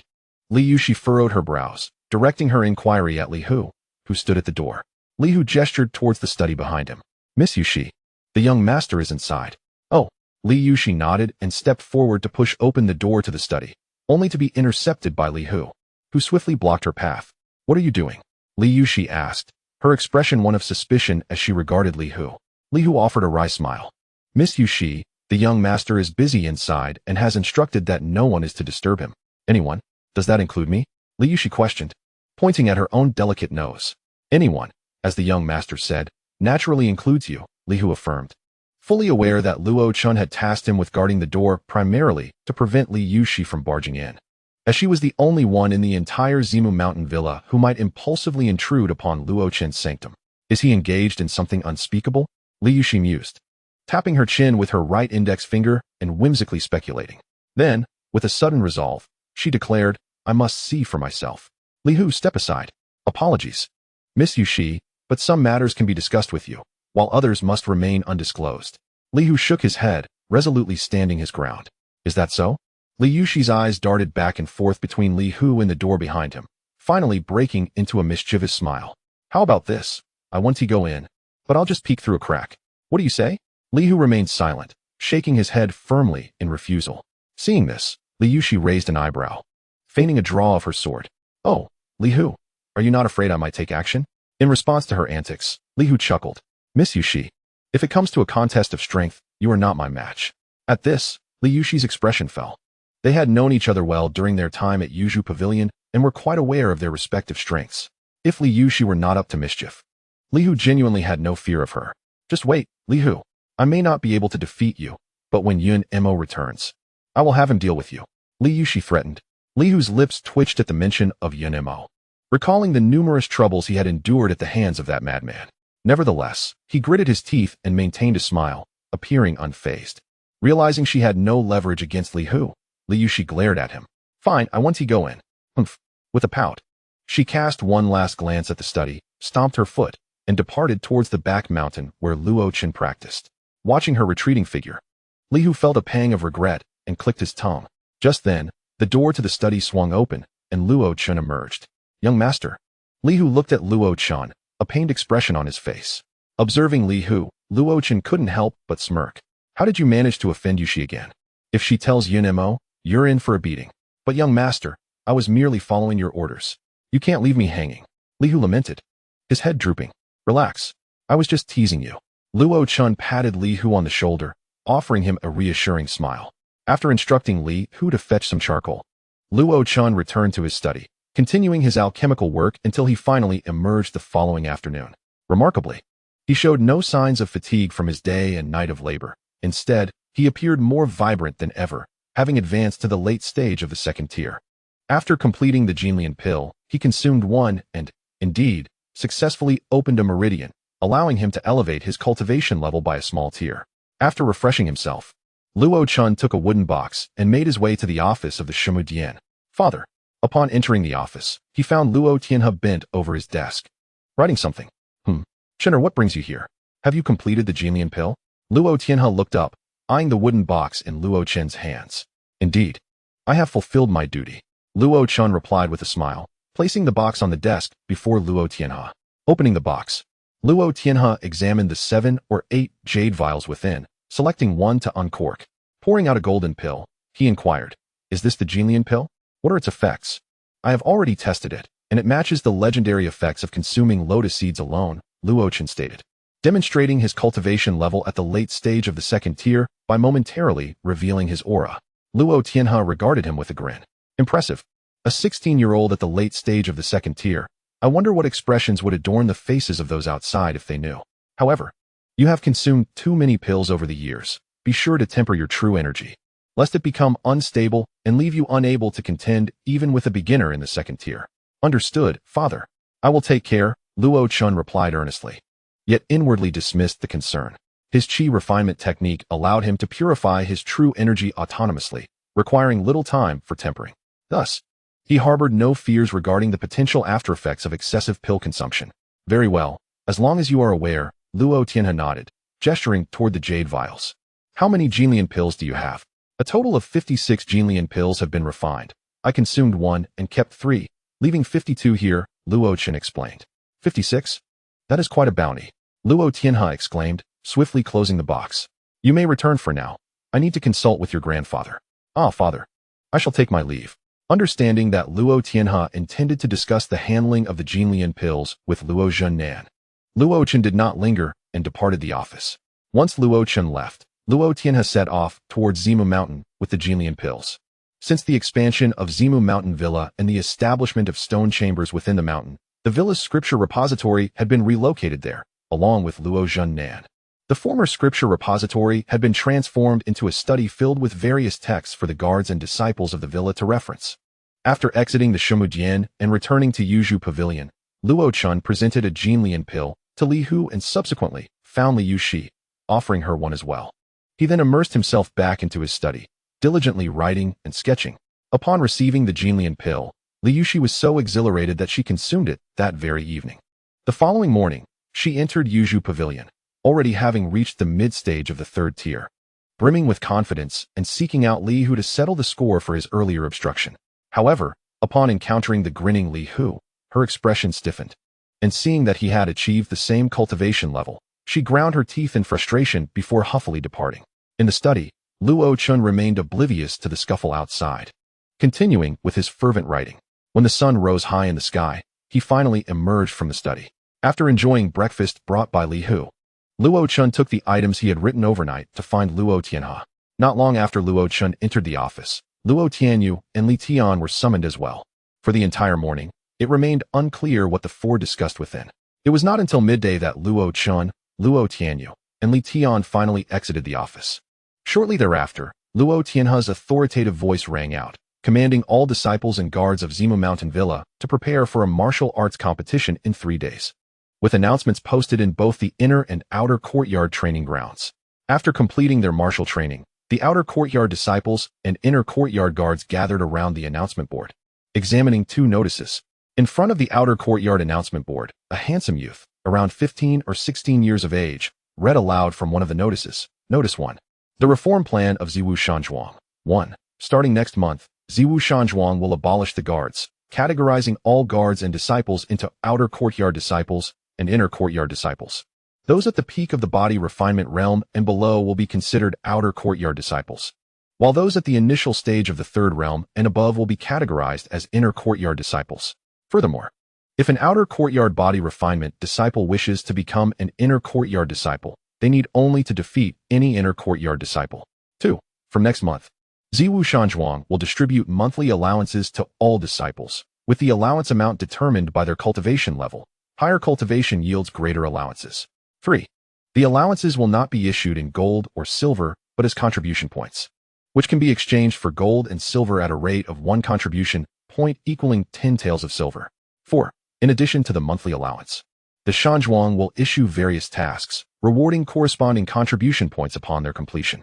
5. A treasure pavilion will be established within the Shanzhuang, containing weapons, elixirs, materials, and other items for disciples to exchange, using only contribution points and exclusively available to disciples of the Shanzhuang. 6. A task hall will be established to issue various tasks for disciples to undertake, and if disciples have needs, they may also post tasks within the hall.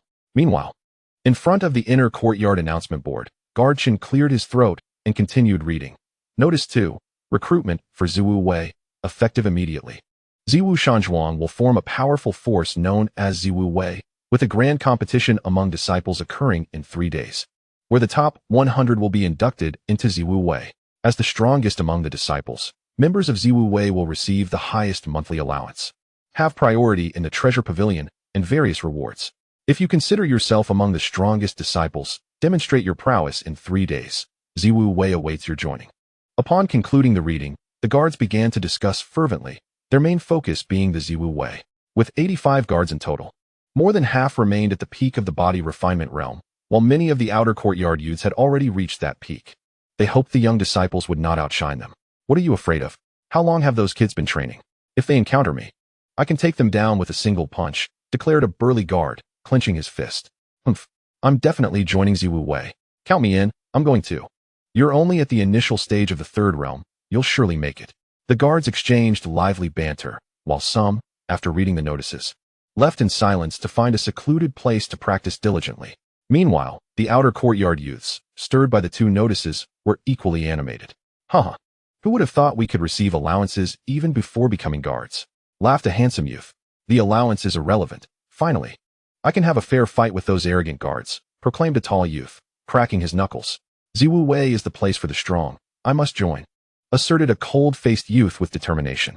Consequently, Ziwu Shanzhuang buzzed with excitement due to the two notices, and the fervor for martial practice intensified. As the architect of this upheaval, Luochen left Ziwu Shanzhuang after lunch and arrived at the Longwei Biaoju in Gushan Town.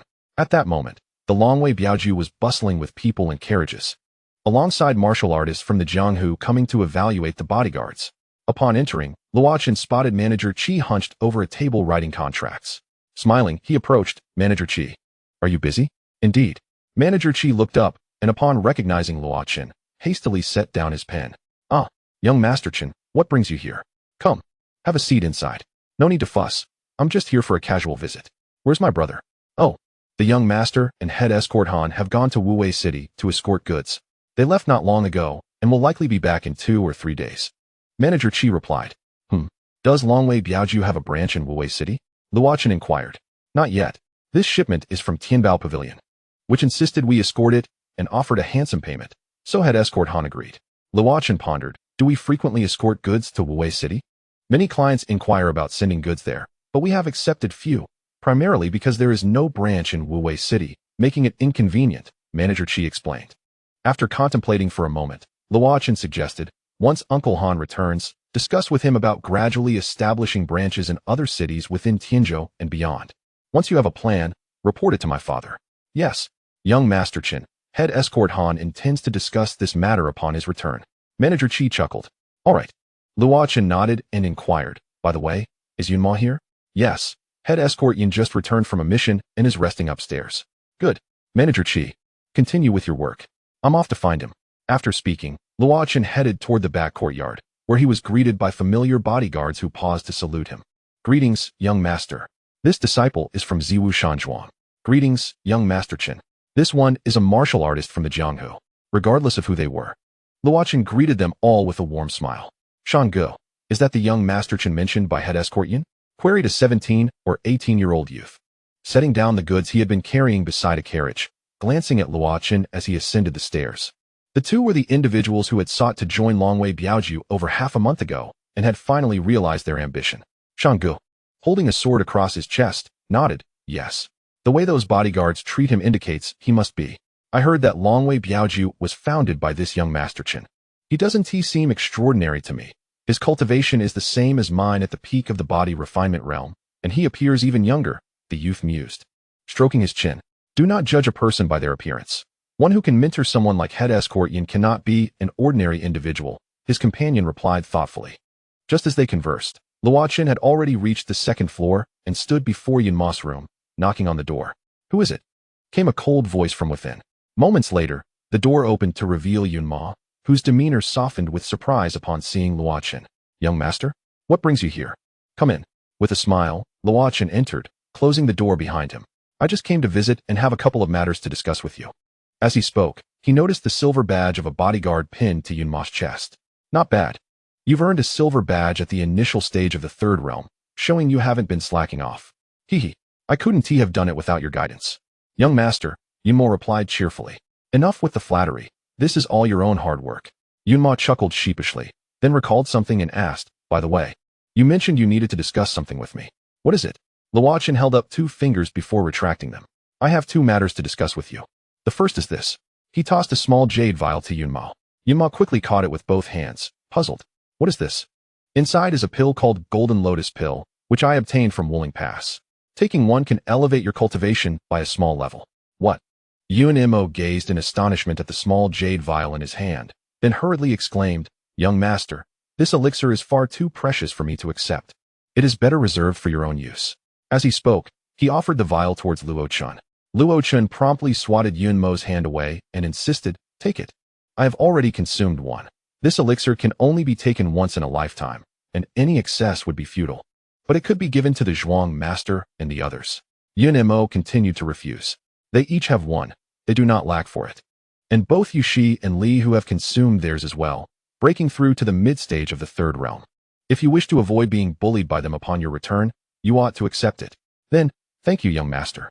Yun Mo, upon hearing this, ceased his objections and carefully stowed the vial away, adding with a chuckle, "Huh? Just them? Even if I do not consume this Jin Lian Dan, who knows who will end up bullying whom?" "You rascal," Luo Chen laughed in response. "By the way, young master, what is the other matter?" Yun Mo inquired. Luo Chen's expression turned serious as he pondered for a moment before replying, "You should no longer remain here as a bodyguard. Return to the mountain stronghold and join Captain Li in establishing the enforcement hall." "The enforcement hall?" Yun Mo looked at Luo Chen in confusion. "Indeed. The stronghold currently has over 400 disciples and guards. With such numbers, violations of the stronghold's rules have increased, making management more challenging. Hence, we require a dedicated department to uphold the rules and penalize those who transgress." After a brief pause, Luo Chen continued, "You should return to the stronghold in the next couple of days and select the 10 most skilled individuals from among the disciples and guards to form the enforcement hall. You must finalize your selections within 3 days. If there are insufficient personnel, additional members can be recruited later." "Young master, I have never undertaken such a task. I fear I may not succeed." Yun Mo expressed his trepidation. "How can you know you cannot succeed without trying? Besides, you have Captain Li for guidance. Do not hesitate to seek his counsel," Luo Chen admonished seriously. "Understood, young master." Seeing Yun Mo acquiesce, Luo Chen added, "Additionally, beneath the enforcement hall, establish an intelligence hall responsible for gathering information from both the martial world and the court. The personnel for the intelligence hall should be recruited from the bodyguards and the martial realm. I have previously shared insights about intelligence gathering with you. I trust you remember?" Yun Mo, who had been taciturn in his childhood, solely focused on martial arts, recalled the stories Luo Chen had woven, blending tales of espionage from his former life with the realities of this world to enlighten him. "I remember," Yun Mo replied, his face lighting up with fondness for those memories. "Good. Start with Ning, Shui County. The branch offices of various escort agencies will serve as outposts, using the transport of goods as a conduit for relaying messages. It would be prudent to acquire carrier pigeons, as relying solely on transport for communication is too sluggish," Luo Chen advised. "Yes, young master," Yun Mo noted silently. He then added, "Young master, I wish to bring 2 individuals into the enforcement hall. Is that permissible?" "2 individuals? Who are they?" Luo Chen asked, intrigued. "2 bodyguards who recently joined the agency, having demonstrated remarkable abilities in just over half a month. One of them, named Qing Shan, possesses initial stage 3rd realm skills and is exceptionally capable, able to lead escort missions independently. Had he arrived earlier, he might have already attained silver rank. Is he truly that formidable?" Luo Chen pondered for a moment, but ultimately shook his head. The disciples of the enforcement hall must be members of the stronghold. Recruiting from outside would breed discontent among our own disciples. Moreover, our disciples have been with us since the age of 10, possessing unblemished backgrounds and a strong sense of belonging to the stronghold. We cannot allow individuals with uncertain origins into the enforcement hall. What if we were to have them join the stronghold and become disciples?" Yun Mo pressed on, unwilling to relent. "Furthermore, I have investigated their backgrounds. They hail from a village near to Hengshan and are of untainted lineage. Very well, have them come before me. I shall assess them. And if they meet my approval, I shall consent to their entry," Luo Chen replied, unable to refuse Yun Mo's earnest expression. This was the first time in many years that Yun Mo had insisted on something before him, and Luo Chen felt compelled to grant him this opportunity. Besides, he was not one to rigidly adhere to convention. If these 2 individuals proved worthy, there was no reason they could not become disciples of the stronghold. I shall summon them at once," Yun Mo exclaimed, a smile lighting his face as he exited the room and called out to the courtyard. "Shanggu, Yun Biao too is calling for us." The youth carrying goods in the courtyard responded and said to Shanggu, who stood nearby, "Let us go and see." Shanggu agreed and made his way toward the staircase, with the youth hastily following suit. Once on the second floor, Yun Mo offered a few final instructions before leading them into the room. Subordinate Qing Shan, Qing Song, greetings to young Master Chun. Upon entering, the two bowed respectfully to Luo Chun. Indeed, Luo Chun regarded the two. The youth bore a pure gaze, appearing innocent and curious, while the young man exuded a restrained aura, displaying an unexpected maturity beyond his years. Luo Chun discerned that this youth was not ordinary, like Yun Mo. He was a diligent practitioner, likely on par with Yun Mo's abilities, who could defeat an average mid-stage third-realm martial artist. Impressive. I have heard from Yun Mo that you hail from a nearby village. For one to cultivate to the initial stage third realm in such a remote locale is quite remarkable, Luo Chun remarked, his tone suggesting deeper implications. Indeed, Shan Gu is exceptional. He is the most formidable martial artist among several villages in our vicinity, Qing Song declared proudly. Luo Chun responded with a non-committal smile at Qing Song's exuberance. Qing Shan shot Qing Song a glance before addressing Luo Chun. Our village possesses a fragmented yellow-grade martial arts manual, and I have diligently practiced for many years, fortunate enough to open a meridian and break through to the third realm. I see. Luo Chun nodded. He then inquired, would you both be willing to join my Ziwu Mountain stronghold as formal disciples? Faced with this unexpected offer, Qing Song was momentarily taken aback, staring blankly at Qing Shan. After a brief contemplation, Qing Shan cupped his hands to Luo Chun and replied, we are immensely grateful for your kindness, young master. We willingly accept the opportunity to join Ziwu Mountain Stronghold and pledge to honor your trust in the stronghold. Excellent. Welcome to Ziwu Mountain Stronghold. From this day forth, you shall be disciples of the stronghold. Afterward, let Yun Mo assist you in completing your admission formalities. Luo Chun concluded. Then turn to Yun Mo. Please attend to the matters I have entrusted to you promptly. Of course, young master. Yun Mo acknowledged. Very well. I have other matters to attend to, so I shall take my leave. With that, Luo Chun rose and departed. Yun Mo hurriedly accompanied him until they reached the entrance of the Longwei Escort Agency. Meanwhile, on the second floor of the Longwei Escort Agency, Qing Song continued to stare in disbelief at Qing Shan. Shan Gu, have we truly become disciples of Ziwu Mountain Stronghold? Am I dreaming? This was my childhood dream. It is real, not a dream, Qing Shan replied excitedly, clenching his fists. With the support of Ziwu Mountain Stronghold, the bandits would dare not act recklessly against their village, ensuring greater safety. Moreover, there would be more opportunities to acquire resources and advance further along the path of martial arts. The disciples of Ziwu Mountain Stronghold are typically around 10 years old, coming from unblemished backgrounds. Who would have thought that we, at our age, would still have the chance to become disciples? Qing Song expressed his exhilaration. This must be due to Yun Biao too advocating for us. We must remain vigilant. Ziwu Mountain Stronghold has its own rules, Qing Shan cautioned. Indeed, I will be mindful, Qing Song nodded eagerly. After leaving the Longwei Escort Agency, Luo Chun arrived at the establishment of Manager Zhao. Young Master Luo, what a pleasant surprise to see you here. Manager Zhao greeted with a smile and a bow. I have come to express my gratitude for your efforts, Manager Zhao. You have worked hard on this trip to procure horses from the grasslands, Luo Chun replied, gesturing towards the gifts on the nearby tea table. Oh, you are too kind, young Master Luo. It is my duty. Your agency has already compensated me for my services. Manager Zhao demurred. One must acknowledge the merits of the other. You have indeed gone to great lengths, so do not decline, Luo Chun insisted with a smile. After a brief moment of hesitation, Manager Zhao clasped his hands in gratitude and said, I extend my heartfelt thanks to young Master Luo. Luo Chun pondered for a moment before continuing. Indeed, there is another matter I wish to discuss with Manager Zhao. Oh, please feel free to speak, young Master Luo. I shall endeavor to accommodate your request, replied Manager Zhao earnestly. Luo Chun stated plainly, we at Ziwu Shanzhuang intend to establish a commercial association, primarily focused on external trade. Currently, we are in need of a leader for this association, and I wonder if Manager Zhao might be willing to take on this role. Upon hearing this, Manager Zhao was momentarily taken aback, as he had not anticipated such a fortuitous opportunity would fall into his lap. After all, this was Ziwu Shanzhuang, the foremost power in Ningshui County. Moreover, the young master before him was a prodigious talent at the mid-stage of the second tier. One could only speculate how far he might advance in the future. Manager Zhao, slightly incredulous, hesitated and inquired, but why not appoint Manager Qiu from Tianxiang Tower, who is quite adept in business, to this position? Luo Chun shook his head. My Aunt Qiu is a woman, and there are many matters that may not be suitable for her to handle. Furthermore, she prefers to remain at Tianxiang Tower and has no desire to travel extensively. Seeing that Manager Zhao was still hesitant, Luo Chen assumed he was reluctant and continued, "Rest assured, Manager Zhao, once you assume this leadership position, the association will allocate 5% of its profits to you as remuneration. Moreover, your responsibility will only encompass management and operations. Other matters will be addressed by us at Ziwu Shanzhuang, such as the recent incident involving the deputy commander at Wuling Pass detaining our horses."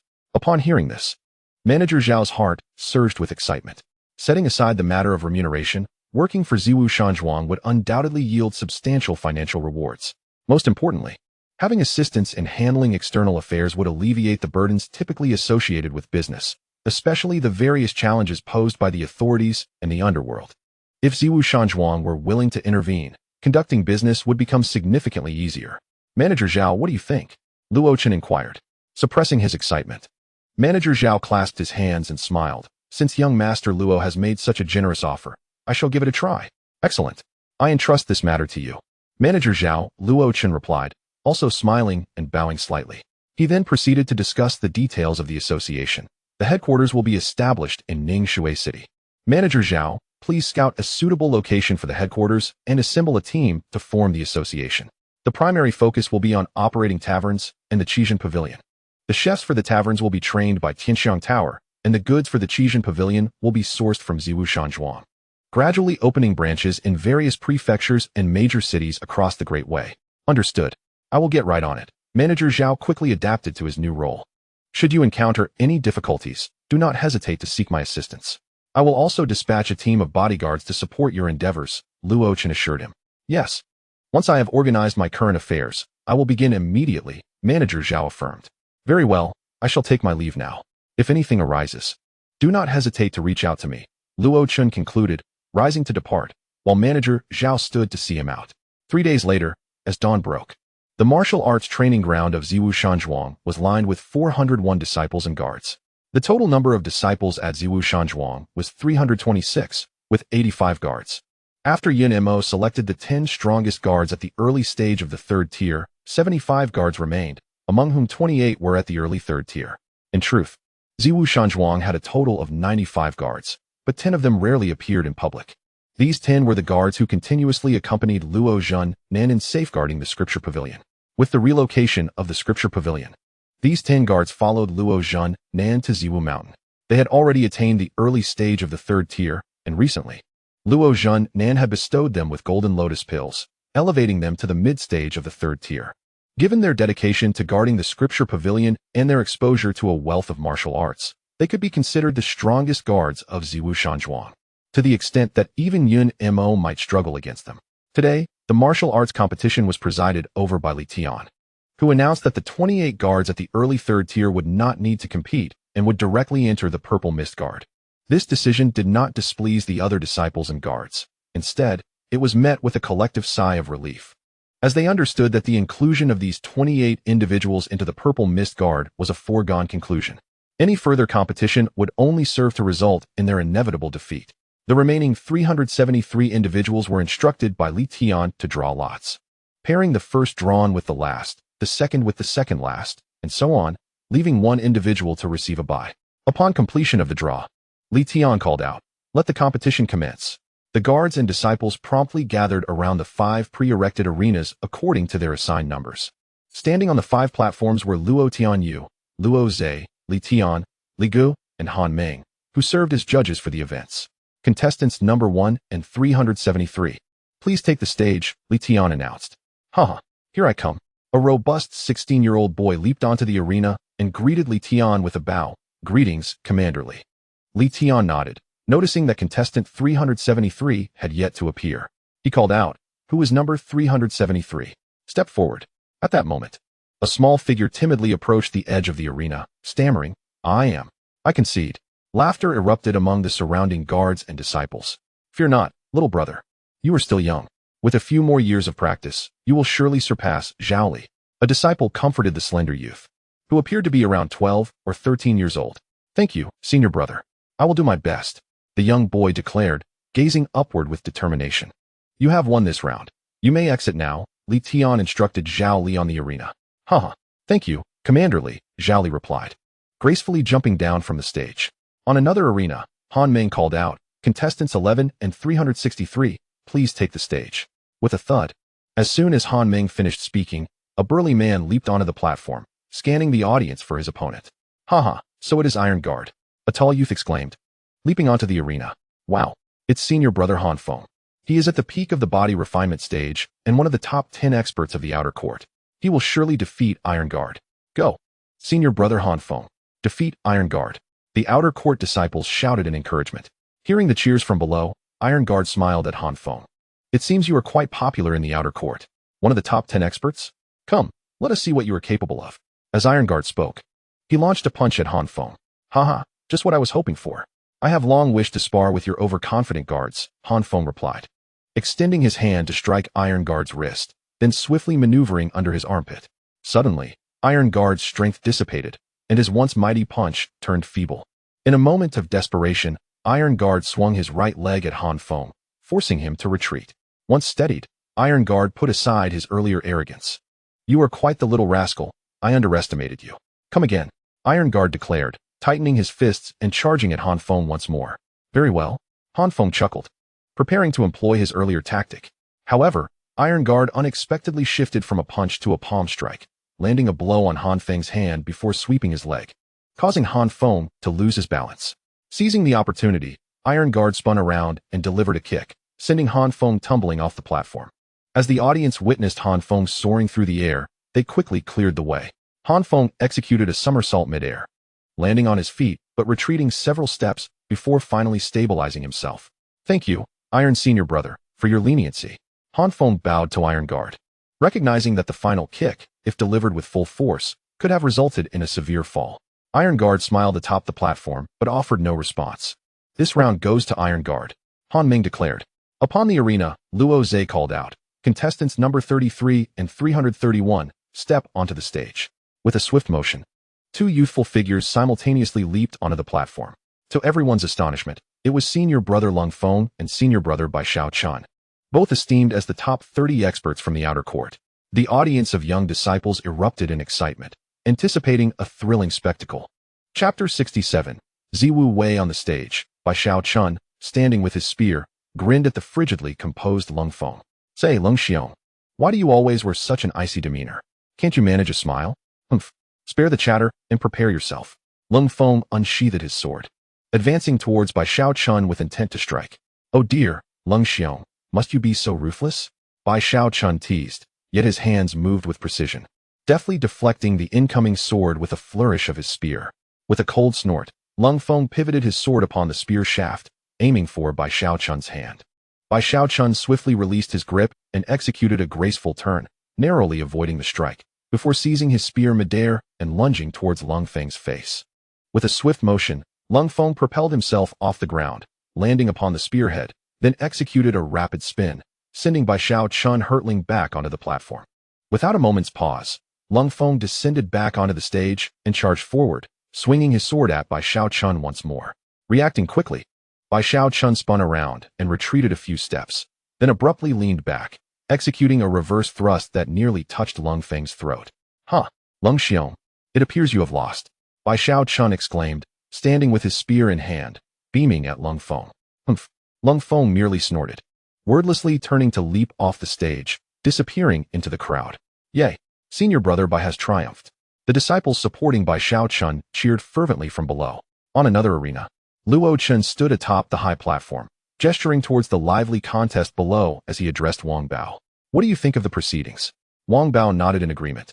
"Indeed, these warriors are quite young. The oldest among them barely exceeds 30.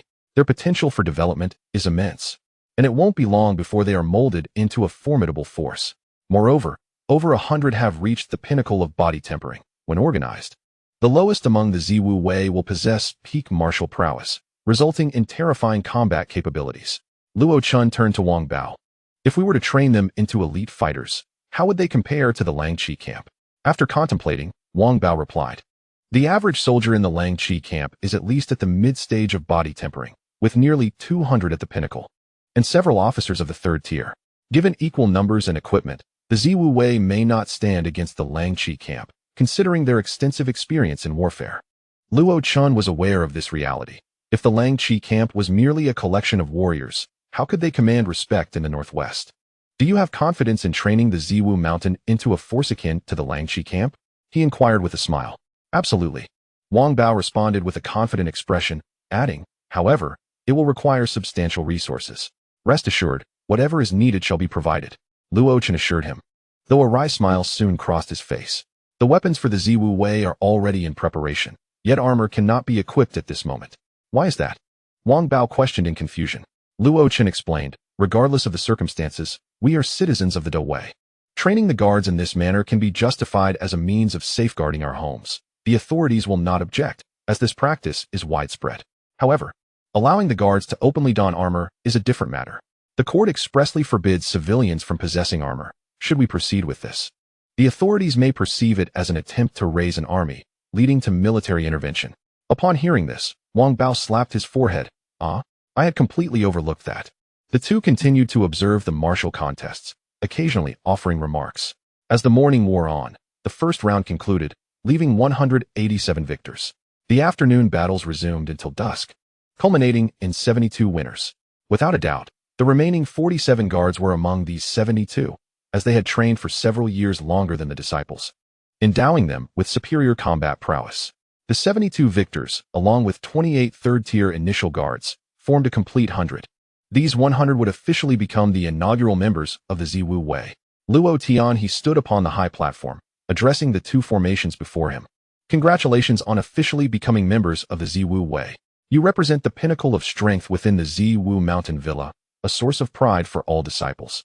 The villa shall dedicate itself to your training. He continued, moreover, I hope you will safeguard our collective home, uphold our shared interests, and protect our fellow disciples. Protect the homeland. Uphold our interests. Safeguard our brethren.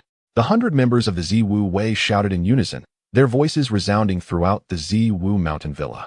Once the cheers subsided, Luo Tian he turned to the disciple formation, though you did not succeed this time, do not be disheartened. Continue to strive for improvement.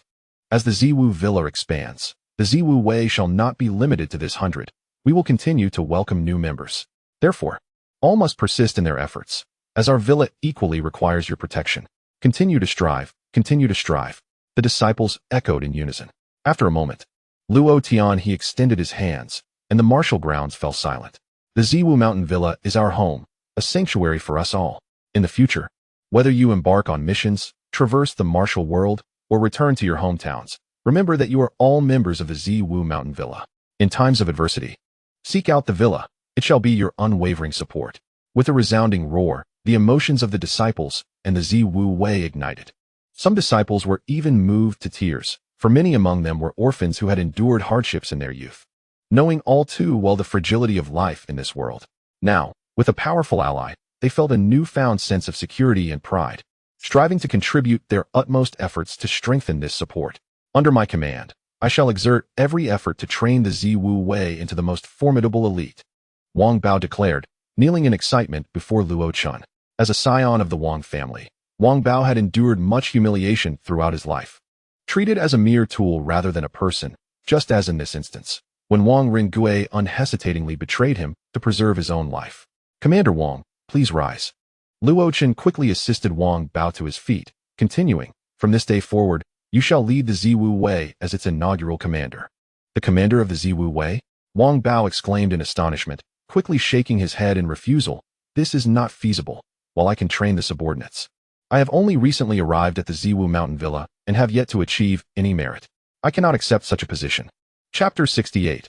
A visit from Zhou Song. Do not hesitate. Here at the Ziwu Mountain Villa, we value ability over seniority. Within the entire villa, you are the only one with experience in commanding and training troops.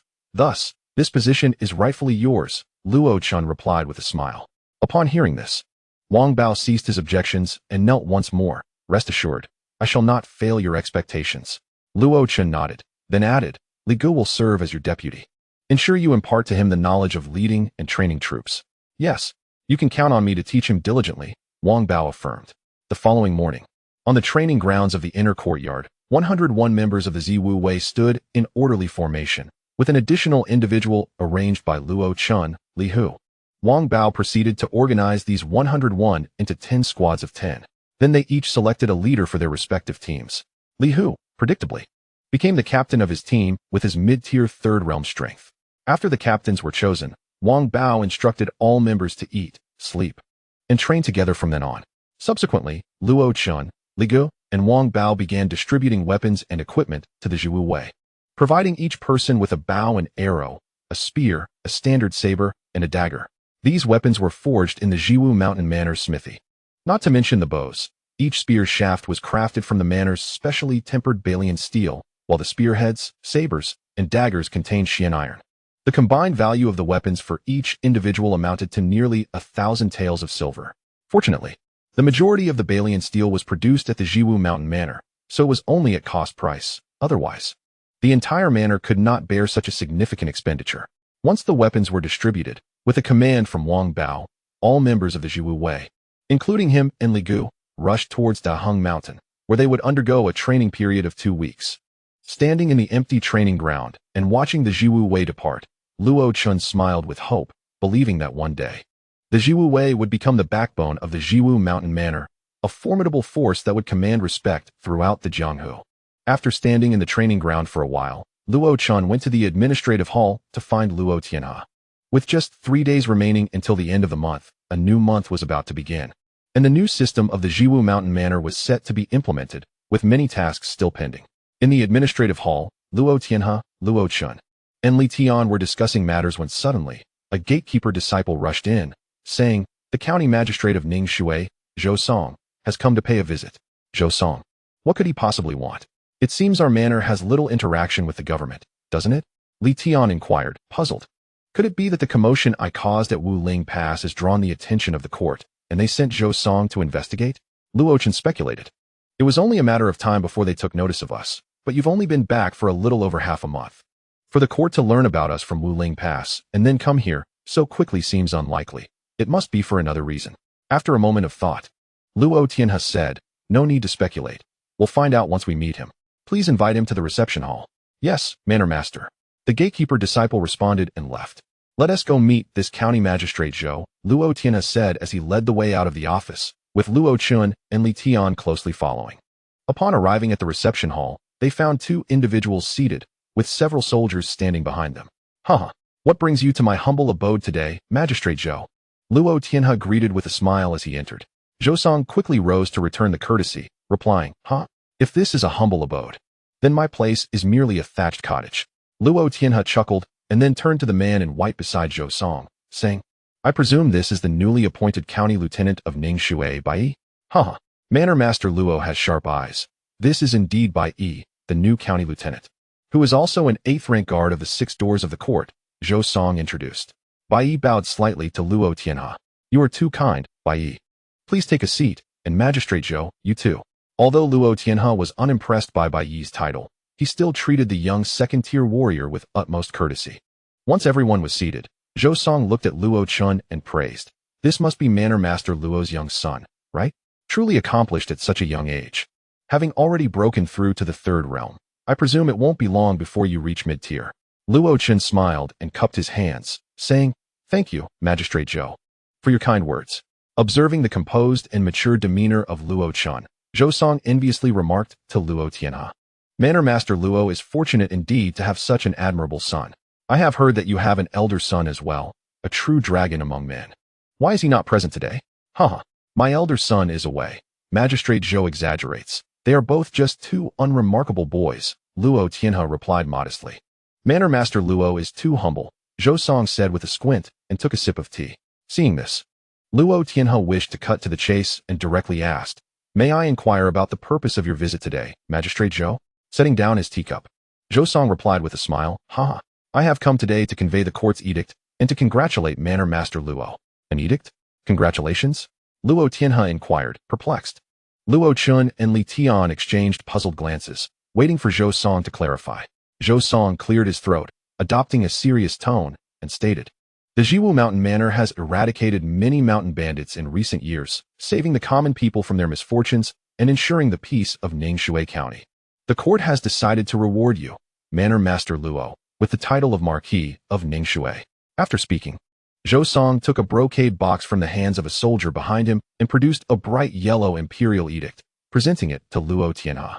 Luo Tianhe stared at the edict handed to him by Zhou Song, momentarily at a loss regarding the court's intentions. If it were for the merit of eradicating bandits, the reward would have come much sooner. Why was it delayed until now? Moreover, accepting this edict would not be without its complications. Once he became the Marquis of Ningxue, he would be linked to the court, and many matters would require consideration of their perspective. If the court sought him for something, the Jiwu Mountain Manor would find it difficult to refuse. Though the title of Marquis of Ningxue would afford him a salary and make many official matters easier, it was ultimately a nominal title, lacking substantial power.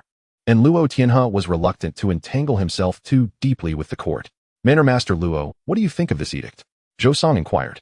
Noticing Luo Tianhe's silence and deep contemplation, lifting the edict in his hand. Chapter 69.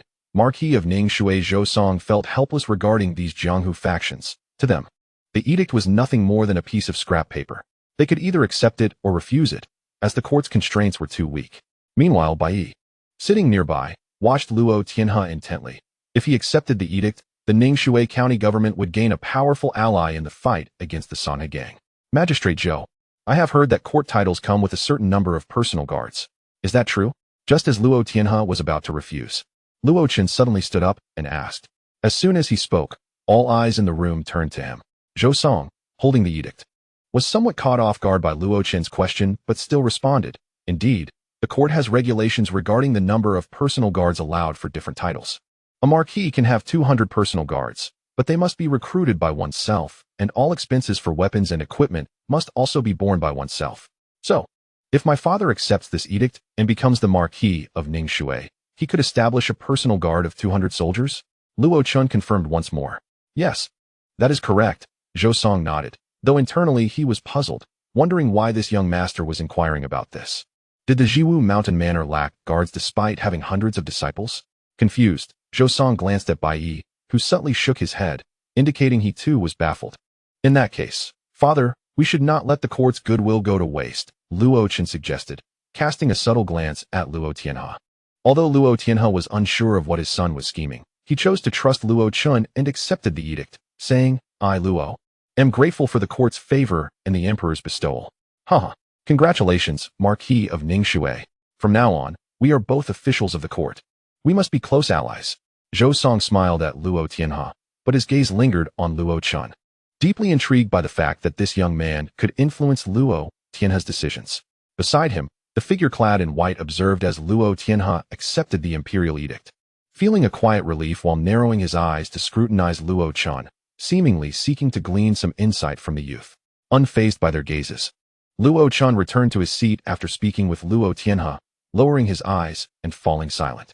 After a few more pleasantries exchanged between Zhou Song and Luo Tianhe, Zhou Song, in a seemingly casual manner, remarked that Ouyang Bing of the Sanhe gang had recently advanced to the second-tier martial artist level, and that Li Yandong was also on the verge of a breakthrough, inquiring whether Lord Ningxue had heard of this development. Upon hearing this, Luo Tianhe and the others instantly grasped the underlying significance of the imperial decree bestowing the title of Lord Ningxue upon Luo Tianhe. It became evident that the authorities perceived the Sanhe gang as the most formidable force in Ningxue County and felt compelled to ally with Zaiwushan to counterbalance this threat. Luo Chun found it somewhat amusing, pondering how Zhou Song would react if he were aware of Zaiwushan's true strength. Suddenly, a chill crept down Luo Chen's spine.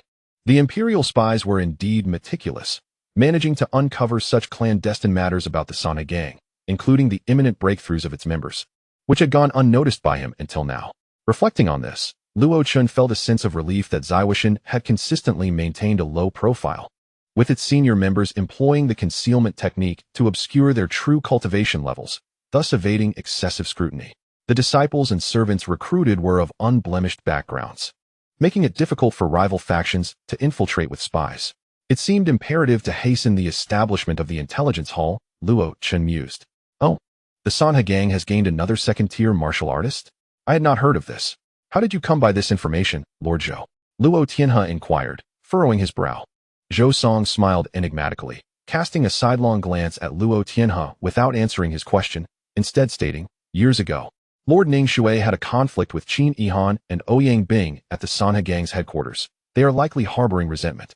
Now that Ouyang Bing has advanced, and the Sanhe gang remains silent, It is my conjecture that they intend to wait for Li Yandong's breakthrough before launching a sudden attack to avenge past grievances. Is that so? 2 second-tier martial artists, then? Luo Tianhe replied with a knowing smile, clasping his hands in gratitude. I am most grateful for your insights, Lord Zhou. Indeed. It is only fitting, as we are both servants of the court, Zhou Song replied with a smile. Though inwardly he was puzzled by Luo Tianhe's apparent lack of concern upon hearing this news. Observing the indifferent expressions of Li Tian and Luo Chun, Zhou Song's confusion deepened, and as he noticed Bai Yi's furrowed brow in contemplation, he realized that Bai Yi too sensed something amiss. Thus, Zhou Song cautiously inquired, Lord Ning Shui, do you have a strategy to counter the Sanhe gang's aggressive posture? Haha, none. We will face whatever comes our way. Like soldiers meeting an army or water meeting earth, Luo Tianhe replied with a shake of his head, realizing that no further information could be gleaned. Zhou Song directly articulated the true purpose of his visit. In that case, Lord Ning Shui, as we are both representatives of the court, shall we not cooperate on matters concerning the Sanhe gang, standing together in mutual support? Of course. It is only right. Luo Tianhe nodded. In the matter of the Sanhe gang, whether to ally with the authorities or not was inconsequential. If the Sanhe gang grew stronger, the first target would undoubtedly be Zaiwushan. Although Zaiwushan was not intimidated by the Sanhe gang at this moment, the willingness of the authorities to involve themselves and alleviate some pressure was welcomed by Luo Tianhe. With Luo Tianhe's agreement, Zhou Song smiled, and Bai Yi too felt a sense of relief, with the two factions united. They now possessed 2 second-tier martial artists and could rely on the Black Hawk gang for support, alleviating their concerns regarding the Sanhe gang. After conversing for a while longer, Zhou Song and Bai Yi took their leave. Once they departed, Luo Tianhe looked at Luo Chun, puzzled. Chinner, what is the meaning of this? Why did you accept the imperial edict? Li Tian also regarded Luo Chun with curiosity. Luo Chun smiled faintly and replied, Father, are we not training the Zaiwushan guards? With this title, we can legitimately train the Zaiwushan guards and equip them with armor. But with the court's constraints, our actions will be hindered. Moreover, if the court summons us, will we comply or refuse? Li Tian frowned. Humph. Luo Chun responded coldly. If it aligns with our interests, we shall act. If not, we shall ignore it. The court has conferred titles upon those renowned martial arts sects, and did they not proceed in the same manner? After a pause, Luo Chun continued. Even though those sects are predominantly top-tier powers, the court dares not act against them at will. However, we are not weak either. Grandfather, father, and second uncle have all reached the initial stage of first-tier cultivation, while eldest brother is at the mid-second tier, and Uncle Li has reached the late second tier. With Uncle Han and Li Gu also at the initial second tier, we possess 8 martial artists above the second tier, rivaling even mid-tier first-tier powers, making us indifferent to the court's authority. Upon hearing this, Luo Tianhe nodded in agreement, smiling. You make a valid point. Besides, this marquis receives a monthly stipend. Free silver should not be turned down. Luo Chun and Li Tian laughed at this. Outside Zaiwushan, Zhou Song surveyed the expansive estate behind him and remarked to Bai Yi, What do you think of Luo Tianhe? Profound and inscrutable, Bai Yi replied, his gaze drifting across Zaiwushan. Profound and inscrutable. Zhou Song turned, puzzled. Yes. I cannot quite explain it, but although Luo Tianhe shares the same cultivation level as I, he imparts an impression of great depth, akin to a first-tier expert from the Six Gates. Bai Yi reflected, continuing, Moreover, it is not just Luo Tianhe. Even Li Tian, who has yet to utter a word, exudes a formidable aura, and that Luo Chun is equally inscrutable. How can this be? Could it be a misperception on your part? Zhou Song expressed his astonishment. Then seemingly recalling something, added, Previously, Chief Situ mentioned that Luo Tianhe possesses a technique for concealing his true cultivation level. Do you think they could be concealing their abilities? After speaking, Zhou Song himself felt the implausibility of his words, considering that Luo Tianhe had only broken through to the second tier 4 or 5 years prior. It was inconceivable that he could have become a first-tier expert, let alone that underage Luo Chun. Bai Yi shook his head. I am uncertain. It is difficult to discern. But the likelihood is exceedingly small, nearly impossible. As he spoke, Bai Yi clicked his tongue. Yet this young Master Luo is indeed remarkable.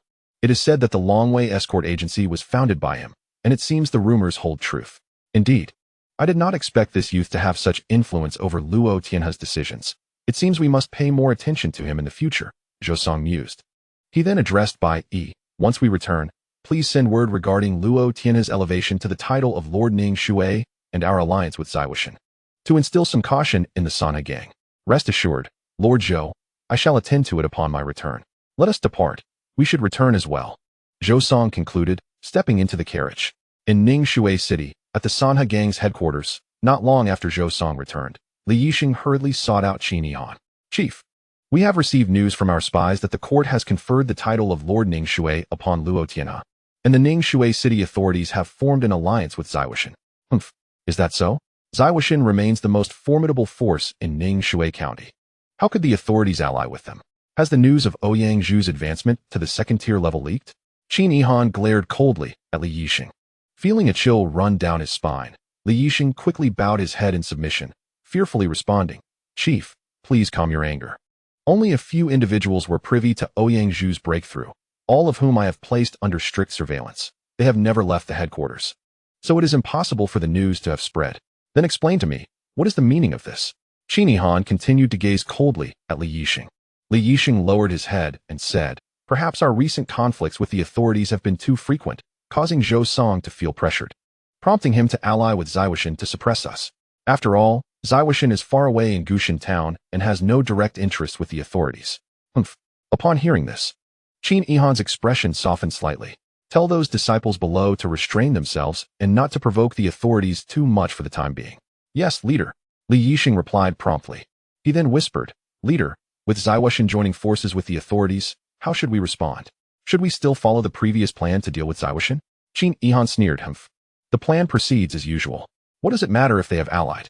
They have merely added another second-rate martial artist to their ranks. Once Deputy Leader Li breaks through, we will still have one more person than them. Moreover, can we truly expect sincerity from both parties? Your words ring true. Li Yixing quickly affirmed.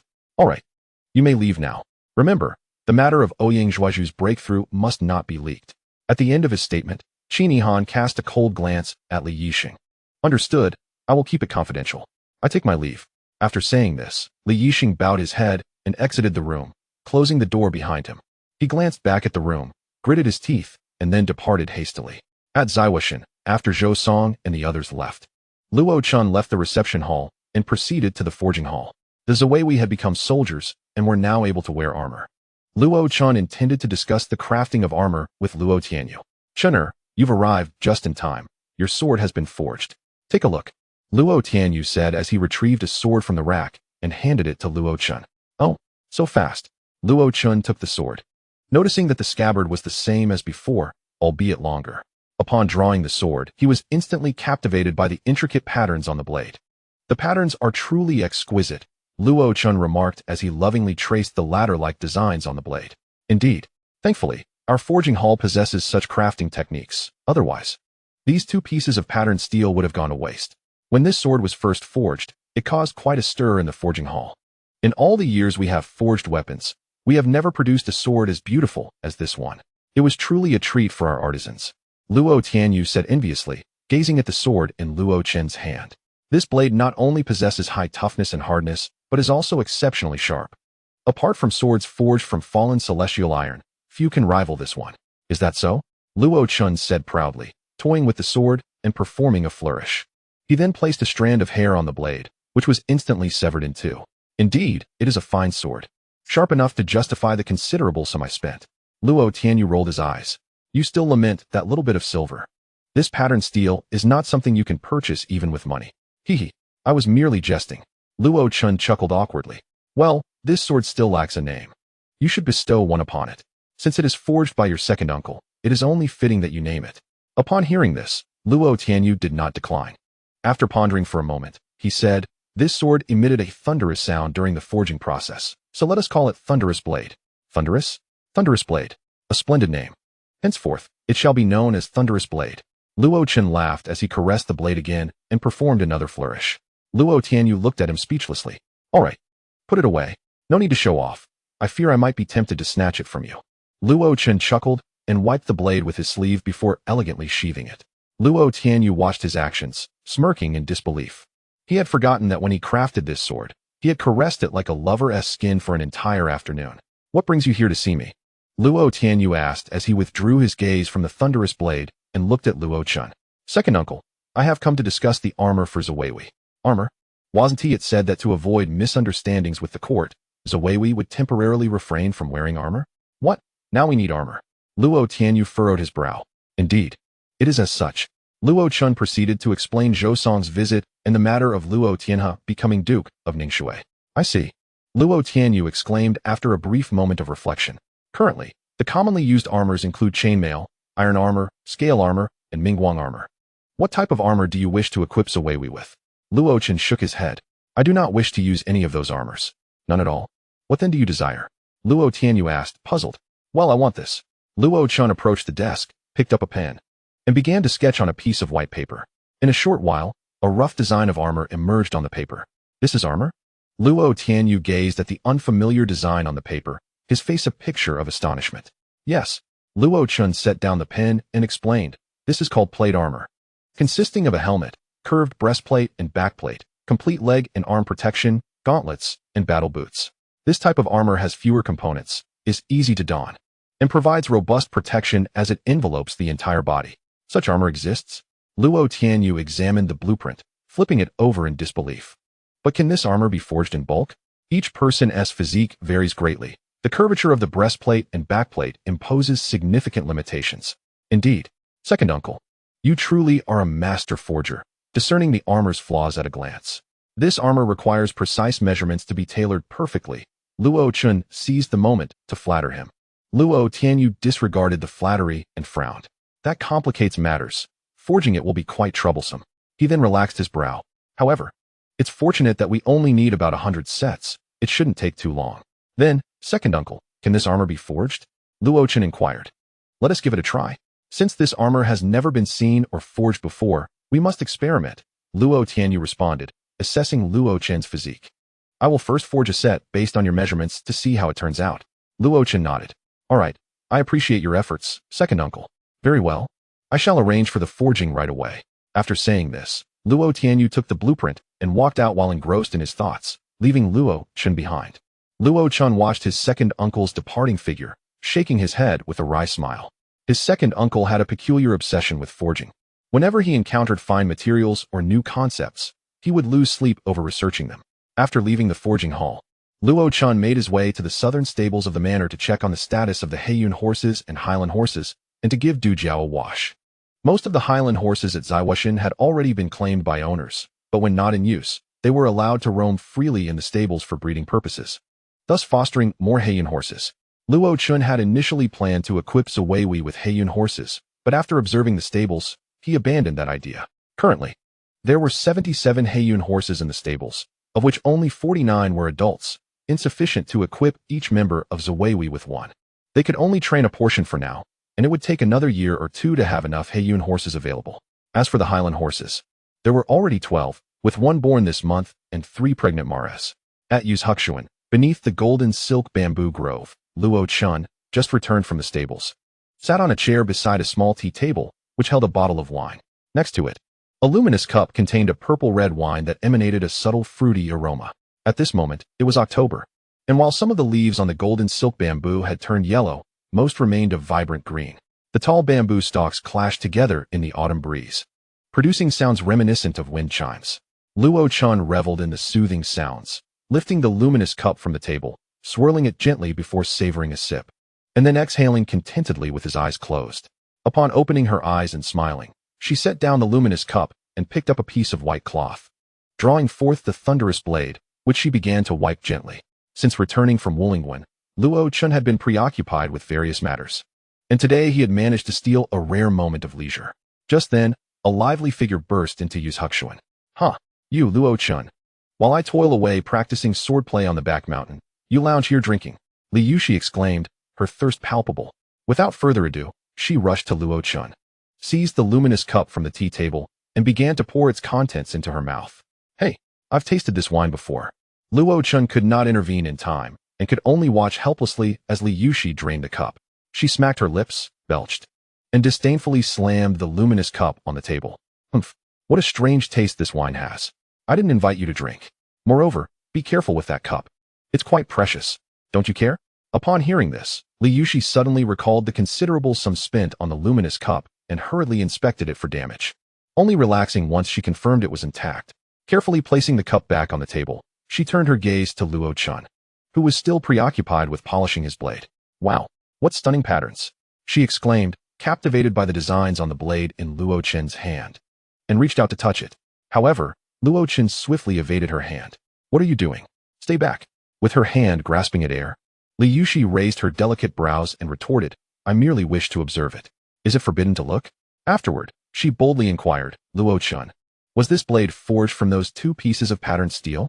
Luo Chen replied, continuing his task without looking up.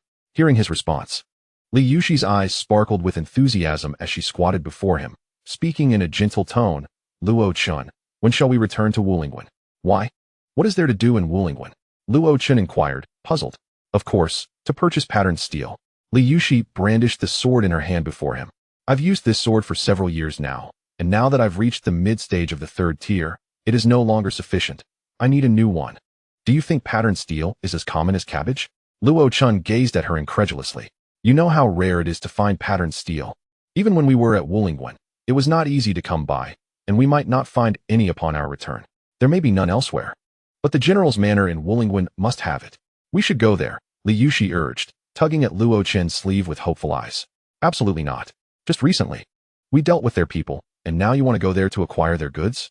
How can you even think of that?" Luo Chen rolled his eyes. Li Yuxi, undeterred, countered, "But do you have the silver to buy it?" "Yes," she announced, patting her chest. "I've saved quite a bit over the years. Though I'm still a little short, I can borrow the rest and pay it back gradually through tasks." "Paying it back gradually? How long will that take?" "You really are something." Looking into Li Yuxi's innocent eyes, Luo Chen felt a pang of reluctance. He waved his hand dismissively. "All right. A sword forged from Xiantian steel will suffice for you. I'll have the forge hall craft one for you another day." "That's unacceptable. I want a patterned steel sword." Li Yuxi protested, standing up and raising her voice. "I wish to have a sword like that, and besides, I'm not spending your silver, so what are you worried about?" "Not going. I said no." Luo Chen firmly shook his head. Upon seeing his resolve, Li Yuxi's expression fell, her lips pouting. "Luo Chen, just accompany me this once." Then, she employed her well-practiced tactics, charming and pleading with him relentlessly. As the afternoon began to slip away, Luo Chen, realizing he would be worn down by her persistence, finally relented. All right, you've worn me down. Once I finish my current tasks, we can make another trip to Wulingwen." "Really?" Li Yuxi looked at Luo Chen with skepticism. After he nodded again, her face lit up with satisfaction. "Yay, I can take this time to complete more tasks and save up more silver." With an excited smile, Li Yuxi dashed back into the room, returning with another luminous cup, pulling up a chair, and settling beside Luo Chen to enjoy her drink. Observing the beaming Li Yuxi, Luo Chen wore a complex expression, as if he beheld a young girl yet to mature, tirelessly scurrying about to settle her debts. When that time comes, would he stand idly by? Shaking his head, he resumed drinking and polishing his blade. The following morning, within the training room of Yuzhuxuan, as Luo Chen practiced, a messenger from Luo Tianyu arrived, announcing that the plate armor had been forged and inviting him to take a look. Luo Chen concluded his practice, wiped the sweat from his brow, and proceeded to the forge hall. Indeed, his uncle's craftsmanship was remarkable. Upon the completion of this plate armor, all other armors in the world would pale in comparison. Inside the forge hall, Luo Chen marveled at his armored reflection in the copper mirror, praising Luo Tianyu. The armor was entirely black, with the helmet seamlessly connected to the faceplate, allowing the faceplate to be lowered to conceal the face or raised to hide within the helmet. The curved chest and back plates boasted graceful lines, extending from the neck to the chin, providing excellent protection. The leg and arm guards were connected at the joints with rivets, creating a cohesive unit for both upper and lower limbs. The gloves were woven from fine iron wire circles, offering both stab resistance and finger mobility, complemented by battle boots. Wearing this complete set of armor, Luo Chen appeared as a humanoid machine, exuding both elegance and strength. Luo Tianyu, observing Luo Chen in the armor, expressed his satisfaction. "I cannot take credit for this. It is all you're doing. I merely lent a hand. Without your blueprints, I could not have forged this plate armor." After a moment, Luo Tianyu tapped the chest plate of Luo Chen's armor. "This set is merely a prototype, crafted from the most ordinary iron, and there are still many details to finalize. Once the official armor is completed, it will be even more comfortable to wear. Once the Zimuai returns, we will take measurements and forge it accordingly."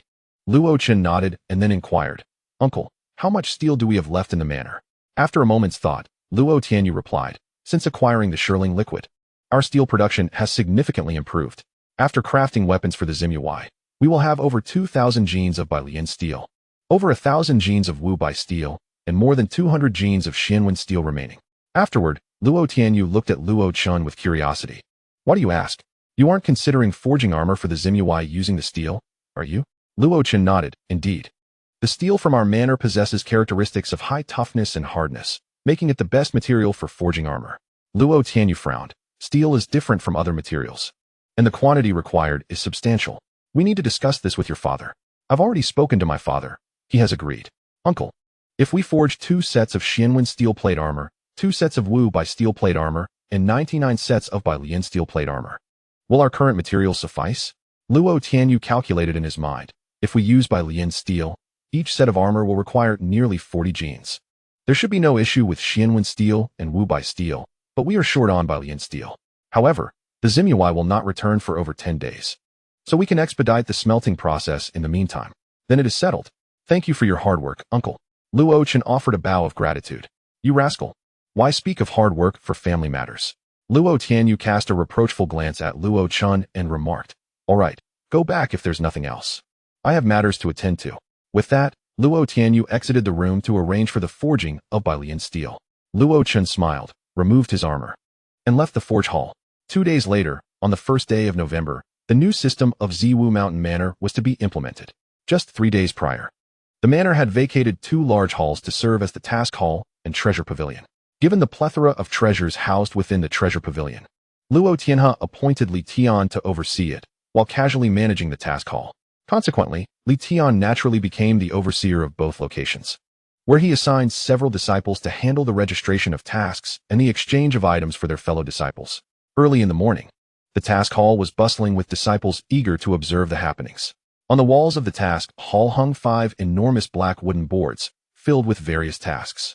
These included mundane chores for the manor, tasks involving deliveries for the Longway Escort Agency, and missions to gather herbs or hunt beasts in the Daheng Mountain.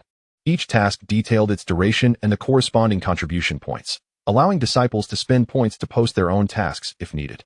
Similarly, the treasure pavilion was crowded with curious disciples, even more so than the task hall, as everyone was keen to see what treasures the manor would offer for exchange. Much like the task hall, the treasure pavilion displayed 4 blackboards, categorizing weapons, materials, and elixirs. Each item was accompanied by a description and the contribution points required for exchange. Bailian steel was priced at 16 contribution points per pound. One disciple, examining the materials, began to calculate. 1 contribution point equated to 10 taels of silver, making 16 points equal to 160 taels. Given that external shops sold it for 2 taels of gold per pound, which equated to 200 taels of silver, it was a substantial discount. As he concluded his calculations, the disciple exclaimed in astonishment. Indeed, and what of this Xianwen steel, priced at 80 contribution points per pound? Also remarkably cheaper than the market rate. Another disciple chimed in. What is this? Yuanqi Dan. It enhances the vitality of body refinement practitioners, improves physical strength, and increases power. For just 4 contribution points. How can this be? Is this elixir truly a treasure from heaven? The discourse continued, with disbelief echoed among the disciples. This Gu Yuan Dan shares the same effects, and is also merely 4 contribution points. How can such potent elixirs exist? They rival the efficacy of rare herbs aged for centuries. Is this true? Could the steward disciples have made an error? The disciples buzzed with speculation. Our writing adheres to strict protocols, with each item verified by a single individual, and after completion, Captain Li personally reviewed them. How could there be a mistake? Shouted a steward disciple from behind the counter. Captain Li has reviewed it? Then there must be no error, a 15 or 16-year-old disciple declared. Pushing forward to the counter and calling out, I'll exchange for a Gu Yuan Dan. The steward disciple glanced at him. A Gu Yuan Dan requires 4 contribution points per item. Although you are at the peak of body refinement and receive a monthly allowance of 1 contribution point. Today marks the first day, and a month has not yet passed. You currently possess no contribution points to exchange. The disciple smacked his forehead. Right. In my excitement, I forgot all about that. Upon hearing this, the other disciples also realized the implications. With items displayed, without contribution points, exchanges were impossible. What? I am merely in the middle stage of body refinement, earning only 1 contribution point every 3 months. Does that mean I must wait a whole year to exchange for a Gu Yuan Dan? Lamented a 13 or 14-year-old disciple. Don't be foolish. You can take on tasks in the task hall next door to earn contribution points. A steward disciple reminded them. At this, the treasure pavilion fell silent. Then, with a loud commotion, the disciples rushed towards the exit in a frenzy. In an instant, the pavilion became desolate, leaving only a few stupefied steward disciples staring at one another. The throng of disciples nearly overwhelmed the task hall, where several steward disciples hurriedly registered tasks for the eager crowd, perspiration streaming down their faces. Luo Chun, oblivious to the excitement, had anticipated such a reaction. The elixirs displayed in the treasure pavilion were undeniably coveted by every body refinement practitioner. The reason for Luo Chen's absence from the commotion was that Luo Tianyu had sent him a suit of plate armor early that morning, a brand new set personally forged by Luo Tianyu for him. The entire suit was crafted from Xianwen steel, predominantly black with hints of purple along the edges, exuding a striking aesthetic. The interior was lined with soft beast skin, ensuring a comfortable fit. At that moment, Luo Chun was in his room, donning the armor, parading back and forth while occasionally striking poses in front of a bronze mirror. Luo Chun, do you know? The task hall is being overwhelmed by the disciples, exclaimed Li Yushi, bursting into Yuzhu Pavilion. Why the ruckus so early in the morning? Luo Chun replied, opening the door clad in armor. Ah, monster! The sudden appearance of the armored figure startled Li Yushi, causing her to scream and retreat, ultimately tripping over a stone and landing on the ground. You are the monster. Luo Chun lifted his visor, revealing a handsome face. Recognizing the familiar features and voice, Li Yushi ceased her shrieking and quickly stood up, cautiously approaching Luo Chun. Is that you, Luo Chun? Who else could it be? Luo Chun rolled his eyes. With the familiarity of his tone, Li Yushi confirmed it was indeed Luo Chun, then promptly kicked his leg, exclaiming, You scared me to death. Clang. Ouch. That hurt. A metallic sound resonated as Li Yushi hopped about, clutching her leg in agony. Haha. Let's see how you dare to hit me again. Luo Chun laughed heartily, the armor clattering in rhythm with his mirth. Observing Luo Chun, Li Yushi no longer felt anger. Instead, she scrutinized him from head to toe and inquired, What is this? How did you get it? This is my latest design for armor. What do you think? Is it handsome? Luo Chun said, pulling down the visor to cover his face and spinning around. Li Yushi's eyes lit up at the sight. You designed this? Not bad. Not bad. Come, make me a set too. I'm busy, no time. Luo Chun responded, raising his visor. Upon hearing this, Li Yushi began to gather her resolve, preparing to employ her relentless persuasion tactics. Stop. Noticing her demeanor, Luo Chun quickly interjected, I've already given the blueprints to the forge hall, if you want one. Go ask them. Upon hearing this, Li Yushi's eyes sparkled, and she dashed outside, but after a few steps, she halted, then rushed into the storage room, emerging with 2 jars of wine and sprinting out again. Hey, what are you doing? Luo Chun called after her. I'm going to deliver wine to my second uncle. Li Yushi shouted back without looking. Luo Chun, feeling exasperated, exclaimed, Why are you taking my wine to do your errands for your second uncle? Don't you have your own? I didn't have time to go back and get it. I'll borrow 2 bottles from you and return them later, came Li Yushi's distant voice. Listening to her cheerful tone, Luo Chun smiled softly. In this harsh world, having such a spirited individual around to lighten the mood was indeed quite amusing. As for Li Yushi, upon arriving at the forge hall, she presented the 2 jars of wine to Luo Tianyu. With a flurry of sweet talk, she ultimately secured his agreement to have the blacksmith forge her a set of plate armor. With Luo Tianyu's approval, she sought out the finest blacksmith to create her armor and waited patiently in the forge hall. At long last, after several blacksmiths toiled late into the night, a set of distinctly feminine plate armor materialized before Li Yushi. Overcome with excitement upon receiving the armor, Li Yushi expressed her gratitude to the blacksmiths before hastening back to her courtyard. She gathered her wine and the silver she had saved to purchase patterned steel. Ultimately, she gifted the wine to the blacksmiths and presented the silver to the forge, leaving joyfully cradling her new armor. Chapter 74. The Training Room. A night passed without incident. The following morning, as Luo Chun opened the door to his bedroom, he was startled to find a figure resembling an iron statue standing at the threshold. Instinctively, he raised his hand to strike, only to retract it upon recognizing Li Yushi. With a hint of irritation, he queried, What brings you here so early? Shouldn't you be training? Of course, I came to show you my armor. Li Yushi replied, adjusting her breastplate to reveal her beaming face. What do you think? Isn't it beautiful? Stepping back and twirling around, she showcased her feminine armor. Luo Chun pointed at the intricate purple mist patterns adorning it. Did you add these patterns yourself? Indeed. I found the black and purple too dull, so I asked the blacksmith to embellish it. What do you think? Is it not stunning? Li Yushi exclaimed with pride. Yes, it does look quite appealing, Luo Chun acknowledged with a nod. However, It is rather extravagant to use Xianwen steel. How did you persuade your uncle? Humph. If I use Xianwen steel, it's considered wasteful, but when you do, it's not. Li Yushi shot a defiant glare at Luo Chun before continuing with annoyance. This armor was crafted from my entire personal savings. What? All your savings? Luo Chun exclaimed, wide-eyed in astonishment. Didn't you say you were saving money for patterned steel? Have you given up on that? Of course not. Li Yushi retorted, her expression firm. I want both the patterned steel and the armor. If necessary, I will work harder, take on more tasks, and earn more silver. With that, she affectionately patted her armor and added cheerfully, as long as it looks good, that's all that matters. Carry on with your affairs. I must take my leave. She declared joyfully, giving her armor a playful pat before dashing out of Yuju Pavilion like a gust of wind. Luo Chun stood in a daze, watching her retreating figure, momentarily envisioning a youthful maiden tirelessly laboring for something she cherished, only to end up exhausted. With a wry smile, he shook his head and decided to let her be. After freshening up, he proceeded to the back mountain to practice martial arts. As for Li Yushi, upon exiting Yuju Pavilion, she sprinted to the training grounds of the outer courtyard, feigning practice alongside the outer disciples, drawing their attention. Senior Sister Yushi, have you turned into an Iron Man? A young boy, around 11 or 12 years old, gazed at her with wide-eyed innocence. Senior Sister Yushi is not an Iron Man. She is merely wearing armor. Li Yushi replied with a smile, playfully pinching the boy's cheek. Ridiculous. I have seen nearly all of Daqian's armors, and none look like yours, a brash disciple. Around 15 or 16, scoffed. Humph. Han Xiaobao, how dare you say I'm being ridiculous? Are you looking for a beating? Li Yushi shot him a glare before asserting. Let me enlighten you. This armor was developed by our Zimu Mountain Manor, specifically for the Zimu Guard. I have named it Zimu Armor. Zimu Armor? Designed for the Zimu Guard? Zhao Li exclaimed, his eyes widening. He then cried out. I'm just a step away from defeating Bai Xiaochun and becoming a member of the Zimu Guard, where I can don this splendid armor. It's not too late to work hard.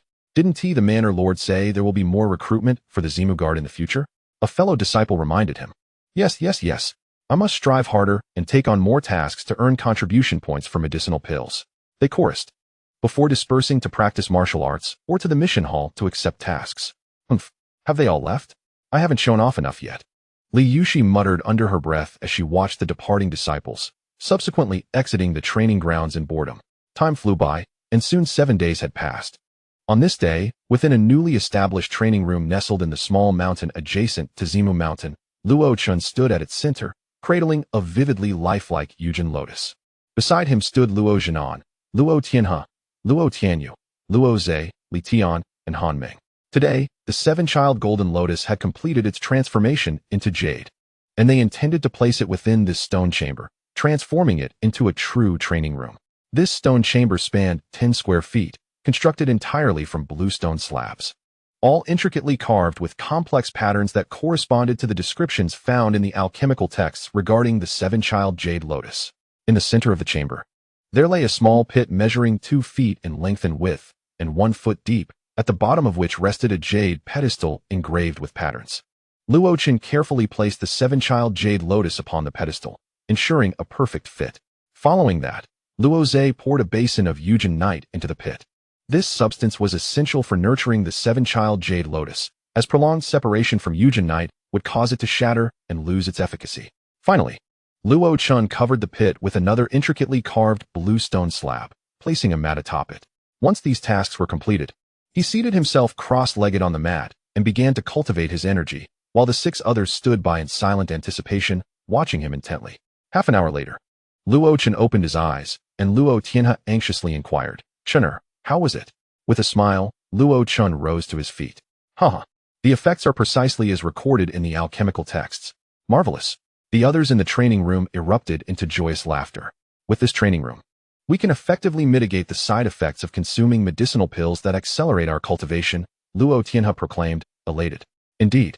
However, this training room can only be used by one person at a time, Luo Chun noted. That is not an issue. We can take turns, Luo Jinan declared, gesturing grandly as he began to organize a schedule for their usage of the training room. Seeing that he had no further role to play, Luo Chun exited the training room and made his way to the law enforcement hall situated within the inner courtyard. Although most matters were presided over by Yun Mo, the head of the law enforcement hall was Li Tian, with Yun Mo serving as the deputy.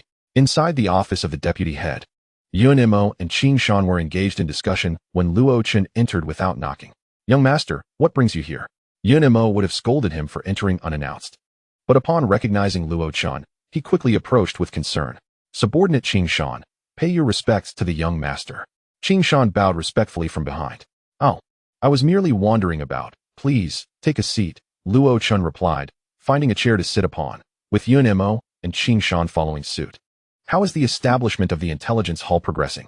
Luo Chen inquired, directing his gaze toward Yun Imo. "Young master, as per our plan, we are setting up an intelligence pavilion in each of the 9 prefectural cities across Daqian, along with intelligence stations in the counties under each city and intelligence offices in the towns.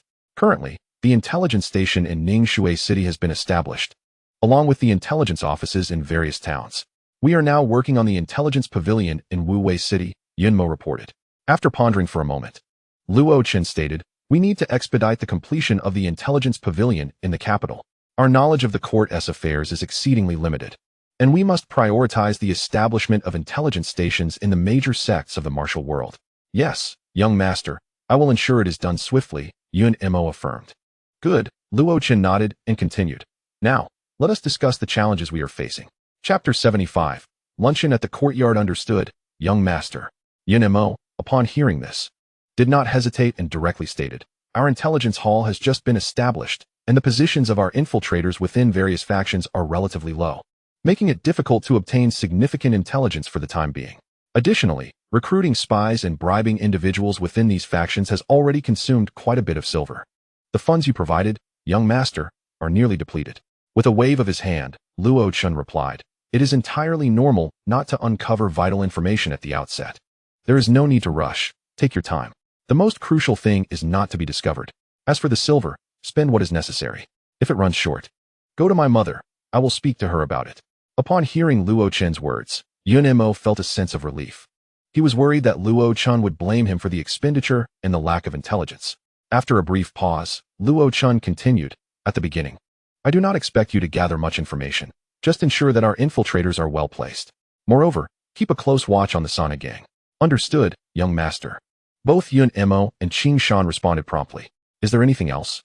"Young master, Yun Imo hesitated, casting a troubled glance at Luo Chen. "Speak freely. When did you become so timid?" With a wry smile, Yun Imo said, "Young master, Qing Song is rather simple-minded and not suited for the law enforcement hall. He himself wishes to join the Ziwu Wei, and I would like to ask the young master to arrange for him to be admitted. What a matter this is." "So you are seeking a backdoor entry," Luo Chen chuckled, glancing at Yun Imo and Qing Shan. After a moment of contemplation, he addressed Qing Shan. "It is currently not feasible for Qing Song to join the Ziwu Wei. In the future, the minimum requirement will be the initial stage of the third realm. However, since Li Hu has entered the Ziwu Wei, I find myself in need of a runner. If Qing Song is willing, he may come and assist me." Upon hearing that Qing Song could not enter the Ziwu Wei, Qing Shan felt a chill in his heart. But when he learned that he could work alongside Luo Chen, he was immediately elated. Being by Luo Chen's side would undoubtedly provide him with ample opportunities for learning and future advancement, just as Yun Imo and Li Hu had experienced. Qing Shan quickly stood up and bowed to Luo Chen, saying, "Thank you, young master. Qing Song will be agreeable to this. Do not decide for him. After asking him, if he is willing, he may come directly to you." Zhu Xian, Luo Chen instructed as he stood up. "Well then, you both get back to your tasks. I shall take my leave." "Yes, young master, safe travels." Yun Imo and Qing Shan both accompanied Luo Chen out of the law enforcement hall. At noon, Luo Chen arrived at the small courtyard where his parents resided, precisely at mealtime. Under a large tree in the courtyard, Wang Yuing, Luo Yin, Chen Yulin, and Li Yuxi were gathered, enjoying their meal. Li Yuxi, due to her grandfather's responsibilities at Qijingge, spent little time at the mountain villa. Thus over the years, she often dined either at Zhu Xian or at Luo Chen's parents' home. Since marrying Li Gu, Luo Yin rarely dined here, but she would occasionally visit for a meal. Chen Yulin, the wife of Luo Zhe and Luo Chen's sister-in-law, was the granddaughter of the owner of Chun Fort in Qing Shui Town, and she had married into the Ziwu Mountain Villa on the day Luo Yin wed. Mother, sister-in-law, elder sister, Luo Chen greeted with a smile as he approached the dining table. "Chenair, you have come. Have you eaten yet?" Wang Yuing, now in her 40s, still bore little trace of the passage of time, save for a few fine lines at the corners of her eyes. "Not yet. I intended to come and accompany you for a meal. Has father and elder brother not returned?" Luo Chen replied, sitting beside Li Yuxi. Ji Xiang. Fetch a pair of chopsticks, Wang Yuing instructed, then turned to Luo Chen. Your father is busy and will not return for lunch. Your elder brother, like you, seldom comes home to eat. Truly, children grow up and no longer heed their mothers. Wang Yuing shot Luo Chen a reproachful glance as she concluded her sentence. Luo Chen awkwardly chuckled. Mother, I am merely growing up and wish to assist father with some matters. I am quite busy every day. What are you busy with? I have not seen you take charge of anything. You just wander around aimlessly. Yuxi has informed me, Luo Yin remarked, rolling her eyes. At this, Luo Chen glared fiercely at Li Yuxi, the little girl who always seemed to get him into trouble. Li Yuxi, however, remained seated, focused on her meal, offering no response. It was peculiar. While Li Yuxi often displayed her lively spirit around others, she behaved quite obediently in front of Luo Chen's elders. Sister, I assure you, I am busy. If you do not believe me, you may ask father. Luo Chen insisted. Busy or not, why glare at Yuxi? Wang Yuing looked at him disapprovingly upon seeing him glare at Li Yuxi. Mother, I did not glare at her, Luo Chen protested, feigning innocence. Mother is not so old as to lose her sight. You must not bully Yuxi when she is home alone. Wang Yuing admonished him with a stern gaze. Luo Chen felt unjustly accused and was about to defend himself when he noticed the displeased look on Wang Yuying's face, prompting him to close his mouth and nod obediently. Understood, mother. As soon as he spoke, he caught a glimpse of Li Yuxi raising an eyebrow, a mischievous glint flashing in her eyes, which made him grit his teeth in annoyance as he chewed his food. Satisfied with her son's compliance, Wang Yuing nodded approvingly and then began to serve Li Yuxi more food. Here, Yuxi, eat more. Next, she ladled soup for Luo Yin and Qin Yulin. You both are pregnant, so drink more soup to nourish yourselves. Upon hearing this, Luo Chen felt a stir in his heart and grinned at Luo Yin. Sister, you are about to give birth.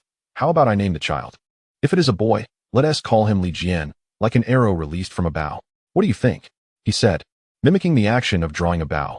Luo Yin glared at him disapprovingly. An arrow released from a bow. Li Gu has mentioned that during your bandit suppression, you shot arrows that nearly struck his vital points. Misunderstanding. It was entirely a misunderstanding. Luo Chen chuckled awkwardly, lifting his bowl in silence to eat his meal. Halfway through the meal, Luo Chen casually remarked, by the way, mother, Yun Mo's expenses have increased a bit. Just give him whatever silver he needs. I wondered why you had the time to come for lunch today. It turns out you are here to collect debts. Wang Yuing shot him a disapproving glance, then furrowed her brow. I will remember this matter. Recently, Manager Zhao's merchant guild has purchased numerous shops throughout various regions, spending a considerable amount of silver. Once these shops begin to generate income, Yun Mo will not be lacking in silver. Hey, I primarily came to dine with you. Thank you, mother. Luo Chen replied with a playful grin. Humph. You are becoming more and more frivolous as you grow up. Wang Yuing shot him another disapproving look. Having concluded the serious matters, Luo Chen quickly finished his meal, bade farewell, and exited the small courtyard. Seeing Luo Chen leave, Li Yuxi finished her meal in haste, offered a quick farewell, and followed him out. Luo Chen, wait for me. Li Yuxi hurried to catch up with him. What is it? You will soon vanish from my sight. Be careful or I shall swat you. Luo Chen halted, his face feigning anger as he raised his hand, threatening to strike. Why are you going to hit me?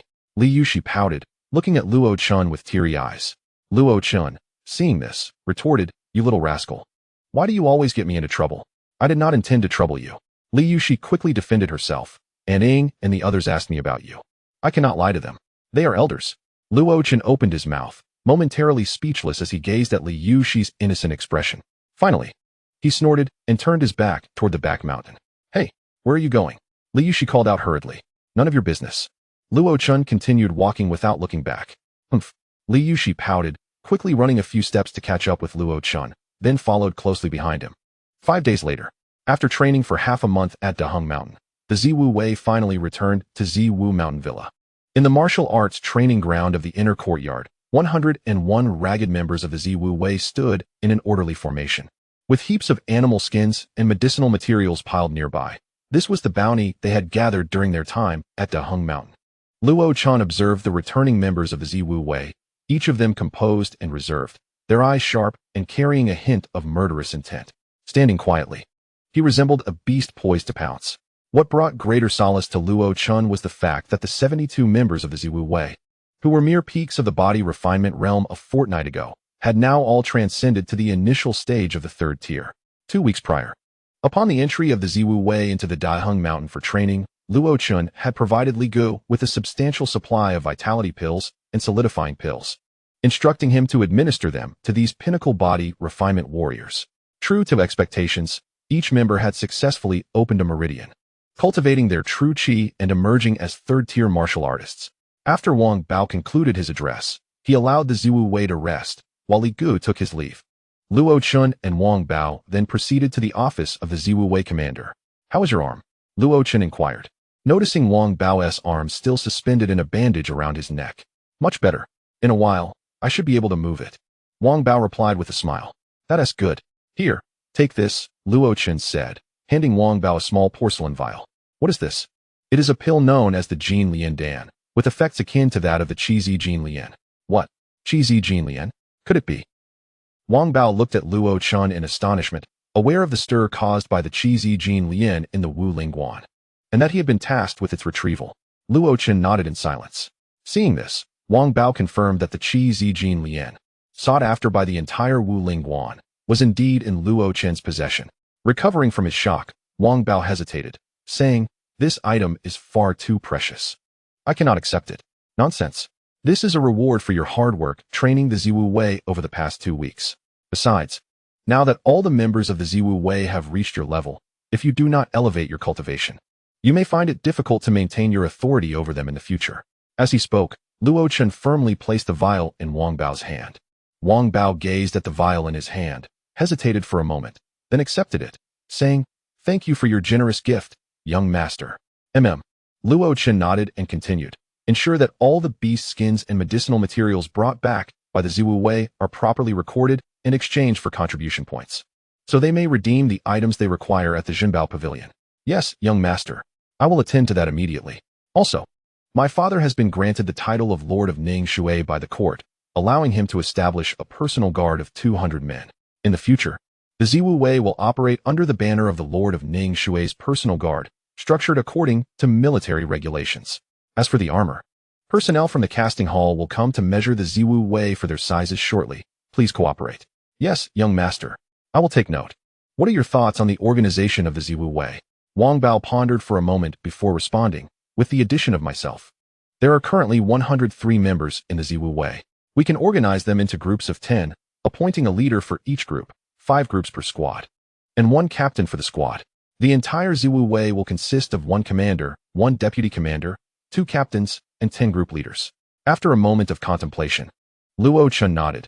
"That is acceptable. Let us proceed with this arrangement for now. Please finalize the organization promptly." "Yes, young master. If there is nothing further, I shall take my leave." Off you go." After Wang Bao departed, Luo Chun also exited the office. Meanwhile, within a training room at the San He Gang headquarters in Ningxue City, Qin Yi Han, seated cross-legged, suddenly opened his eyes and erupted into a euphoric laugh. Accompanying his laughter was a chilling aura and a palpable sense of murderous intent. "Ziwu Mountain Villa, Luo Tianhe. This time, I will ensure your demise." Avenging the past humiliation, with a cold snort, Qin Yi Han suppressed his murderous intent, rose, and opened the door to step outside. Just then, Li Yisheng approached, beaming with a smile. "Congratulations, gang leader, on your successful mastery of the profound arts. With your achievement, today is a double celebration for our Sanhe gang," Li Yisheng said, bowing to congratulate Qin Yi Han. Double celebration? What are the 2 joys?" Qin Yi Han replied indifferently, noting Qin Yi Han's even colder demeanor. Li Yisheng understood it stemmed from his recent training and did not take offense. "The first joy, of course, is your mastery of the profound arts. The second joy is that Deputy Gang Leader Li has just broken through to the 2nd tier, Li Yisheng explained. "What? Li Yindong has broken through? Excellent. Excellent." Qin Yi Han's indifferent expression vanished, replaced by a hearty laugh. "This time, I shall see how Ziwu Mountain Villa escapes my grasp." Laughing heartily, Qin Yi Han spread his arms wide and then clenched his fists tightly. "As the leader says, this time, Ziwu Mountain Villa is surely destined for calamity." Li Yisheng eagerly echoed. Once the laughter subsided, Qin Yi Han inquired, "By the way, where's Li Yindong now?" Reporting to the gang leader. "Deputy Gang Leader is currently in his training room, still stabilizing his realm after his recent breakthrough," Li Yisheng replied respectfully. "Very well. Then let us not disturb him for now." Qin Yi Han nodded and then asked, "I had tasked you with monitoring the Longwei Escort Agency. What is the situation now?" Li Yisheng contemplated briefly before responding. reporting to the gang leader. The Longwei escort agency dispatches a convoy every other day via water route to Wuwei City. According to reports from our informants, a major client has requested the Longwei escort agency to transport goods on 6 large ships to Wuwei City in 5 days. Upon hearing this, Qin Yihan scoffed coldly. 6 large ships? The Longwei escort agency's business is expanding rapidly. In that case, we shall act. 5 days hence, when they pass through our Ningshui Lake toll gate, we will intercept them. This time, I shall take matters into my own hands.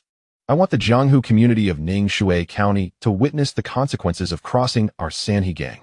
As he spoke, Qin Yihan gritted his teeth, revealing a sinister smile. Yes, I will arrange for personnel to keep a close watch on them immediately, Li Yisheng responded, turning to leave, but was halted by Qin Yihan. Wait, who else knows about Li Yindong's breakthrough? Aside from the gang leader and myself, there is currently no one else informed. Very good. Remember to keep it confidential. Do not let it leak out, Qin Yihan replied with a cold gaze fixed on Li Yisheng. Yes, I understand. I take my leave.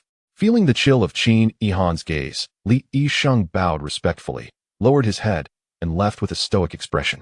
Chapter 77. Testing the waters at the Ziwu Mountain Villa, in the Yuzhu Xian. Just as Luo Chun returned from outside, he spotted Li Yushi seated on a stone stool in the courtyard, amusing herself with a small, entirely white creature atop the stone table.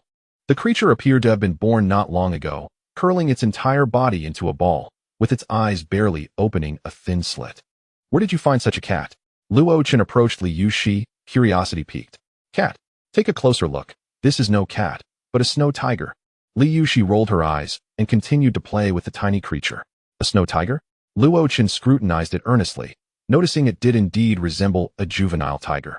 Albeit minuscule, with features not yet fully developed, if one did not look closely, it would be hard to discern. Where did you procure this? Of course from the Ziwu Way. Those fellows just returned from Dahung Mountain, bringing back a plethora of beast cubs, Li Yushi stated nonchalantly. Luo Chun was left speechless, wherever there was excitement. The little girl was sure to be involved. Can you raise such a creature? Not really, but there are books on this subject in the library. I can borrow them to learn how to care for it, Li Yushi asserted, her expression suddenly serious. Humph. I intend to raise this snow tiger into a fierce beast, even more formidable than that white tiger of the Huashan sect. Upon hearing this, Luo Chun could not help but smile. No wonder Li Yushi had taken a snow tiger to raise. She was envious of others' battle pets. Meanwhile, outside the Ziwu Mountain Villa, the disciples of the outer courtyard were abuzz with excitement over the return of the Ziwu Way. Beneath a large tree in the outer courtyard's training ground, 7 or 8 disciples gathered, and one of them exclaimed, Brothers, have you heard? The Ziwu Way spent half a month in Dahung Mountain, and upon their return, they are all rolling in wealth. Who doesn't have dozens of contribution points in hand? Not only have I heard, but I also witnessed it myself. I passed by the Jinbao Pavilion earlier and saw several members of the Ziwu Way coming out with items they had exchanged. A disciple, around 15 or 16 years of age, spoke up. I too have observed that the Ziwei not only returned with a plethora of beast hides and medicinal herbs, but also brought back some young wild beasts, intending to sell them as pets to affluent families. It is said they exchanged their earnings for contribution points, which they then converted into training resources at the Jinbao Pavilion. You must understand that the items at our Jinbao Pavilion are considerably cheaper than those found outside. Indeed, I even saw Shiji Yushi carrying away a newborn snow tiger from them. This cannot stand. The Ziwei who entered alongside us will grow increasingly powerful once they accumulate contribution points, while we remain bogged down with menial tasks at the manor, earning far too little. Soon, they will leave us far behind. Therefore, I plan to accept some tasks and venture into Dahongshan. Brother Zhao Li is correct. I, too, intend to journey to Dahongshan. I shall join as well. Count me in. Let us go together. Did the Ziwei not depart as a group? We should form a small team. Agreed. It is settled, Zhao Li decisively concluded. Brothers, could you possibly take me along? A 13 or 14-year-old disciple looked at them with hopeful eyes. You cannot. The manor has regulations stating that disciples below 14 may only undertake tasks within the manor. Once you are older, we shall take you with us, Zhao Li said, patting the young disciple's head before leading the others towards the mission hall. This scene beneath the tree was being replicated throughout the outer courtyard. Remarkably, within a single day, the outer courtyard disciples had formed 7 or 8 hunting teams, each comprising anywhere from 3 to 8 members. After accepting their missions, they ventured into Dahongshan, igniting a fervor for hunting within the outer courtyard. Neither Luo Chun nor the higher-ups of Zaiwushan Manor anticipated that a mere training exercise by the Ziwei would deliver a catastrophic blow to the beasts inhabiting the mountains near Gushan town. Moreover, several hunting teams would subsequently rise to prominence throughout the Jianghu. In Ningxue City, within the Ningxue County office, Zhou Song summoned Bai Yi after sending off a figure clad in black with a bamboo hat. Lord Bai, we have just received urgent intelligence that Qin Yihan has mastered his Xian-level martial arts, and today Li Yandong has also broken through to the second-tier realm. Qin Yihan intends to strike at the Longwei Escort Agency in 5 days. What do you think? So soon? Bai Yi furrowed his brow, deep in thought. After pacing for a moment, he looked up at Zhou Song. I believe we should observe the situation for now. Observe the situation? Zhou Song regarded Bai Yi with surprise. Indeed, Bai Yi affirmed with a nod. For the time being, we shall maintain the status quo with the Sanhe gang. But we must not disclose this information to Zaiwushan Manor. Oh, and why is that? Zhou Song inquired with a smile. Bai Yi crossed his arms, one hand stroking his chin as he contemplated. Zaiwushan Manor has always acted discreetly, even though we have formed an alliance. They are unlikely to join us in confronting the Sanhe gang. If the Sanhe gang were to attack them and infringe upon their interests, they might very well come to us seeking collaboration without our prompting. Haha. Indeed, your reasoning aligns perfectly with my own, Lord Bai. This is precisely the course I intend to pursue. Zhou Song applauded enthusiastically. Given that, why did you summon me? Bai Yi asked, perplexed. Zhou Song did not respond directly, but posed another question. How does your martial prowess compare to that of Qin Yihan? Qin Yihan's technique is of Xian level lower grade, while mine is of Xian level middle grade. Moreover, my martial skills have also reached mastery. Theoretically, he should not be my match. But technique is not the sole determinant of victory. Only through combat can we ascertain who is stronger. Upon concluding, Bai Yi pondered aloud.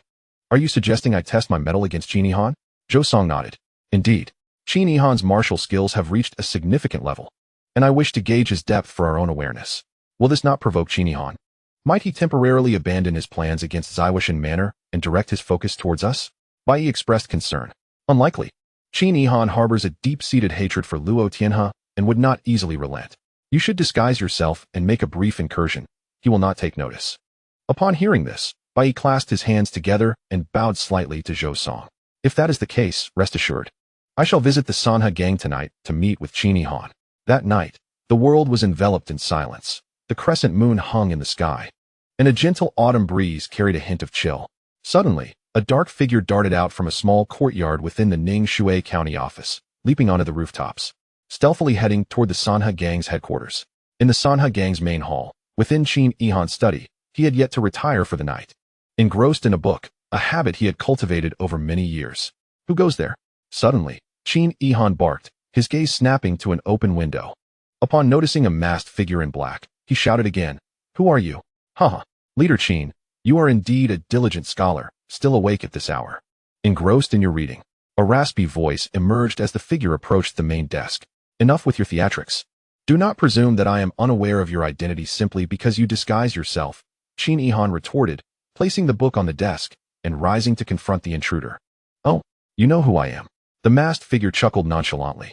Of course, there are only a few second-tier martial artists in Ningxue County, one from Zaiwushan Manor, one from the Black Hawk Gang, one from the government, and then there is the Sanhe Gang. Even if Luo Tianhe and Fang Yu were to turn to ashes, I would recognize them. The only one I have yet to meet is that official. Qin Yihan's eyes glinted coldly as he scrutinized the masked figure. Lord Bai? Qin Yihan's eyes narrowed, a chilling smile gracing his lips. Are you so certain of that? Perhaps I am from outside Ningxue County. Bai continued in his hoarse voice. As an official, it does not bode well for me to intrude upon private residences uninvited at such a late hour.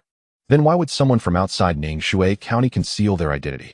Qin Yihan scoffed, stepping out from behind the desk. Enough with the pretense. State your purpose for visiting the Sanhe gang at this hour. I have heard of your formidable skills, Leader Qin, and I have come to seek your guidance. As his words fell, Bai Yi unsheathed his sword and lunged towards Qin Yihan. Humph. Qin Yihan snorted coldly. His right palm instantly enveloped in frost before transforming into a blur as he struck towards Bai Yi. As the newly mastered Mingshuang palm was unleashed, the already chilly autumn night grew even colder. Bai Yi, seeing the attack, hastily withdrew his sword, aiming for Qin Yihan's right wrist instead. Qin Yihan let out a derisive laugh, countering with a palm strike that instantly encased the sword in frost. Bai Yi sprang back, astonished at the frost adorning his sword. Indeed, Leader Qin's prowess is impressive. Let us see how you fare against my sword technique. With that, Bai Yi swung his sword, shaking off the frost before charging forward, unleashing a flurry of strikes at Qin Yi Han. Both were early-stage second-tier martial artists, with Bai Yi's technique one grade higher than Qin Yi Han's, resulting in pure qi.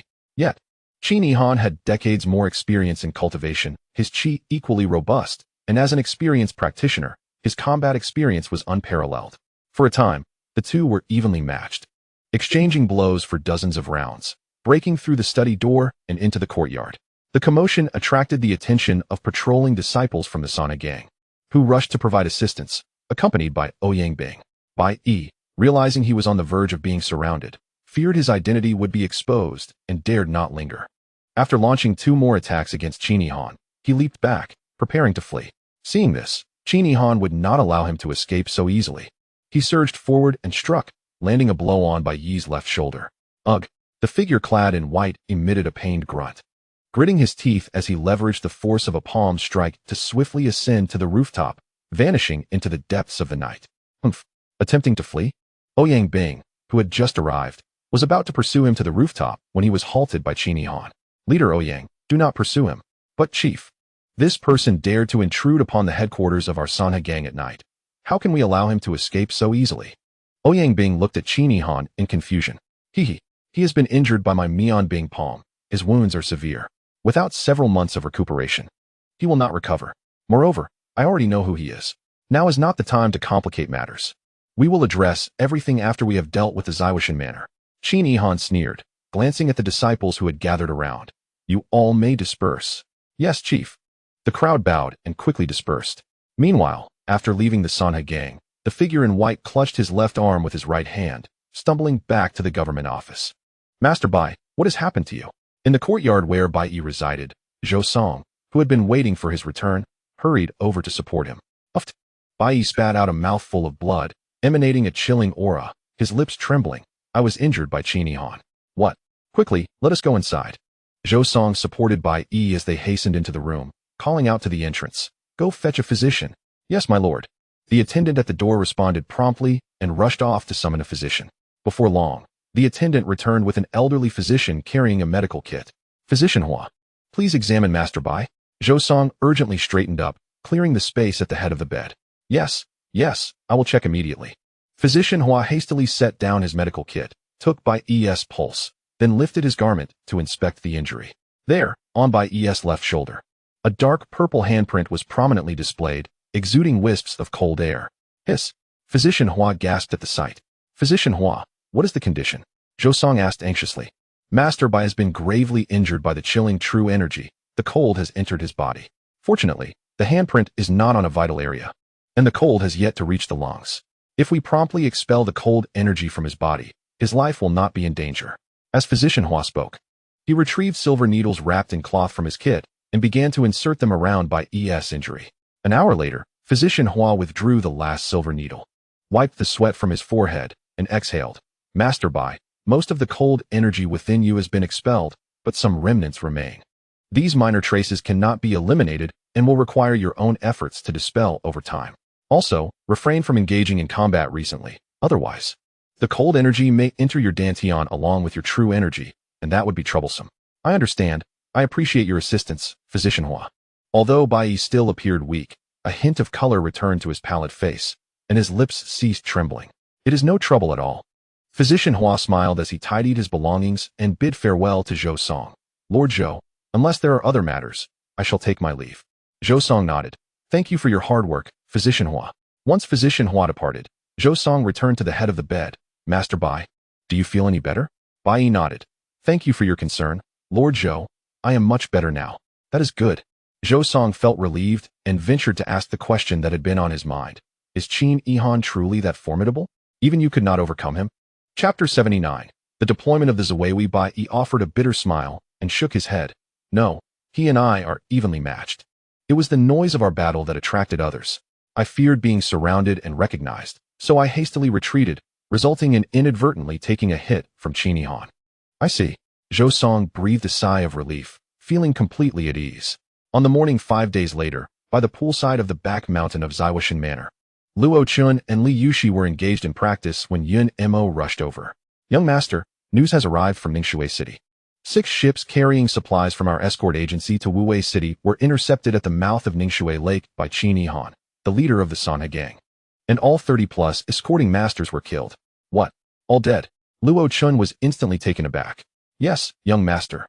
Yun Imo lowered his head, unable to meet the increasingly darkening expression of Luo Chun. Qin Yihan seeks death. He is truly courting disaster. Luo Chun's face darkened with fury. Seeing this, Yun Imo quickly knelt. Young master, I oversee intelligence. I did not receive any prior warning. Please punish me. Luo Chun. Li Yushi cast a worried glance at Yun Imo, then grasped Luo Chun's arm, softly calling his name. Luo Chun suppressed his anger, looking at Yun Imo kneeling on the ground. Get up. You cannot be blamed for this. After all, the intelligence hall has only been established for less than a month. It is normal not to receive timely news. Quickly rise. Hearing this, Li Yushi hurried to help Yun Imo up. Once Yun Imo stood, Luo Chun recalled another matter. Did the authorities not send any prior notice? Yun Imo shook his head. No, we received no communication from the authorities. Humph. Good. Excellent. Luo Chun instantly comprehended Zhou Song's intentions. There was no way Zhou Song could have been unaware of this. He had previously been privy to even the most secret of matters. Setting aside his anger towards Zhou Song, Luo Chun inquired, does my father know of this? Before coming, I had someone report the news to the Manor Lord. Yun Imo answered urgently. Good.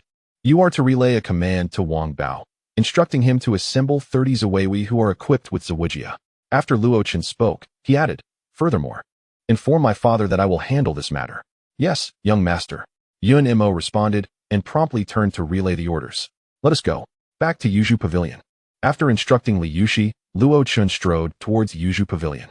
Upon arriving at Yuzhu Pavilion, Luo Chun and Li Yushi donned the Ziwijia and mounted the black-scaled horse that Qing Song had prepared, exiting the courtyard. At the martial arts training ground in the inner courtyard, Luo Chun saw Yun Imo, Wang Bao, Li Gu, and the 30 Ziwei, all already mounted on their black cloud horses, waiting quietly. These 30 Ziwei were the first batch equipped with Ziwijia. Thus far, only 32 sets had been forged in the foundry, all outfitted on the Ziwei present.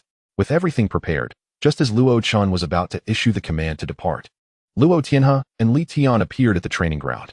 Chen, let your uncle accompany you. No need, father. They are merely a few insignificant clowns. It suffices with me, Li Gu, and the Ziwei. Luo Chun, mounted on the black-scaled horse, shook his head. Very well, just be cautious. After Luo Tian spoke, he added coldly, moreover, the Sanhe gang has killed so many of our men without reason. Do not hold back. Rest assured, father. With a loud shout, Luo Chun surged ahead, galloping towards the manor's exit. The sound of hooves echoed as Li Yushi, Yun Imo, Wang Bao, and Li Gu followed closely behind Luo Chun.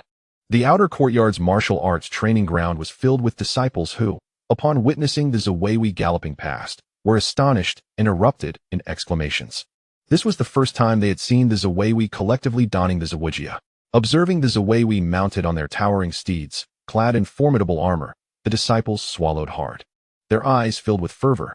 Meanwhile, the 30 Ziwei, encased in steel, stood taller as they heard the gasps and felt the intense gazes of the disciples upon them. Instinctively straightening their backs, pride swelling within as they presented their finest selves before the outer courtyard disciples. Upon exiting Ziwishan Manor, Luo Chun led the Ziwei in an instant acceleration along the official road, racing towards Ningxue City with utmost speed. Passers-by along the way quickly stepped aside, bewildered by the sight of this peculiar army, speculating on their origins. On the city wall of Ningxue, the watch officer on duty today idly observed the citizens lining up to enter the city, while his mind wandered to the grave incident that had transpired earlier at Ningxue Lake. The Sanhe gang had unexpectedly gained 2 second-rate warriors who, upon striking, had looted 6 shipments from the Longwei escort agency, slaughtering dozens in the process. This sudden calamity had sent shockwaves throughout the entire Ningxue city. What further events might unfold next? The watch officer furrowed his brow in contemplation before self-deprecatingly chuckling to himself. What does it matter? I am merely a lowly gatekeeper. Why should I fret? As long as I fulfill the duties assigned by the county magistrate, all will be well. Casting aside his thoughts, the gatekeeper prepared to retreat to the city tower for a cup of tea. Suddenly, a thunderous roar echoed from the distance. How peculiar! It was already late autumn. And with such bright sunlight, how could there be thunder? A soldier atop the wall muttered, gazing at the sun. The watch officer paused, lifting his gaze skyward. What is that? Another soldier exclaimed in shock, pointing towards the distant official road. The watch officer turned to look and beheld a colossal yellow dust cloud rolling toward Ningxue City like a dragon. Alarmed, the watch officer dashed forward. Pressing his hands against the wall, his eyes fixated on the approaching behemoth. As it drew nearer, revealing a peculiar army amidst the yellow dust, the watch officer gasped. Heart racing, and bellowed, "Enemy attack! Enemy attack! Quickly close the city gates." The sudden outcry left the soldiers below momentarily stunned, but they quickly scrambled to shut the gates. Unfortunately, it was too late. The speed of the black-scaled and black-cloud steeds was astonishing. Before the soldiers could reach the gates, the Ziwu surged in like a whirlwind, crashing into the city. Once inside, Luo Chun, wary of harming the many pedestrians on the street, hastily signaled to the Ziwu to slow their pace, then made his way toward the headquarters of the Sanhe gang. As he advanced, startled passers-by scrambled to the sides, their fears ignited by the sight of the fierce army advancing towards the Sanhe gang. And recalling the morning's events at Ningxue Lake, they sensed that calamity was imminent for Ningxue City. The watch officer, noticing the black and purple mist flag held aloft amidst the army, immediately speculated about their origins. He hastily descended from the wall, mounted his horse, and raced toward the county office. Chapter 80. Ziwu, heed my command. Kill. Perched upon his steed, the watch officer felt his heart racing. Since the morning's robbery of the Longwei escort agency, the county magistrate had stationed him at the city gate, instructing him to report immediately upon the arrival of Luo Tianhe. Little did he know, instead of Luo Tianhe, a formidable army had arrived, an army composed entirely of warriors of third rank and above, a force that even the Daowei dynasty could not muster. Ningxue City was on the brink of disaster. The watch officer screamed internally, attempting to relieve the suffocating anxiety gripping his heart. Though Luo Chun and the Ziwu had slowed their advance, it was not long before they reached the Sanhe gang's headquarters. The gate-guarding disciples of the Sanhe gang, taken aback by the sudden charge of the army, stood agape in shock. With a splatter of blood, 8 of the Sanhe gang's gatekeepers were swiftly slain by the Ziwu. Kill! A thunderous roar echoed as Luo Chun led the charge into the Sanhe gang. The cries of slaughter erupted within the Sanhe gang, mingling with screams and wails. The Sanhe gang boasted nearly 2,000 disciples, with 400 to 500 stationed at their headquarters, scattered throughout the vast estate. When the Ziwu burst in, the disciples were caught completely unprepared, and in an instant, blood flowed like rivers, a one-sided massacre unfolding, leaving corpses strewn about. Some injured disciples, unable to escape death immediately, were trampled underfoot by the black cloud steeds, leaving gaping wounds, shattered bones, and bloodied flesh, their agonized cries echoing as they succumbed to their suffering. Within the Sanhe gang's courtyard, in Qin Yihan's study, the leaders of the Sanhe gang, its primary and deputy leaders, strategists, and 4 branch leaders, sat merrily discussing the morning's spoils and strategizing their next move against the Ziwu Zhuang. Upon hearing the cacophony of battle from the front courtyard, along with the disciples stumbling in to report an attack on their headquarters, the atmosphere turned to one of fury. How dare anyone attack the Sanhe gang's headquarters within Ningxue City? They seemed utterly oblivious to the concept of self-preservation. Without delay, they burst from the study and rushed to the front courtyard. When Qin Yihan and the Sanhe gang's high-ranking officials arrived at the courtyard, preparing to engage in battle, they were taken aback to find the attackers clad in armor, mistaking them for imperial soldiers. They decided to ascertain the situation first. Halt! Qin Yihan bellowed. The Sanhe gang's disciples found their resolve in him, flocking to his side, eyes wide with terror as they gazed upon the Ziwu. Luo Chun raised his right hand, and upon seeing this, the Ziwu ceased their slaughter, gathering behind him. Qin Yihan surveyed the scene, taking in the bodies of his fallen disciples, his lips twitching, before scrutinizing the unknown army before him. Upon recognizing that the force was composed entirely of first-rate warriors, and that their armor was forged from refined steel, Qin Yihan's pupils contracted. Did 30,000 to 40,000 taels of silver go into forging merely a few sets of armor? When had the court become so generous? Furthermore, Qin Yihan believed that the conflict between the Sanhe gang and the authorities had not escalated to the point where troops would be dispatched to attack. As he pondered this, he caught sight of the black-scaled steeds beneath Luo Chun and his men, and a flicker of realization crossed his mind. Who might you be? Why do you attack the Sanhe gang's headquarters? Despite his suspicions, Qin Yihan sought to clarify the identity of his assailants. Thus, he addressed Li Go, who appeared to possess the highest martial prowess. 3 second-rate initial warriors, 3 peak third-rate warriors. No wonder, Qin gang leader. You dared to provoke my Ziwushan Zhuang and slay my men. It seems you had some backing. Li Gu remained silent, but Luo Chen smirked, raising his visor to reveal a face brimming with murderous intent. Upon seeing Luo Chen, Li Yixing's eyes widened, and he quickly leaned in to whisper urgently to Qin Yihan. Humph. So it is the people of Ziwushan Zhuang. Qin Yihan snorted coldly, then turned to Li Gu. I presume you are the master of the estate? Hee. I am not the master, Li Gu chuckled, pulling down his visor to display an irreverent expression. What? The members of the Sanhe gang stared incredulously at Li Gu, astonished at such a young second-rate warrior. When had the Ziwushan Zhuang acquired such youthful talent? Qin Yihan turned to Li Yixing, seeking clarification. Li Yixing shook his head, indicating he was unaware. Suppressing his shock, Qin Yihan calculated the strengths of both sides.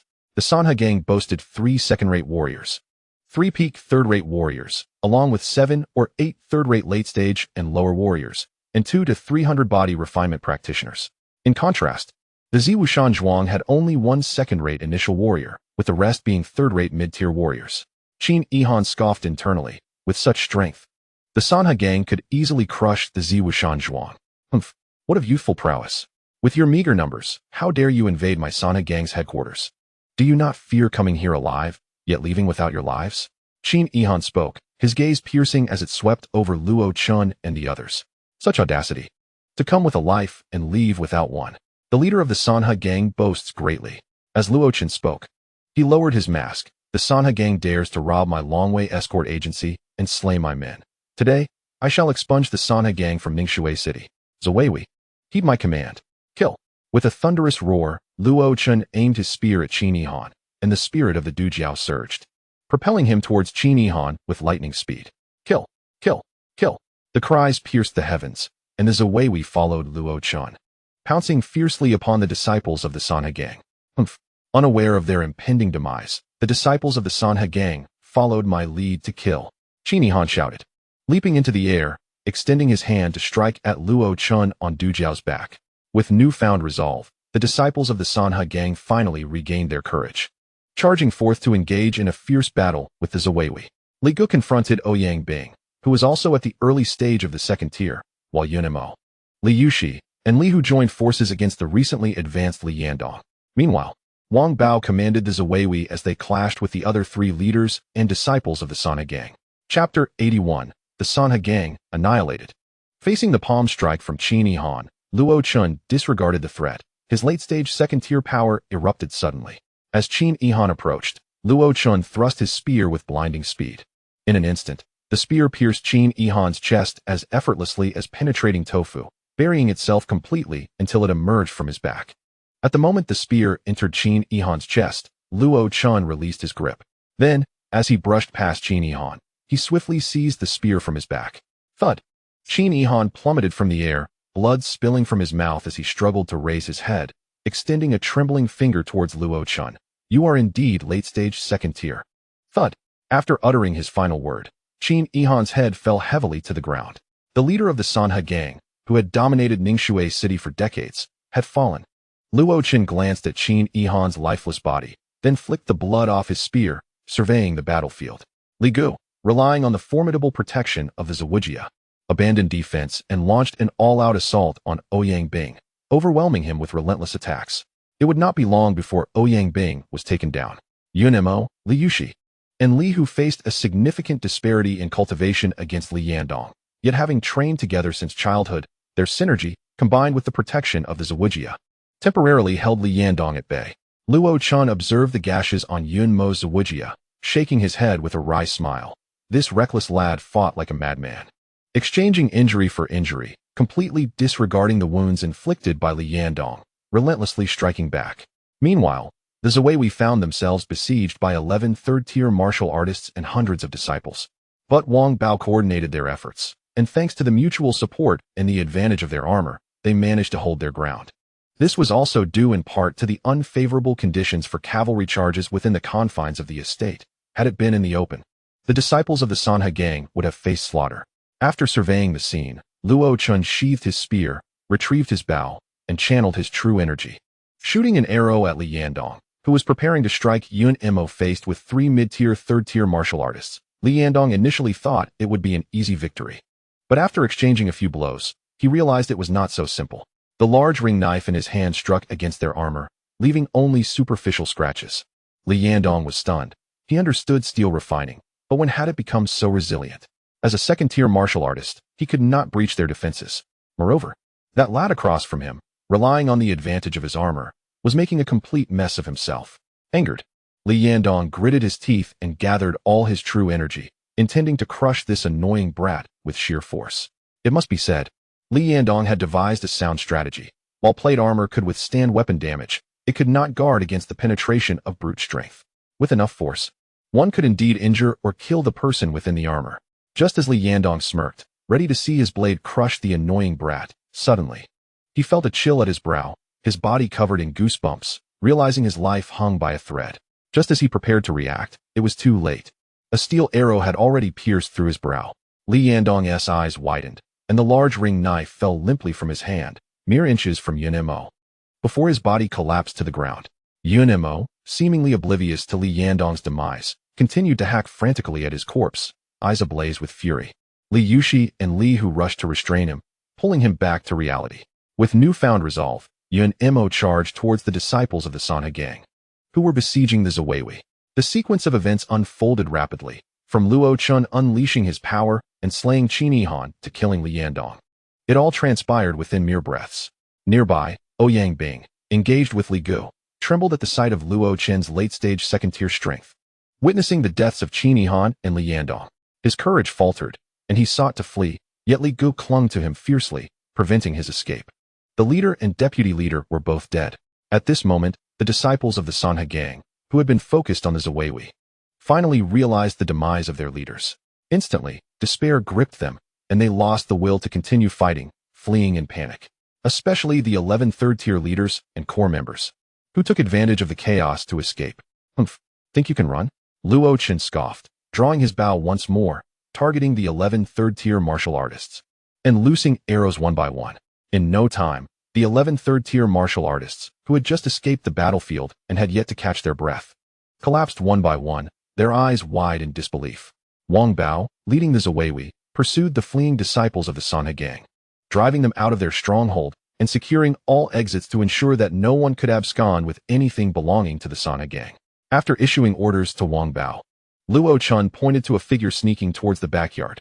Li Hu, go retrieve that person. Yes, young master. Wang Bao and Li Hu acknowledged and departed. After giving his instructions, Luo Chun mounted Du Jiao's back, standing guard beside Li Gu as he observed the battle with Ouyang Bing. Young master Luo, might you grant me a reprieve? I shall flee to distant lands and never return to Ningxue County, Ouyang Bing implored, sensing the tide had turned irrevocably against him. Humph. You dared to rob my escort and slay my men, and now you seek my mercy? Ouyang gang leader, perhaps you have yet to awaken. Furthermore, if the roles were reversed, would you spare a second-tier foe, leaving yourself vulnerable? Rest assured, young master Luo, I swear to the heavens that after my departure, I will seek no vengeance. Ouyang Bing persisted, unwilling to concede. Swear to the heavens. Humph. Luo Chen let out a derisive chuckle and chose to ignore Ouyang Bing. Realizing his imminent demise, Ouyang Bing, in a fit of rage, charged at Li Gu with reckless abandon, hoping to take someone down with him. Humph. With a cold snort, Li Gu exploited a gap in Ouyang Bing's hasty assault, executing a swift counter, driving his spear through Ouyang Bing's neck. The last remaining martial artist of the Sanhe gang, the early-stage second-tier Ouyang Bing, had perished. Seeing Ouyang Bing's lifeless form, Luo Chun turned to leave, guiding his horse to where Yun Mo sat on a stone, supported by Li Yushi. Observing the marks left by weapons on Yun Mo's zawujia and the trace of blood at the corner of his mouth, Luo Chen shook his head. Are you all right? I'm fine. Just a minor injury, Yun Mo replied, grinning, the blood between his pristine teeth a striking crimson. Chapter 82. The secret agent of Lushan Min. Upon hearing this, Li Yushi shot a glare at Yun Mo and said to Luo Chun, this reckless fellow is utterly heedless of his life.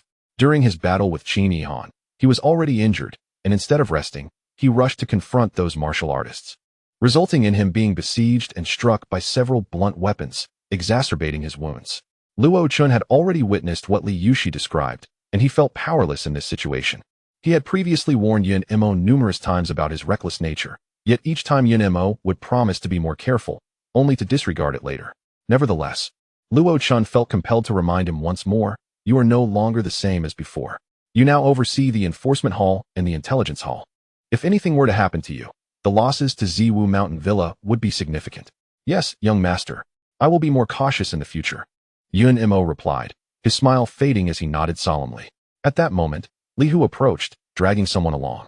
Luo Qin chose to ignore whether Yun Mo had heard him and turned to the individual Li who had thrown onto the ground, smiling as he asked, "What is this? Did Li Junshi run off in such haste because of something urgent?" Since Li Yixing appeared here alongside Qin Yihan, Luo Chun had been keeping a close watch on him.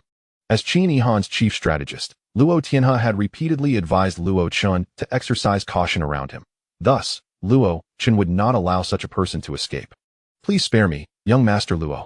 I am but a mere scholar without martial skills and pose no threat to you. Please let me go," Li Yixing pleaded. Kneeling with his forehead pressed to the ground, Luo Chun narrowed his eyes at Li Yixing, a surge of murderous intent rising within him.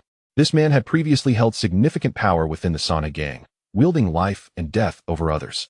Now, faced with death, he was quick to beg for mercy, exhibiting a complete lack of shame. Such a person was the most treacherous and deserved to die. Li Hu, kill him, with a plan forming in his mind.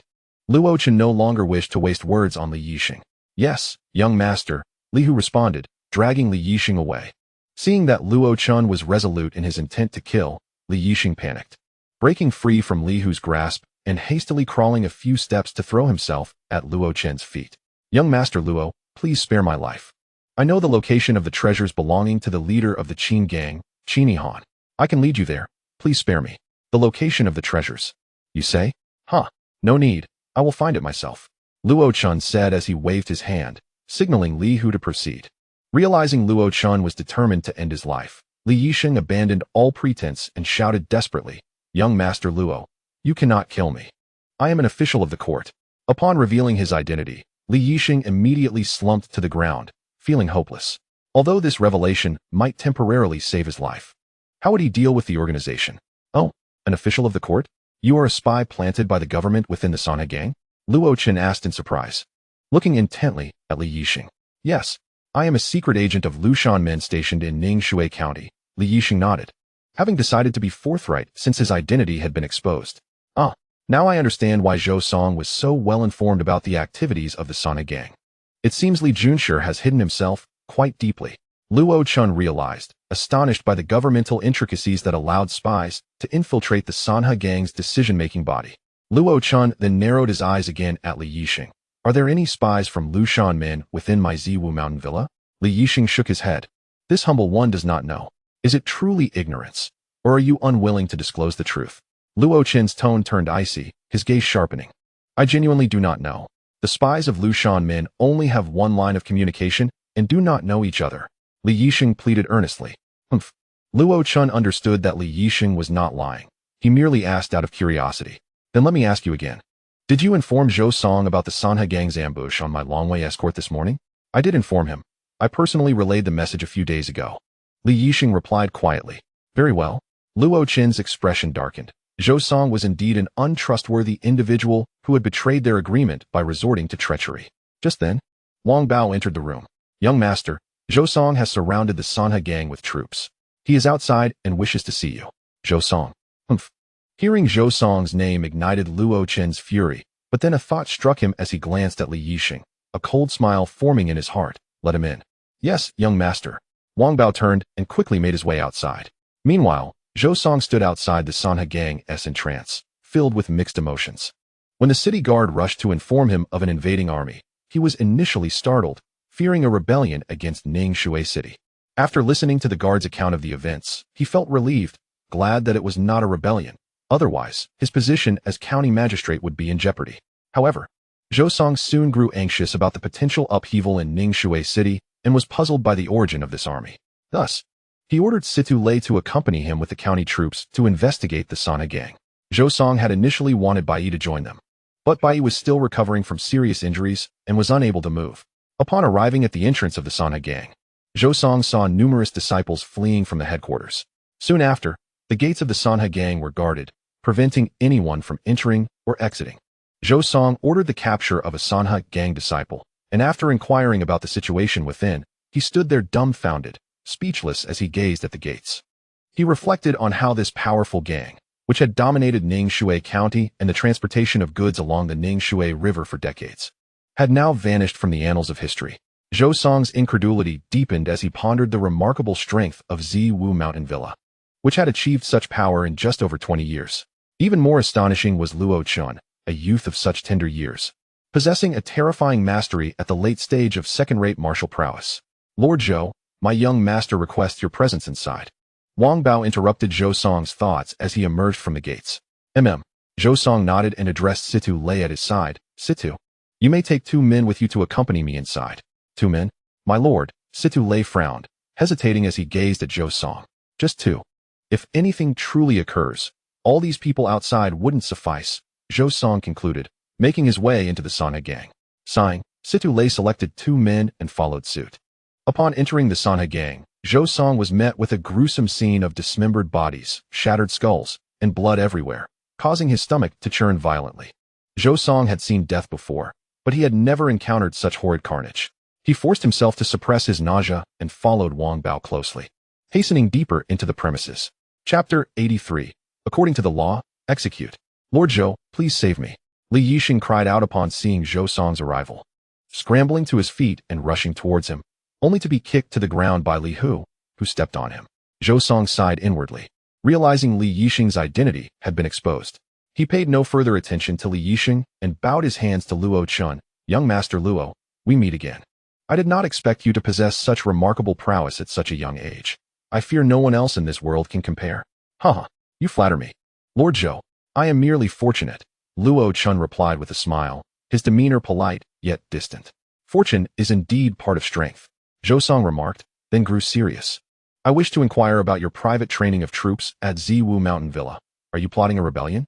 Zhou Song gestured towards the surrounding Ziwu guards. Rebellion? Haha, Lord Zhou, one may indulge in a meal, but one cannot speak recklessly. My Ziwu Mountain Villa would never dare to engage in such actions. Luo Chun smiled lightly and added nonchalantly, as for this private troop training, it is not clandestine but rather sanctioned. Sanctioned training? Zhou Song was taken aback, then scoffed, humph. Absurd. As the magistrate of Ningxue County, it is impossible for me not to be aware of the imperial edict regarding the training of troops at Ziwu Shanzhuang. Haha, Lord Zhou truly has a tendency to forget matters of significance. After all, it was you, Lord Zhou, who personally delivered this decree to my father. Have you forgotten? Luo Qin remarked with a mocking grin directed at Zhou Song. Did I give it to your father? Zhou Song, upon hearing this, furrowed his brow as he contemplated, could it be? Indeed, the court has conferred upon my father the title of Duke of Ningxue, granting him the privilege of 200 personal guards, a fact you explicitly informed us of, Lord Zhou. Surely, you have not forgotten so soon. Luo Chun continued to smile. Zhou Song, realizing the implications of Luo Chen's words, suddenly understood why Luo Tianhe had so readily accepted the imperial edict. It was all for the purpose of training the troops. The gravity of the situation weighed heavily on Zhou Song's expression, as he recognized that he had inadvertently caused his own troubles, having vanquished one wolf only to encounter a larger tiger. However, Zhou Song could not be entirely blamed. The court had conferred titles upon many sects and factions, yet none had considered the necessity of training personal troops, even if someone had thought of it. The cost of training personal guards was exorbitant, and with such a limited number of personnel, the endeavor seemed futile. Who would go to the lengths of Ziwu Shanzhuang, spending hundreds of thousands of taels merely to train a handful of personal guards? Now, understanding that these were indeed the personal troops of the Duke of Ningxue, Zhou Song felt a sense of relief. It appeared that a misunderstanding had occurred. With the matter at hand, Zhou Song could only swallow his grievances. Haha, it is entirely understandable, Lord Zhou, that in the midst of your busy duties, you might overlook such matters. I merely hope that you will refrain from claiming that Ziwu Shanzhuang is privately training troops for rebellion, as we cannot bear such a charge. Certainly, as long as Ziwu Shanzhuang abides by the law and the number of personal guards remains within the prescribed limits, Zhou Song nodded, implying his understanding. Luo Chun, unperturbed, smiled lightly and did not continue the conversation, instead asking, does Lord Zhou have any further matters to address? If not, I kindly ask you to take your leave. Once Ziwu Shanzhuang has tidied up this place, I would be delighted to invite you over as a guest. As a guest? Zhou Song's heart skipped a beat. Could it be that Ziwu Shanzhuang intends to replace the Sanhe gang and take control of the river transport in Ningxue County? Noticing Zhou Song's apprehensive demeanor, Luo Chen reassured him, fear not, Lord Zhou. Ziwu Shanzhuang harbors no ulterior motives. It is simply that the Sanhe gang has robbed our convoy and killed our men. Now that they refuse to compensate for our losses, we can only seize this residence in recompense. Ah, I see. That is entirely reasonable. Zhou Song felt at ease upon hearing this, as long as they did not encroach upon the lucrative river transport of Ningxue County. He had no qualms about Ziwu Shanzhuang claiming what was rightfully theirs from the Sanhe gang. Haha. In that case, I shall not intrude any further, Zhou Song said, gesturing towards Li Yixing, who lay at the feet of Li Hu. Luo Gongzi, may I take this person with me? What? Do you have an acquaintance with him? Lord Zhou? Luo Chun inquired with a bemused expression. Acquaintance is a stretch. We have merely crossed paths a few times. In that case, I fear I must disappoint you. Lord Zhou, this individual is one of the masterminds behind the robbery of my Longwei Escort Bureau, and Ziwu Shanzhuang cannot let him go. Luo Chun firmly declined. Upon hearing this, Zhou Song responded earnestly, that is precisely why I must take him. He should be tried according to the law. Then according to the law, how does Lord Zhou believe we should handle a case of murder and robbery? By the law, the penalty is death, Zhou Song blurted out, only to feel a wave of unease wash over him. Indeed, as Luo Chen spoke, he exchanged a knowing glance with Li Hu. With a swift motion, Li Hu beheaded Li Yixing, who did not even let out a scream, his life extinguished in an instant. Zhou Song's eyes widened in shock as he gazed at Li Yixing's lifeless body, then turned to Luo Chun with a serious tone. Luo Gongzi, do you know who he is? Of course. He is the strategist of the Sanhe gang, one of the notorious leaders of murder and robbery. What? Does Lord Zhou perhaps possess knowledge I do not? Luo Chen replied with a cold smirk. Zhou Song, taken aback, momentarily faltered. He realized that Luo Chun was well aware of Li Yixing's true identity, yet still chose to execute him. Zhou Song understood this was Luo Chen's way of expressing his displeasure over not being informed about the Sanhe gang's robbery. With a heavy sigh, Zhou Song recognized that there was no point in further discussion now that the man was dead. Luo Gongzi, take care of yourself. With that, Zhou Song turned to leave. Accompanied by Sidu Lei, Luo Chun smiled, unfazed. In this world governed by the law of the jungle, as long as one possessed strength, no one could challenge him. He then began to arrange for the cleanup of the residence. Outside the headquarters of the Sanhe gang, as the remnants of the gang's disciples fled, news of the deaths of the gang's leaders and skilled fighters spread rapidly throughout Ningxue City. In a tea house, the largest in Ningxue City, frequented by many patrons and known for its wealth of information, the chatter of the guests filled the air. Indeed, the Sanhe gang has met with misfortune. They just robbed and killed earlier today, and in the blink of an eye, they have been annihilated. Indeed, you should have seen them earlier. So arrogant while committing murder on Ningxue Lake. Haha, after years of extortion, it was high time they were dealt with. A group of tea drinkers engaged in lively conversation. At that moment, a tea attendant rushed in, drenched in sweat. I've got news. I've got news. Quickly share. The patrons immediately ceased their idle chatter, straining to hear the attendant. After pouring himself a cup of tea and wiping his mouth with his sleeve, the attendant announced, the troops that annihilated the Sanhe gang are the personal guards of the Duke of Ningxue from Ziwu Shanzhuang, known as Ziwu Wei, led by the young master Luo Chun. Luo Chun, I believe this young master is only 16 years old, right? Is it true he possesses the strength of a late-stage second realm cultivator? One patron exclaimed, astonished. This news comes from my brother, who serves in the county's military. He accompanied County Magistrate Zhou into the Sanhe gang and personally witnessed this young master Luo. Besides, the bodies of the 3 late-stage second realm experts from the Sanhe gang are still lying there. How could it be false? The attendant replied, my goodness. A 16-year-old late-stage second realm expert, truly unheard of. There is likely no one else like him in the world. Another patron gasped in astonishment. Indeed, compared to him, the likes of Ning Ling from Huashan sect, Jian Lei from the Sword Pavilion, and Liao Wu from Shaolin Temple are leagues apart. Hey, that genius is indeed remarkable. But it's not our concern. I am more intrigued by the armor worn by the Ziwu Wei. I caught a glimpse of it on the street, and it was truly magnificent. If only I could possess a set. A burly man dressed as a warrior exclaimed, filled with admiration. Uft, you? I observed closely in the street. That armor is forged from refined steel, and each set must cost at least 8,000 taels, while some are crafted from mysterious patterned steel. Can you afford it? A middle-aged man resembling a merchant interjected, gesturing with his hand to indicate the cost. Gasp. The patrons collectively inhaled sharply, and the burly man immediately fell silent. That troop must consist of over 30 members, right? 30 sets of armor would amount to 400,000 or 500,000 taels. This is unimaginable. Another merchant calculated, his eyes widening in disbelief. The Duke of Ningxue is truly audacious, investing hundreds of thousands of taels to forge a personal army of just a few dozen men. I have yet to witness any noble house willing to do such a thing. Ziwu Shanzhuang is indeed affluent. Another patron mused. Indeed, the business of Tianxiang Tower and Longwei Escort Bureau has been thriving in recent years. A merchant expressed enviously. Even with good business, can it compare to the foundations of those ancient sects? The key is that Ziwu Shanzhuang is willing to invest. That said, having such a personal guard is indeed enviable. Hey, just a few days ago, I was still perplexed. The master of Ziwu Shanzhuang, Luo Zhuangzhu, has accepted the court's bestowal, perhaps primarily for the sake of this personal guard. Indeed, without this title, training an army privately would be tantamount to rebellion. I care not whether he rebels or not. I merely wish to know whether Ziwu Shanzhuang, after annihilating the San Habong, will take control of the river transport in Ningxue City and continue to impose tolls. My friend, have you gleaned any information regarding this matter? A merchant inquired, glancing at the attendant who had just rushed in. The attendant nodded. I have inquired. And Ziwu Shanzhuang will not monopolize the river transport. Haha, splendid. Ziwu Shanzhuang truly embodies righteousness. We can save a considerable sum on river transport in the future. The merchant exclaimed, clapping his hands in joy. Hehe, Manager Wu is being overly optimistic. If Ziwu Shanzhuang refrains, will others allow this lucrative opportunity to slip by? Sun Zhongwei furrowed his brow, contemplating the speaker's words. I wager that either the government or the Heiying Bong will regain control over the river transport. What was true before will remain true henceforth, Sun Zhongwei asserted.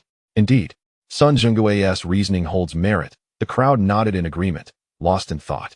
Meanwhile, within the Heiying Bong, how could this be? How did Ziwu Shanzhuang suddenly acquire so many proficient warriors? How could they have achieved this?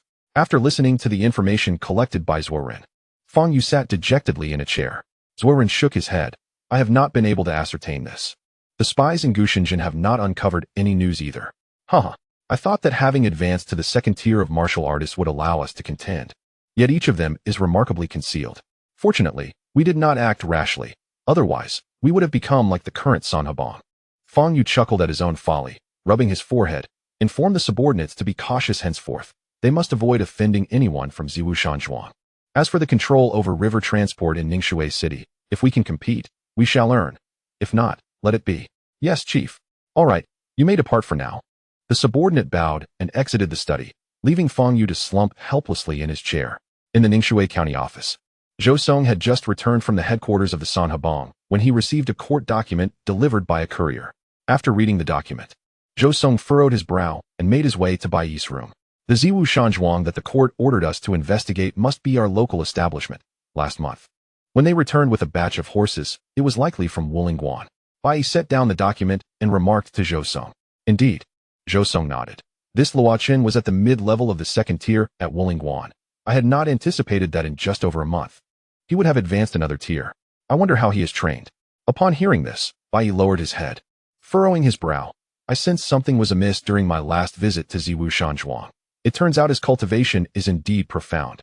Just as he finished speaking, Bai Yi paused abruptly, raising his head in shock to gaze at Zhou Song, who was equally astonished, and their eyes widened in mutual realization. After a long moment, Zhou Song swallowed hard. Lord Bai, do you think Luo Tianhe and that Li Tian might also be concealing their cultivation? You sensed they were unusual that day. Bai Yi blinked, his eyes feeling slightly dry, and moistened his lips. I felt something strange that day. Now that I think about it, there is a strong possibility. How could this be? What on earth has happened? How has Ziwu Shanzhuang's strength so suddenly escalated? Zhou Song rose, pacing the room with a furrowed brow. Lord Zhou, do we have anyone in Ziwu Shanzhuang? Bai Yi quietly inquired. Upon hearing this, Zhou Song pondered for a moment before nodding. We have one. But he is not a secret agent of the court. Rather, he is a pawn I inadvertently placed over a decade ago. I believe, Lord Zhou, that you should seek him out. We must clarify the situation regarding Ziwu Shanzhuang. Very well. I will find an opportunity to meet with him. Subsequently, they fell into silence, each lost in their own thoughts. Chapter 85. The concern from afar. Meanwhile, Luo Chun, at the headquarters of the San Habong, was unaware that his actions had already stirred significant commotion throughout Ningxue City. At this moment, he stood in a small courtyard in the rear of the San Habong, observing Li Ge and Li Yushi as they sorted through the various weapons, materials, and treasures piled within the courtyard. These items were acquired through Luo Chen's perceptive abilities. having scoured the hidden chambers and secret paths of the San Habang. Shortly thereafter, Li Gao approached, holding a meticulously recorded list, brimming with excitement. Brother Qin, we've struck gold this time. The gold and silver, along with antiques and artworks, are worth 200,000 to 300,000 taels of silver. And we have dozens of exquisite weapons, 20 pounds each of Xuanwen steel and Xuan iron, over 100 pounds of Balian steel and 500 refining steel, and a piece of patterned steel. Additionally, we have 16 herbs aged over a century and several shop deeds and lands. Luochen smiled, unconcerned.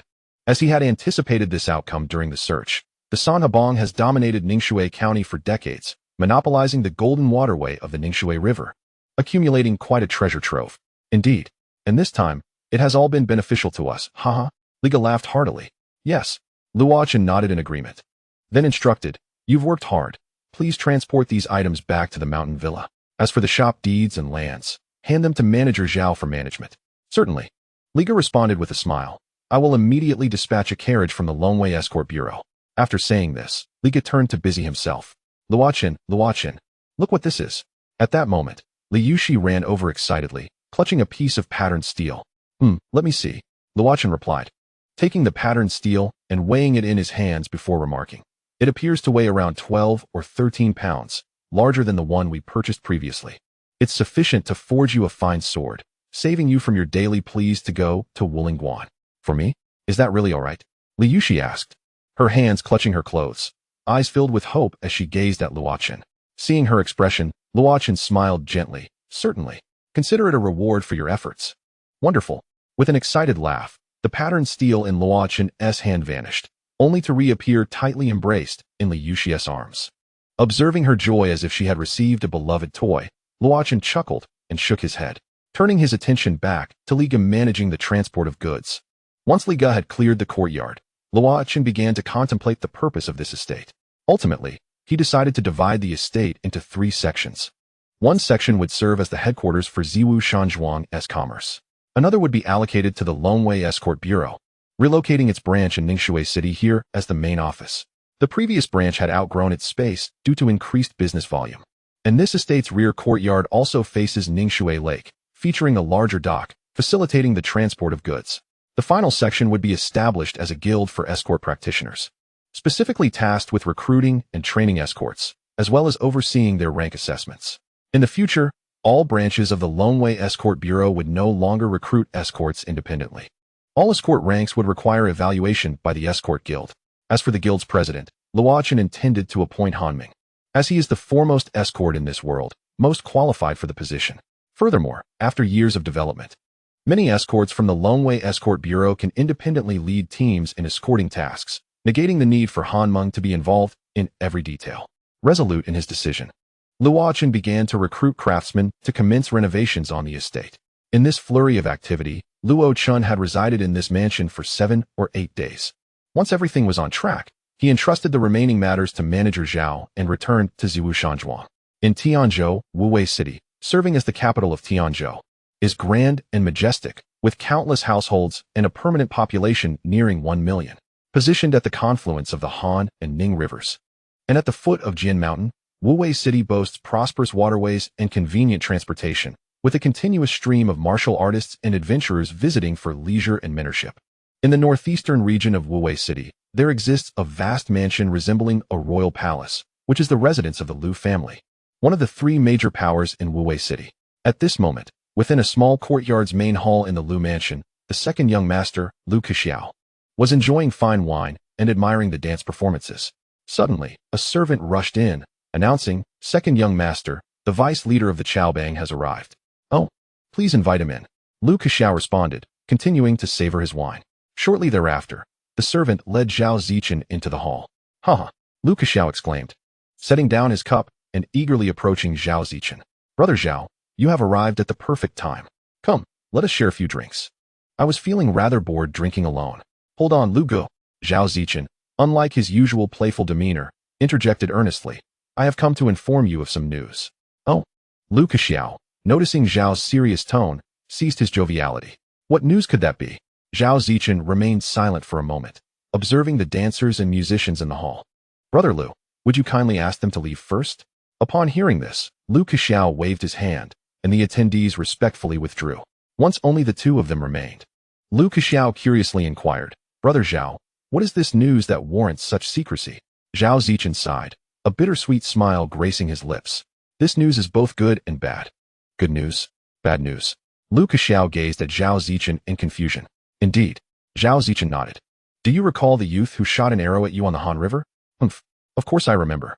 Lu Kexiao's expression darkened with anger at the thought. "I have never endured such humiliation. Do you have news about them?" "Yes." Zhao Zichen nodded again. "After our return, did we not draw portraits of them? A few days ago, the Sanha gang in Ning County was annihilated, and some of their disciples fled to Wuwei City, joining our Chaobang. Some recognized them from the portraits." "Huh. Excellent." Lu Kexiao clapped his hands, eagerly asking, "Who are they?" "They are from Zaiwashan Zhuang in Gushan Town, Ning County. And that youth is the son of the mansion's owner," Zhao Zichen replied, his expression complex. "Humph." Lu Kexiao's face darkened with fury. "A mere small force from a backwater, daring to provoke us. They truly do not know the meaning of danger.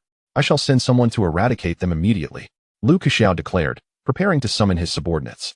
"Wait." Zhao Zichen quickly restrained him. "Brother Lu, this matter is not so simple. What difficulty could there be?" Lu Kexiao scoffed. "A rural power at most has a few third-rate martial artists, even if that youth possesses some unusual abilities. We could send a couple of second-rate martial artists and still have no fear of failure. Perhaps we truly may not be able to defeat him," Zhao Zichen replied, nodding gravely. "This is the bad news I wanted to share. The disciples of the Sanha gang claim that the youth is a prodigious talent, having reached the late stage of the second-rate realm, and it was he who led the attack that obliterated the Sanha gang." "What? Late stage of the second-rate realm?" Lu Kexiao's disbelief was palpable. "Brother Zhao, are you jesting with me? That youth must be younger than I am. Have you ever seen someone so young at the late stage of the second-rate realm?" Zhao Zichen sighed.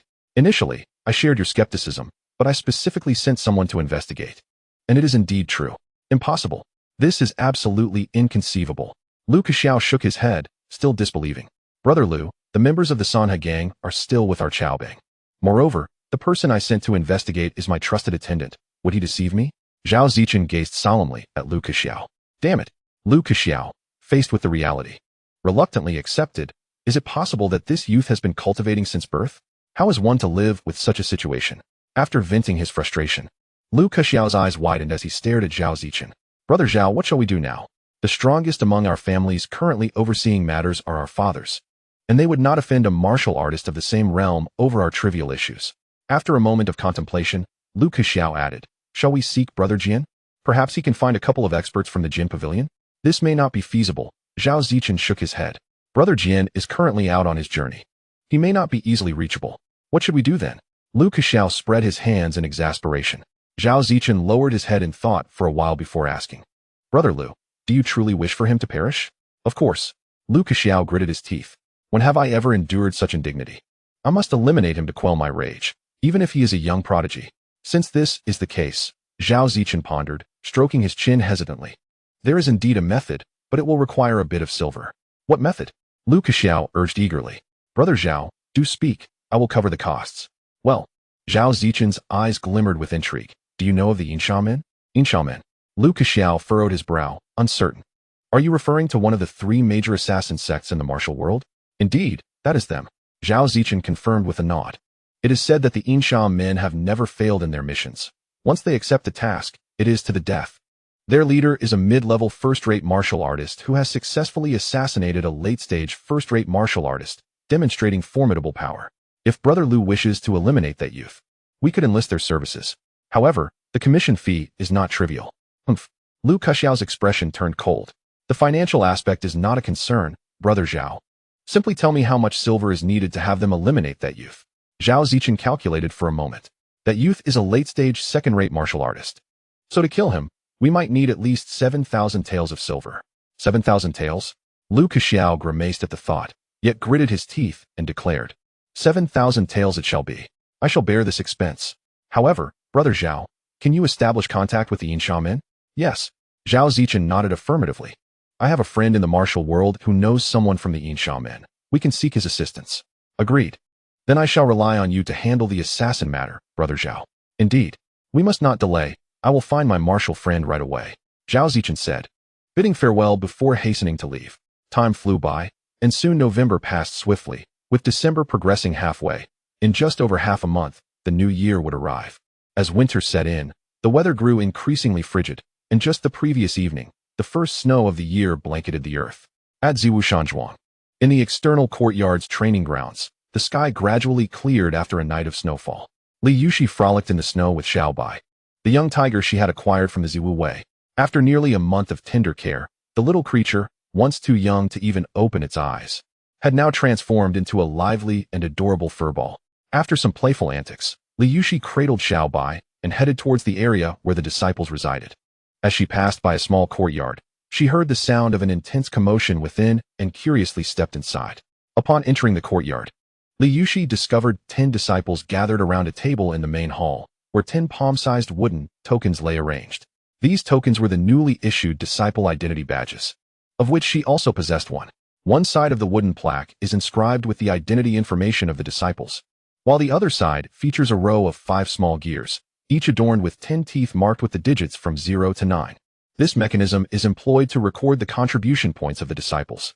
Each disciple earns contribution points upon the completion of tasks or spends them to exchange for items.